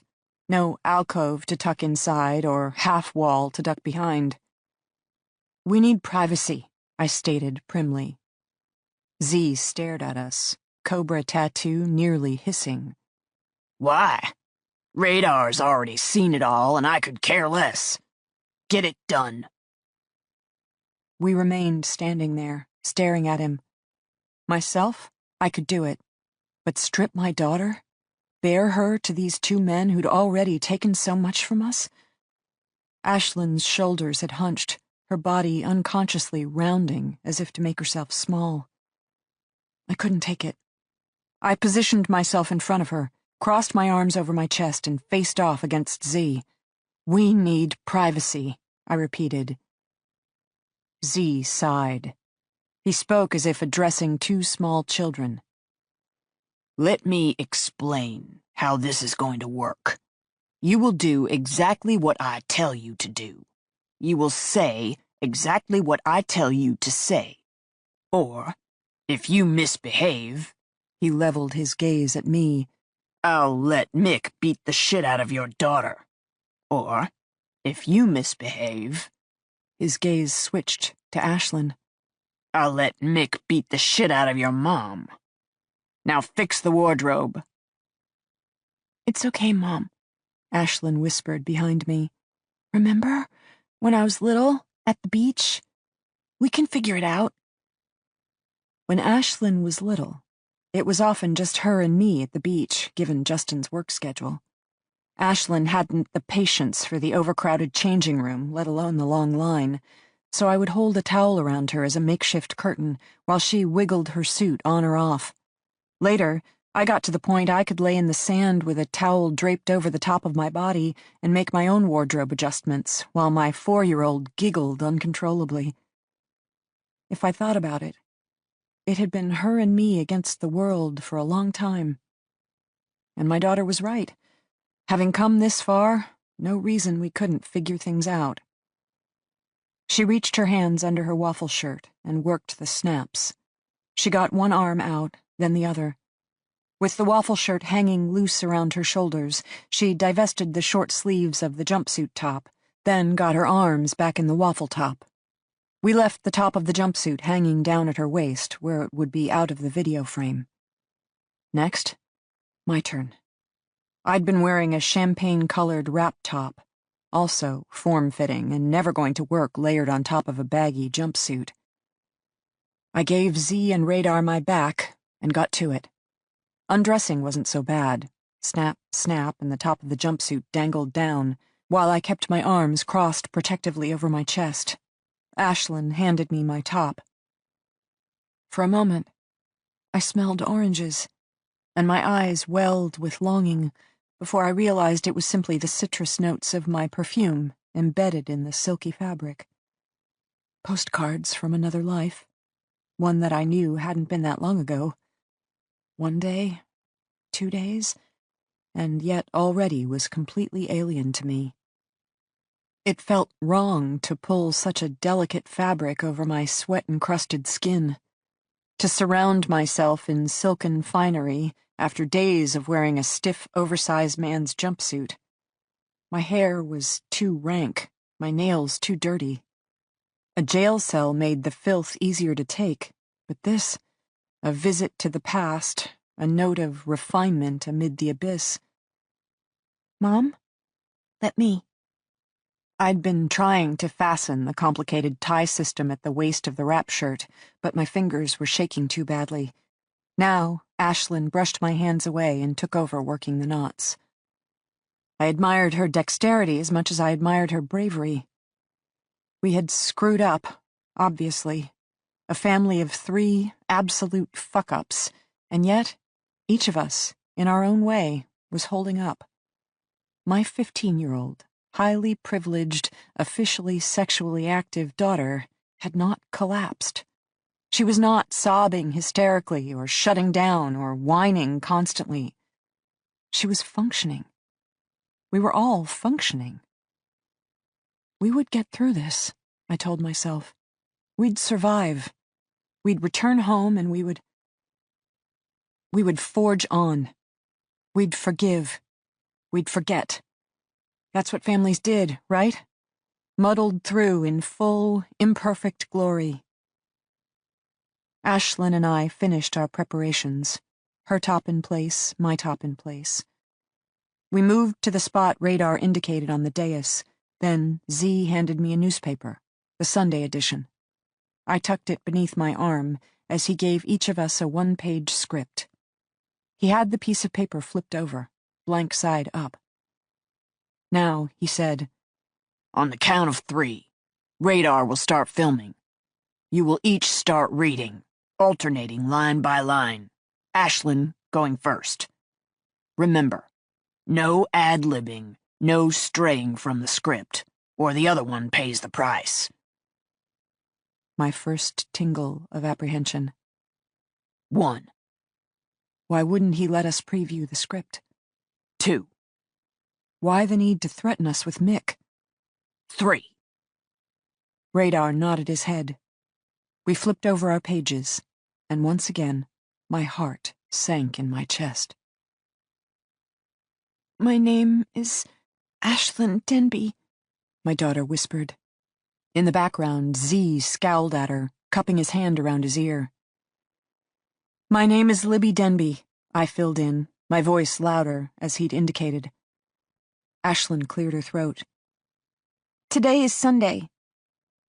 I provided the date, then, following the note from the script, hastily unfolded the newspaper and flashed the front page.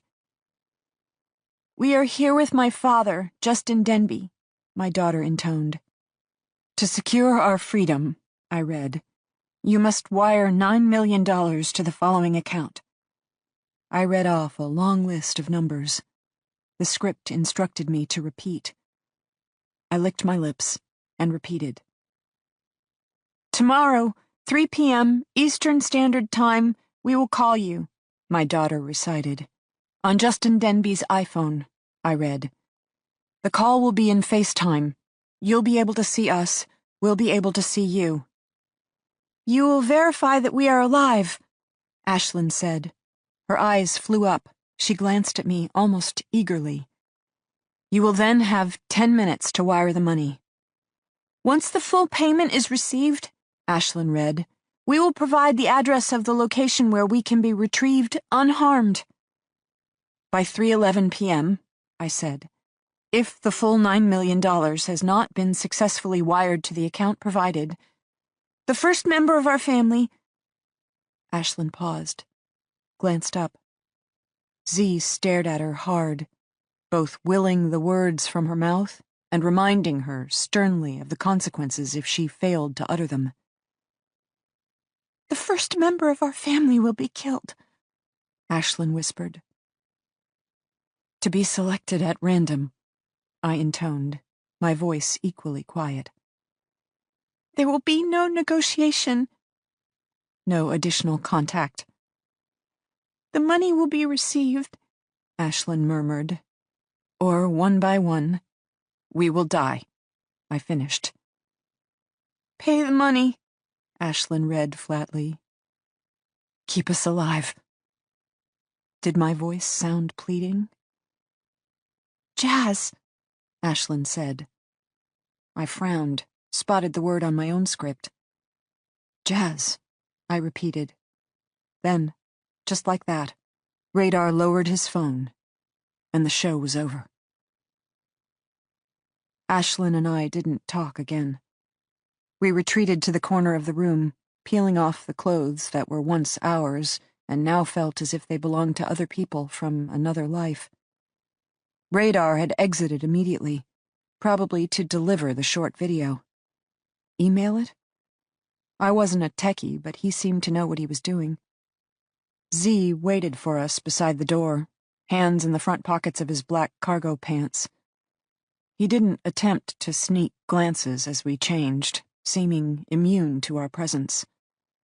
Of our captors, he was the one I could least figure out. Clearly, he was the leader of this operation, the brains, who was equally respected for his brawn. Former military. Current private mercenary? The kind of man who would do whatever, hurt whomever, as long as the money was good? Kidnap a family, beat a husband, terrify a wife and teenage daughter? As of this moment, was he double-dipping? Receiving payment from whoever had wanted us taken, while also attempting to earn an additional $9 million in ransom funds? Or would that be unethical, a break in some mercenary code? There was a thought there, a kernel of an idea I struggled to hold. Given what we knew thus far, the locked front door, the insider knowledge of our routine, we'd assumed someone we knew must have hired Z and his team to take us, except we'd never figured out who or why. Which brought up the logical question. Would this same person who was willing to pay for us to disappear really want us returned home again, safe and sound? The ransom exchange made sense for Z, Radar, and Mick, each of whom stood to receive millions of dollars. But what about the mystery mastermind? What did he get out of all of this? Surely it had to be in his best interest for us to never be found alive. Which might explain the current take-it-or-leave-it approach to the ransom demands. Certainly the script that Ashlyn and I had just read hadn't allowed any room for negotiation, good faith exchanges, or counteroffers. Just pay $9 million by 3 p.m. tomorrow, or members of the Denbe family will start turning up dead. It was as if Z was waiting for an excuse to kill us. Maybe because that was still his overarching charge, the terms of the first contract. And, as strange as it sounded, Z struck me as the ethical type. A man as good as his word. The kind of guy who made a promise, then kept it. I shivered, and once I started, it was hard to stop. 24 hours, I thought.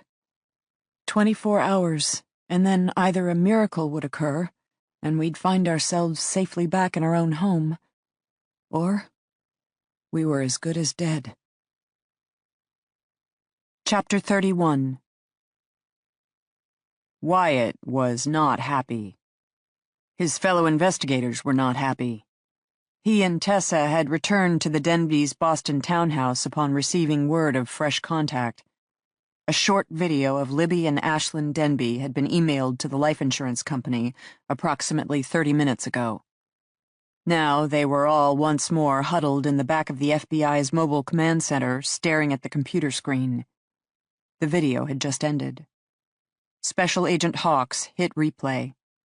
Again. Then again. None of the subsequent viewings improved any of their moods. No contact information for follow-up questions. No room for renegotiating the ransom terms or demanding a good-faith gesture, such as the release of the youngest family member. Just a flat-out exchange. Pay the money or pick up the bodies. How do we know they won't kill the Denbes the second after we wire the money? Nicole scowled. She was twirling a loose strand of blonde hair around her finger, a nervous habit Wyatt knew she hated, but couldn't break. We don't, her fellow FBI agent Hawks countered. Sounds like the whole exchange happens long distance. We pay, the Denbes provide an address, then we get to rescue them. Talk about a KISS approach to kidnapping, Wyatt drawled. Keep it simple, stupid. Which is exactly what they're doing. Insurance company won't go for it, Nicole warned. Denbe Construction will threaten to sue if they don't, Tessa countered. She was standing next to Wyatt. Her hair smelled like strawberries, and he really did want to remove that plain black hair elastic just to see how it fell around her shoulders. Now was not the time or place to notice such things, of course, and yet he did. After all, the policy contains an imminent risk of death clause, and here's a video of the insurance stating they'll be killed if monies aren't delivered. Seems pretty slam dunk to me. We need more information, Nicole continued primly. That's the whole point of the negotiations. We should be demanding concessions, such as the release of the girl. Instead, we're being squeezed just as tightly as the insurance company, told nothing, ordered to deliver everything. We take all the risk, they gain all the reward. Wyatt held up his hand.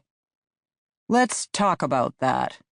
Before we get too far into what this video doesn't tell us, let's discuss what it does. He ticked off one finger. Experienced captors. Professionals. We already knew that, Nicole still twirling her hair. We thought in terms of hired muscle, most likely former military. But what about prior kidnapping for ransom experience? You guys have databases. Got any lists of professionals, known offenders who've done this kind of thing before? That might tell us something. Nicole frowned, but nodded. She gestured to Hawks, who started typing. They're using an iPhone, Tessa continued brainstorming. Given that tomorrow's phone call will be in FaceTime, they'll dial Justin's number in the FaceTime mode, and once we pick up, it'll be like a video conference. We can see and hear them, and they can see and hear us. Given the quality of the video, Hawks spoke up, an iPhone would work. Now, FaceTime requires a Wi-Fi connection, but that's not really an issue in this day and age. Could be they have Wi-Fi available at their location, or they brought a MiFi, creating their own hotspot. Can we trace it? Wyatt, the non-techie, asked. The Wi-Fi signal? If the signal were unsecured and we were within distance to receive it, yes. There are some tools that could lead us to the source, but that means being able to pick up the Wi-Fi signal, identifying it's the one being used by the unsubs, and already being within a few hundred yards, or less, of the broadcast location. Wyatt took that to mean no. What about the iPhone? Don't have a phone number to trace. The call number was blocked when Justin dialed customer service. Best guess, given these guys are pros, is that the iPhone is either stolen or a knockoff. Big black market for consumer electronics, making it easy enough to pick up a couple of disposable phones for a job like this. At least, Hawks shrugged. That's what I would do. The girl was surprised, Tessa said quietly. Justin appeared to be talking off the cuff, but this video, the way they intoned the words, it's almost like Ashlyn and Libby were following a pre-written script. The threat of death. You could tell that caught Ashlyn off guard. She didn't freak out, Wyatt murmured, though the look on her face, the moment after reading that line, would haunt him. They're unharmed, Nicole said. Not beaten, like Justin. Also, holding up well given the situation. Seems to indicate that thus far they've been treated better than he has. They're not worth more if beaten to a pulp, Wyatt said bluntly.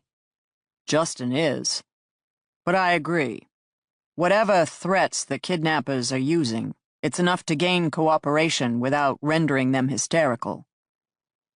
Professionals, Tessa murmured. The obvious distinction. Wyatt bent over, scrutinizing the video. Background looks like wood paneling, he said. Agreed, Hawks seconded. Consistent with many hiking lodges. He turned this around in his mind, trying to think through the logistics. The Denbes will provide the address of their location once the money is transferred, he muttered out loud. Meaning, the kidnappers have to wait around to ensure their demands have been met, most likely somewhere close enough that the family continues to play by the rules, even when on the phone with us. Then, the moment the payment has been wired to the designated account, two things will happen at once. Law enforcement will descend upon the provided address, and the newly wealthy kidnappers will flee the premises. If you ask me, proves once and for all they're definitely in northern New Hampshire. 3 pairs of eyes greeted him with open skepticism.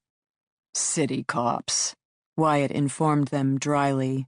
You're accustomed to dozens of uniformed officers who can be anywhere and everywhere in 5 minutes or less. Now, in my neck of the woods, closest backup is an easy 20, if not 40 minutes away. Plenty of time for experienced kidnappers to make their exit, before we can make our entrance. So, he straightened, warming to the subject, we should check out roads. The kidnappers would look for multiple byways. Otherwise, they risk driving directly past arriving officers. Their target hideout would include rural lodges, campsites that lie near multiple points of access.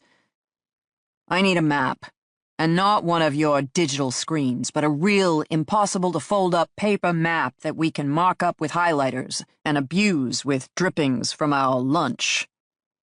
Got it, Nicole said, and headed for the rear of the mobile command center, where apparently even the FBI kept things as antiquated as real maps. While Nicole dug through a pile, Wyatt used the opportunity to ask, Any luck interviewing Ashlyn Denbe's friends? Hawks took the liberty of answering. Yes and no. According to Ashlyn's BFF, Lindsay Edmiston, Ashlyn didn't have a boyfriend and wasn't the type to sleep around. However, Wyatt and Tessa eyed him expectantly. Even Lindsay thought Ashlyn was keeping a secret. Friday night, when the parents were supposedly on their date night, Lindsay had invited Ashlyn over to her house, but Ashlyn had refused. According to Lindsay, that was unusual, Ashlyn not being the type who preferred staying home alone. Lindsay had begun to suspect there was a boy in the picture. In fact, Lindsay wondered if on Friday night, when the parents were out, Ashlyn had really been all alone in her bedroom. She had the boyfriend over? Tessa asked sharply. Hawks glanced up at them. Maybe. But Lindsay already swears not anyone from the local high school. Nicole and Hawks had more interviews to conduct. They departed, leaving Tessa and Wyatt to work the map. Wyatt fixated on roads, towns, and wilderness areas in northern New Hampshire. He couldn't get Ashlyn Denbe out of his head. The way she'd perked up, looking briefly excited at the promise of her and her family's safe return, only for her face to freeze over again as she and her mother continued to read down the script, getting to the part detailing what would happen if the kidnappers' demands were not met. The killing of the first member of the Denbe family. Wyatt got on the phone with his deputy, Gina, who'd apparently been working with the cellular providers to block out sections of the mountains that lacked cell service. Then he contacted Fish and Game, as well as the Wildlife Agency, updating their own tireless searches of dozens and dozens of campgrounds and trailheads with more X's, more O's. In the end, he marked up the map with multiple games of tic-tac-toe, while identifying a mere 250,000 more acres to search. Taking into consideration major thoroughfares, he homed in on his 3 most likely northern cities. Littleton, which had a major interstate, 93, running right through it, ready to bring the captors down to Boston or up into Vermont. Second choice, Colebrook, on the New Hampshire-Vermont border, with Route 3, as well as 26 and 145 all converging in one extremely isolated town. Finally, Berlin, on the eastern side of New Hampshire's narrow tip, bisected by Route 16, but also very close to Route 2 into Maine. Bigger than the first 2 options, and a rougher town given the boarded-up mills, but then again, probably a comfortable enough place for hired muscle. Wyatt drew 3 big O's, based solely on assumptions and guesses and gut feel. A lot of maybes, given an entire family was on the line. Ashlyn, Libby, Justin Denbe. Wyatt set down his pen. He sighed heavily. Tessa, standing across from him, seconded the motion. "Tomorrow, 3 o'clock? It's not going to happen," she stated simply. "No," he agreed. "Even if the insurance company pays. No good reason for a bunch of professionals to let that family walk away." "We have to find them." "Yep." He glanced at his watch. 26 hours and counting. "I want to know the identity of Ashlyn's mysterious boyfriend," Tessa muttered. "Innocent bystander, or one more person with access to the security code for the house." "Good point." "Is it just me? Or does every member of this family have a secret?" Wyatt shrugged. "Find me a family that doesn't." Good point. But her tone said she wasn't happy about it. For that matter, neither was he. Wyatt looked around.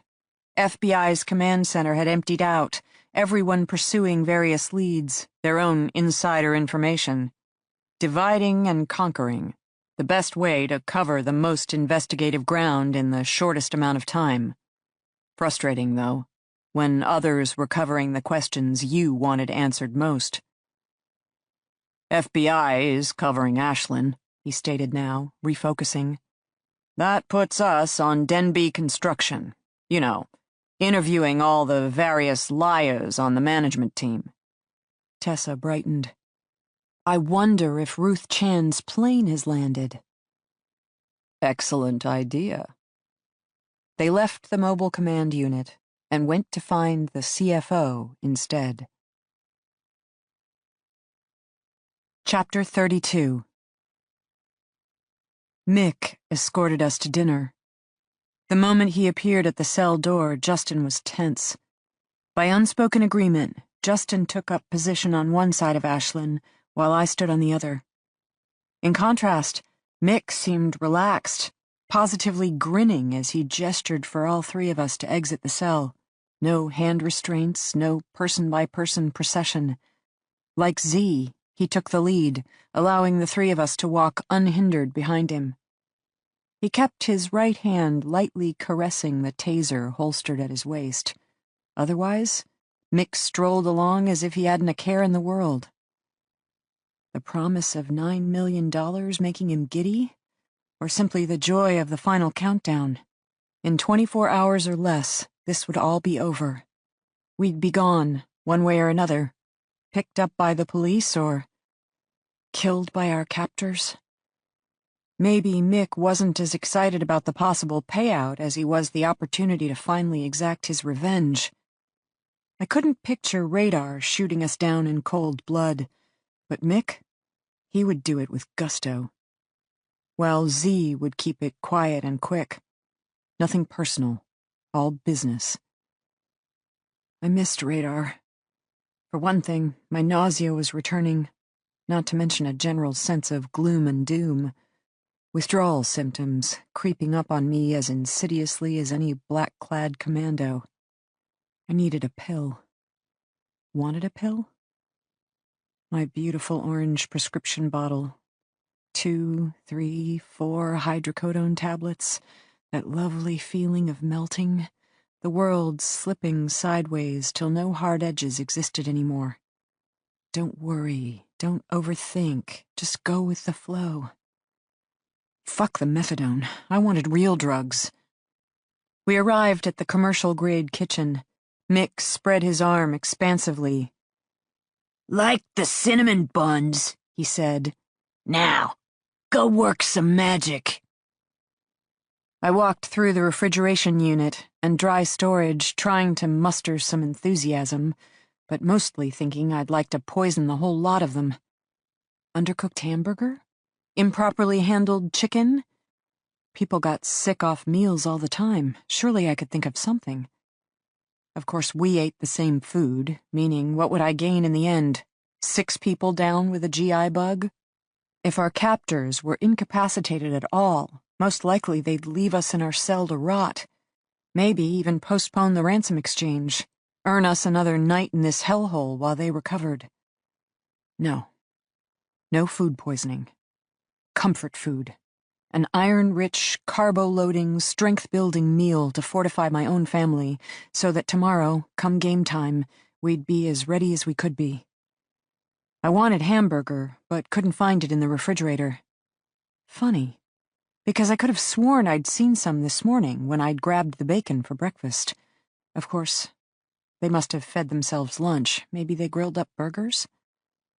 I settled for cans of stew meat from the dry storage, then returned for a block of cheese, only to discover it was also gone. Sliced up to toss on their burgers? My head ached.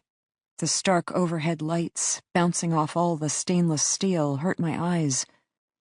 But I forced myself to contemplate both the walk-in pantry and the massive refrigeration unit. Both were definitely sparser. In fact, if I conjured up that very first meal of pasta and sauce, what I'd inventoried then versus now? Z and his team were either eating up a storm or cleaning out. Our captors were covering their tracks, preparing for the end. Hello? Mick called out, voice already threatening. I forced myself to return to work. I set up Ashlyn with 2 cans of spinach. She promptly wrinkled her nose. I added canned corn, a jar of onions, and canned carrots. Mick gazed at me doubtfully. That ain't cinnamon rolls.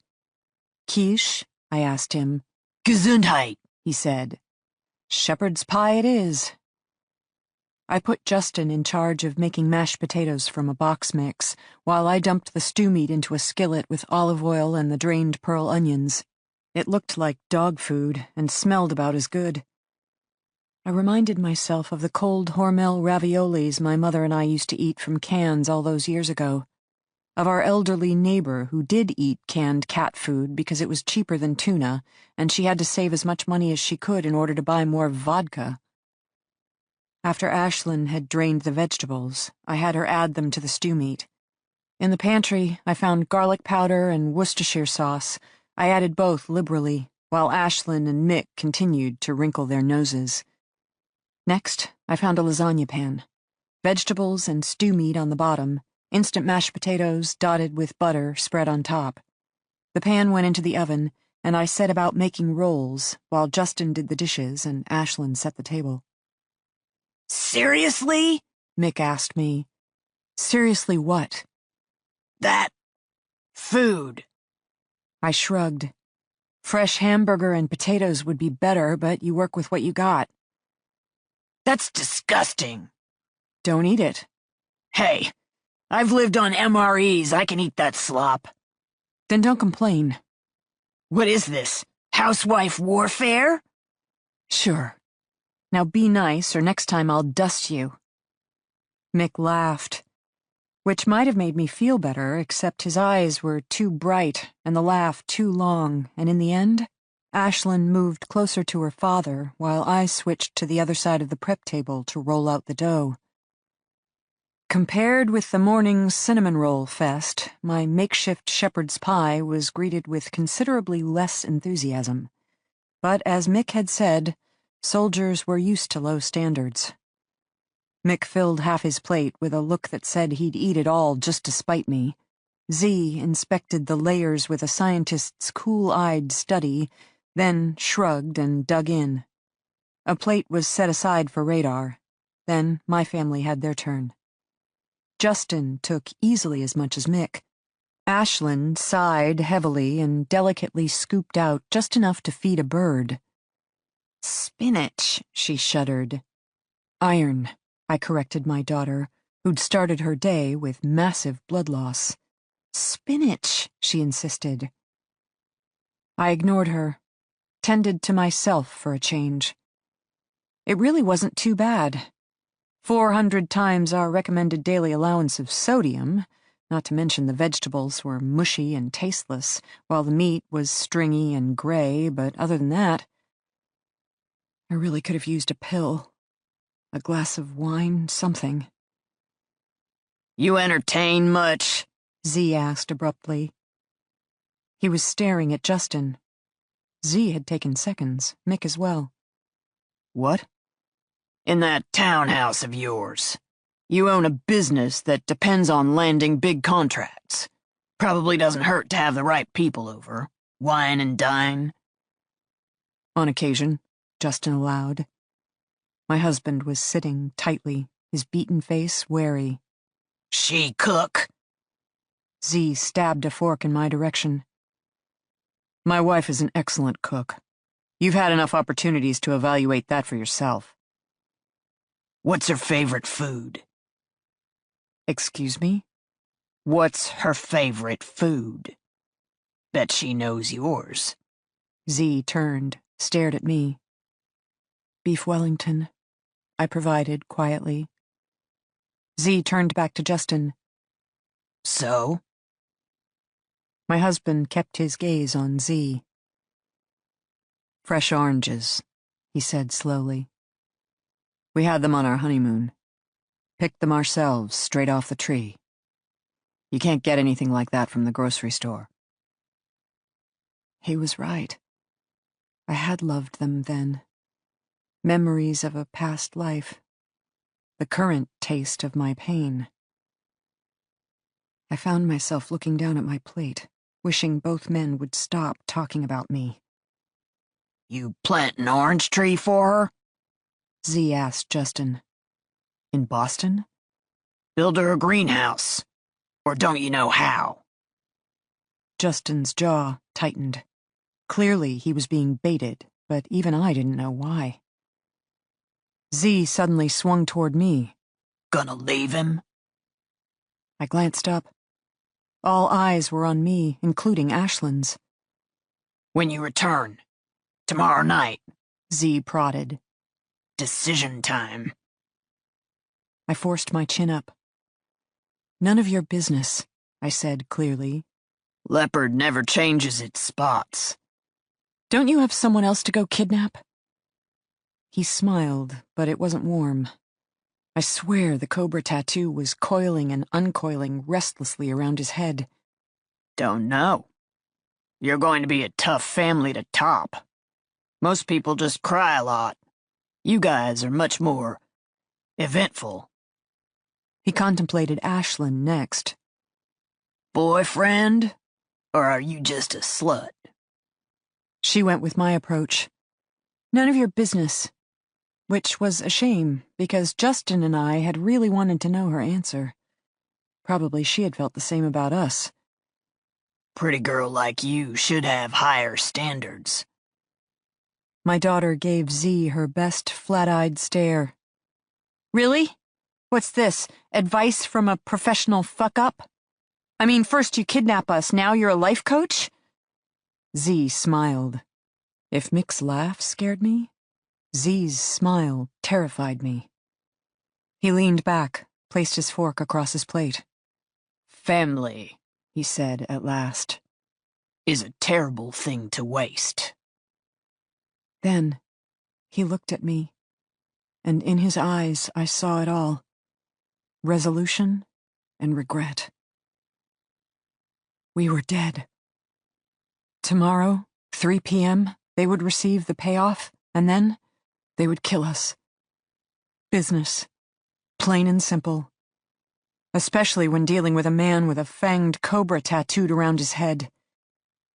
No one spoke again. Z left. We cleaned up the kitchen.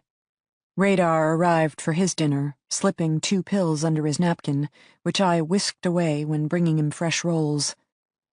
I returned the leftover shepherd's pie to the walk-in fridge, dry swallowing the tablets the second I was out of sight, and wishing bitterly they were hydrocodone instead. Finally, Mick escorted us back to our cells. Still no hand restraints. Still the illusion of freedom. Dead family walking. When the cell door finally clanked shut behind us, I turned to find him grinning broadly. He winked, waggled his tongue, and mouthed, "Soon." Last glance at the ever-present camera, then he disappeared. Ashlyn was asleep inside a matter of minutes. She climbed up to the top bunk and collapsed. She needed the rest. Justin and I needed to talk. They're not going to let us go, I said without preamble, perching restlessly on the lower bunk. Tomorrow, 3 p.m., they're going to take the money, then kill us. Nonsense. Justin was lying on his back across from me, hands tucked behind his head, staring up. They're professionals. No way they're gonna mess up a chance at 9 mil. None of this makes any sense. This huge sum of money is wired to their account, then they magically leave us alone? I mean, the second they have the money, what's to stop them from harming us? We're still in a prison. We're still at their mercy. We'll be in the control room, safe from them. That's what I set up with Z. Tomorrow, come deadline, we'll use Radar's phone to call my cell. Some federal agent in Boston will most likely answer. We'll see him, he'll see us. Visual confirmation. Then you, me, and Ashlyn will move into the control room, locking it down and ensuring our own safety while the funds are being wired. The minute ransom has been received, Z and his team will exit stage right, while we await local law enforcement, who will return us to Boston and allow us to get on with our normal lives. What if the authorities won't pay the ransom? There's no way to renegotiate or confirm Z's terms. He wanted to keep things simple. And actually, I agreed. Better to make it all or none. Puts more pressure on the insurance company. But if the company won't pay, the company will pay, Libby. They have to. We delivered the proof they requested. The policy is up to date, and frankly, the feds will probably make them. It's in everyone's best interest for tomorrow to go as planned. Trust me. In another 24 hours, we'll be able to put all of this behind us. I studied my husband, still not convinced. My hands were shaking. I'd taken the methadone, which was supposed to reduce my withdrawal symptoms, but my sense of doom and gloom still wouldn't go away. We don't even know why they kidnapped us, I muttered next. Does it matter? They beat you. I'm doing okay. They terrorized Ashlyn.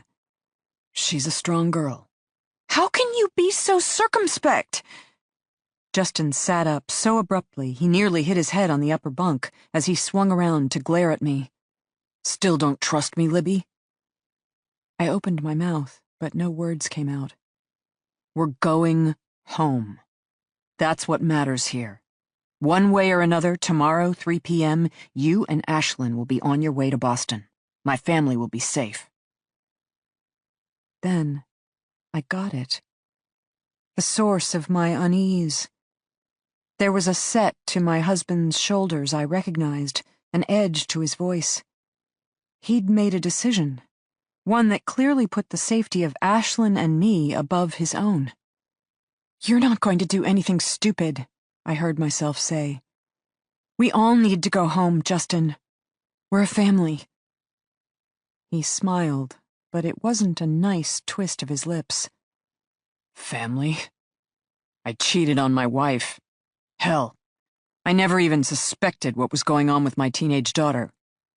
You tell me, Libby, how terrible would it be if I never made it back? Don't even talk like that. Your daughter needs you. And you, Libby? What do you need? I wanted to tell him I needed us. I wanted to tell him if we could just get home, everything would be all right. But mostly, heaven help me, I saw in my future a lovely orange prescription bottle filled to the top with fresh white pills. Z had been right. Family was a terrible thing to waste, and that's exactly what we'd done. We'd battled one another, we'd betrayed one another, and in the end, for what? We'd return home, except instead of finding solace, we'd have to confront the wreckage of our lives. And still, my eyes welled up. I gazed at my husband, a man who'd hurt me, a man I'd lied to in return, and I found myself crying. For the home we used to have, for the marriage I'd thought we'd built together, for the future I'd always hoped to give my daughter. Justin got off his bunk. He put his arms around me, and though I was stinky and smelly and awful, he tucked me against his chest. Shh, he murmured. I'm going to fix this, Libby. Trust me. Just trust me. Tomorrow, I'll make everything all right. I let my husband hold me. I focused on the reassuring strength of his arms, the sound of his heartbeat. Then I pressed my head into the curve of his shoulder, because once upon a time, I had loved this man so much, and I knew, one way or another, I'd never get to feel that way again. 3 p.m. Monday. Dead family walking. Chapter 33. Tessa and Wyatt found Ruth Chan in the baggage claim of Terminal E. The petite CFO sported large sunglasses, a dark tan, and a bad case of nerves. When she spotted Wyatt, approaching in his sheriff's uniform, she visibly flinched. Then, she squared her shoulders, adjusted her grip on her lone suitcase, and marched toward them. "Any word on Justin or his family?" she asked. Tessa pegged the woman at late 40s, early 50s, obviously Asian in descent, but something else as well. An exotic woman, beautiful even in simple black yoga pants and a cream-colored wrap top. Though oversized sunglasses covered half her face, it was obvious she'd been crying. Tear tracks stained her cheeks, while a hoarse rasp thickened her voice. "We have some questions," Tessa began. "I don't want to go to the office," the CFO stated immediately. "Someplace neutral, that would be best." Ruth had yet to eat. They settled on legal seafoods, even though it meant switching terminals, as the restaurant had booths suitable for a private place to talk. Wyatt offered to carry the woman's suitcase, but Ruth declined, marching resiliently forward, as if keeping moving was the secret to keeping composed. 15 minutes later, they were ensconced in a back booth of the dimly lit restaurant. Ruth had parked her suitcase after removing a slender laptop, which she was now firing to life. She had yet to speak to them, appearing to be on a mission. For now, Tessa and Wyatt were content to wait. They ordered clam chowder, Ruth ordered grilled salmon and a glass of white wine. Then, the CFO took a deep breath and finally faced them. She had removed her sunglasses. Up close, she was a wreck. Wan skin, bruised eyes, haggard expression. A woman who'd either had the world's worst vacation or was taking the news of her boss's disappearance very hard. Ruth spoke first. Anita said they were taken Friday night. Justin Denbe and his family have been missing since Friday night, Tessa supplied. Any word? Contact? Leads? We have received a ransom demand, $9 million, due tomorrow, 3 p.m. Ruth flinched. Denbe Construction doesn't have that kind of money. Justin contacted the life insurance company. He's invoking the risk of imminent death clause. Of course, Ruth murmured. Half the life insurance plus the kidnapping insurance, that makes sense. Will the company pay it? Not our call. They'll pay it, Ruth said, almost as if speaking to herself. They have to pay it. If something happened to Justin, the public fallout, let alone potential legal liability, they'll pay it. Tessa and Wyatt didn't say anything, just continued to study her. So, the CFO released a pent-up breath, her shoulders coming down. This is really a kidnapping for ransom case. Justin is an obviously wealthy man. Unfortunately, that made him and his family a target. Again, Tessa and Wyatt didn't say anything, just continued to study her. It's just, when I first heard the news, when Anita called, I thought for sure,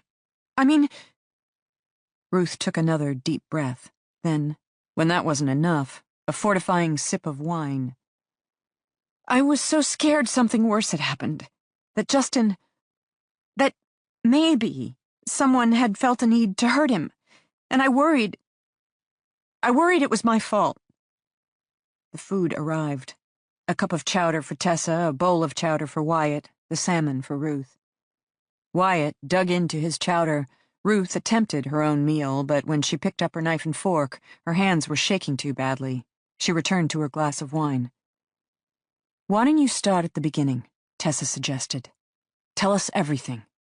If you want to help Justin, that would be best. I wasn't in the Bahamas on vacation, Ruth stated. I was there on business. Justin sent me. Someone has been embezzling money from Denbe Construction. I've been following the money trail. Tessa got out her phone, set up the record app, and they got down to business. In August, Ruth had noticed a minor billing mistake.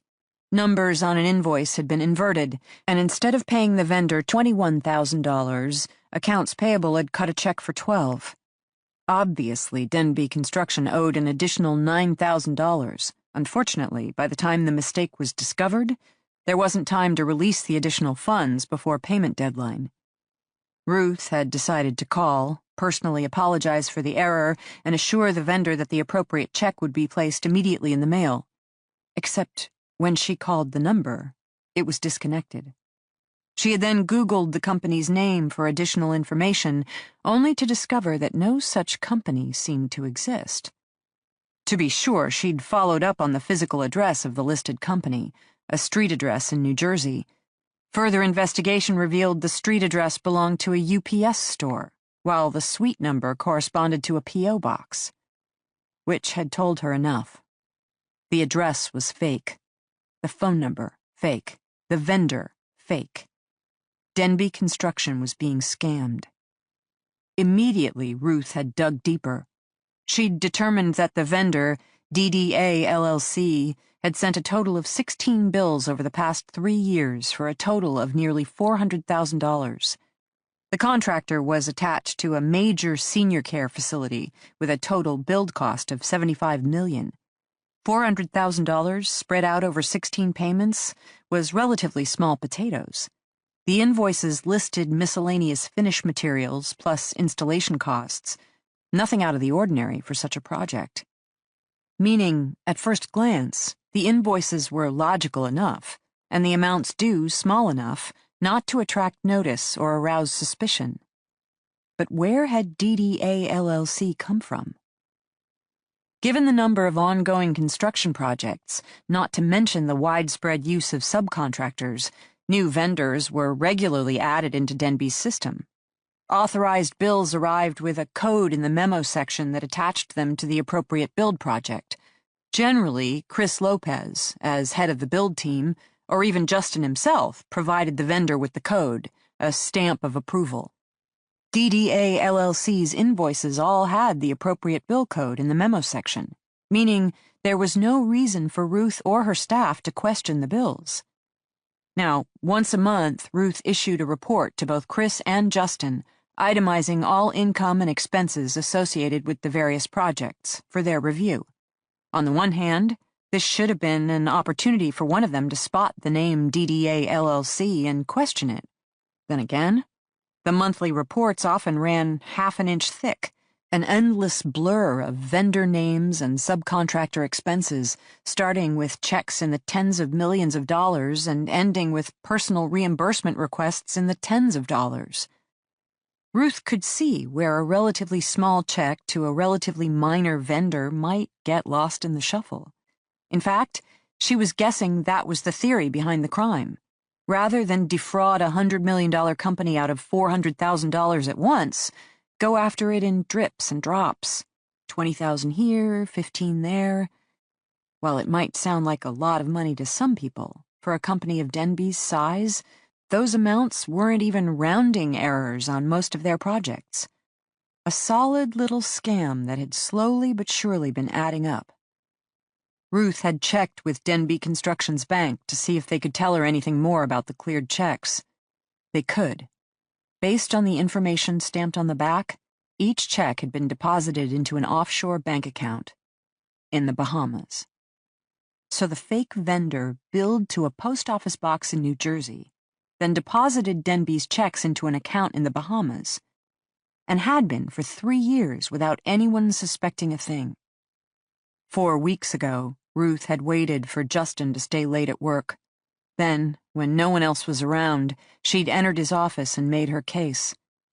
As she'd expected, he'd been furious, then just plain insulted that someone had dared to steal from him. Ruth had proposed taking the case straight to the FBI. Offshore accounts were involved, and they would need major investigative guns to demand information from a bank in the Bahamas. Even then, she wasn't sure what level of cooperation they'd get. Banks were notoriously prickly about releasing a customer's private information, though rules were finally loosening, thanks to the war on terrorism.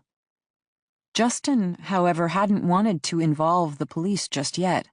Instead, he wanted to bait the perpetrator. He asked me to go to the Bahamas. I have the bank account information for DDA LLC. I got it from our bank. So Friday, I was supposed to walk into the Bahamas bank and close DDA's account. Take the money and run, I suppose, except it's our money. Ruth gazed at them expectantly. How can you close out an account that's not yours? Tessa asked. Don't you have to have signing authority or something? I was going to wing it. Our assumption is that whoever's behind the fraud doesn't visit in person, right? So just do it. I'm a CFO, I can talk the talk, and Justin wanted the money transferred back to Denbe, which I'm fully authorized to do. He wanted the person who stole from you to know you'd stolen back from them, Tessa filled in. Hence the transfer to Denbe. Exactly. Did it work? Wyatt asked with a frown. Ruth shook her head. I was 1 day too late. The person, the thief, had transferred out all the funds on Thursday. But this is the crazy part. When I told the clerk that the transfer had been a mistake and I wanted to know who'd authorized the transaction, the clerk became very nervous and asked if that meant there was an issue with the other accounts as well. Turns out, whoever set up DDA didn't have just one account. He or she had 15 accounts at the bank, for a total of $11.2 million. That's a little bit more than 400,000, Tessa said blankly. Ruth had given up on dinner completely. She sat, twisting the stem of her wineglass. I called Justin Friday afternoon. I told him the account was closed, that I'd been too late. But I didn't tell him about the other accounts, the other money. I wasn't trying to lie or mislead him, it's just I already had a suspicion, and in these kinds of situations you can't afford to be wrong. I told Justin I needed a couple more days. I'd call him again on Monday. How'd he take it? Wyatt asked. Ruth shrugged. He was frustrated that we'd missed out on reclaiming the money, but we'd known it was a long shot. And while Justin wasn't happy that someone had possibly stolen $400,000 from his company, that kind of loss over 3 years, we could live with it. Except you're saying the perpetrator had actually accrued $11.2 million, Tessa pressed. Ruth sighed, dark eyes miserable. I stayed up all Friday night, all last night. I've been poring over contractor lists, project P&Ls, picking out small, random vendors, then Googling them. I found 6 more that don't exist. It will take a full forensic audit, easily a good 6 months of work, but I'm guessing, in the end, all $11.2 million came from Denbe Construction. Was stolen from right underneath our noses. Tessa's eyes widened. She could tell Wyatt was equally startled. Someone scammed $11 million in the past 3 years? And you're just now noticing? That's the thing. The invoices, the fake vendors, the amounts are all so small. In some cases, literally a couple $1,000s. The kind of payments designed to slip between the cracks. But you said 11 million. Exactly. Then Tessa got it. You're not talking about the past 3 years. No. You're talking 10? 15? Maybe longer. 20? Now Tessa was definitely caught off guard. Predates me, Ruth said, so it's hard to be sure. But some of those years were the company's biggest. Justin had just taken over landing 3 $200 million builds at once. The amount of billing and invoicing going on, with employees who were overstretched and a computer system that was relatively antiquated, to end up with over $11 million? The embezzler must have had at least a couple of big years, and those were the years when you could have gotten away with faking very large invoices and no one would be the wiser. 15 to 20 years, Tessa murmured. Predates Chris Lopez, Wyatt said. Predates most of us, Ruth commented. Except she wouldn't meet their eyes anymore. She picked up her glass, swallowed the last of her wine. Her hand was still trembling, the misery once more etched into her face. A long-time employee, one who'd have access and authority. Also, by virtue of being one of the only females in a predominantly male business, possibly even a close personal friend of the CFO. Anita Bennett, Denbe Construction's current COO and Dale Denbe's former mistress. Chapter 34. I dozed off, dreaming of a long, hot shower. I stood in my own bathroom, custom glass doors steaming up as I let the hot spray cascade down my naked body. Then, lathering up with my favorite shampoo, watching thick white suds slide down my arm, chasing away the salt-encrusted itch of my own sweat and grime. In my dream, I could feel my skin sloughing away like an exoskeleton to be shed. Prison bars, cinder-block walls, hard concrete floors. I watched their remnants dissolve into a faint gray crumble, then wash down the drain. If I stopped, looked down the drain, I knew I would see Mick's face, Radar, Z. They were gone, melted like Dorothy's Wicked Witch, and now spiraling down the bowels of Boston's sewer system where they belonged. But I didn't stop. didn't want to look. To seek them out would be to resurrect evil. And this was my dream, my shower, where the soap smelled like fresh-picked oranges, and I was no longer in my Back Bay townhouse, but on a beach in Key West, where I would emerge from the bathroom to find my husband waiting in bed, wearing nothing but cool white sheets tangled around his long, lean body. Oranges. He would feed me oranges, the promise of pleasure, the taste of my pain. My shower changed. The water disappeared. Pills sprayed out instead, hundreds, thousands of long, oblong tablets. Hydrocodone. My precious painkillers returning to me, complete with orange-colored bottles, of course. The promise of pleasure. The taste of my pain. I fell to my knees on the hard tile and let the pills bury me. I jerked awake, my eyes momentarily blinded by the overhead lights. I blinked, feeling my heart race in my chest. Justin was standing in front of the cell door. I must have made a noise, for he was staring at me. You okay? He asked. Funny question coming from a man whose face looked like a badly beaten side of beef, with one eye still completely swollen shut. Ashlyn? I asked. Asleep. Top bunk. I gave him a look, and Justin double-checked. He nodded, confirming Ashlyn was definitely sleeping. Seemed like lately our daughter had become very good at faking it. I got up, crossed to the stainless steel sink, and attempted to get a sip of water.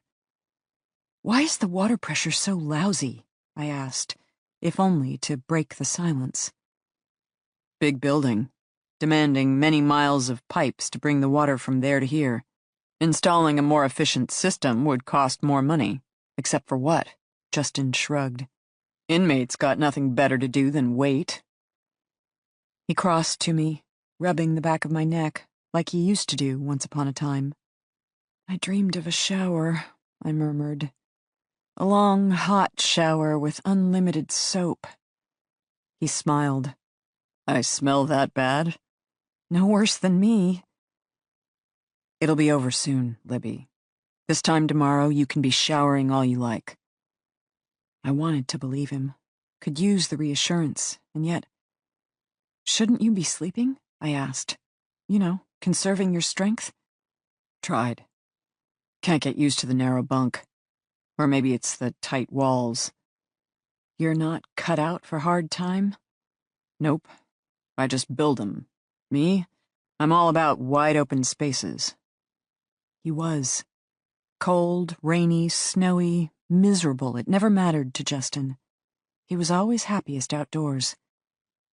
Has Ashlyn been sleeping? I asked. Like a baby, he said. Then, a second later, the irony of the comment hit him, and he grimaced, stepping back. I looked away. It was hard for a mother to realize that her teenage daughter was sexually active. It had to be excruciating for a father, especially for Justin, who'd placed her in an ivory tower from the first moment of birth. Daddy's little princess, his perfect girl. I wondered which was worse, his horror or his hurt. Did you know? He asked now, voice hushed. I mean, even suspect? I shook my head. She hasn't mentioned a boy's name. Been spending more time out, buying new clothes? I don't know. Doing what teenage girls do when being stupid about a boy? What are you going to do, Justin? Load a shotgun? Maybe. I didn't know. But did you? I kept my voice even. You're her father. Did you suspect anything? He scowled, shifted uncomfortably. Of course not. But I'm the dad. Fathers, we don't get these things. We can't look at our daughters that way. What's the name of her best friend? Linda. Lindsay. Lindsay. I was close. Are you? I shrugged. Ashlyn's 15 years old. According to her, she spent the past 6 months spying on us, given that we've spent the past 6 months no longer speaking to her. She's lonely. She's vulnerable, and we checked out on her. And by we, I mean we, Justin. You're her parent, too. He didn't like that assessment, his displeasure showing in the tightening of his jaw. But he didn't immediately refute the argument. Instead, being Justin, he went on the offensive. When did you start popping pills? I kept my gaze as level as his own.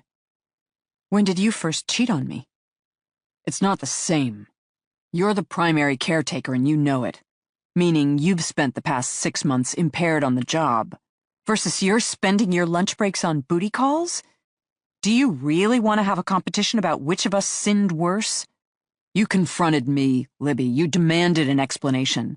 I caught you once. Clearly there have been others. I feel I have the right to know. Do you have a dealer?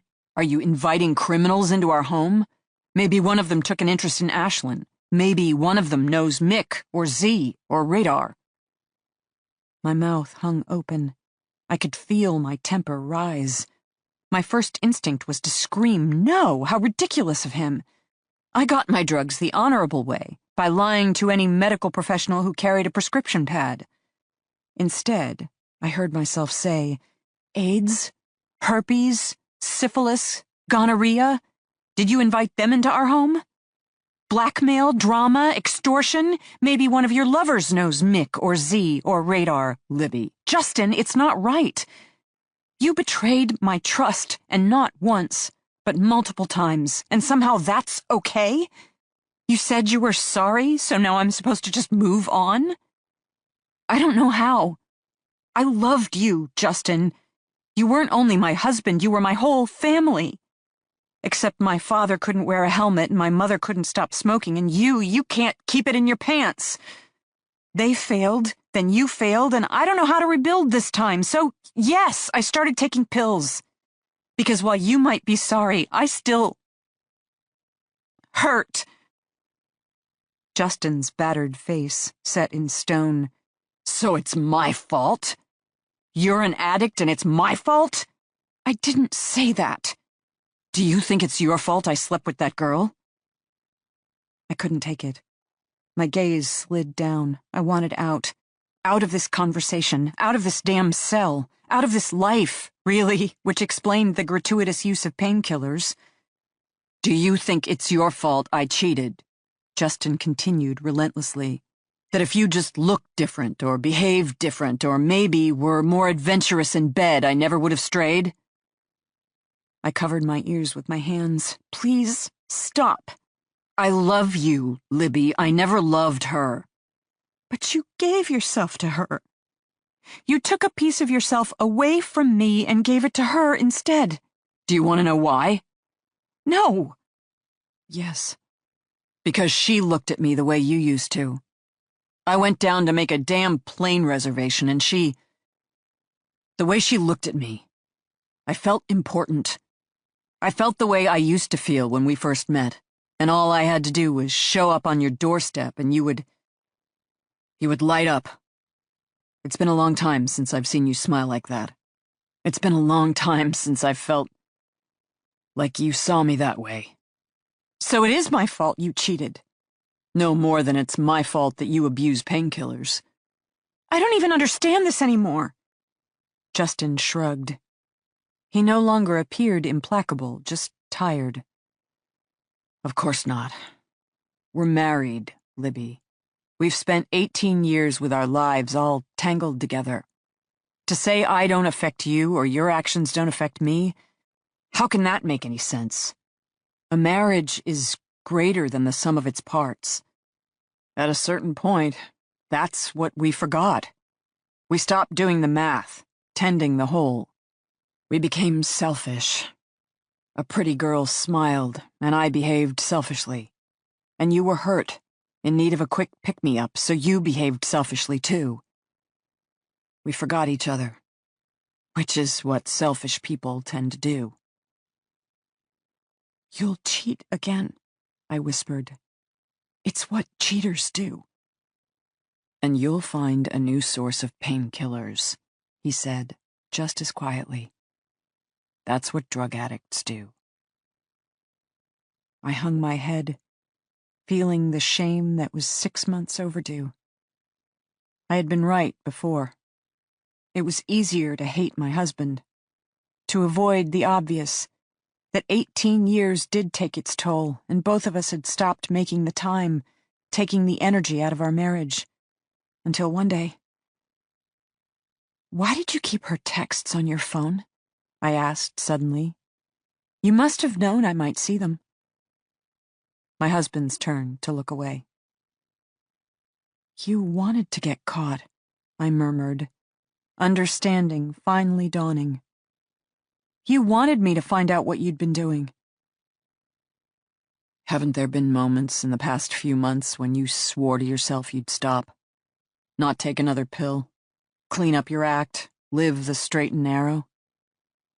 Slowly, I nodded. Justin raised his head, met my eyes. "Me too. I hated being a liar, Libby. I hated knowing I was hurting you. I don't know. I can't explain all of it. Maybe we all turn into our parents in the end. Or maybe I'm just weak. But I'd meet a girl, and one thing would lead to another. And immediately afterward, I'd feel terrible, a liar, a cheat, a failure. I reached a point. I didn't want to feel that way again. So yes, I think some part of me wanted you to catch me. I hoped it would force me to get myself under control. I would take responsibility. You would finally forgive me, and then I wouldn't have to feel so lousy anymore." Justin, still gazing at me. "Do you know what my mother did when my father died?" I shook my head. "She took a fifth of vodka and poured it on his grave. She hated him, Libby. Absolutely, positively hated him. I don't want you to hate me. I don't want to be the kind of guy who's not even missed by his own wife. I never wanted to be that man." Justin sighed heavily. He placed his hands on my shoulders and gazed at me so seriously, so somberly. Had I ever seen him look like this? 18 years of memories, and yet... "I love you, Libby. I was stupid. I screwed up, and I failed. But I love you. Whatever happens next, I want you to know that." My first ping of alarm. "Don't talk like that." "Shh. I need you to tell me you're going to quit the pills. You must be already detoxing, yes?" "Yes." "Then promise me when you get home you'll continue. You'll take care of yourself. You'll be there for Ashlyn. You're right. Our daughter needs us." My second ping of alarm. He sounded like a man who'd already made a decision. A man who was now simply preparing himself for the consequences. "Us, Justin," I countered sharply. "As in, we're all going home tomorrow. No doing anything rash. We need you, Justin. We need you." My husband still eyeing me intently. "Are you going to quit?" Myself, still thinking of oranges, the taste of my pain. "Yes." He pulled me into his arms. "Good girl," he whispered against the top of my hair. "Don't worry about the rest. No matter what, tomorrow you and Ashlyn will be safe. I promise you, Libby. I swear it on my grave." Chapter 35. They brought Anita Bennett in for questioning at 10:15 p.m. They did it properly. 2 dark-clad FBI agents appearing on her doorstep and requesting her presence at the FBI field office. It was difficult to say no to FBI agents, and finally, shaking and uncertain, Anita had acquiesced, kissing her husband lightly on the cheek, telling him it was nothing. She'd be home shortly.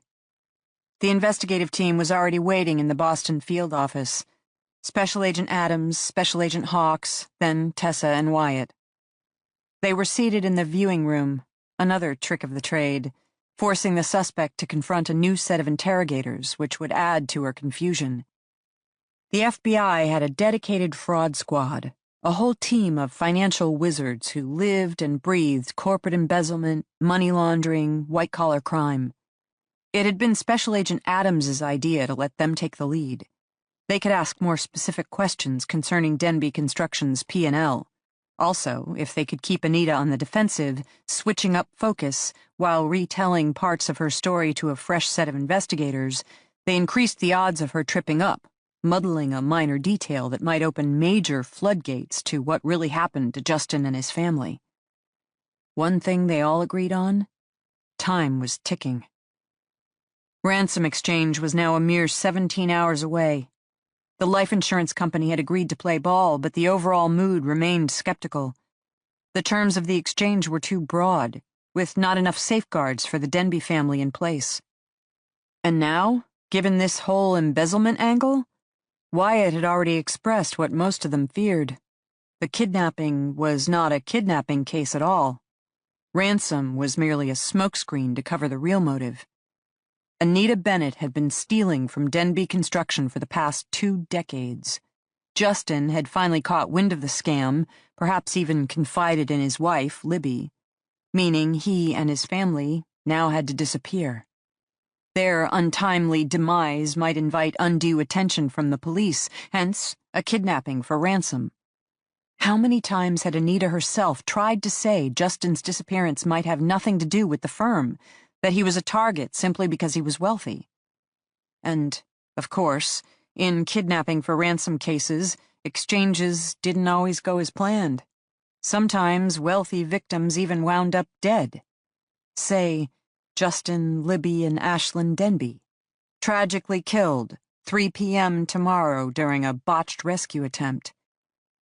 The firm would soldier valiantly on, Anita Bennett now securely ensconced as CEO, where her first major decision would be to fire Ruth Chan. Then, the firm would be all hers, as well as her $11 million secret. A lot of motive for murder. Certainly, entire families had been killed for less. Anita Bennett was escorted to the interview room. The 2 agents, Bill Bixby and Mark Levesco, produced paperwork. Anita agreed to be interviewed on camera. She'd been informed of her rights, understood anything she said could and would be used against her in a court of law. She could end the interview any time and maintained the right to call an attorney. Anita signed the form. They were off and running. Bill was an older agent, Mark his younger counterpart in a pink and gray Brooks Brothers tie. Bill took the lead, striking a collegial tone. Sorry to interrupt Anita's evening. Thanks so much for her cooperation. Surely, she understood time was of the essence, and they were all working diligently toward the safe return of Justin, Libby, and Ashlyn Denbe. Anita nodded. She'd changed out of her church clothes from the morning for a somber pair of gray knit slacks and a blush-colored turtleneck. She looked older to Tessa, as if the day had already worn her down. She also appeared wary, her face clearly guarded as she accepted Bill's statements but didn't immediately gush information. The FBI had had only 6 hours to prepare for this moment, but they'd done their homework well. The second Tessa and Wyatt had called Nicole Adams with news from their interview with Ruth Chan, the CFO had been whisked off to the Boston field office, where she'd spent the next few hours ensconced with the financial agents, going over the books and explaining what she'd found. Additional agents had immediately pulled Anita Bennett's records, compiling lists of bank assets, major purchases, and, of course, trips to the Bahamas. They were still only at the tip of the iceberg, according to Special Agent Adams, but given the time pressure, they decided it was better to ambush the COO sooner versus later.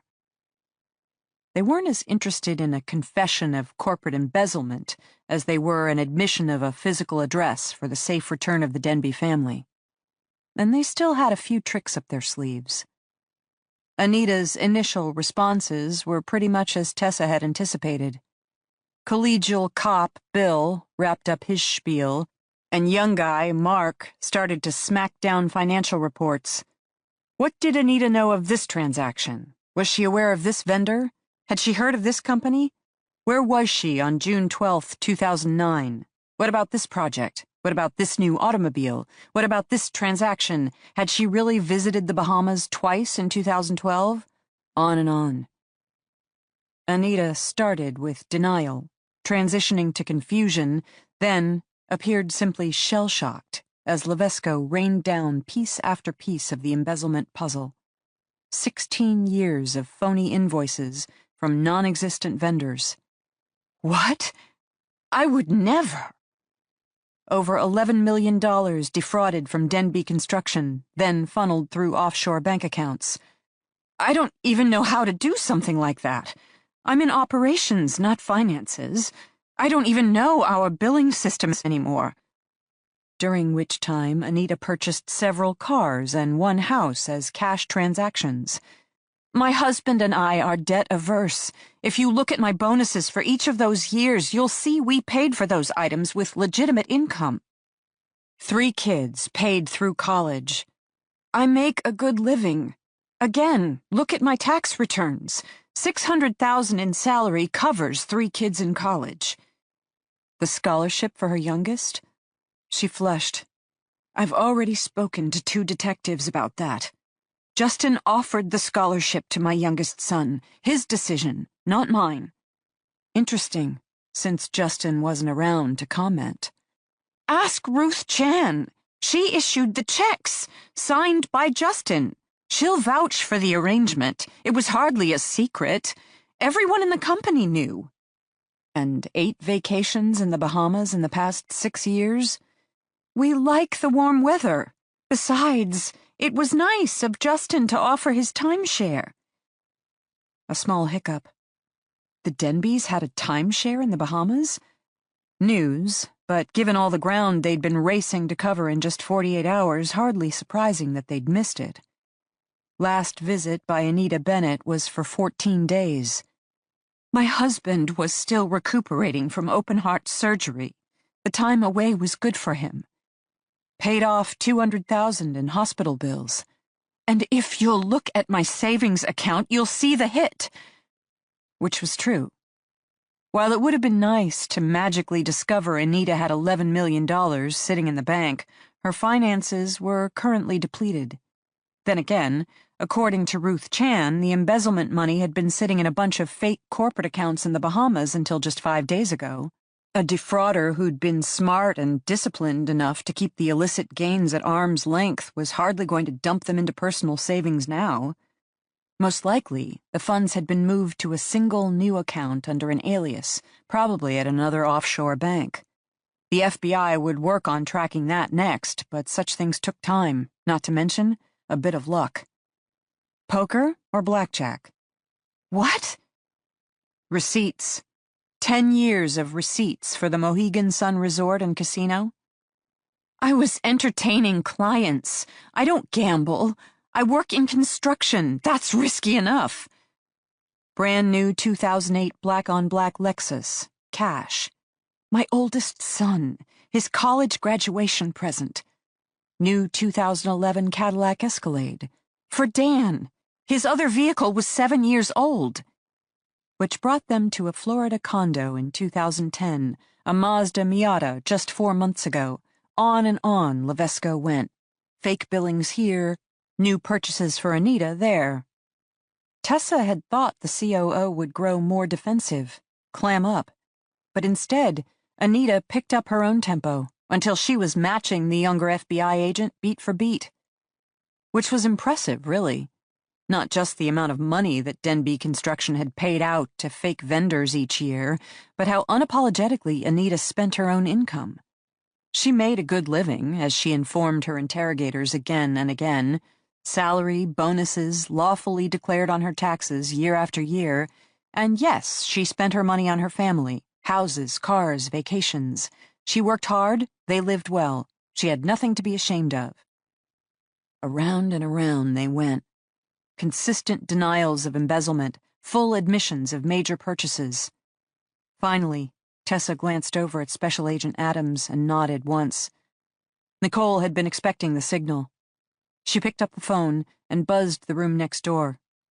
2 agents appeared in the hallway.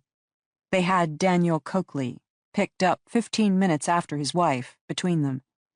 Now they led him past the interview room, just as the older FBI agent, Bill, opened the door, ostensibly to get something to drink. Anita looked up, spotted her frail husband walking past, and froze. What is he doing here? You didn't tell me. $11 million stolen, Mark stated crisply. A family of 3 vanished. Do you really think we're going to leave any stone unturned? But Dan's health. You can't interview him. His heart. He gets tired. He needs to rest. And we need answers, Anita. By 3 p.m. tomorrow. We're going to keep going till we get them. In that instant, watching through the 2-way glass, Tessa felt bad for Anita Bennett. She even felt guilty, as bringing in Dan had been her idea. But if she'd expected the older woman to cave, to magically confess all, she was mistaken. Instead, Anita Bennett simply shook her head. But I can't give you answers. I didn't steal from the company. I didn't even know funds were missing. And I don't know what happened to Justin. I didn't do this. Justin is like family to me, and I take care of my family. Just look at my financial record. That is what I do. Work hard and tend to the ones I love. You can't squeeze blood from a stone, Agent. You can't squeeze blood from a stone. She stared up at both FBI agents beseechingly. And in that moment, Tessa, who never trusted anyone, believed her. Damn, she murmured. Wyatt, who was seated beside her, seconded the motion.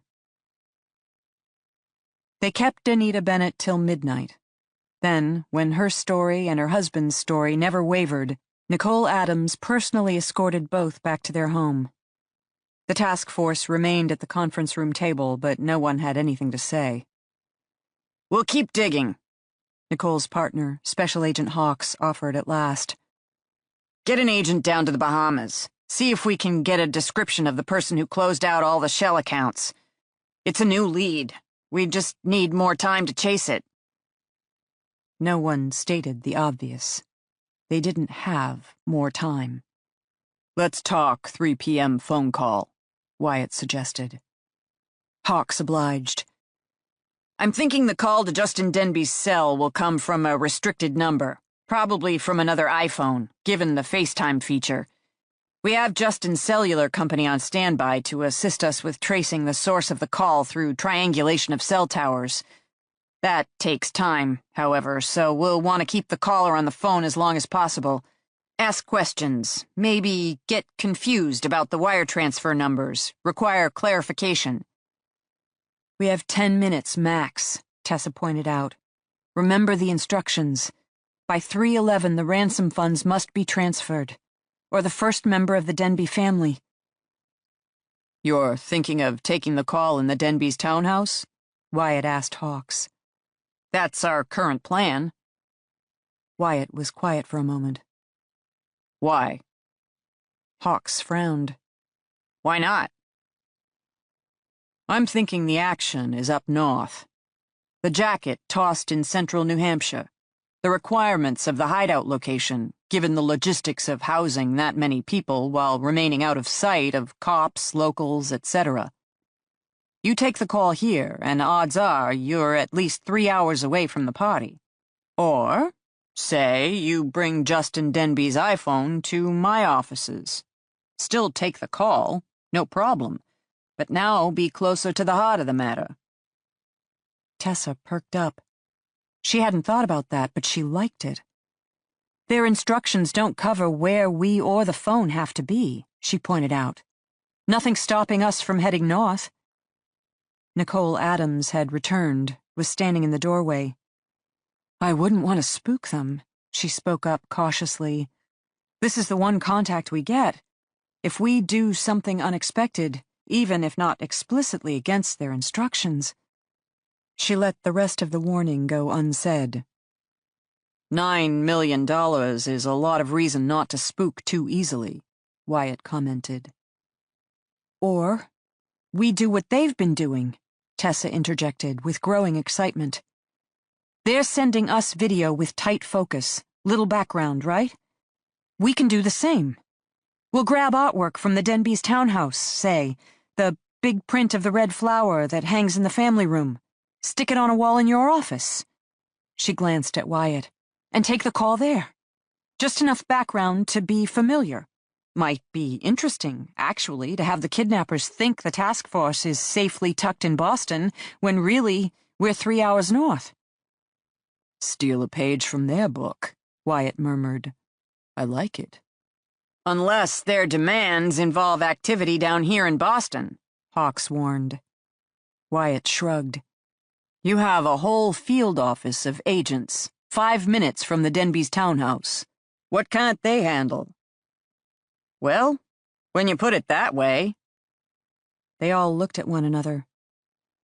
Makes me feel like we're finally doing something other than playing catch-up, Wyatt said at last.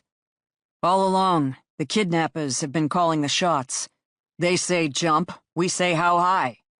Now, I don't know how much this will help us in the end, but it's something. I'd like to feel as though we're doing something. They agreed. Tomorrow, 8 a.m., they'd reconvene at the Denbes townhouse, take the phones, borrow a painting, and stage their own video conference call at the North Country Sheriff's Department. Tessa liked it. Less than 15 hours now. Then the task force would take on the kidnappers. At stake, an entire family, including 15-year-old Ashlyn Denbe, reading her own ransom instructions, the look on her face when she reached the death clause. They would do this. Wire the money, receive the Denbes location, then rescue the family safe and sound. Unless, of course, this whole thing was really about the embezzled $11.2 million. In which case, they would never see the Denbes alive again. Chapter 36. They didn't come for us first thing in the morning. The sky lightened through our narrow outer window. I woke up, tossed and turned, dozed back off, only to dream of striking cobras and orange pill bottles. The second time I awoke, I forced myself to sit up, confront the cinder block reality of my jail cell. I could hear Ashlyn above me, also thrashing in her sleep, murmuring something low and agitated under her breath. Justin wasn't in his bunk, but sat on the floor, his back against the steel door, as if keeping guard. I wondered if he'd passed the whole night there. He was awake now, head up, arms resting on his hiked-up knees, but he appeared lost in thought, one finger tapping absently against his other hand, as if working out a problem. I played my morning game of guessing the hour. The day seemed fully underway. 8 a.m., 9 a.m., 10 a.m. Maybe, if we survived this afternoon, I'd sign up for a survival course, become the world's oldest Girl Scout, learning how to pinpoint compass directions based on the moss growing on trees, or the hour of the day based upon the shadow that same tree cast upon the ground. I could learn some new skills.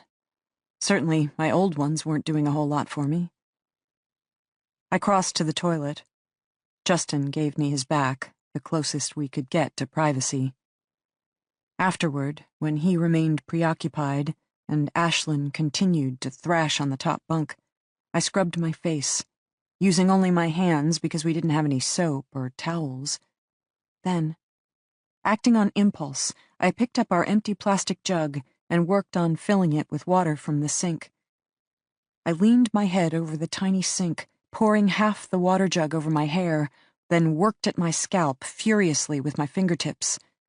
I could feel myself spraying water everywhere, but I didn't care. I just couldn't take one more second of the rank smell of my own hair, the constant itch of dirt and grime on my skin.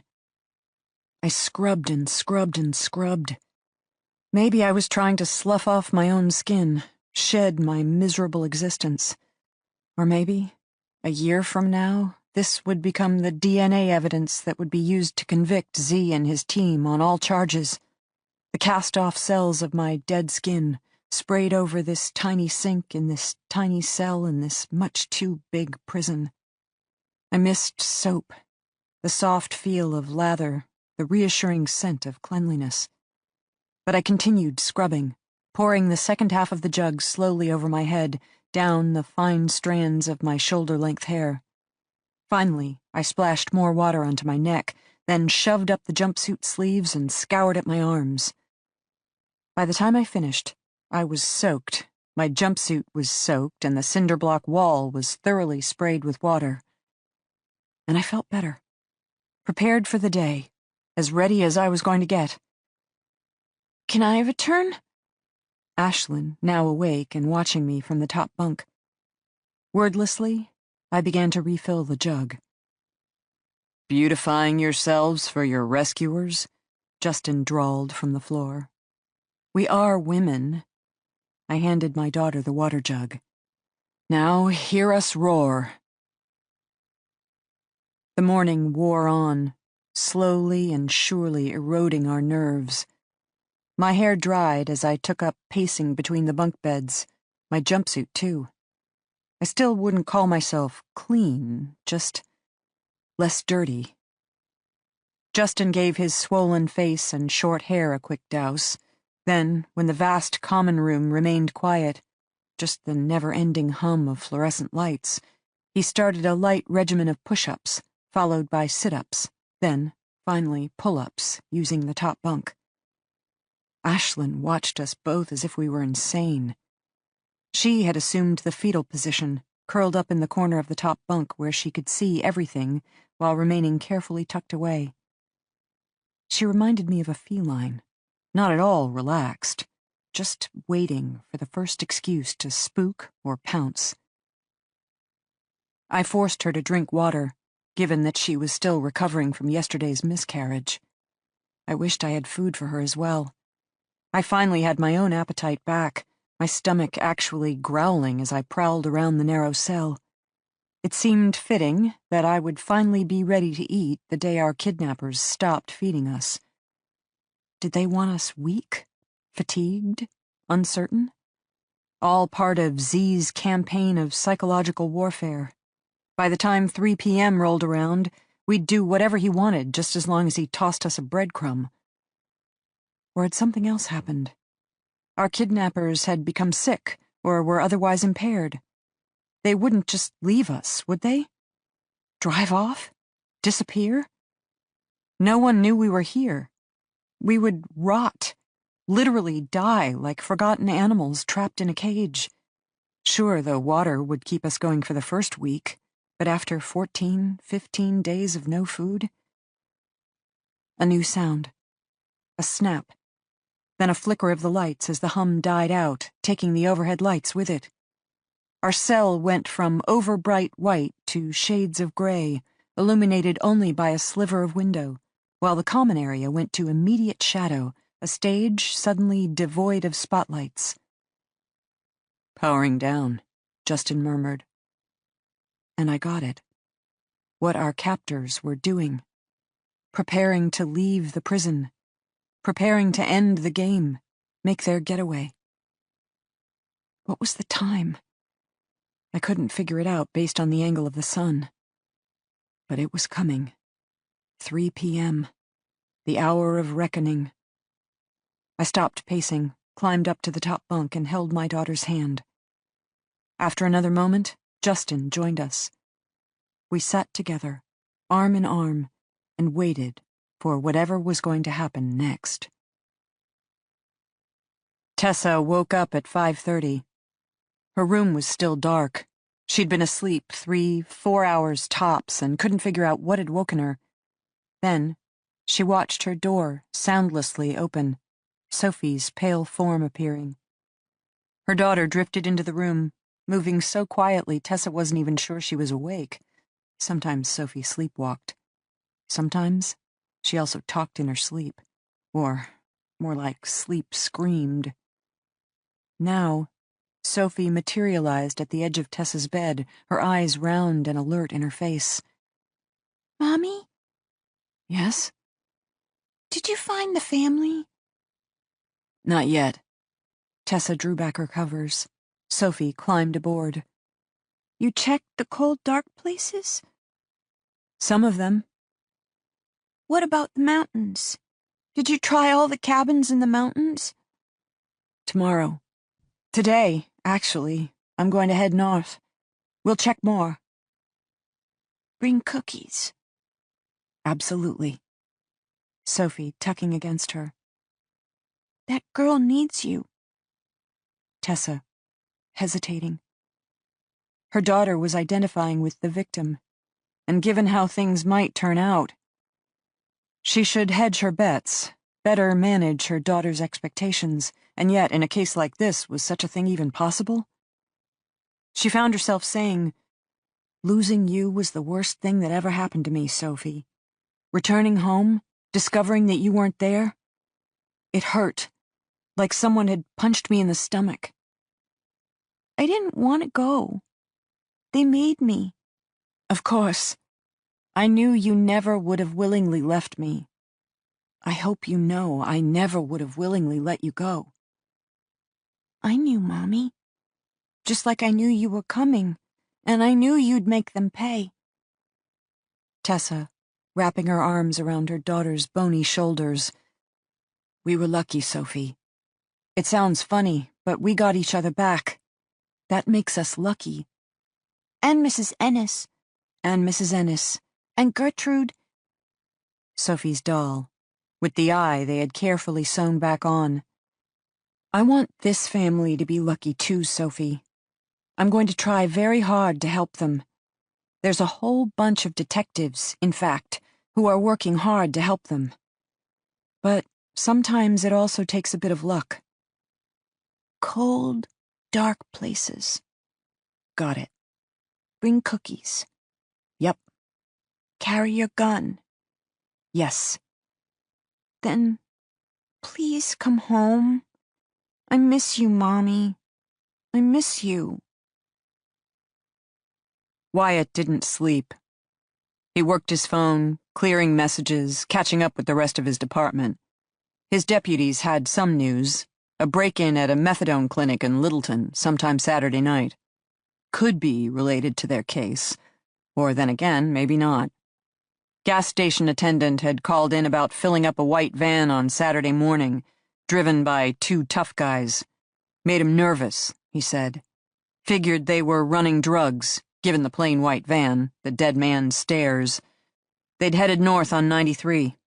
All he could offer. One had 3 tears tattooed under his left eye. Definitely, the dude had served time. Fish and Game had found another van parked off-road by Crawford Notch. Older model, painted dark blue. Abandoned when they found it, the back littered with empty beer cans and smelling strongly of marijuana. Sounded like it belonged to some people up to no good, but probably not trained professionals up to no good. And so it went. A string of a dozen or so possible sightings or maybe leads, if only they knew what they were citing or leading. At 2 a.m., Wyatt gave up on calls, stared at their map instead. He fell asleep with his head upon it, dreaming of X's and O's and Ashlyn Denbe telling him to hurry up. There wasn't much time left. 6 a.m., he was up, showered and back in yesterday's uniform. He met Kevin downstairs, both of them checking out, grabbing coffee, then heading for the Denbes' townhouse. They arrived 30 minutes early and were still the last ones to arrive. Special Agent Hawks already had the Denbe family's cell phone. Nicole already had the picture. Nothing new to report. Agents were still working the financials, while a pair of uniformed officers now sat outside Bennett's house. Feds were in place at the insurance company headquarters in Chicago. Cellular company still awaiting final go-ahead for the 3 p.m. Eastern Standard Time call. They knew what they knew. They had what they had. It was what it was. They headed north, reaching the county sheriff's department by 11 a.m. By noon, The Denbes picture was on the wall, and they'd run through half a dozen ransom scripts. Nicole would handle the call, with the rest of them providing backup. 12:30, they ordered lunch. 1 o'clock, Wyatt finished debriefing local PDs as well as the state police. They'd set up a designated channel through dispatch, ready to broadcast information the second they had any. He once again reviewed the map. 1:30, 2 o'clock, 2:15, 2:30. What did they miss? What did they miss? Always something. You planned, you prepared, and yet, in the end, it was always something. Wyatt, back to staring at his map. 2:40, 2:48, 2:52, 2:55. What if the suspects never called? What if this was how the case ended, not with a blaze of glory, but in total radio silence? The family was already dead, an embezzler covering his or her tracks. There wouldn't be any rescue, just a sad, drawn-out search that would consume days, weeks, months, maybe even years. 3 p.m. 3:01. 3:02. Justin Denbe's phone rang to life. Chapter 37. Z materialized outside our cell door. For the first time since this ordeal started, he appeared tense, and his wired alertness immediately put our own nerves on edge. He was bearing a black plastic garbage bag that turned out to be filled with our original clothing. Now he fed each item through the wrist slot in the door with terse orders for us to change. Our first step back into the real world, I wondered? Our Boston garb? But I already doubted it. Ashlyn and I had also been commanded to change for our segment of the ransom demands, not because Z had wanted us to look our best on video, but because he hadn't wanted to give away any information on our whereabouts, such as prison jumpsuits. I had a feeling the same logic applied here. If the ransom demand was met, the police would learn of our location soon enough. But it wasn't Z's style to give away any advantage before he had to. Once we were changed, it was time to exit the cell. Denbe first. A barking command. Z indicated to the slot in the door. Justin presented his wrists, which were immediately bound with zip ties. I went next, then Ashlyn. When we were all secured, Z made a motion with his hand, and with a buzzing snap, our steel door swung open. Z kept his gaze on Justin, who walked out with his shoulders back and chin up, his bruised face clearly defiant. Immediately, the tension ratcheted up another notch. Don't do anything stupid, I found myself thinking. Please don't do anything stupid. Except I wasn't sure what that was anymore. Here we were, once again, bound and helpless. Stupid only applied if our captors really were going to let us go. They had other options, of course. For example, placing a bullet through each of our heads the second the ransom funds appeared in their account. Not like we could stop them. Not like the police were standing by to help us the moment the money was delivered. One way or another, we were still on our own, and I could feel the tight restrictions of the plastic zip tie digging into my wrists. Z took Justin by the elbow. He indicated for the ladies to walk first. Once Ashlyn and I ventured uncertainly forward into the shadowed day room, he and Justin fell in step behind us. Clearly, Z had pegged Justin as the primary threat, to be monitored at all times. I wish I could disagree, chortle gleefully to myself that if only he knew. Instead, I felt a rising sense of hysteria and had to suppress the ridiculous urge to tug on my freshly washed hair. At the Sally port, we had to pause. I wondered who was in the control room, Mick or Radar. Z gestured to the security camera, and the first set of doors rolled open. We stepped inside. Another pause. the clang of steel slamming shut behind us, plunging us into a deep dark, broken up only by the dim glow of green emergency lights, illuminating faint puddles of floor. I could feel Ashlyn shudder beside me and move closer. Then, more slowly than I would have liked, the next set of heavy steel doors slowly opened. A broad hallway loomed before us, also lit by emergency lights. We must have come this way before, but everything looked different without the bright wash of overhead lights. The prison had taken on the spooky feel of a haunted house, and while I knew it was daylight outside, already I felt isolated, my shoulders hunching, my chin tucking down as if the ceiling were lower, the walls closing in. Walk, Z ordered, and very tentatively, Ashlyn and I shuffled forward. We followed the puddles of green glow to another set of doors. Turned out to be a second sally port, more clanging as steel doors slammed shut behind us, a sound that got under the skin, a sound I never wanted to hear again. The closing doors once more plunged us into darkness. We waited, Ashlyn bouncing on her toes beside me, until the forward set of doors slowly rolled open. Was it just me, or had this set of doors taken much longer? Had to be Mick in the control room, having a little fun at our expense. I willed my face to be impassive. I would not give him the satisfaction of showing my fear. Z urged us forward. We walked, losing our sense of direction in the shadowy green maze of prison corridors. Suddenly, the hallway lightened. We came to a stretch with large exterior windows awash with daylight. Then, across from that, an enclosed chamber lined with windows that had been heavily fortified with horizontal bars. The control room. Had to be. I could see monitors and panels and all sorts of crazy computer equipment that meant nothing to me but probably everything to my husband. They were going to do it. Exchange us for ransom. We would go home. They would get $9 million. We would go home.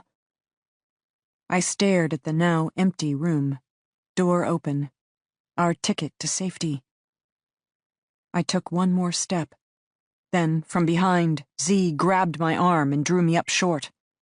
He said, "Not so fast." And I shuddered, feeling my heart stop in my chest. here's the deal, Z continued shortly. It's 2:55 p.m. I'm going to let you into the control room. I'm going to hand you a phone. I'm going to remove your wrist constraints. Z stopped looking at Ashlyn and me, staring at Justin instead. At which point, you have the power to lock down this prison. You could even attempt to trap me inside. But you should know, Radar and Mick are already out. They're armed with a full arsenal of weapons, which they are exceptionally well trained at using. I'm guessing that between them, they could pick off at least 36 to 48 first responders without even breaking into a sweat. I know you might not care about that. His gaze went hard, his fanged cobra tattoo moving restlessly as he frowned. But I'm counting on the ladies to be your conscience. His gaze flickered to us. Play it smart. Everyone goes home safe and sound. Try something stupid, and there'll be a lot of funerals on Friday, including your own. I'm not a man who forgives, Denbe, and I know where you live. Justin said nothing. I stepped forward, inserting myself into the space between them. Tell us what you want us to do. Z switched his attention to me. The rest is easy. Call your husband's cell phone using FaceTime. Wave to the nice FBI agent who plans on building her career around your safe return. Reiterate the wire transfer instructions. Radar is monitoring the account. The second we have confirmation the funds have been received, we're gone. By 3:11, on the other hand, if no money has been received, we start with Plan B. Z's gaze back on Justin. Want to know Radar's real expertise? He's a demolitions expert. Sure, your control room has ballistic-rated glass, but trust me, Radar can take out an armored tank. Your reinforced fish tank? Not a problem. Better hope the FBI has their act together. Better hope they're also going for smart today, and not planning anything stupid. I hadn't even thought of that. And now I felt my nervousness ramp up double time. Wait a minute, but we don't control them. We have no way of knowing. What if they don't wire the money? It's not our fault. Z merely shrugged his massive shoulders as he dragged us toward the open control room. I wanted to dig in my heels. All of a sudden, this didn't seem like such a great idea. I'd been worried about my husband's rash actions. Now, I had to worry about an entire law enforcement team as well. By 3:11, if we don't have the money, you'll get to hear a very large boom. You might want to duck for cover, you know, just to give yourselves a sporting chance. Then, we were in the control room, and Z was wielding a knife. No time to panic, no time to scream. Slash, slash, slash. Our wrists were free. A phone was shoved into Justin's hands. Then, Z was gone, the heavy control room door booming shut in his wake. We were alone, unshackled, and for the first time ever in charge of our prison. I stood stock still, my first taste of quasi-freedom leaving me completely immobilized. Not my husband. All right, Justin declared briskly. this is what we're going to do. The iPhone continued to chime.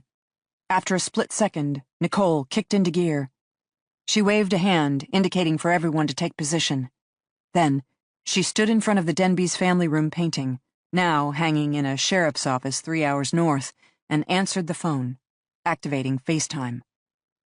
Hawks had wired the phone to a larger TV screen so the rest of them could watch the show. Justin Denbe's face appeared, his swollen eye and misshapen nose a pulpy mess, but there was no mistaking the determination on his face. This is Justin Denbe. I'm here with my wife Libby and daughter Ashlyn. A quick sweep of the phone screen. Libby Denbe appeared briefly, seemingly frozen in place, nearly petrified with fear. Their 15-year-old daughter, Ashlyn, however, was literally bouncing up and down in agitation. We are safe and secure. Please wire the money by 3:11, or they will blow us up. Hawks made a rolling motion with his finger to drag out the call. Nicole tapped her foot once to indicate she got it. This is Nicole Adams, Special Agent FBI. We are happy to be in contact with you, Justin, and to receive confirmation that you and your family are alive and well. You have 8 minutes, Justin replied crisply. We understand. And the account number for the wire instructions is... Nicole rattled off the long string, repeating it twice. At the computer, Hawks continued to tap the keyboard frantically, exchanging messages with Denby's cellular provider, who would now be working to trace the incoming call. Tessa stood at Hawks's shoulder, Wyatt beside her. She found herself holding her breath.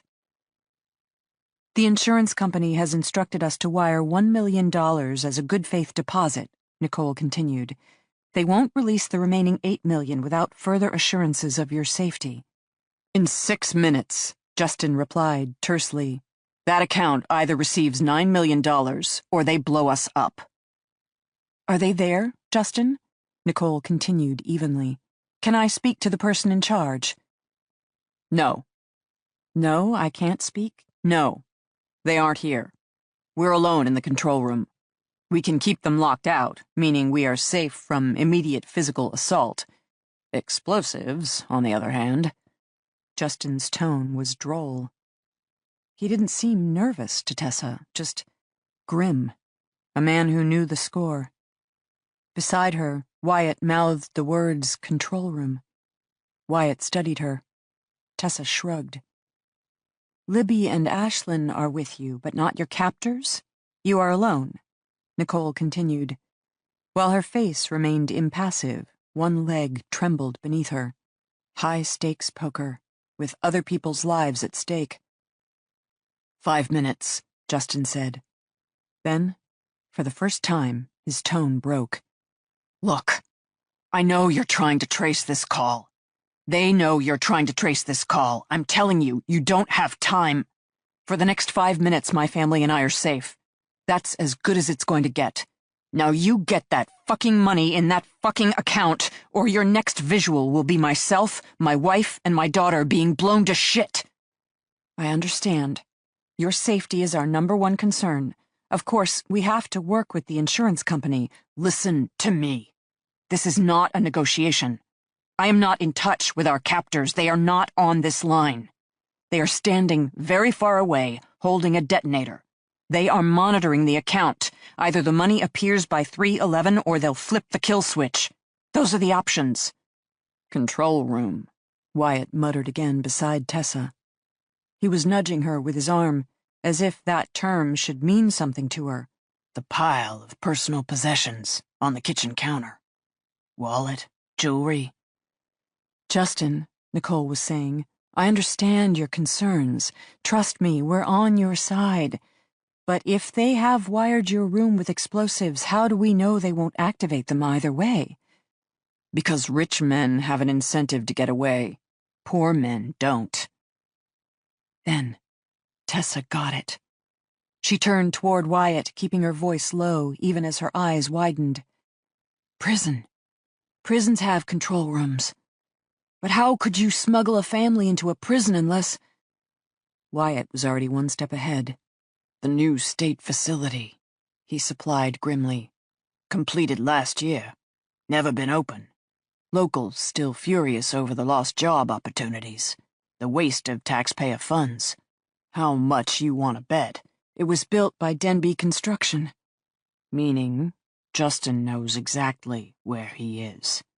And if he's still not providing his location... He's scared. Suspects must really have access to explosives. Wyatt grabbed a yellow legal pad, wrote in giant black marker, "Wire money now," and held it up for Nicole. The special agent never blinked, simply stated into the phone, "Good news, Justin. The insurance company has approved the full $9 million. The money is being transferred as we speak. Couple of minutes more, Justin, then you and your family will be safe." Tessa and Wyatt didn't wait for the rest. They were already bolting from the room, Wyatt on the radio, sending out the request for backup over the preset emergency channel. Then they were in the parking lot, piling into his cruiser. 30 miles north, Wyatt declared. We should be there in 20. He hit the sirens and roared onto the road. Chapter 38. Justin was on the phone. Talking. Beside him, Ashlyn was bobbing up and down, looking more like herself, in her old pajamas, and yet not at all like herself, with her tightly drawn features and the anxiety radiating from every taut line of her body. And myself, facing the possible final 10 minutes of my own life? I didn't know what to do. I wandered around the room, which was bigger than I would have thought, with a broad, horseshoe-shaped control desk plopped in the middle of a larger area lined by charging walkie-talkies and several doors I assumed led to supply closets. I found the infamous key drop, an open metal tube that, in case of emergency, a corrections officer would drop all keys down, rendering them inaccessible to attacking inmates, and thus keeping all ammunition and firearms closets secured. I turned my attention to the massive control desk, gliding my hands over the plain white Formica desktop, the various flat-screen monitors inlaid at an angled rise, then the half a dozen microphones that sprouted up like weeds. The corrections officers were locked in here, I thought, isolated by their very powerfulness. A mini set of Wizards of Oz, seeing all, commanding all, but forever trapped behind the barred curtain. Above me, mounted from the ceiling, hung a line of 4 flat-screen TVs.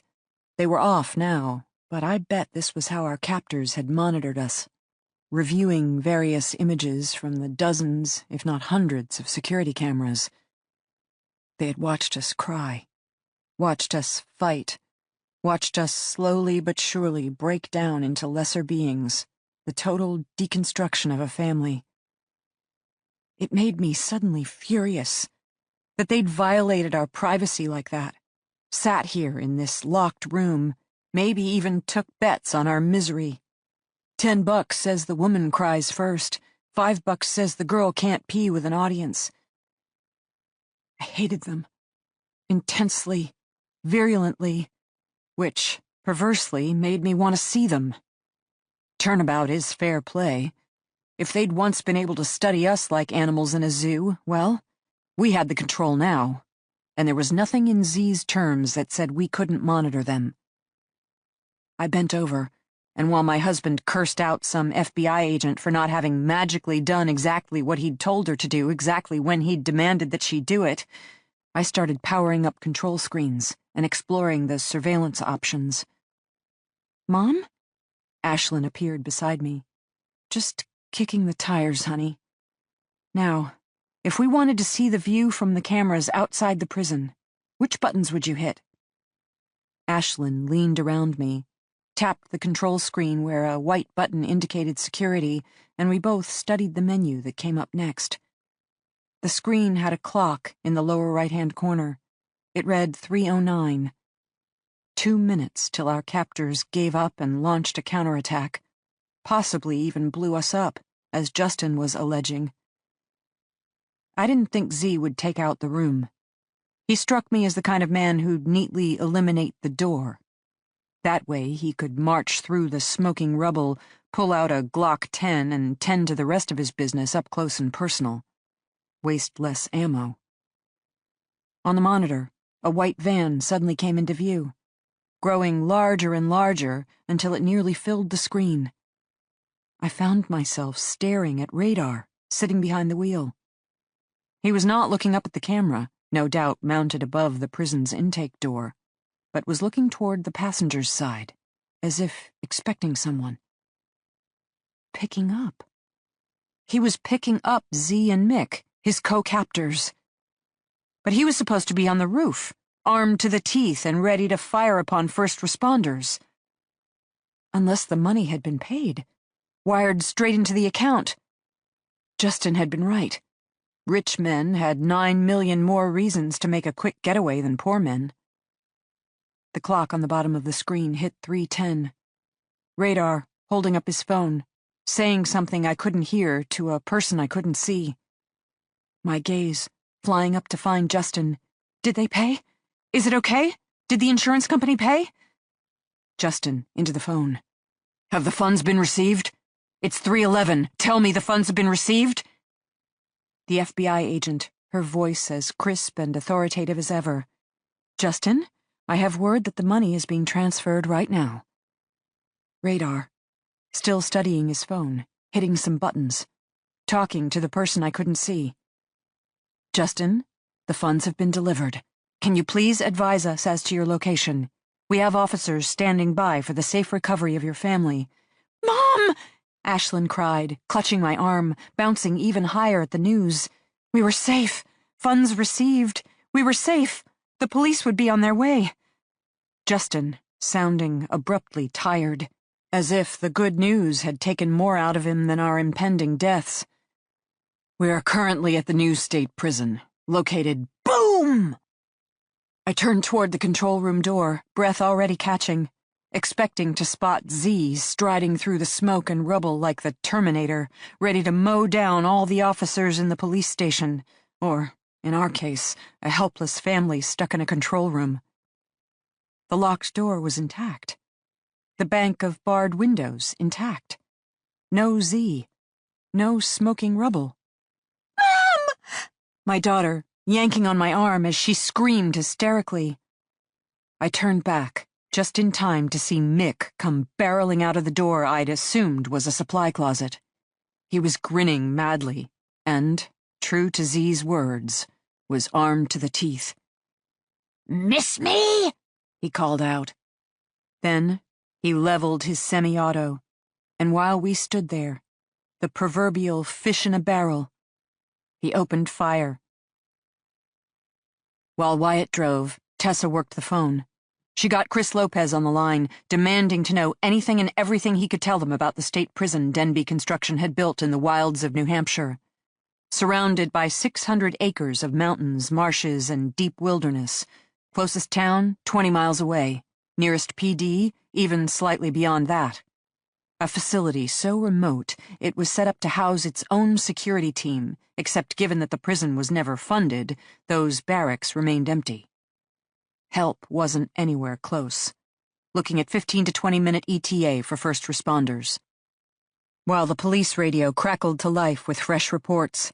Sound of shots fired coming over Justin Denbe's cell phone. Sound of female screaming. Call now dropped, unable to reconnect with the Denbe family. Drive faster, Tessa ordered Wyatt. Now, see, this is why you should hang out with sheriffs. We not only know how to drive faster, but we can also drive smarter. Abruptly, Wyatt swung the vehicle left. They careened onto a dirt path Tessa would have sworn was a deer trail. She grabbed the oh shit handle just as he hit the gas. The cruiser launched, then settled into a bone-crunching gallop. In the state of New Hampshire, the shortest distance between 2 points is rarely paved. But if you know where to look, you can almost find a dirt road. 10 minutes, he announced. 10 more minutes, then we'll have the prison in our sight. The door! Justin was yelling. The door! The door! The door! At first, I didn't understand what he meant. Justin had gone down, the first shot from Mick's gun dropping him like a rock, red blooming across his shoulder. Ashlyn had screamed, then instinctively dove behind me, leaving me standing alone, on one side of the vast control desk, Mick, still grinning madly, on the other. He turned his gun toward me. I ducked, then heard a grunt and watched him rock to the side. Justin, down but not out, had kicked him in the side of the kneecap. Door! My husband yelled again. Then I got it. We were trapped. In a space this small, Mick would mow us down in a matter of seconds. Escape back into the prison, where we could get out, or at least spread out, was our only chance at survival. I bobbed up, ducking my head as I frantically stabbed at the touchscreen, willing myself to stumble upon the door controls. We'd been in the security menu. I'd seen a door lock override. Where? Another shot. 2, 3, 4. My shoulders hunched reflexively, and I practically felt the whistle of the last bullet as it whizzed by my ear. Then, my daughter was suddenly standing, her eyes wild, her long hair a tangled mass, as she heaved up a rolling desk chair and threw it at Mick with all her strength.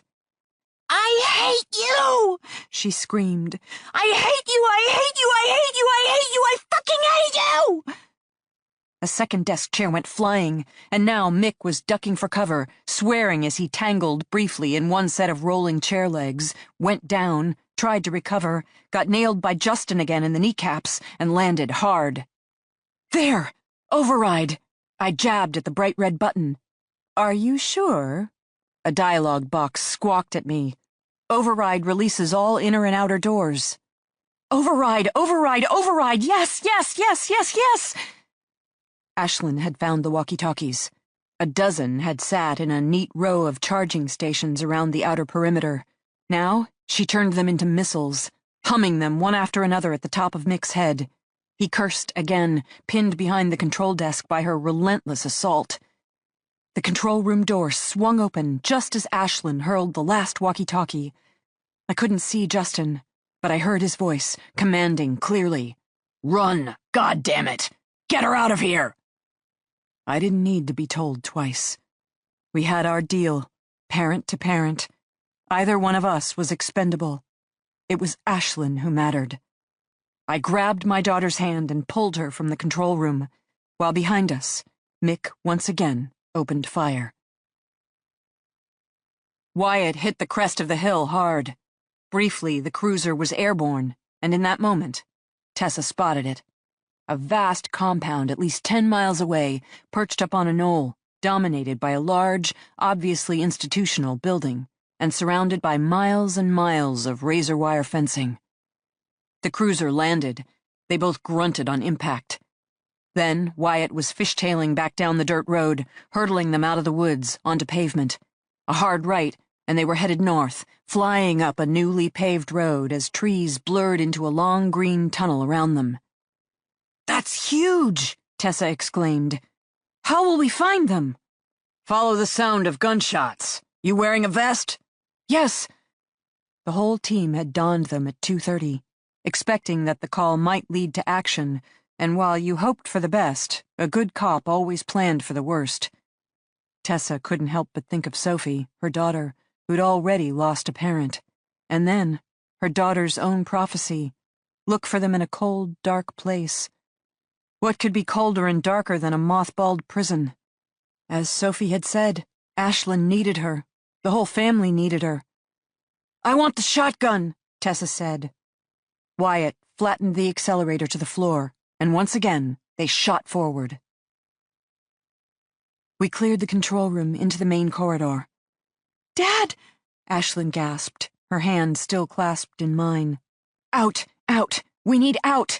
Dad!" My daughter actually dug in her heels, tried to halt our progress. I whirled on her, my expression so fierce, or maybe just so insane, my daughter gasped. "You forget him, Ashlyn Denbe. You forget me, too, if it comes to that. You get out of here. This is your last order, the one instruction I want you to remember. You survive. Your parents demand it of you." "Mom!" "Shut up, child. He's coming. Now run!" She did, straight down the hall toward the outer doors. I'd like to say Ashlyn was motivated by my speech, but far more likely she was spooked by Mick's inhuman roar as he finally cleared the control room, staggered into the hallway, and turned toward us. I had a brief image: a huge, pumped-up bear of a man with blood streaming down one half of his face where some of Ashlyn's missiles had found their mark. He was clad all in black, covered in some kind of vest that virtually sprouted guns and ammo, and a knife, strapped to his outer thigh. A huge, gleaming hunting knife that I could already tell he'd love nothing better than to use to gut me. He leveled the gun first, aimed it straight at me, while I stood, still rooted in place. He pulled the trigger. 40 feet back, an easy distance for a man of his training and marksmanship. The gun clicked empty. I couldn't help myself. I smiled at the irony. Then, Mick threw the gun to the side and charged. I ran, following my daughter's lead to the front doors. If we could just get outside. So many places for cover, and the police had to know. They'd been on the phone. They had to have seen something, heard everything. They'd be coming. If we could just get outside. Ashlyn hit the double-glass doors first. She was running so hard the doors parted like water before a diver. I spotted a thin seam of brighter daylight. Then she was through. Mick's heavy-booted footsteps growing louder and louder behind me. I tried to pour on the speed. A 45-year-old woman suffering from withdrawal, nearly completely broken down, trying to reclaim some of her lost youth. I wasn't going to make it. Mick was fit and well-trained, and I was just me, a middle-aged woman whose heart was already pounding too hard in her chest. I felt simultaneously lightheaded and nauseated, trying to find that inner gear, realizing there was nothing left. This is your body on drugs, I thought inanely. Apparently, a 4-month diet of prescription painkillers did not do a body good. The glass doors. So close, if I could just get through. Then, daylight magically appeared before me, the door opening all on its own. Z stood directly in front of me, face impassive as I raced straight for him. He had Ashlyn's arm in a tight grip, twisting it behind her back as she grimaced in pain. Beyond him, Radar waited in the idling van, side door open. Of course, I'd seen them pull up. How stupid of me. We'd run right toward them, straight into the waiting arms of our captors. I couldn't help myself. I screamed, in rage, frustration, and sheer exhaustion. Then, because I had nothing left to lose, I hurled myself at Z, the man who held my daughter, and went for his eyeballs. Where is it? Where is it? Tessa demanded to know. They had hit the first sign advising motorists not to stop for hitchhikers, then a sign notifying them they were on state property. Next should come the perimeter fencing, topped with rolls of razor wire, to be followed finally by a guardhouse marking the turn into the 600-acre compound. But so far, nothing. Sky remained quiet overhead, no sign of the FBI chopper, which had probably launched from Concord. No roar of other sirens, though the local PD had to also be en route, not to mention the activation of the state's SWAT team. Then, up ahead, the first glimmer of the 16-foot-tall, razor-wire-topped, fully electrified, double-lined fence. Rifle, Wyatt ordered. She went to work, removing it from its rack, as he shot past the fence, made a squealing right-hand turn, and finally entered the prison grounds. Z went down. I'm not sure what he'd expected. That I'd surrender, give up, fall apart, but certainly not that I'd attack. Ashlyn stumbled to the side. Then I was on him, raking my ragged nails across his face, trying to dig my thumbs into his eye sockets. The fanged cobra around his left eye hissed at me, but I ignored it, intent on my mission. Maim, hurt, make him bleed. Then I was unceremoniously plucked from Z's body. Mick had me in his massive arms, lifting me up. I heard the fragile fabric of my fine wrap top tear. So much for Boston clothes. Then Mick tossed me through the air. I landed hard on the asphalt drive, gasping as the breath was knocked from my body.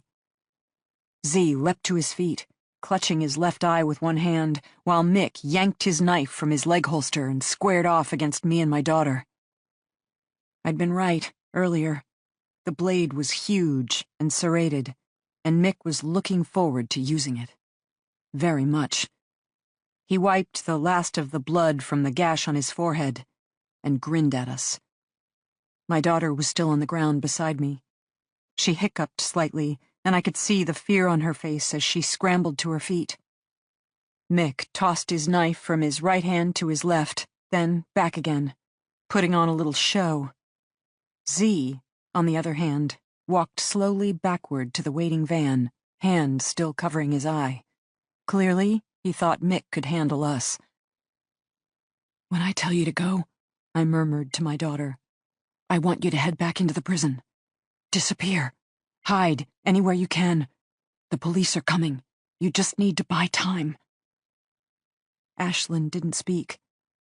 I could tell she understood the decision I'd made, and maybe she would have protested or hedged, but that knife, that giant stainless steel blade flashing from hand to hand.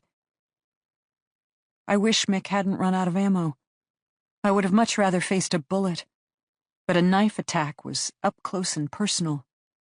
He was going to have to approach, then assault, and the ensuing struggle would buy the time for Ashlyn to escape. Justin had done his part in the control room. Now, I would do mine. But I wondered, just for a second, if Mick had any other guns tucked into that vest. If I could just put my hands on a trigger, a single, up-close shot.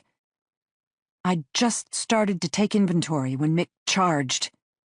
No roar this time, just a swift, silent lunge that caught me flat-footed and completely unprepared. I saw the knife arc out, heard Ashlyn's startled scream. Then, suddenly, my vision was filled with 200 pounds of snarling menace. Was my daughter running? I hoped she was running. I did the only thing I thought I might get away with, a brief memory of some article I'd read on a website. or maybe a story once relayed at Justin's gun club. But when facing a larger opponent in hand-to-hand combat, close the gap between you. Actually move inside the kill zone, where your opponent can no longer hit you with the full force of his wind-up. In this case, I stumbled toward Mick. He was forced to stop short, his forward momentum and wildly swinging arc twisting him off balance. In that split second, I was beneath his arm, up close and personal against his chest. It must have looked like I was locking him in a lover's embrace, but really, I was frantically running my hands down his weapons vest, searching out anything that might help me. I was an experienced shooter. If I could just get my hands on a firearm, anything at this point-blank range. Mick grabbed my shoulders and savagely ripped me away from him. I stumbled, tried to counter with my own body weight, but at a mere 110 pounds. He threw me across the covered causeway, and I felt the instant burn of 100 tiny rocks ripping the skin from the palms of my hands. I was still trying to climb to my feet when Mick once more assumed the position, legs crouched, blade flashing brightly as he tossed it expertly to his right hand. I didn't have any more tricks up my sleeve. I simply raised my head and watched death come for me. The glass doors of the prison burst open. Justin lurched into the open space, bright red blood drenching his favorite blue dress shirt, his lips peeled back into an inhuman grimace, twisting right, spotting me, twisting left, spotting Mick, then lunging head-on at the knife-wielding brute who'd attacked his family. No! Justin's scream, my own. 18 years of our lives so entangled, including this one final moment.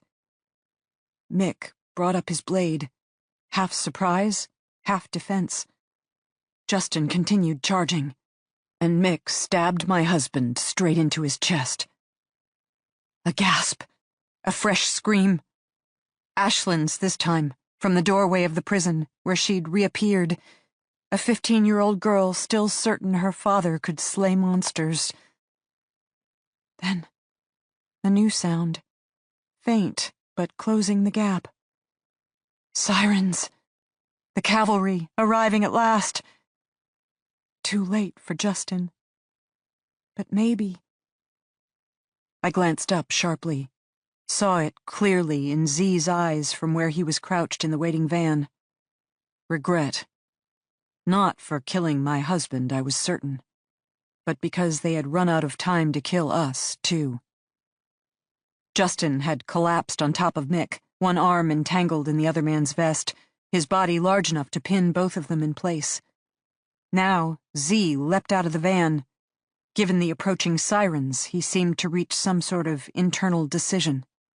Rather than take the time to untangle Justin from Mick's vest, he helped Mick heave Justin's flopping corpse into the vehicle, Mick rolling in after him. Then, Z resumed his position. The van door slid shut. Radar gunned the engine. And they roared away. Just like that. $9 million richer. Cold-blooded murderers of my husband, making their getaway. My daughter wasn't screaming anymore, or crying. She just stood there, completely shell-shocked. After another moment, I crossed to her and put my arms around her trembling shoulders. We stood together, listening to the sirens come closer, and wondering if we'd ever again feel safe. Chapter 39. Tessa spotted Libby and Libby Denbe first.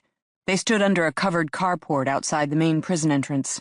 Libby's clothing appeared torn to shreds and streaked with blood. In comparison, Ashlyn appeared in relatively better shape, but with a blank expression on her face. Shock, trauma, stress. Wyatt braked hard, 20 feet back, and they threw open the doors, hands on their weapons. "Libby and Ashlyn," Wyatt called out, still tucked behind the protective cover formed by his open door. The woman answered first, her voice hoarse but surprisingly steady. "Yes." How many remaining on the property? They're gone. It's just us. The commandos. All gone. My husband. Gone. Libby's voice broke. She folded her arms around her daughter's still frozen form, but whether she was seeking comfort or giving comfort remained unclear. Wyatt and Tessa exchanged glances. In a crisis situation, first order of business was to secure the scene. Next, tend to the victims, then give pursuit. They got to work. In Tessa's days as a state trooper, she'd carried enough supplies to outfit a small village. Wyatt clearly thought the same. From his trunk, he produced blankets, water, and energy bars. Without a word, Tessa went straight to the women, while Wyatt, weapon drawn, conducted a rapid inventory of the building. "My name is Tessa Leone," she introduced herself as she approached, voice calm, movements brisk. "I was hired by Denbe Construction to assist with finding you." Libby and Ashlyn both stared at her.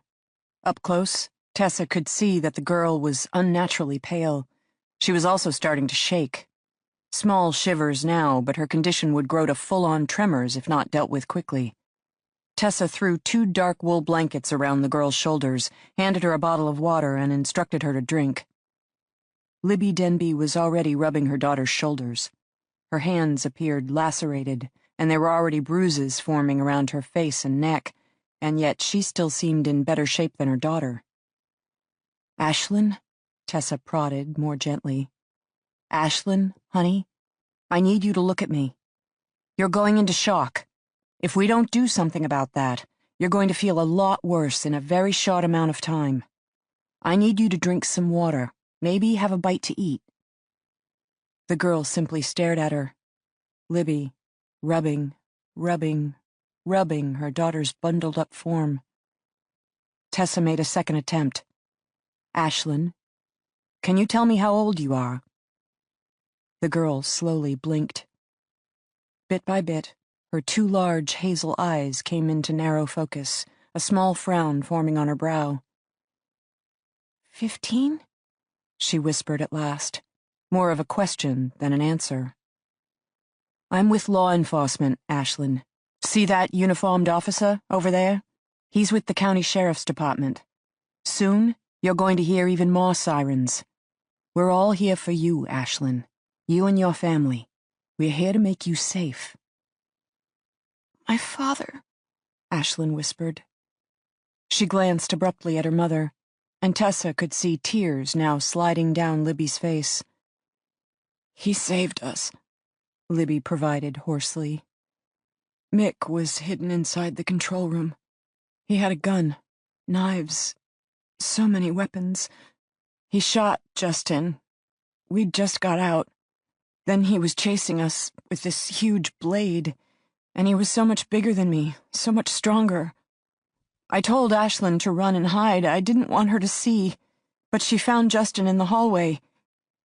Even shot in the shoulder. He'd sworn to me he'd keep us safe, no matter what, no matter how. He wouldn't let us down." "Mick stabbed him," Ashlyn erupted suddenly. "He took his knife, and he... I hate him! I hate him! I hate him! I hate him! We tased him, we hit him, we fought him! Why can't a man like him just die?" The dam broke. Ashlyn burst into tears, falling into her mother's embrace. Libby grabbed her daughter tightly, and they clung to each other, a family of 3, now forever a family of 2. Tessa didn't say a word. That snowy night years ago, she and Sophie had done the same. In fact, they still did. Because some kinds of pain didn't magically fade away, while knowing they at least had each other helped make the bad days easier to take. Wyatt returned, murmuring low in her ear. "Tire tracks, headed down the hill. Must be on open road by now." Tessa got the message. "Libby, Ashlyn, I know you are hurt. I promise we're here to help, but first, we need your assistance. The men who did this, they're getting away. Wouldn't you like to do something about that?" Her words got their attention. In a matter of minutes, she had them ensconced in Wyatt's cruiser, more blankets, more water, Ashlyn now tearing into one of the energy bars, while Libby did most of the talking. Plain white van. Neither of the women remembered any identifying marks, had not really seen it much from the outside anyway. Their captors, on the other hand, they could describe in great detail. 3 men, a huge guy with a cobra tattoo, a second big guy with crazy blue eyes and checkerboard hair, then, finally, the smaller, born-again nerd. Libby and Ashlyn talked. Wyatt worked the radio, getting the descriptions circulating immediately to all available law enforcement officers. More vehicles arrived. State police cruisers, unmarked detectives' vehicles, not to mention the feds, tearing up the long, snaking drive. Not much longer now, Tessa knew. The feds would take over, and with at least 2 members of the Denbe family safe, her assignment would wrap up, with even Wyatt finding himself relegated to cleanup. Except the kidnappers were still out there. Men so brutal that even after being paid $9 million, they'd been willing to slaughter an entire family. The feds' black sedan making the final climbing turn. Tessa studied Libby Denbe, and she made her decision. Tessa squatted down, taking Libby's hands in her own. You are strong. Your daughter is strong. Trust me when I say you are both doing remarkably well. Now, I just need a couple more things from you. You understand, right, that whoever did this knew you, knew your family? Libby got it immediately. Inside job, she murmured. They overrode our security, knew everything about us, even mentioned having done research. Do you think they were professionals? Yes, former military. Justin thought the same. Did you know them? No. I think they were mercenaries, hired to do the job. Tessa nodded, not surprised but troubled, because if someone had hired professionals to take the Denbes away, would that person really be happy to have them reappear in Boston? I know, Libby said quietly, as if Tessa had spoken out loud.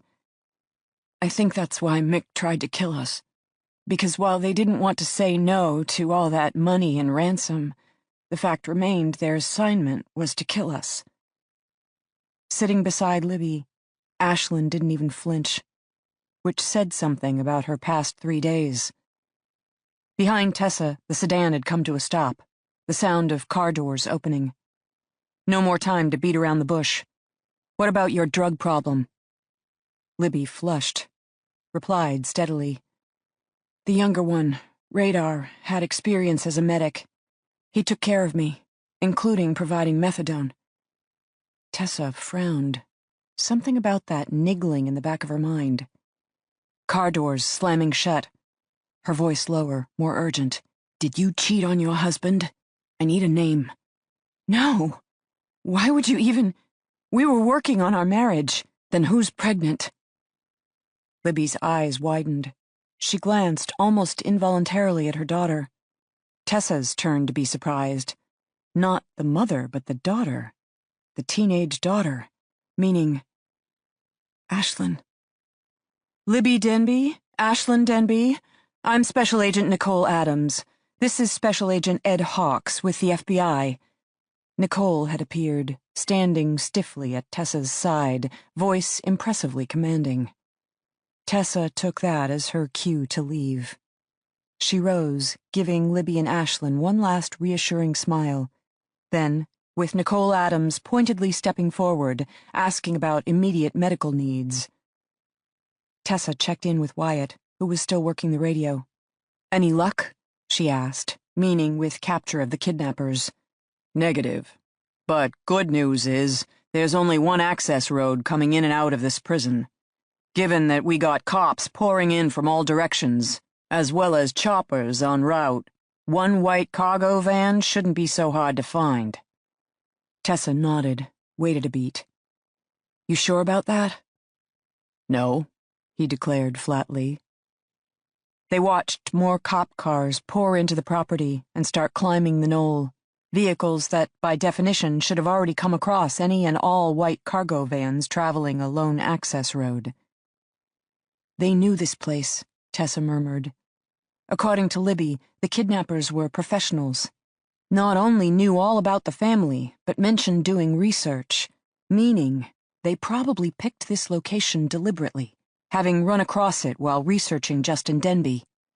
Or being informed of its availability from someone else inside Denbe Construction, Wyatt filled in. Someone who could provide them with access, show them how to run the place, probably even identify an old back road, maybe used during construction, for getting heavy machinery on site. Tessa sighed heavily. They didn't have to say the words out loud to know the truth.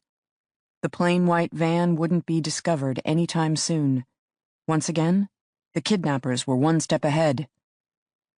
Justin Denbe is dead? Wyatt asked, having only gotten to hear bits and pieces of her conversation with Libby and Ashlyn. Died protecting his family from one of the guys. Mick? His body? Took it with them. Covering their tracks, maybe? I don't know all the details yet. I ran out of time to ask questions. Wyatt smiled faintly, understanding her dilemma perfectly.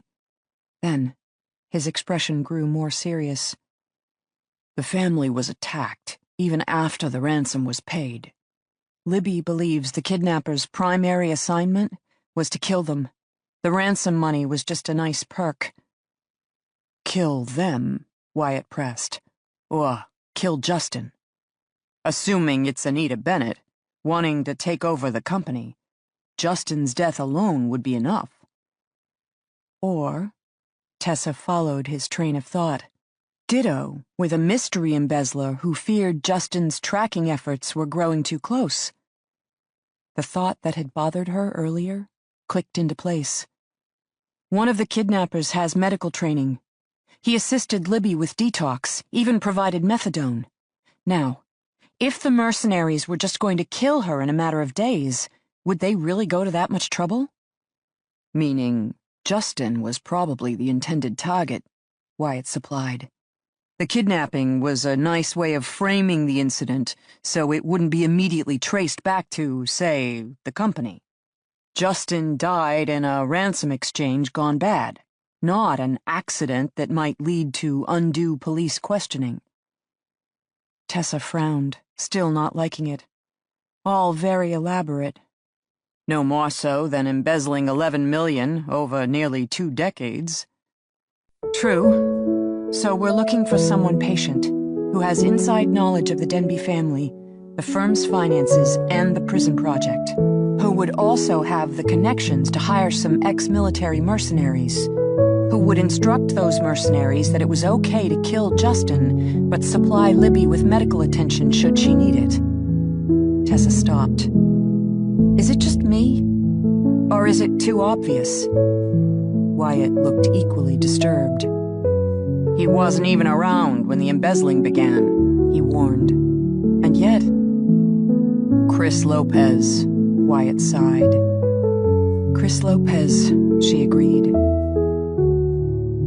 Monday afternoon, 3:22, plain white cargo van heading west. Not toward the main entrance of the prison compound, but toward the side of the property, where the hard-packed ground showed traces of the access route once used by scores of construction vehicles during the first phase of the building project.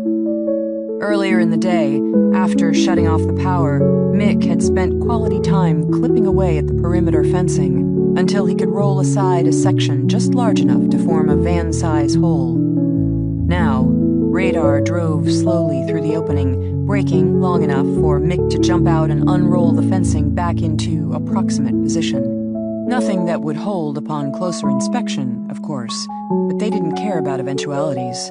They cared about the next 30 minutes. All they needed, more or less. 30 minutes for law enforcement to interrogate the woman and the girl, compare notes, activate additional resources, and churn, churn, churn.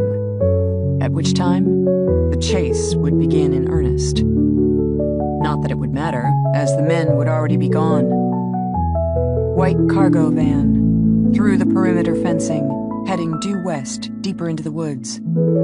Earth movers had once traveled this way. Excavators ripping off the top of the knoll to make it flatter and more suitable for a massive building. Then, Dirt haulers, bringing in new, better dirt for fill, topsoil, whatever the plans required. The access road was broad, the kind of hard-packed earth that couldn't yield any tire tracks, as it had nothing left to give. The sparse vegetation that had managed to grow in during the ensuing 2 years bowed under the weight of the relatively light van before springing back again. Their base camp was 6 miles in, at the base of a hill that radar had studied for weeks before finally deciding it would do. A rocky hill. Not huge, but comprised mostly of boulders, New Hampshire being the granite state and all. He pulled forward, then carefully backed his way in between 2 rocky outcroppings, the mountain version of parallel parking. Satisfied he was as close as possible to the target, ensconced on 3 sides with stone, he killed the engine, and they began the next phase of operations. All necessary supplies were in the van. Z had a bag of tricks. Mick had a bag of tricks. Radar had a small bundle, being the most nondescript of them to begin with. Z started with his tattoo. Solvent to sponge, sponge to shaved skull, and inch by inch, the green cobra disappeared, scrubbed away as if it had never existed. Next, he exchanged his black commando gear for a pair of broken-in men's jeans, comfortable t-shirt, oversized gray hoodie bearing the Red Sox logo, and even larger LL Bean barn coat.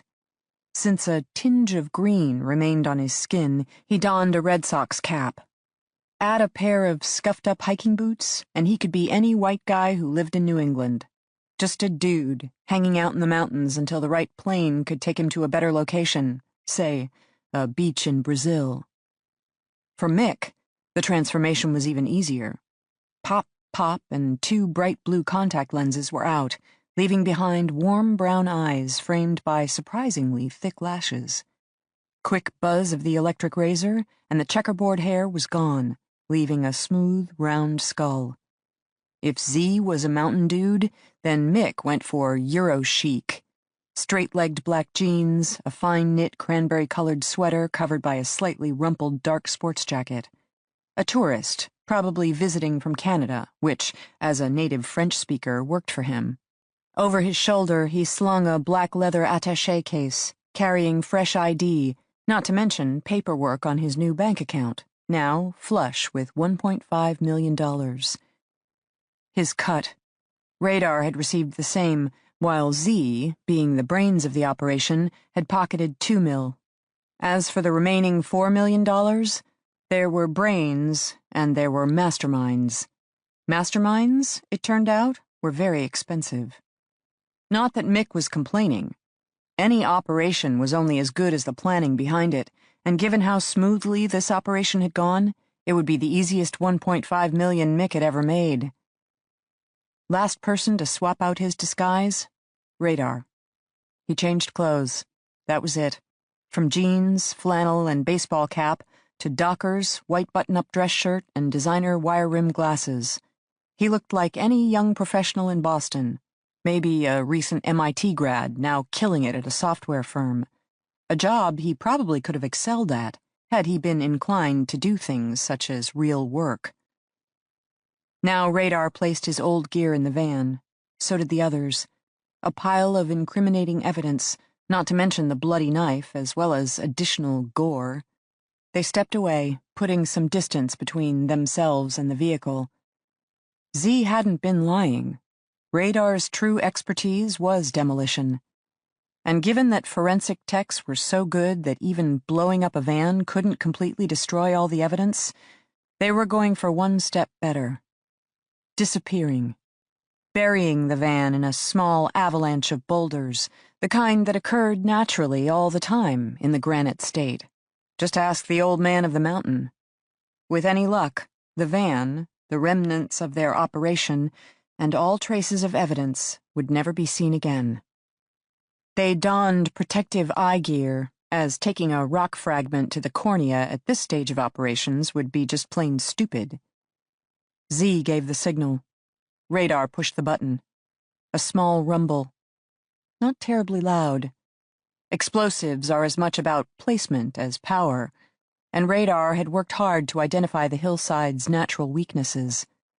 Then, with almost a groan, the top half of the rocky terrain gave way, and the ensuing slide whomped down upon the white van.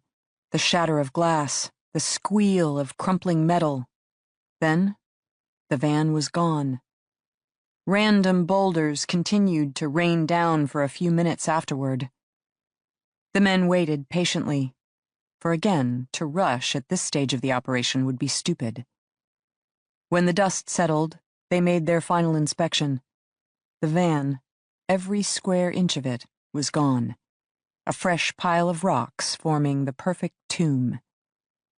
Z made the call. "Men," he declared. "Vamos." Mission complete. Each helped himself to one of the waiting four-wheelers. They would not race through the woods together, but set out alone, each heading to his own vehicle, waiting for him at a spot he'd chosen 10 days prior and discussed with no one. Life would be resumed under a new name, known by no one and probably never shared. These men could work together, but they survived alone. Radar was still considering tropical beaches and large-breasted women. As for the others, he could care less.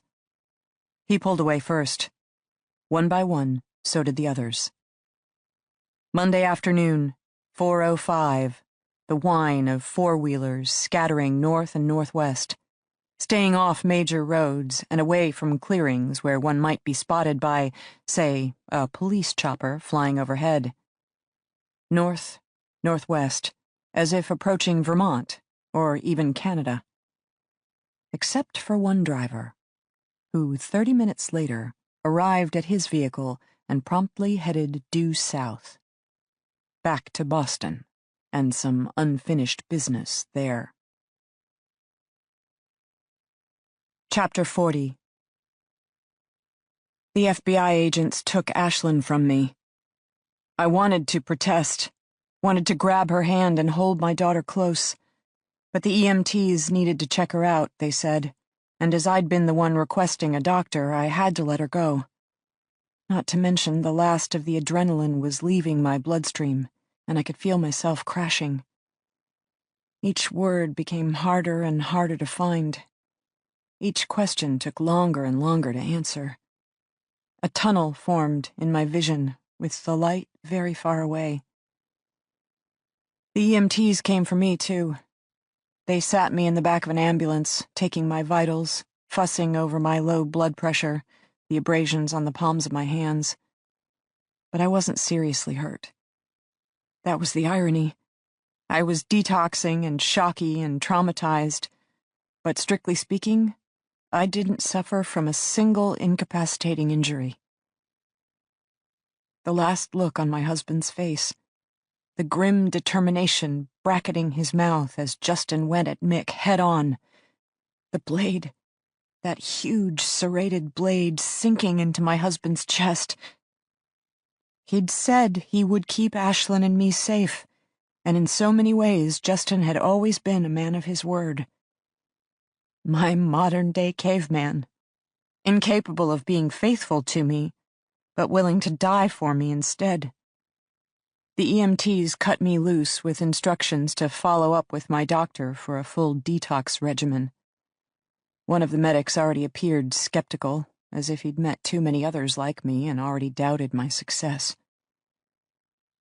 I missed Radar. I didn't have to explain myself to him. He knew all my deepest, darkest secrets, and none of them had shocked him. Ashlyn finally emerged from the back of the ambulance. A medic was offering his hand, but she climbed down on her own.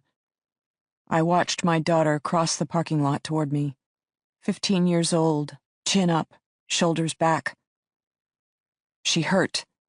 I could feel her pain radiating from her. But she walked, step by resolute step, her father's daughter. And that made me ache all over again. She arrived, and the feds pounced.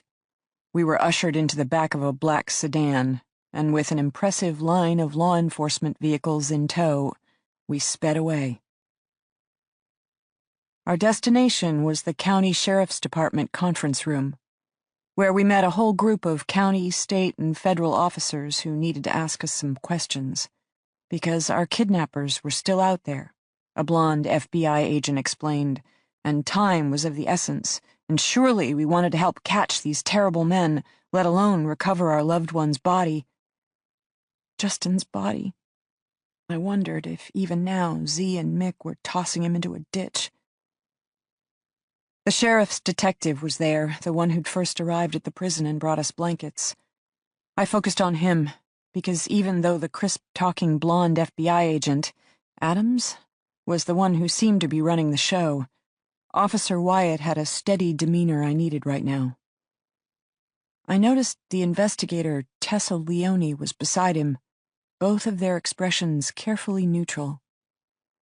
I thought she stood closer to him than strictly necessary, and I thought they both held themselves slightly apart from the rest of the room, as if they wanted it understood up front that they were only part of the circus, not the ones running the show. Ashlyn wanted food. A deputy disappeared, returning shortly with a stack of takeout menus. She shook her head, asked if they had a vending machine. 2 Snickers bars, 2 bags of potato chips, and 1 can of Diet Coke later, my teenager was happy. I went with coffee, and water, and a trip to the bathroom, where I washed my hands and rinsed my face over and over again. When I stood up and confronted the face in the mirror, I had to pause, touch my own reflection with a trembling hand, because truly a woman who appeared that gaunt, that exhausted, that old, couldn't be me. The hollows beneath my cheeks, the bruises beneath my eyes, the sheer fatigue etched into each line of my face. I had failed that woman. I had not taken care of her. And here I was, maybe exactly where I deserved to be. When I opened the bathroom door, Tessa was standing in the hall, obviously waiting for me. She smiled faintly, as if she knew exactly what I'd just done, the thoughts that had gone through my head. "It gets better," she murmured. "Even if it doesn't feel that way right now, eventually you will feel like something more than a shadow of your former self." "How do you know?" "My husband was killed 2 years ago. I almost lost my daughter as well. Her name is Sophie, and she's been very worried about your family. She told me to look for you in cold, dark places and bring you hot chocolate and chocolate chip cookies." I smiled faintly. I could use some hot chocolate. "Does Ashlyn have a boyfriend?" I shook my head, no longer surprised by any question. Not that Justin and I knew. The pregnancy was a surprise? We only figured it out when she miscarried in prison. My family, we haven't been doing so well, even before this happened. She seemed to accept that. The medic person helped her? Yes. You like him. You speak of him with respect. I shrugged, feeling, ironically, as if I was betraying Radar's trust. He took care of us when we needed him. I respect that. Did you like the other 2 as well? Immediately I shuddered. Not when I thought of Z. Even with the cobra tattoo, there was something commanding about him, an admirable quality of extreme self-control. On the other hand, Mick, the one with the checkerboard hair, I don't think he's sane. He promised to hurt me, but only after hurting Ashlyn first. So, if he was in the military, Tessa spoke out loud, maybe not honorably discharged. I nodded, understanding now where she was going with this. "And Chris Lopez?" she asked abruptly. Now I was surprised. "What about him?" "He likes you." I shook my head, already dismissive. "He works for my husband. He's one of the guys.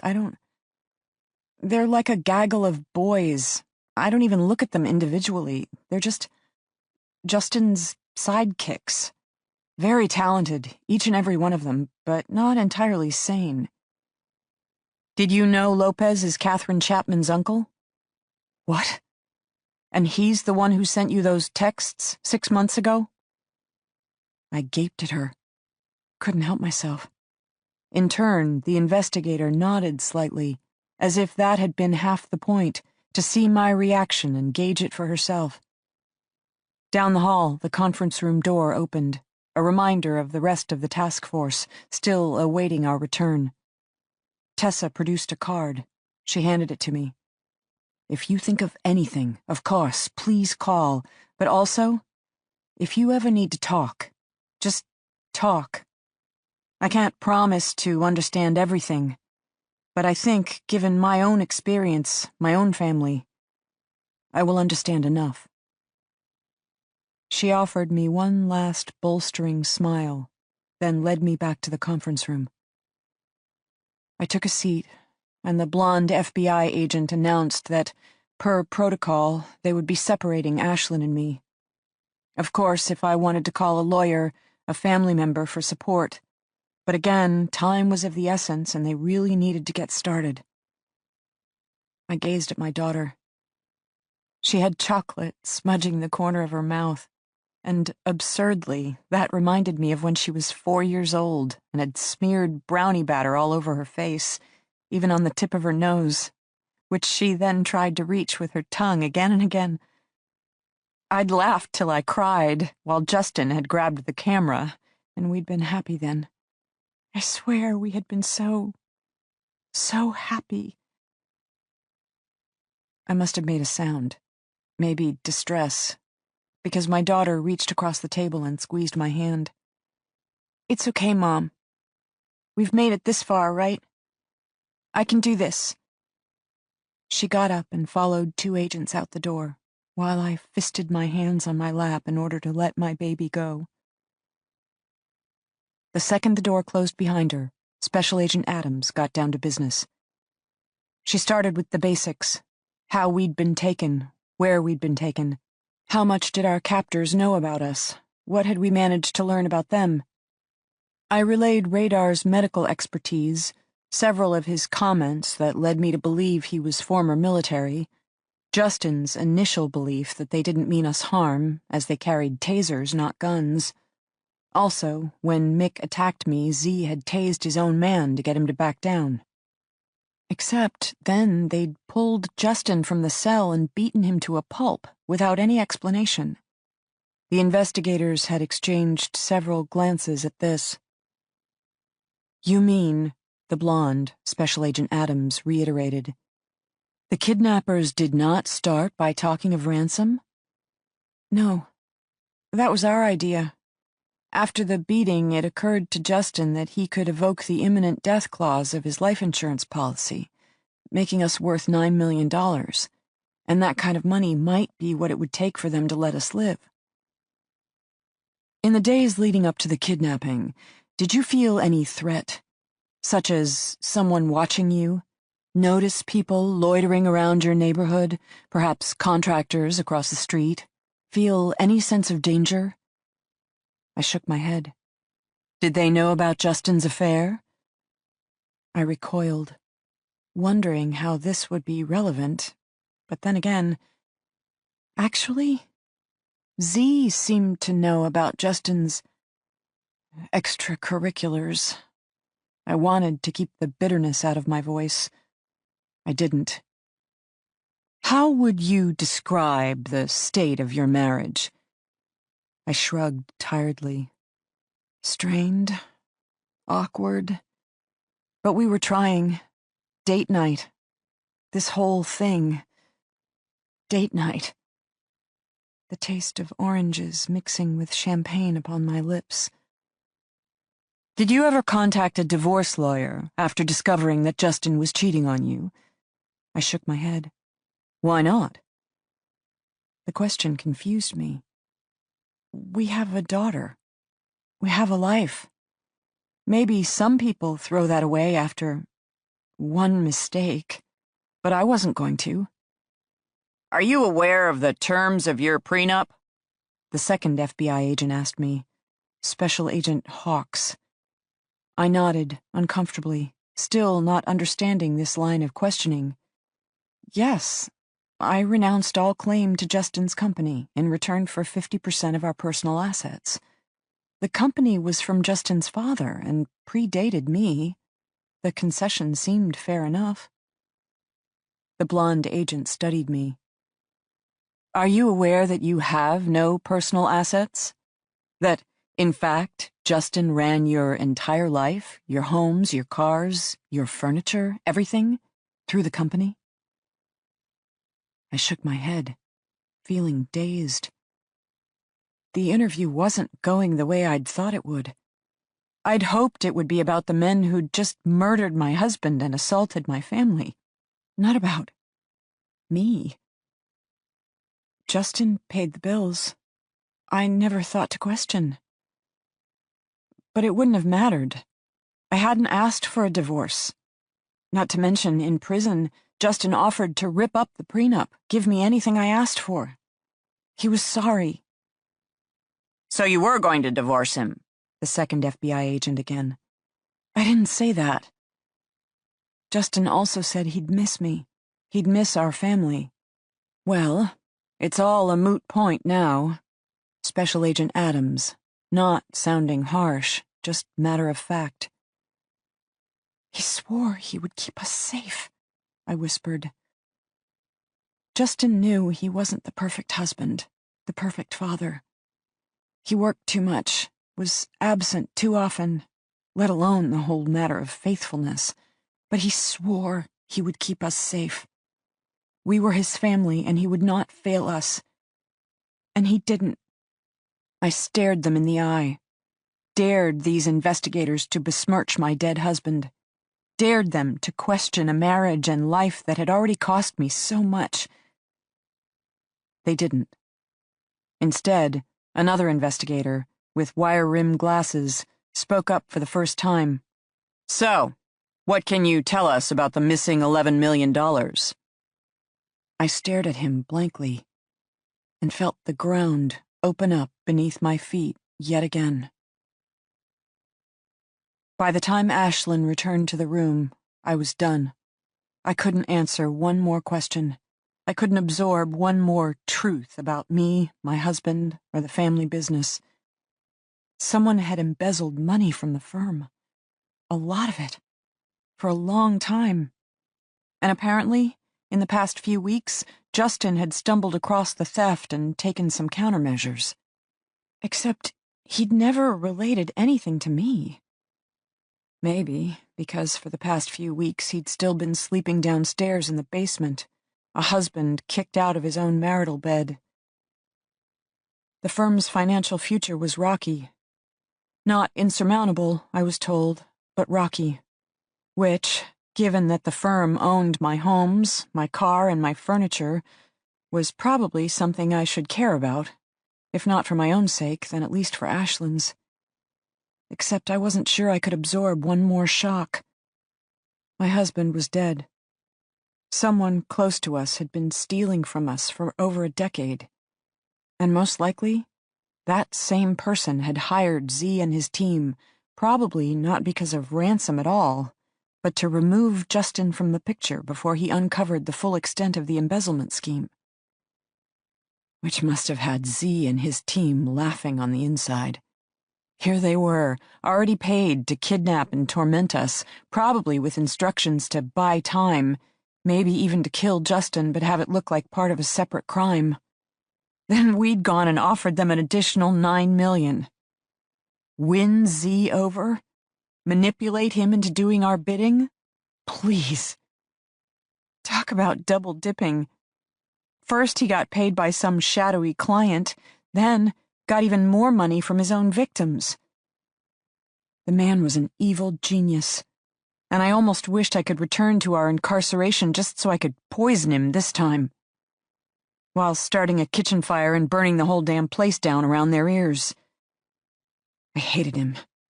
Every time he'd looked at me with respect. The background report hadn't indicated you'd be a problem. He'd lied to me. My husband had lied to me. Except my husband had also died for me. My thoughts were such a tumultuous mess. My head hurt and I was tired. So unbelievably tired. The feds wanted to put us in a hotel, safe house, something of that nature. Our kidnappers were still on the loose. No sign of the white cargo van, just a hole in the perimeter fencing where they'd made their getaway. Until they had more information, Special Agent Adams felt it was best to keep us safe. But I saw the expression on my daughter's face, felt its match on my own. After all we'd been through, the days, the nights, the look on Justin's face, the knife, the knife, the knife, the knife sinking into his chest. We wanted to go home.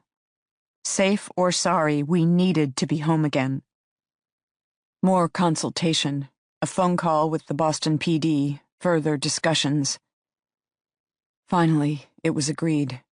The agents would graciously permit us to return to our own residence. But given that Z and his team also knew where we lived and might have incentive to finish what they'd started, basic precautions needed to be taken. I would immediately change our security passwords the second I stepped foot into my house. In addition, the Boston PD would assign a uniformed officer to keep watch from the street, as well as beef up patrols in the area. Special Agent Adams also suggested that I not immediately invite over any family or friends. In fact, if there were people we wanted to see, she recommended that we meet them in full daylight, at public places. You know, because someone we trusted had clearly betrayed us, and that person hadn't escaped with $11 million just yet. It was okay, I said. We didn't just want to go home. We wanted to be alone. No more eyes watching, no more audience judging. It was time to just be. Once a family of 3, now a family of 2. Battered, shaky, grief-stricken, but still hanging in there. Shortly after 10, the cops finally let us go. The feds provided the escort, a black sedan heading 3 hours south to Boston. Ashlyn fell asleep in the back. I think I dozed off a time or two. Then, we were there. Our home, which would never completely feel like our home again. The crime scene tape, subtle but present on the doorway. Evidence placards, still marking random places in the foyer. My wedding ring, buried in a pile on the kitchen island. I took it out. I slipped it on, and felt the first wave of grief hit me like a wall. But I would not succumb. Not yet. Not now. Off to the security system's control panel, running through the instructions Justin had given me time and time again. I needed a code, a string of numbers no one would know, but I could easily remember. I went with a date, the day I'd moved out of the tenement housing, the first step toward building a better life. If only I'd known then what I knew now. I told the agents we were all set. I let them graciously out the front door, then promptly activated our security system, listening to various deadbolts fire home. Ashlyn was still standing in the foyer, looking at the spot where I had vomited. Just 3 days, but already a lifetime ago. "Can I sleep in your room?" my 15-year-old daughter asked. "Yes." "I want a gun." "Me too." "I want it loaded, underneath my pillow." Everything we learned not to do in firearms safety, I observed. Exactly. Loaded clip next to the unloaded firearm in the top drawer of the bedside table, I countered. Okay. Ashlyn, I'm proud of you. My daughter didn't look at me, but stared at the vomit stain. She said, "I've been sleeping with Chris Lopez. He likes you. He's always liked you. But he can't have you, so he settled for me instead. And I knew it was wrong, but I didn't care. You and Dad, you just seemed so far away, and I wanted someone to make me feel special again. I opened my mouth. I closed my mouth. Oh, honey. I just want it to go away now, okay? Don't tell anyone. Don't do anything. Just make it all go away. Did you tell the police? Of course not. I just want it to be over. Please, can't it all be over? I can't stop seeing his face, Mom. Dad and the blood and that knife. He died for us. He died because of me. Ashlyn collapsed, hunched over on the bottom step, her arms over her head, as if that would block the terrible images. And I understood what she meant, because I had the same visions stuck in my own head, as well as way too many unwanted revelations. Chris Lopez, Justin's most trusted second-in-command, sleeping with our teenage daughter. Is this why Tessa Leone had asked about him specifically? Because she already suspected him in my family's kidnapping? After all, he'd meddled in my marriage, then seduced my 15-year-old daughter. Why, if Justin were still alive? Then, all of a sudden, so many things finally made sense, including why my husband, my modern-day caveman, had to die. I went to my daughter.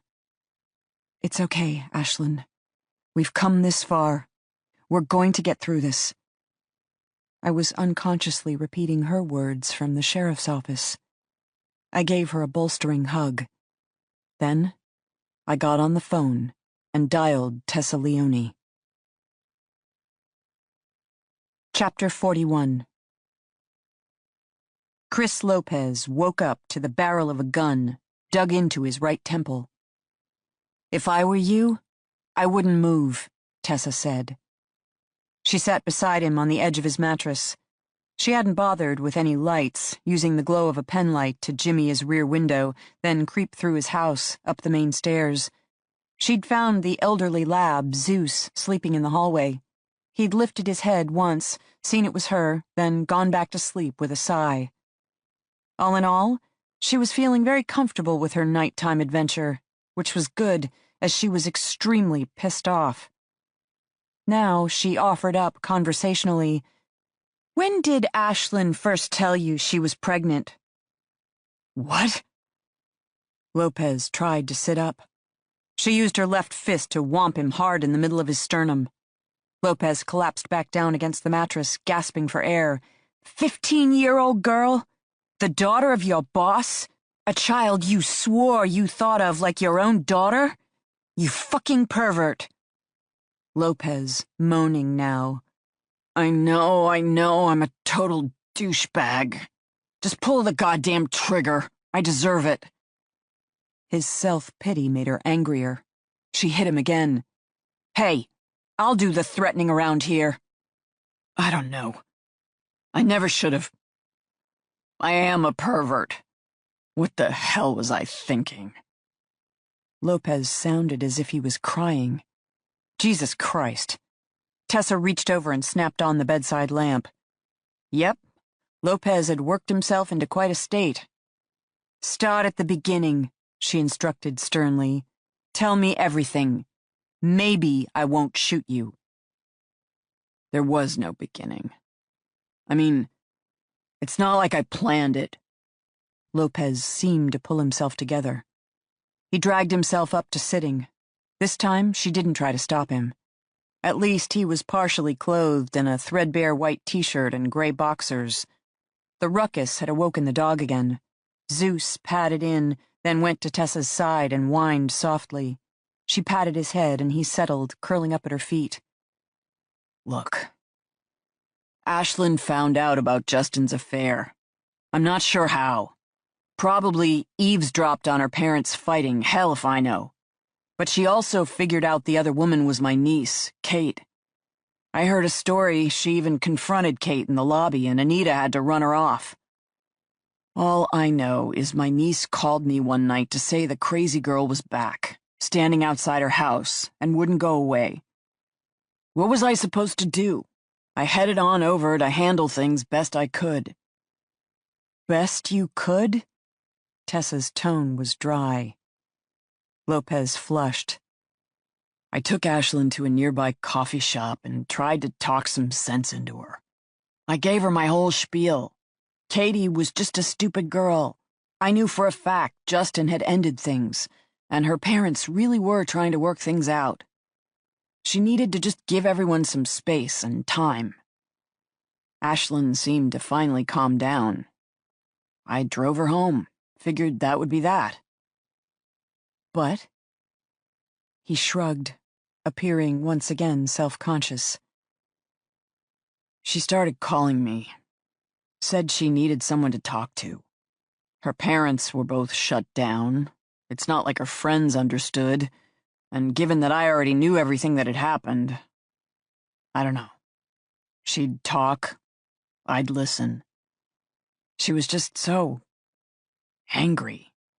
I mean, she'd really idolized her parents, both of them. To have them do something so human, it messed with her. It's like, if they weren't perfect, then the whole world must not be perfect. She was kind of freaking out." Tessa simply stared at him. He flushed again. "So, yeah. She came over one day, after school. Bad day, had gotten in a fight with her best friend, started to cry. So of course I put my arms around her. Next thing I knew, she was kissing me. I don't..." He stopped talking, dropping his gaze to the bed covers. "I didn't seduce her, if that's what you're thinking. I don't expect you to believe me, but as strange as it sounds, she was the one using me. She was really pissed at Justin, remember? And what better way to get back at her father who'd slept with a younger woman than to be the daughter sleeping with an older man?" "This is what you tell yourself?" Tessa stated flatly. "This is how you sleep through the night?" Lopez's head shot up. "I've been regrouting the bath, remember? Who the fuck says I've been sleeping?" "So when did she tell you she was pregnant?" "What pregnancy?" "I'm not kidding. I have no fucking clue what you're talking about." "She miscarried, you know, while your goons had her locked up in prison. Interesting, too, because I would have thought a gentleman such as yourself would have requested no harm come to ladies. Justin, on the other hand..." "Not my goons. Not my instructions. And what do you mean she miscarried while in prison? What the hell is going on?" Tessa paused. She eyed him thoughtfully. Wyatt had been right in the beginning. The Denbe construction management team was full of liars. Anita Bennett, Chris Lopez, and yet they were both incredible actors as well. Or they truly didn't know everything. "Ransom," she stated. "I heard there'd been contact. No one has told us anything else." "The insurance company paid the money." She continued to watch him. He sat up straighter. "So they've been released? Are they home? Christ!" Lopez ran a hand through his hair, appearing to be simultaneously agitated and relieved. "How is Libby?" "Seriously? You're sleeping with the daughter, but you're still in love with the mom?" "Told you I was a douchebag." Tessa played one last card. "Well, you'd better be a douchebag with a valid passport, because Justin knows you're the one who got his baby girl pregnant. She might have miscarried, but that doesn't mean he won't be gunning for your head." Lopez paled. Abruptly, his shoulders came down, his chin up. "I'll see him myself. First thing in the morning. Head right over. My fault. I did the crime. I'll serve the time." "God damn it!" Tessa shot off the bed. She twirled violently, disrupting the sleeping dog and causing Lopez to gape at her. She jammed her pistol back into her shoulder holster. If she'd been extremely angry before, she was extraordinarily frustrated and furious now. "Justin Denbe's dead." "What?" "Kidnappers planned a double-cross after the ransom had been paid. He died, saving Libby and Ashlyn. Lopez, completely slack-jawed now. But you said... I lied. Mostly to test if you were a liar. But you honestly have no idea what happened shortly after 3 p.m. yesterday, do you? Lady, I'm so confused right now. The only thing I have is a headache. Are Libby and Ashlyn all right? Relative scale, yes.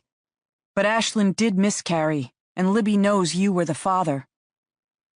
If the threat of Justin's rage scared him, then to judge by Lopez's face, the thought of Libby's hurt shamed him. Oh, Lopez said, then seemed to lose all further words. Tessa perched on a nearby chair. The old lab whined nervously again. She stroked one of his ears in comfort as her mind whirled around and around. I don't get it, she said at last. Lopez still wasn't talking. Whoever did this knew Justin, Libby, and Ashlyn. He or she also had the kind of contacts necessary to hire 3 mercenaries. Most likely, the same person has been embezzling funds from Denbe Construction for the past 15 to 20 years. I haven't even worked there that long, Lopez interjected with a frown, which is why we started by suspecting Anita Bennett. She wouldn't steal from the company. It's her one true love. Besides, she wouldn't hurt Justin like that. He's nearly a 4th son to her.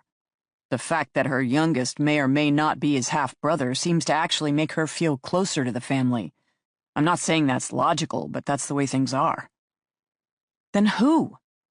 We're talking an employee who's been around for nearly 2 decades, knows the Denbes home inside and out, is familiar with the company's financials as well as understands the inner workings of a recently built New Hampshire prison.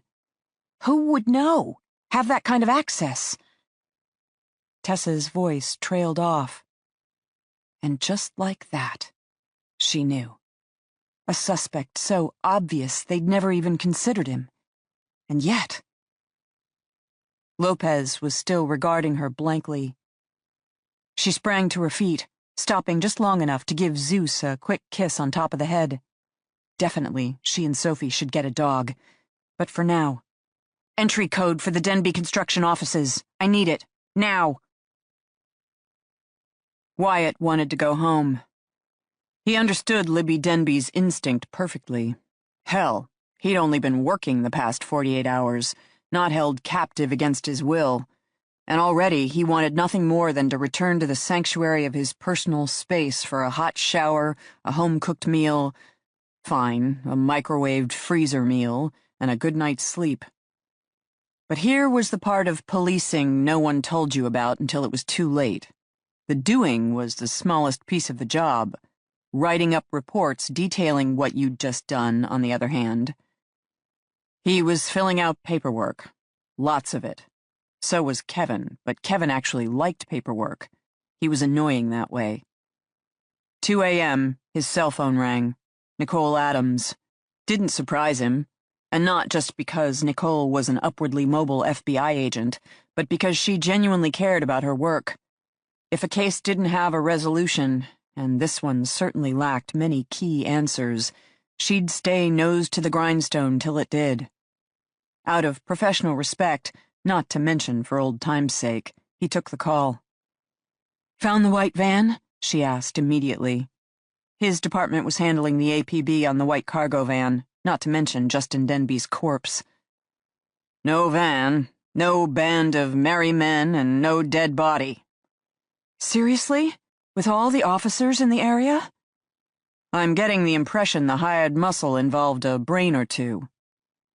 Deep sigh. "The body bothers me," Nicole muttered.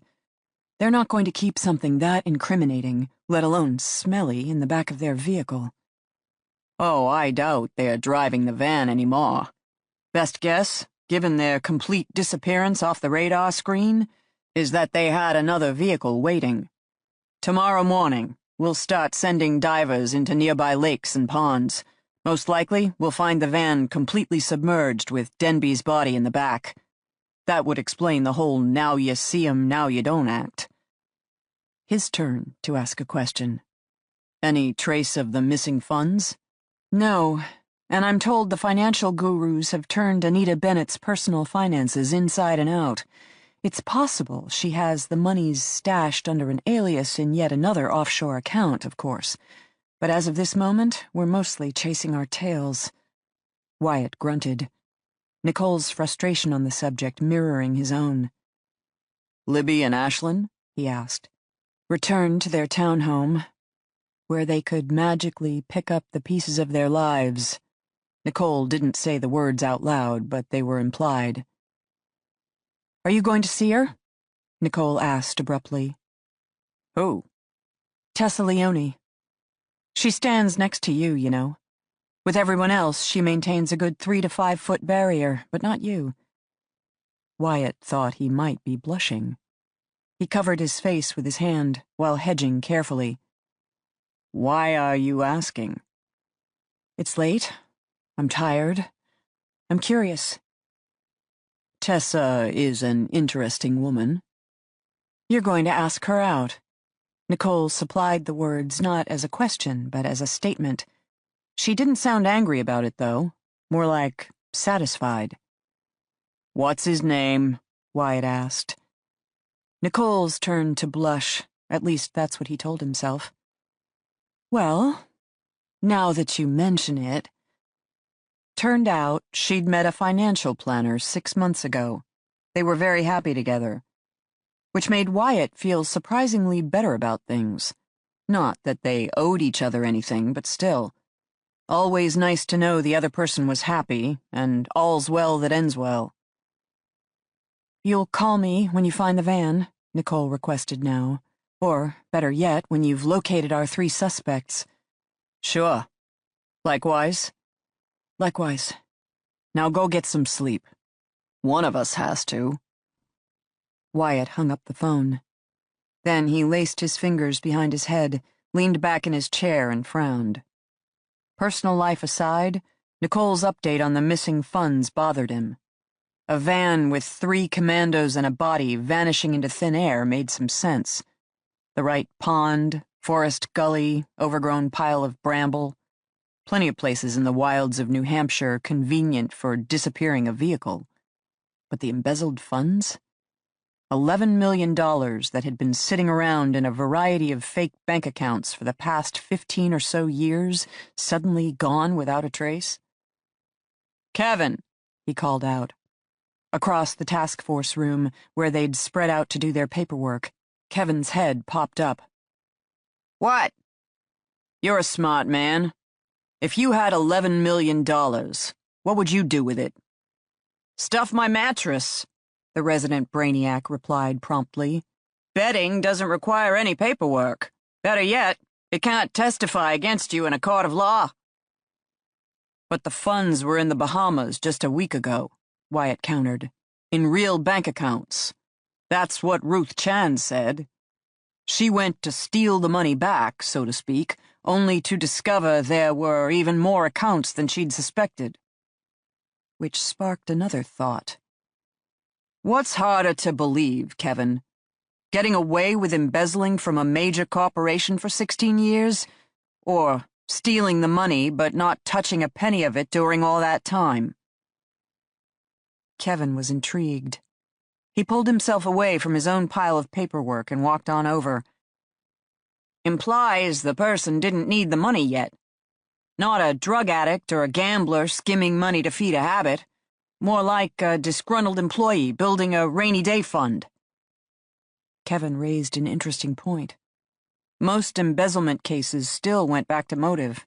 Addiction issues, pressing medical bills, perhaps alimony and/or child support that was squeezing the person's bank account.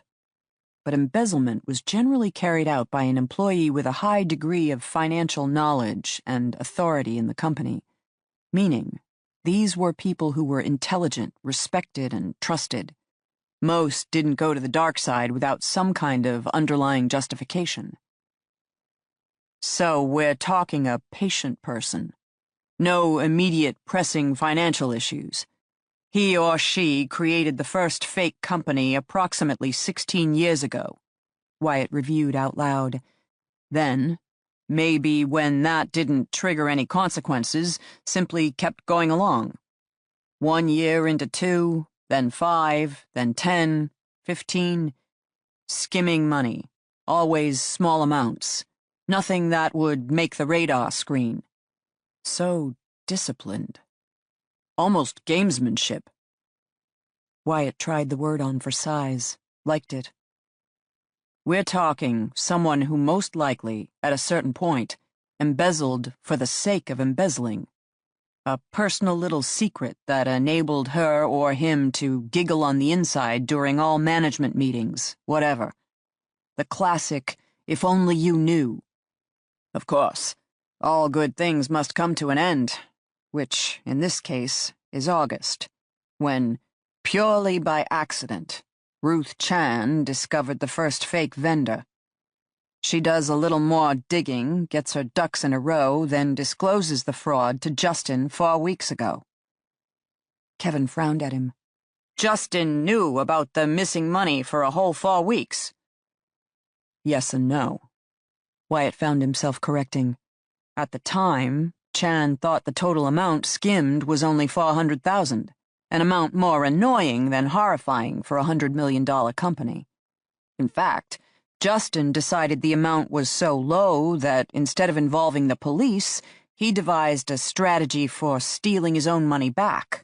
He sent Ruth Chan to the Bahamas to close out the fake account, except the money was literally transferred out the day before.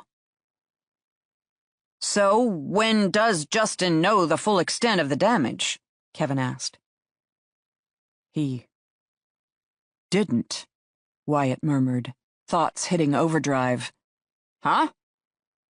He didn't. Chan called him Friday afternoon, told him the one account had been closed already but didn't mention anything else. She asked for more time to investigate instead. Then, just hours later, Justin and his family were abducted from their own home. Kevin was staring at him. To cover up the embezzlement, the brainiac stated, as if this should be obvious. So Justin would never know about the full $11 million that had been stolen from his family firm.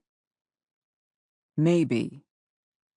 When he walked through the timeline out loud, what Kevin said made sense. Ruth Chan discovered the embezzlement was actually 20 times worse than they'd suspected, and within hours, Justin had been kidnapped. No such thing as coincidence in policing, meaning the two events had to be connected. And yet. Ruth Chan, Kevin declared abruptly. She was the embezzler, and she arranged Justin's kidnapping to cover up her own crime. Better yet, she's not even in the country, meaning she has the perfect alibi. Wyatt frowned at him. Without Ruth Chan, we wouldn't even know there had been 16 years of fake billing. Since when does the thief report the theft? To evade suspicion? Kevin suggested. Wyatt rolled his eyes, shook his head.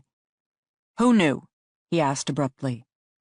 That's the question we need to answer. Who knew Ruth Chan had discovered the fake vendors? Who knew Ruth Chan would be in the Bahamas Friday morning to close out the first account? Who had enough inside information to transfer out all the money 1 day prior to get his or her ducks in a row? Wyatt's eyes suddenly widening. Ruth Chan told someone, Kevin was saying. Or Justin did. Someone they trusted, but shouldn't have, obviously. Or she didn't tell anyone at all. She didn't even want to talk to Justin about it, right? Not until she'd done all her homework first.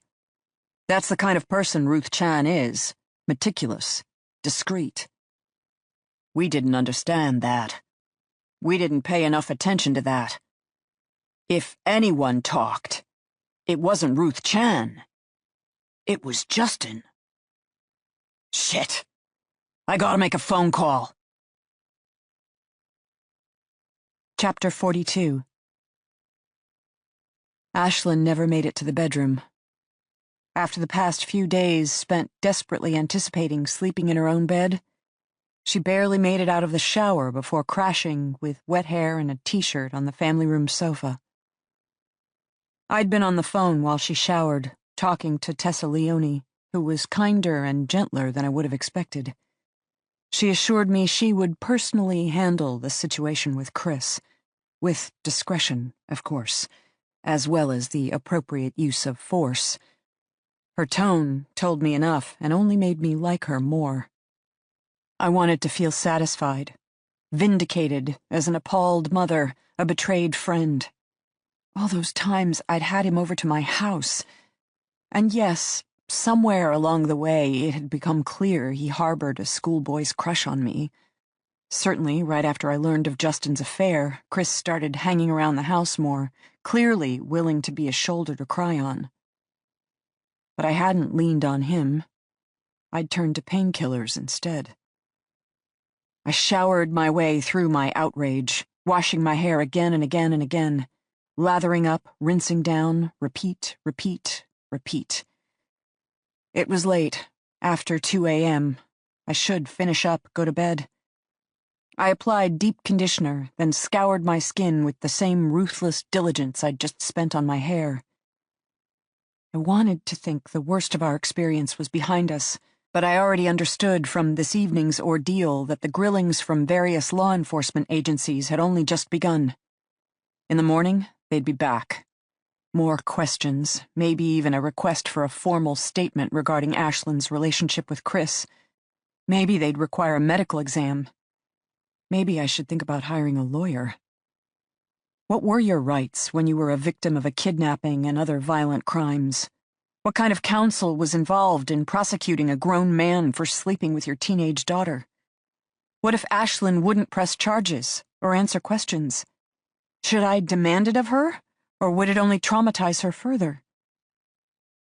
Then, in the middle of the shower, rinsing the conditioner from my hair, it hit me.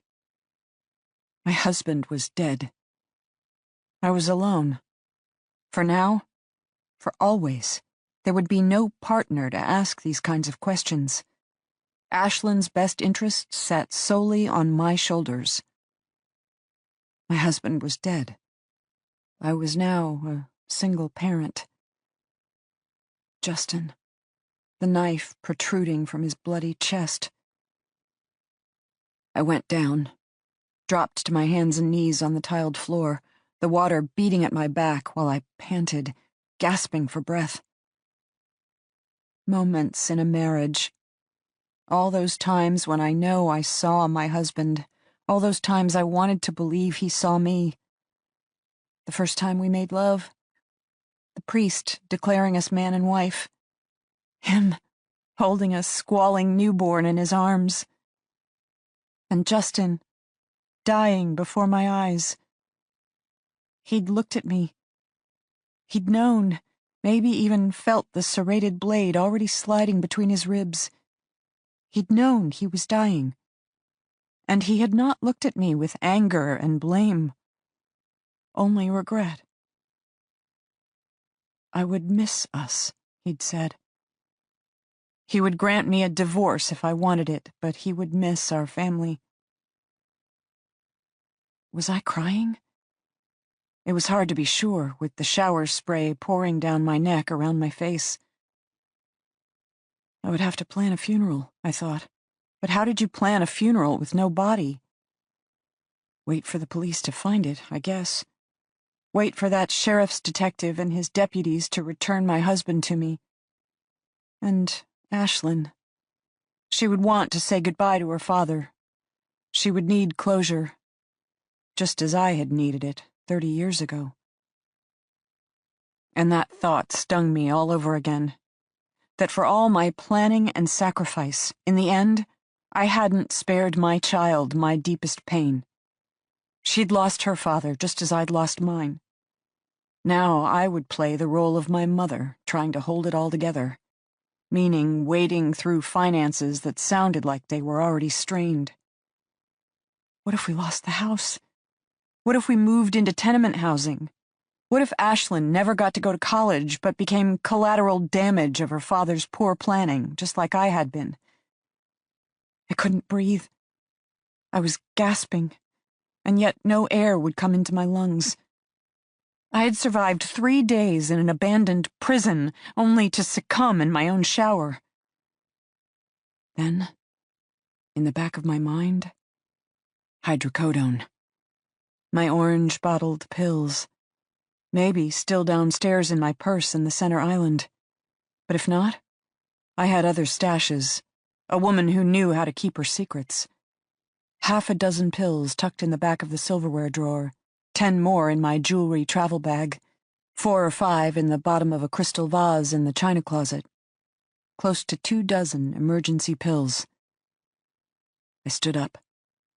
I tasted oranges, and I didn't care. I was going to get out of this shower. I was going to head downstairs, raid the first hidden supply. Just this once, of course. After the past few days, I'd earned this. I rinsed my hair. I shouldn't do it. I'd promised Justin I'd be strong for our daughter. He'd pressed me in the cell, probably already suspecting something would go wrong with the ransom exchange, needing the reassurance that I could raise our child without him. Just 2 pills, I thought. Enough to take the edge off. My whole body ached, and I needed the rest. I would be a better parent if I got some rest. I wondered if this was how my mother had felt. The look on her face every time she'd gazed at a pack of cigarettes. Knowing she shouldn't, but feeling the weight of the world upon her shoulders, the burden of single parenthood. She worked so hard. She deserved at least a little treat. Justin had died for me. Shouldn't I be able to give up Vicodin for him? I turned off the water. 1 pill. Just 1. To help manage my own withdrawal. The sensible thing to do. I should. I shouldn't. I would. I wouldn't. I opened the shower door, reaching for a towel, and found a man standing in my bathroom instead. It took me a moment, maybe a full minute, while I stood in the glass enclosure, water dripping from my naked body. Then, he leered at me, and that did it. The eyes were the wrong color, deep brown instead of crazy blue, and the checkerboard hair had been shaved, replaced by a smooth skull. Finally, his clothes, from commando black to European upscale. But his face, his mean, merciless face hadn't changed one bit, not to mention the fresh bruise over his left eye where my daughter had nailed him with a walkie-talkie only hours earlier. I grabbed the towel, held it in front of me. Not nearly a good enough defense, as I stood, trapped in my own bathroom by the man who'd murdered my husband. Miss me? Mick drawled. He leaned against the door jamb, his massive shoulders effectively blocking my exit. He knew there was no place I could go, nothing I could do. He seemed content to savor the moment. How? I had to lick my lips to get the words out. My throat was dry, my thoughts racing. Ashlyn, asleep downstairs on the sofa. Please let her still be asleep. Then, she'd asked for a gun. Why hadn't I made it to the basement gun safe yet? Why hadn't I retrieved firearms first, then climbed into the shower? But I changed the security codes. We got our own override code. You'd have to know about it to deprogram it, and you didn't know about it. My intel is better than your intel. He smirked at some joke only he understood. It's called irony, babe. The police are watching the house, I tried. Yep. 2 patrols, 1 front, 1 back. Alternating intervals. And not a problem, since I only required 60 seconds to punch in my access code, open your rear garage door, then close it again. Police return to a secure-looking residence and everybody's happy. You're wrong. 2 detectives are coming over any moment. There's already been a new development in the case. That's why I was showering, so I'd be ready to answer their questions. He stilled, cocking his head to one side while studying me. 1 second passed, then another. "You're bluffing," he declared. "Nice try, though. I like to think I'm worth the effort." He lunged. So quick, I didn't even have time to gasp.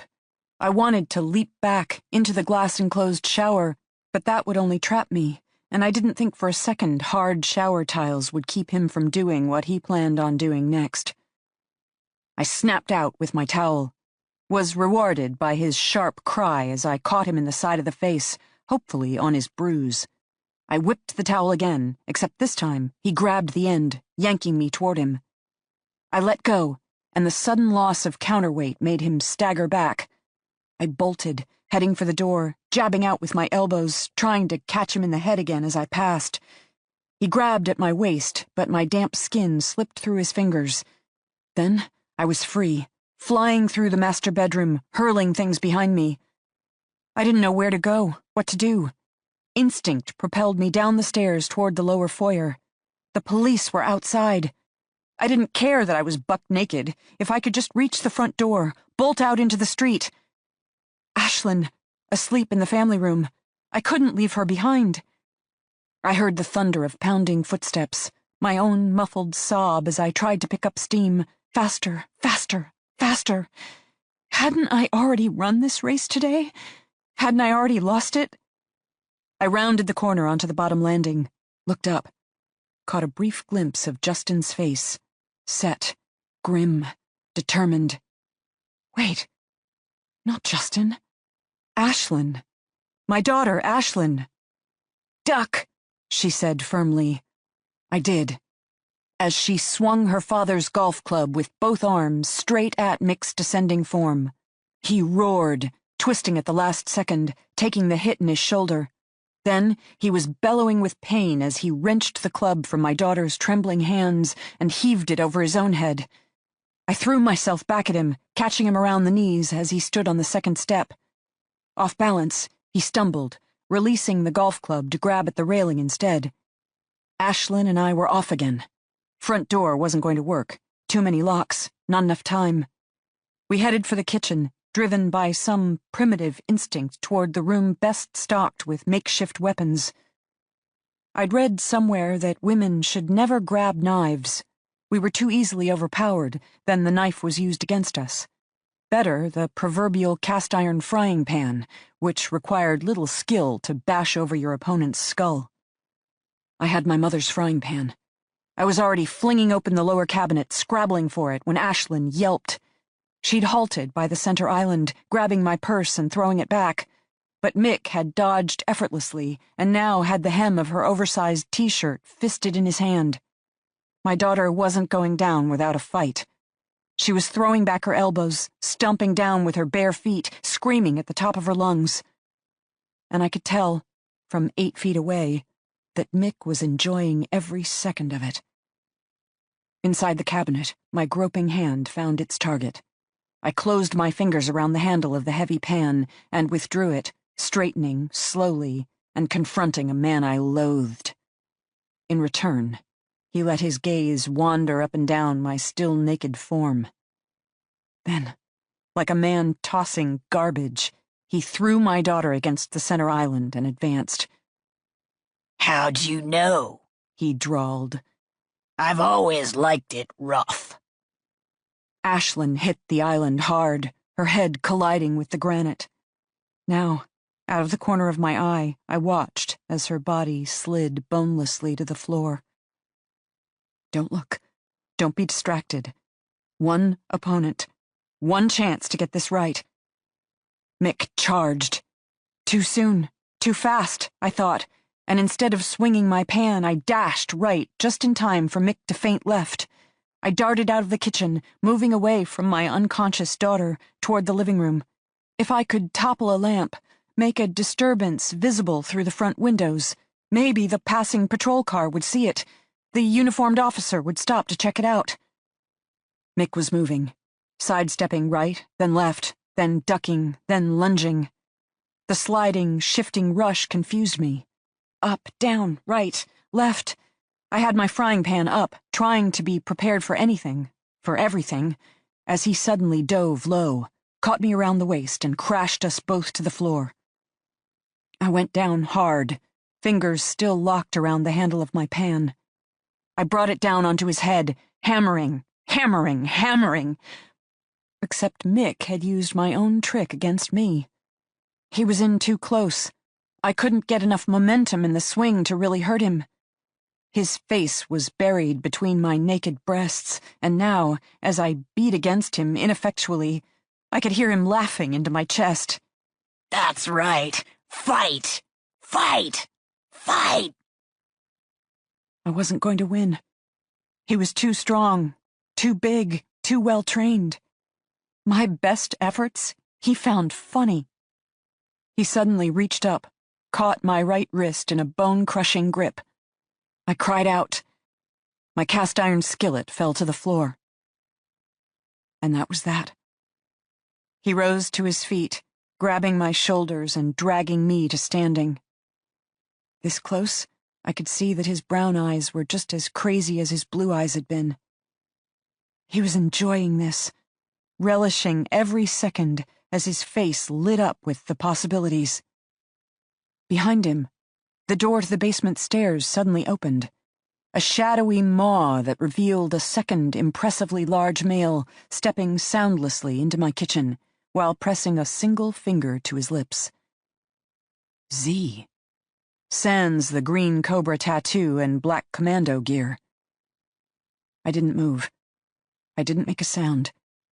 I stood there, totally bewildered, my wrist aching, my shoulders bruising, as Z walked smoothly forward, leveled a .22 caliber pistol, and shot Mick at point-blank range through the side of the head.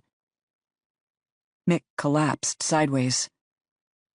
Z stood over his man and fired twice more. Then, at long last, my house fell quiet. Z handed me the gun, wrapping my right hand around the grip. Neighbors will call in gunfire, he announced crisply. Police will arrive momentarily. He reached behind me, dragging a throw off the sofa and draping it around my bare shoulders. I was never here. You fought him off. Well done. You killed him. He accepted the terms of the assignment. You and Ashlyn were off limits. He broke the rules, twice. In our line of work, failure has consequences. You knew he'd come back? I suspected. I don't understand. It was okay to kill Justin, but not Ashlyn and me? The terms of the assignment, Z repeated. He had a crumpled piece of paper. Now he pressed it into my hand. Radar asked me to give you this. You won't want to share it with anyone, and it's probably only good for the next 12 hours. He turned, heading for the basement door. Wait. He didn't break stride. I want to know the override code, I blurted out. The code you're all using to get into my house. He didn't break stride. He was leaving. Just like that. Arrive, survey, conquer. My frustration bubbled up, as well as my loathing at always feeling so powerless. At the last second, it occurred to me that I wasn't in the prison anymore, and that I was hardly helpless. I raised the .22, the pistol Z himself had handed to me, and leveled it at the back of his head. Wait! I said wait! Z finally paused, turning slightly. Your daughter probably requires medical attention, he commented. I'm tired of being a pawn. His voice, as calm as ever. Then pull the trigger. My arms were shaking. My whole body, now that I noticed. And all of a sudden, I wasn't exhausted anymore. I was enraged. At this man, for violating my home, my family. At myself, because heaven help me, I was already going to pop that first pill. But also, mostly, perversely, at Justin. Because he'd gone and gotten himself killed, and I still loved him, and I still hated him, And what in the world was I going to do with all those conflicting emotions? How would I ever get closure? Z, staring at me patiently, his expression almost testing. I wasn't the one who would give him any trouble. His research said so. I pulled the trigger, and the chamber clicked hollowly. Of course, Z, the omnipotent, always one step ahead. He'd loaded his pistol with exactly 3 bullets, discharged all 3 rounds into Mick's head, then handed me a useless weapon. I expected him to smile mockingly. Instead, he said simply, "Good for you. Welcome to the first step of taking your life back." Then he was gone. I checked my daughter first, who was slowly regaining consciousness. Next, I found the phone, calling 911 and requesting the police as well as an ambulance. Finally, I went upstairs and retrieved a bathrobe, still gripping the gun with my right hand, as I slipped the piece of paper from radar beneath my pillow and prepared for whatever was going to happen next. Chapter 43. It took Wyatt 3 tries to reach Tessa Leone. By then, it was 4 a.m., but it hardly mattered. Buzzed on adrenaline and the knowledge of who, what, when, where, why, and how, he was already in his cruiser, over state lines, heading for Boston. Chris Lopez didn't do it, he stated without preamble when Tessa finally answered her cell. No shit. I put a gun to the man's head.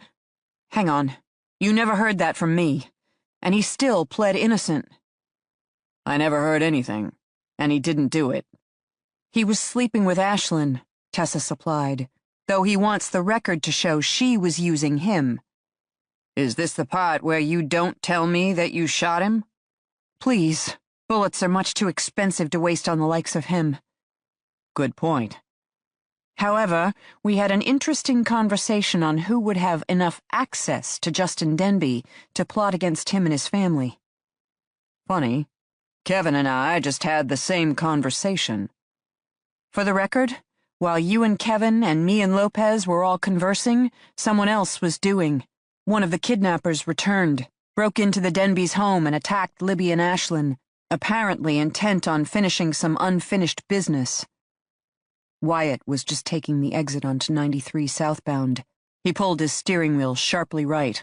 What? Exactly. Libby identified him as Mick. The Boston PD are running his prints now to get his real identity. Apparently, he'd taken a special interest in her during incarceration, but had been held off by the ringleader, Z. Well, assignment over, Z gone, Mick decided to make good on some earlier promises. He used a special override code to access the home, having timed the Boston patrol cars, FYI, then surprised Libby in the master bath.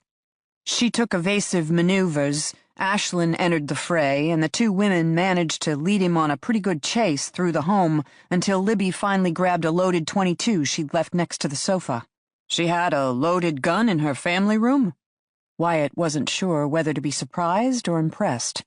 He remembered the accounts of the Denbes' shooting prowess. Still, to leave a loaded gun lying around a family home was a fairly aggressive act. Considering what they had been through, Tessa supplied, not to mention Special Agent Adams's multiple lectures on how the 3 men were still out there. Fair enough. Libby shot Mick dead. 3 times, left temple, up close and personal. Professional-grade work. The way Tessa said it struck Wyatt as odd. Meaning? Meaning her fingerprints are all over the gun, but interestingly enough, no GSR is on her fingers. She fired a gun 3 times without getting any gunshot residue on her hands? She claims she washed her hands before calling the police. You can't remove all traces that easily. You're singing to the choir, but she's not budging from her story. Did they check Ashlyn's hands? Maybe she's covering for her daughter. Her daughter was slammed into a granite countertop and is still recovering from a concussion. But yes, Boston PD swabbed Ashlyn's hands. Nada. There were just the two women in the house? Wyatt asked. Exactly. The tone of Tessa's voice said it all. Odds were Libby had not shot Commando Mick, but she felt a need to cover for whoever did, which, if it wasn't her daughter.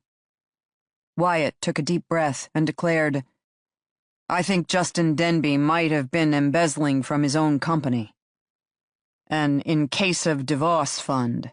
Except 16 years later, he also started talking about it. I think he told his lover, Catherine Chapman, who saw Ruth Chan's travel itinerary. She took the steps to wire out the funds before Chan ever landed in the Bahamas, then ordered Justin and his family kidnapped in order to keep the $11 million for herself." "I think you're part right," Tessa Leone said. "I think Justin Denbe definitely embezzled from his own firm. I think he's also very much alive." "Who else had enough access?" Tessa quizzed shortly. "We're looking for someone who worked for Denbe Construction for at least 16 years, who knew intimate details of the Denbe's home life, including security code, interior layout, family schedule, a person who might know former special forces, current guns for hire, which we've established are part and parcel of the construction trades. Not to mention someone brilliant enough to devise such a scheme and ballsy enough to pull it off. I say, Justin Denbe, Justin Denbe, Justin Denbe." Wyatt wasn't arguing with her. Hearing the words out loud only fit the light bulb already going off in his head. "The kidnappers weren't supposed to harm Libby and Ashlyn," he muttered by phone. "Hence, Mick was tased for attacking Libby. Most likely, instructions from Justin himself. He had nothing against traumatizing his wife and daughter. He just didn't want them hurt." "But he needed them," Tessa countered. "If he just faked his own kidnapping, his own death, it would be suspicious. Hence, for his embark on a new life plan, he needed them all abducted from their home and held against their will. Libby and Ashlyn became his witnesses, two people who could swear under oath they saw him die before their very eyes." "Knife to the chest. Not so hard to fake with a blood packet. And we still haven't found the body." "Exactly." "I think he cheated on her," Wyatt said abruptly. "Pure conjecture, but the money skimming started 16 years ago. I think it was triggered by the first time Justin was unfaithful to Libby. She would have been pregnant with Ashlyn right about then. A stressful time in any marriage. He fell off the wagon, followed in his father's footsteps, whatever. But at that moment, Justin realized he was his father's son, fidelity challenged, and he started to worry, because Libby wasn't necessarily his mother, the kind of woman who would turn a blind eye. If she left him, divorced him. 50% of all personal assets, Tessa supplied. So he stopped taking money out of the business, bought the townhouse in the company's name, except that meant he didn't really have cash, so he created an offshore slush fund. Why not? From his perspective, it was his money after all. But as any corporation is subject to audit, of course he couldn't just have the accountant write him a check.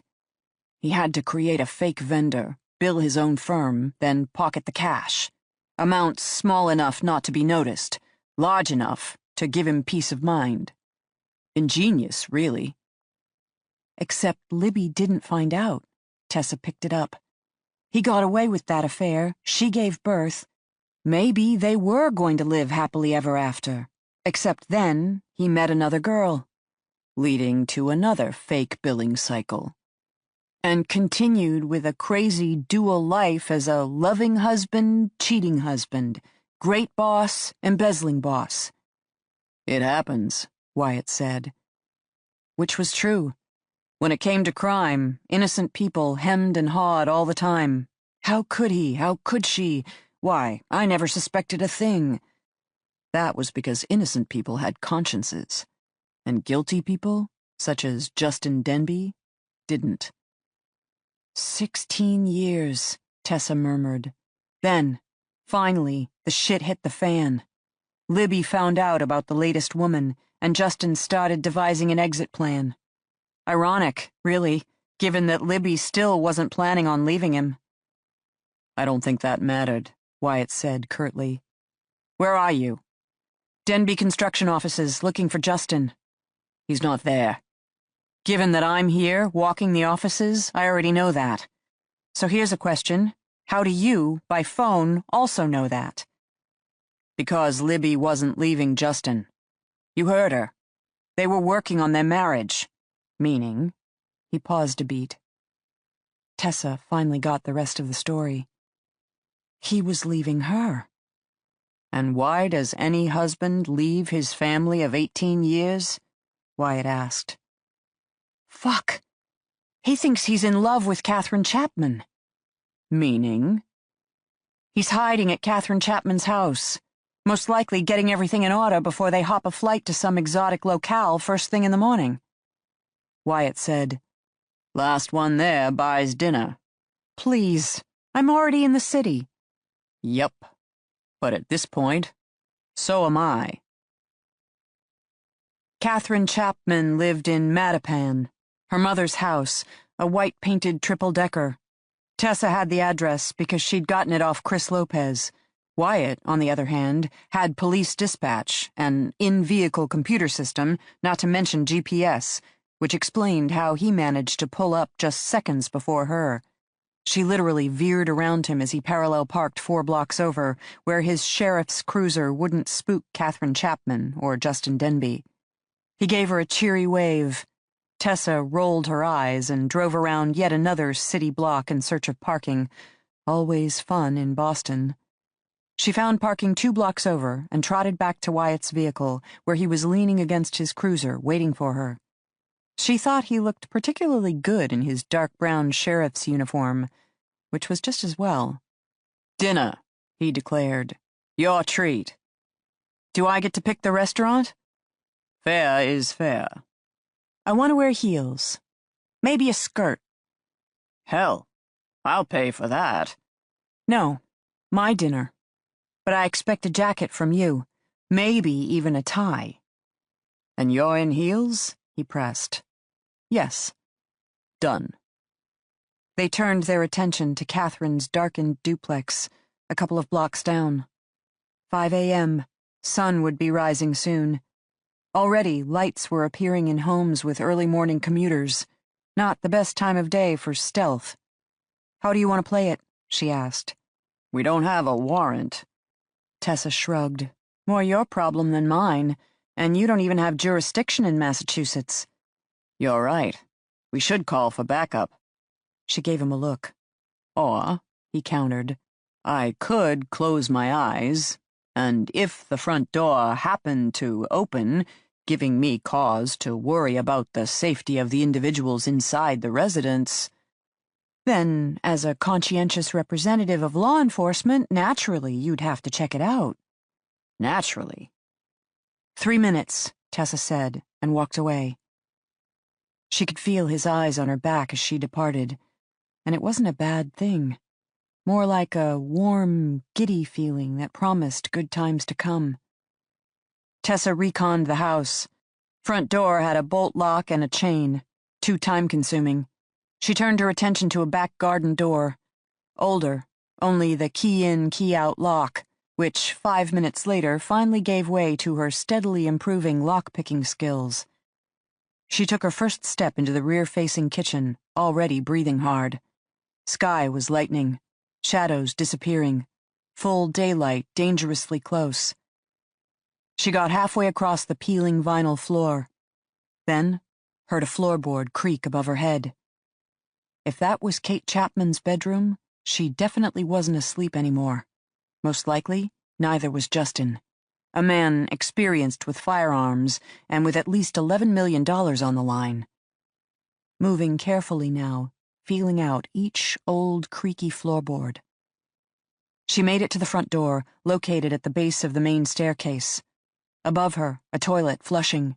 Footsteps padding along the hall. Don't come down, don't come down, don't come down. Easing out the chain lock, carefully twisting the bolt lock. Then, the final twist of the knob. The front door groaned open, noticeably, audibly. Then, above her, silence. Total silence. And not the good kind of silence, the aware kind of silence. Justin, Catherine, or all of the above knew someone had arrived. Wyatt appeared in the open doorway. He was moving cautiously, his body turned sideways, approaching from an angle to be less of a target. Tessa held up a single finger to her lips, then pointed to the ceiling. He seemed to take the hint, easing silently through the door to join her at the base of the staircase. "I think they know," she murmured low. "Other egresses?" "Fire escape," Wyatt whispered back. "First and second floor. I might have greased the rungs, but you didn't hear that from me." Tessa was impressed. Good trick for future reference. "We gotta move fast," she murmured. "Isn't Chris Lopez alive because of your previous restraint?" She nodded. "Then, I say, he owes you one. Catherine is his niece, after all." Tessa got the message. Lopez did owe her one. She made the call, then, 60 seconds later, was holding out her cell at the base of the stairs while Lopez boomed through speakerphone. "Kate, I know you're awake. Now stop fucking around and get your ass down here. I just heard what happened to Justin. Cops are gonna be here any second and we gotta get our stories in order. Come on, I've already been waiting." Total silence. "Kate, I'm not joking around. You either talk to me, or that's it. I'm washing my hands of this. Police come around, I'm gonna tell them all about it. Yep, my niece was sleeping with my boss. Yep, she wanted his family to go away. In fact, I actually heard her say on several occasions if only they'd drop dead." A woman's voice, suddenly, from the top of the staircase. "Uncle Chris?" "Duh. You sound funny." I'm screaming up a goddamn staircase. Throw on some clothes and get down here." Tessa could hear floorboards now, as well as low, indistinct murmuring. She was holding her breath. Slowly, she forced herself to release it, keep a light grip on her firearm. Then, the first floorboard creaking. "Uncle Chris?" Tessa moved her phone slightly, cued Lopez. "In the kitchen," he called over speakerphone. Another stair groaning. Tessa and Wyatt easing back into the shadows of the landing. Catherine Chapman appeared moments later. She wasn't in pajamas, but already clad in jeans and a tailored navy blue top. The kind of clothes, Tessa thought, you might wear to board a plane. Kate turned toward the kitchen, and just like that, Wyatt stepped forward, slapped his palm around her mouth, and dragged her back. Catherine's face paled, her blue eyes widening into saucers. She spotted Tessa, and far from being reassured, struggled even more. Which told Tessa a couple of things, such as Catherine clearly viewed her as the opposition, and as such, during their first conversation, had most likely lied through her teeth. "He's up there, isn't he?" Tessa murmured now. Catherine attempted to shake her head, though Wyatt's thick arm held her in place. "He's told you he's taking you away. Got some money set aside." Catherine didn't try to respond, just flushed. Forget for an instant that the man has betrayed his own wife. He also betrayed his only child. This is the guy you want to run away with? Catherine's gaze turned mutinous, which Tessa took to mean yes. Clearly no help from this woman, so Tessa went with Plan B. She opened her mouth and screamed at the top of her lungs. "No! Mick! Don't hurt me! I don't know where he is, Mick! No! Mick!" Footsteps hard and fast, Justin Denbe responding to the evil mercenary's name and springing into action, hammering down the stairs, careening into the foyer, pistol at his side, already in a crouched position in the open doorway. Tessa watched his gaze ping-pong from the open door to Catherine's restrained form to herself, who already had her firearm leveled at his head. "Justin Denbe," she declared, "drop your weapon." You are under arrest. Justin didn't immediately drop his gun. Figured, a man like him. He remained crouched, appraising the situation, gaze darting to the open door. We know what you did, Tessa said, aim perfectly level. This close, she had all the time in the world. She continued conversationally. And I wasn't making that up. Mick did return last night. He attacked your wife and daughter. Justin straightened, finally giving her his full attention. What? Is Ashlyn okay? Is Libby okay? I told them, the terms of the agreement. No hurting your wife and child, Tessa filled in. Beside her, Wyatt was on the move, cuffing Catherine's arms behind her back. That was the deal, right? You hired the men with the explicit instructions not to hurt your wife and child, but they could hurt you. Had to, for the $9 million in ransom. That's how you paid them, right?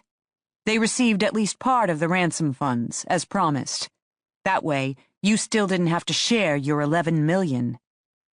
Justin Denbe, clad in dress jeans, button-up shirt, leather shoes, more clothes suitable for a plane. Are Ashlyn and Libby all right? Other than terrified? Traumatized? I mean, seriously, who the hell are you to be so concerned about them now? After all you put them through? They were not to be harmed, he reiterated stubbornly. Wyatt shoved Catherine's cuffed form to the side. 16 years, he stated. You embezzled from your own company for 16 years.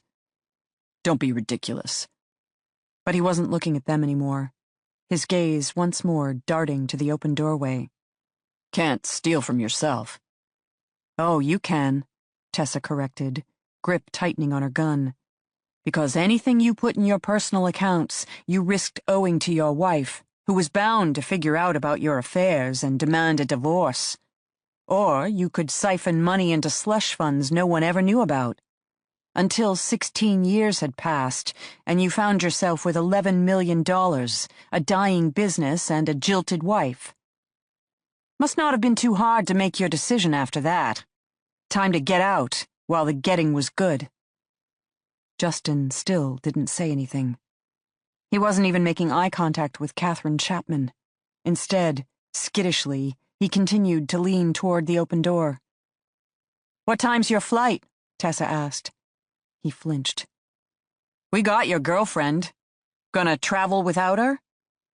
Belatedly, he glanced at Catherine. Wyatt no longer had his hand over her mouth. She gave an involuntary moan. Yep. This is your boyfriend, Tessa told her. A man who hired his own kidnappers, faked his own death, and abandoned his own family. But hey, he's all yours. Beside her, Wyatt said, Mick's dead. Your wife shot him. Justin's eyes widened. He appeared startled. But your daughter has a serious concussion, Tessa pressed. She needs you. In fact, your miraculous return from beyond the grave might be exactly the kind of thing that would enable her speedy recovery.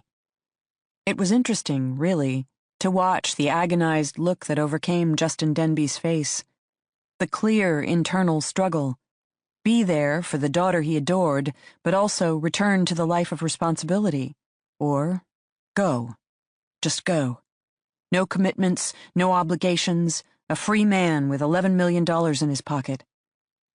He looked at Tessa. He looked at Catherine, not even speaking, just making pleading sounds in the base of her throat. And then? He ran for the doorway, leapt through it, got as far as the deck. Tessa yelled his name, gun coming up, but holding fire as she couldn't very well shoot a man in the back.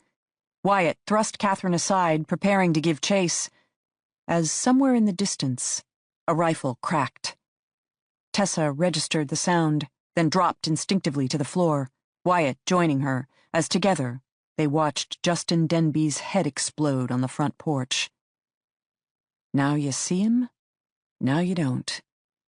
Justin's body collapsed. Catherine started to scream. There wasn't a second shot, or a third. The first round had gotten it done. After an eternity had passed, Tessa climbed shakily to her feet. Wyatt rose to stand beside her.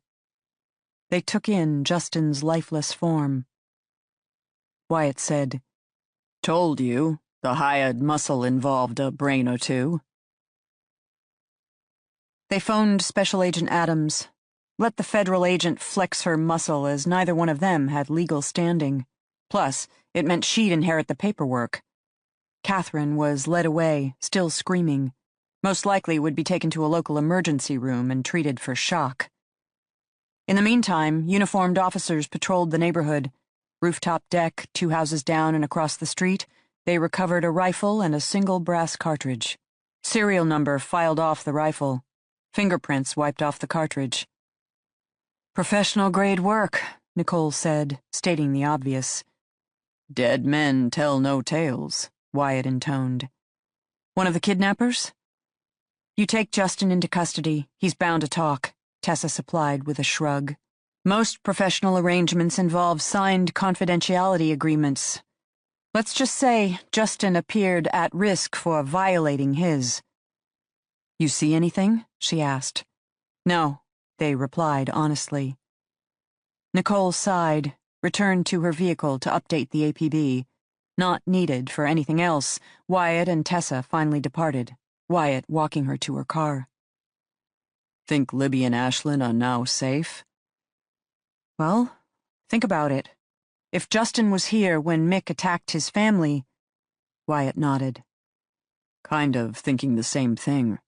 One of the hired guns, maybe the leader, took out his own guy.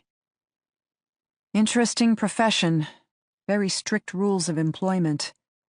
But said guy also left Libby and Ashlyn alone afterward. So, yeah, hopefully dust will now settle and they can start rebuilding their lives. Is that what you're doing? He asked. She answered him, as honestly as she could. Some days better than others. They'd arrived at her Lexus. So, he said. So, she answered. This is the awkward part, 'cause technically you're buying dinner and yet I'm dying to ask you out. Can't meet my daughter, she warned seriously. Not for a bit. Wouldn't expect it. I got space issues. Noticed that. I got a thing for wood. Sometimes I have to build things. Just do. She nodded. I look really good in heels, she said at last. Really? Because I'm told I'm damn hot in a jacket and tie. No tie, just the jacket. His gaze warmed. Still the heels? Still the heels. Friday night? Next Friday. I need to spend some time with Sophie. Fair enough. Wyatt leaned forward, caught her off guard with a low whisper to her ear. And wear your hair down. Then he turned, already sauntering down the street. Tessa remained standing there a moment longer, a slow smile spreading across her face. She thought of families, old and new, and survivors, then and now. Then, she got into her Lexus and drove home to her daughter. Chapter 44. This is what I know. My husband started siphoning funds from his own company 16 years ago. Not just a slush fund, but an exit in case of emergency fund. The federal financial wizards believe he accrued a little over $13 million by setting up dozens of fake vendors in his own company books, then vouching for their authenticity. According to emails recovered from his computer, he began to make his exit plans back in June, approximately 5 days after I discovered his affair. By the time Ruth Chan caught wind of the embezzlement in August, it hardly mattered. Justin's escape strategy was well underway. No doubt he sent her to the Bahamas simply to get her out of town for the big event. Certainly he'd already purchased a forged passport, later found on his body, for the name Tristan Johnson. He'd also used that name to purchase a plane ticket for the Dominican Republic, as well as open a new bank account where he most likely planned on transferring the bulk of his illicit gains. Those funds have yet to be tracked down, maybe still sitting in another bank under a different alias. The forensic accountants are working on it. Finally, the great escape. My husband hired 3 professionals to kidnap his own family. He gave them a security code to enter our home, the date I'd discovered Catherine Chapman's texts on Justin's cell phone. Polly, Justin's top security guru, discovered it when auditing the system. Justin then prepped the men with all the information they would need to successfully ambush us in our own home, while also providing a secure location for our incarceration. He gave them guidelines. They could not harm his wife or his daughter, and apparently he granted them permission to tase and beat the shit out of him. After all, the kidnapping needed to appear genuine in order for his death to appear genuine, not to mention he needed the insurance company to cough up $9 million in ransom. It's not like Denbe Construction had that kind of money, and heaven forbid Justin should dip into his own cash reserves. Z and his team performed their job admirably. But I think, in hindsight, Z became increasingly disgruntled about working for a man whose master plan involved, at the very least, terrorizing his unsuspecting wife and daughter. Hence the expressions of frank hatred I caught so many times on his face. Was that why Z and/or Radar assassinated my husband? I doubt it. I think if Z had truly wanted Justin dead, he would have taken care of it up close and personal during those final moments at the prison. Plus, Z always struck me as a professional, the kind of guy to get the job done whether he approved of his client or not. I think Radar was probably assigned the job of tailing Justin to make sure he got safely out of town, just as Z took on the job of tracking Mick, tying up loose ends, so to speak. When Mick attacked me, Z took the necessary steps to eliminate an untrustworthy associate. And when Justin was collared by the police, Radar took the necessary steps to eliminate an untrustworthy client. As Justin had said, they had 9 million reasons to make a clean getaway, which they did. Mick's fingerprints ID'd him as Michael Beardsley, a former Marine, dishonorably discharged 5 years ago, and with a reputation for working the private sector. For a while, the FBI visited Ashlyn and me nearly daily with photos of Mick's known associates, hoping we could pick out Z or Radar from the photo array. So far, we haven't recognized any of the men in the pictures, and so far, the police haven't been able to find any trace of emails or other means of contact between Justin and Z. No doubt Z took many precautions on that front. Given that, in the end, he saved my life, I haven't gone out of my way to provide information that could aid with his capture. Ashlyn knows what happened that night and shares my opinion. So, we do our thing and let the cops do theirs. I doubt they'll ever catch Z or Radar, but I also doubt they'll ever bother us again. Job over. They've moved on. Maybe someday we will, too. I miss my husband. Maybe that's perverse of me, but you don't love a man for nearly 20 years and not feel his absence. Yes, I had signed a prenup forfeiting all claims to Denbe Construction in return for half of all our personal assets. And yes, Justin ran all our personal possessions through the business, so that had I decided to divorce him, I would have been entitled to nothing at all. He cheated on me. Physically, emotionally, even financially. And in that regard, I still can't feel special because it turned out he cheated on everyone. Stole from his own company, denied assets to his own employees. In his own way, he tried to compensate by giving out generous bonuses during the boom years, but still. He drained $13 million from the company coffers, denied even his closest and most loyal employees the chance to buy into the firm, all while presenting himself as a great guy and considerate boss. In the end, I think there were two Justins. The one I cherished as my husband, the one Ashlyn loved as her father, the one his guys respected as their leader. Then there was the one who stole from all of us while constructing an elaborate ruse in order to leave us forever. Because $13 million apparently mattered more to him than the love of his family and the admiration of his firm. I don't understand that, Justin. I can't picture what would make someone already so successful value money over his family and friends. All I can guess is that he really wanted his freedom. No more responsibility, no more decisions, no more obligations. Though, ironically enough, we would have helped him with that, too. He could have sold the firm to his management team. He could have run away to Bora Bora with Ashlyn and me. We would have gone. We loved him that much. Or thought we did. This is the part both Ashlyn and I struggle with. The Justin we knew had strong values, rigidly upheld expectations of himself and others, whereas the kind of man who betrays his whole family, going to the extreme length of kidnapping and terrorizing his own wife and daughter just so he can make a clever getaway. Would he have ever looked back? Missed us? Mourned us at all? Because we mourn him. We can't help ourselves. We mourn the man we thought we knew, the father who taught Ashlyn how to use a cordless drill, the man who used to hold me at night, the man we thought we watched die for us.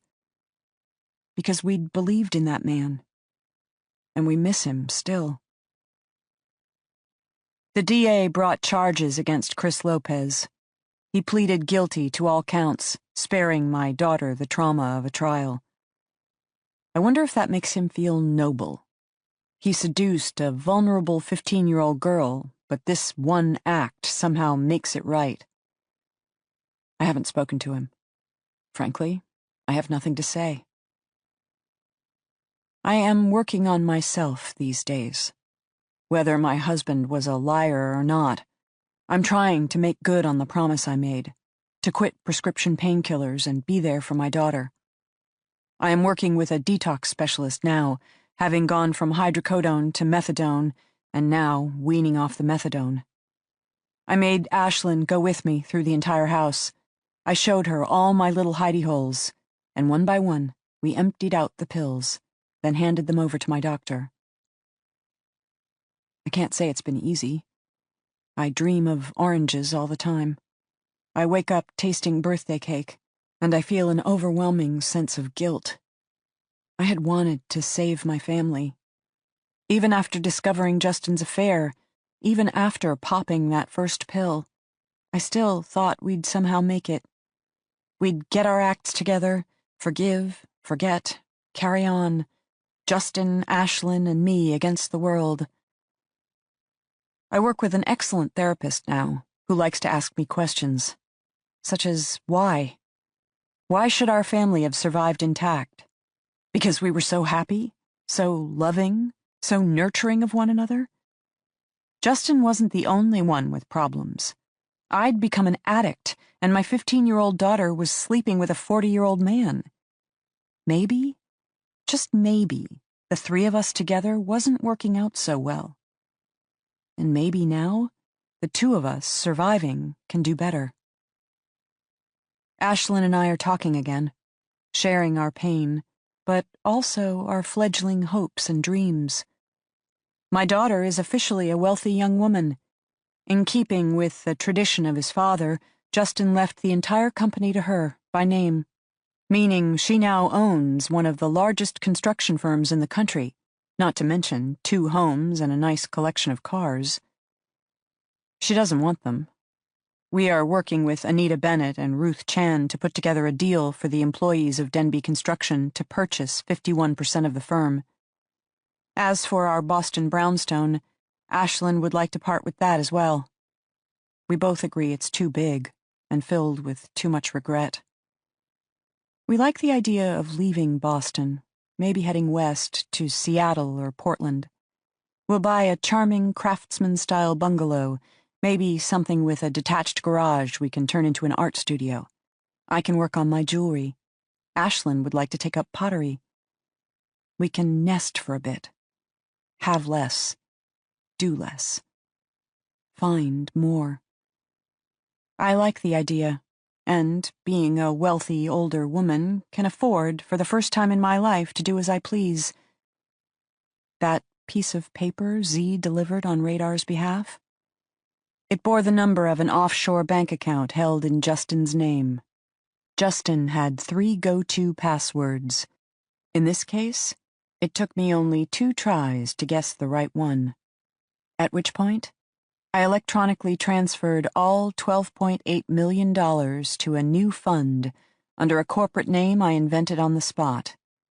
A few more transfers here and there, and Justin's exit in case of emergency fund became my sole surviving spouse fund.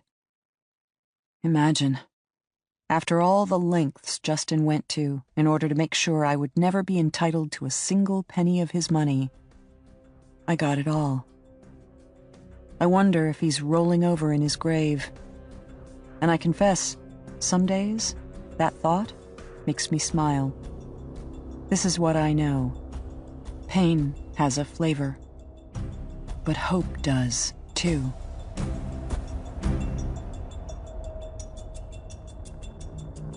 We hope you have enjoyed our presentation of Touch and Go, a novel, by Lisa Gardner. Copyright 2013 by Lisa Gardner, Inc. Performed by Elizabeth Rogers. Directed by Lisa Kahn. Performance copyright 2012 by Brilliance Audio. All rights reserved. For further information concerning this program or other Brilliance Audio titles, please call the following toll-free number, 1-800-222-3225, or visit our website at www.brillianceaudio.com. No part of this recording may be played for an audience or reproduced in any form. It may not be streamed, downloaded, broadcast, or copied without written permission. Address all inquiries to Brilliance Audio, P.O. Box 887, Grand Haven, Michigan, 49417.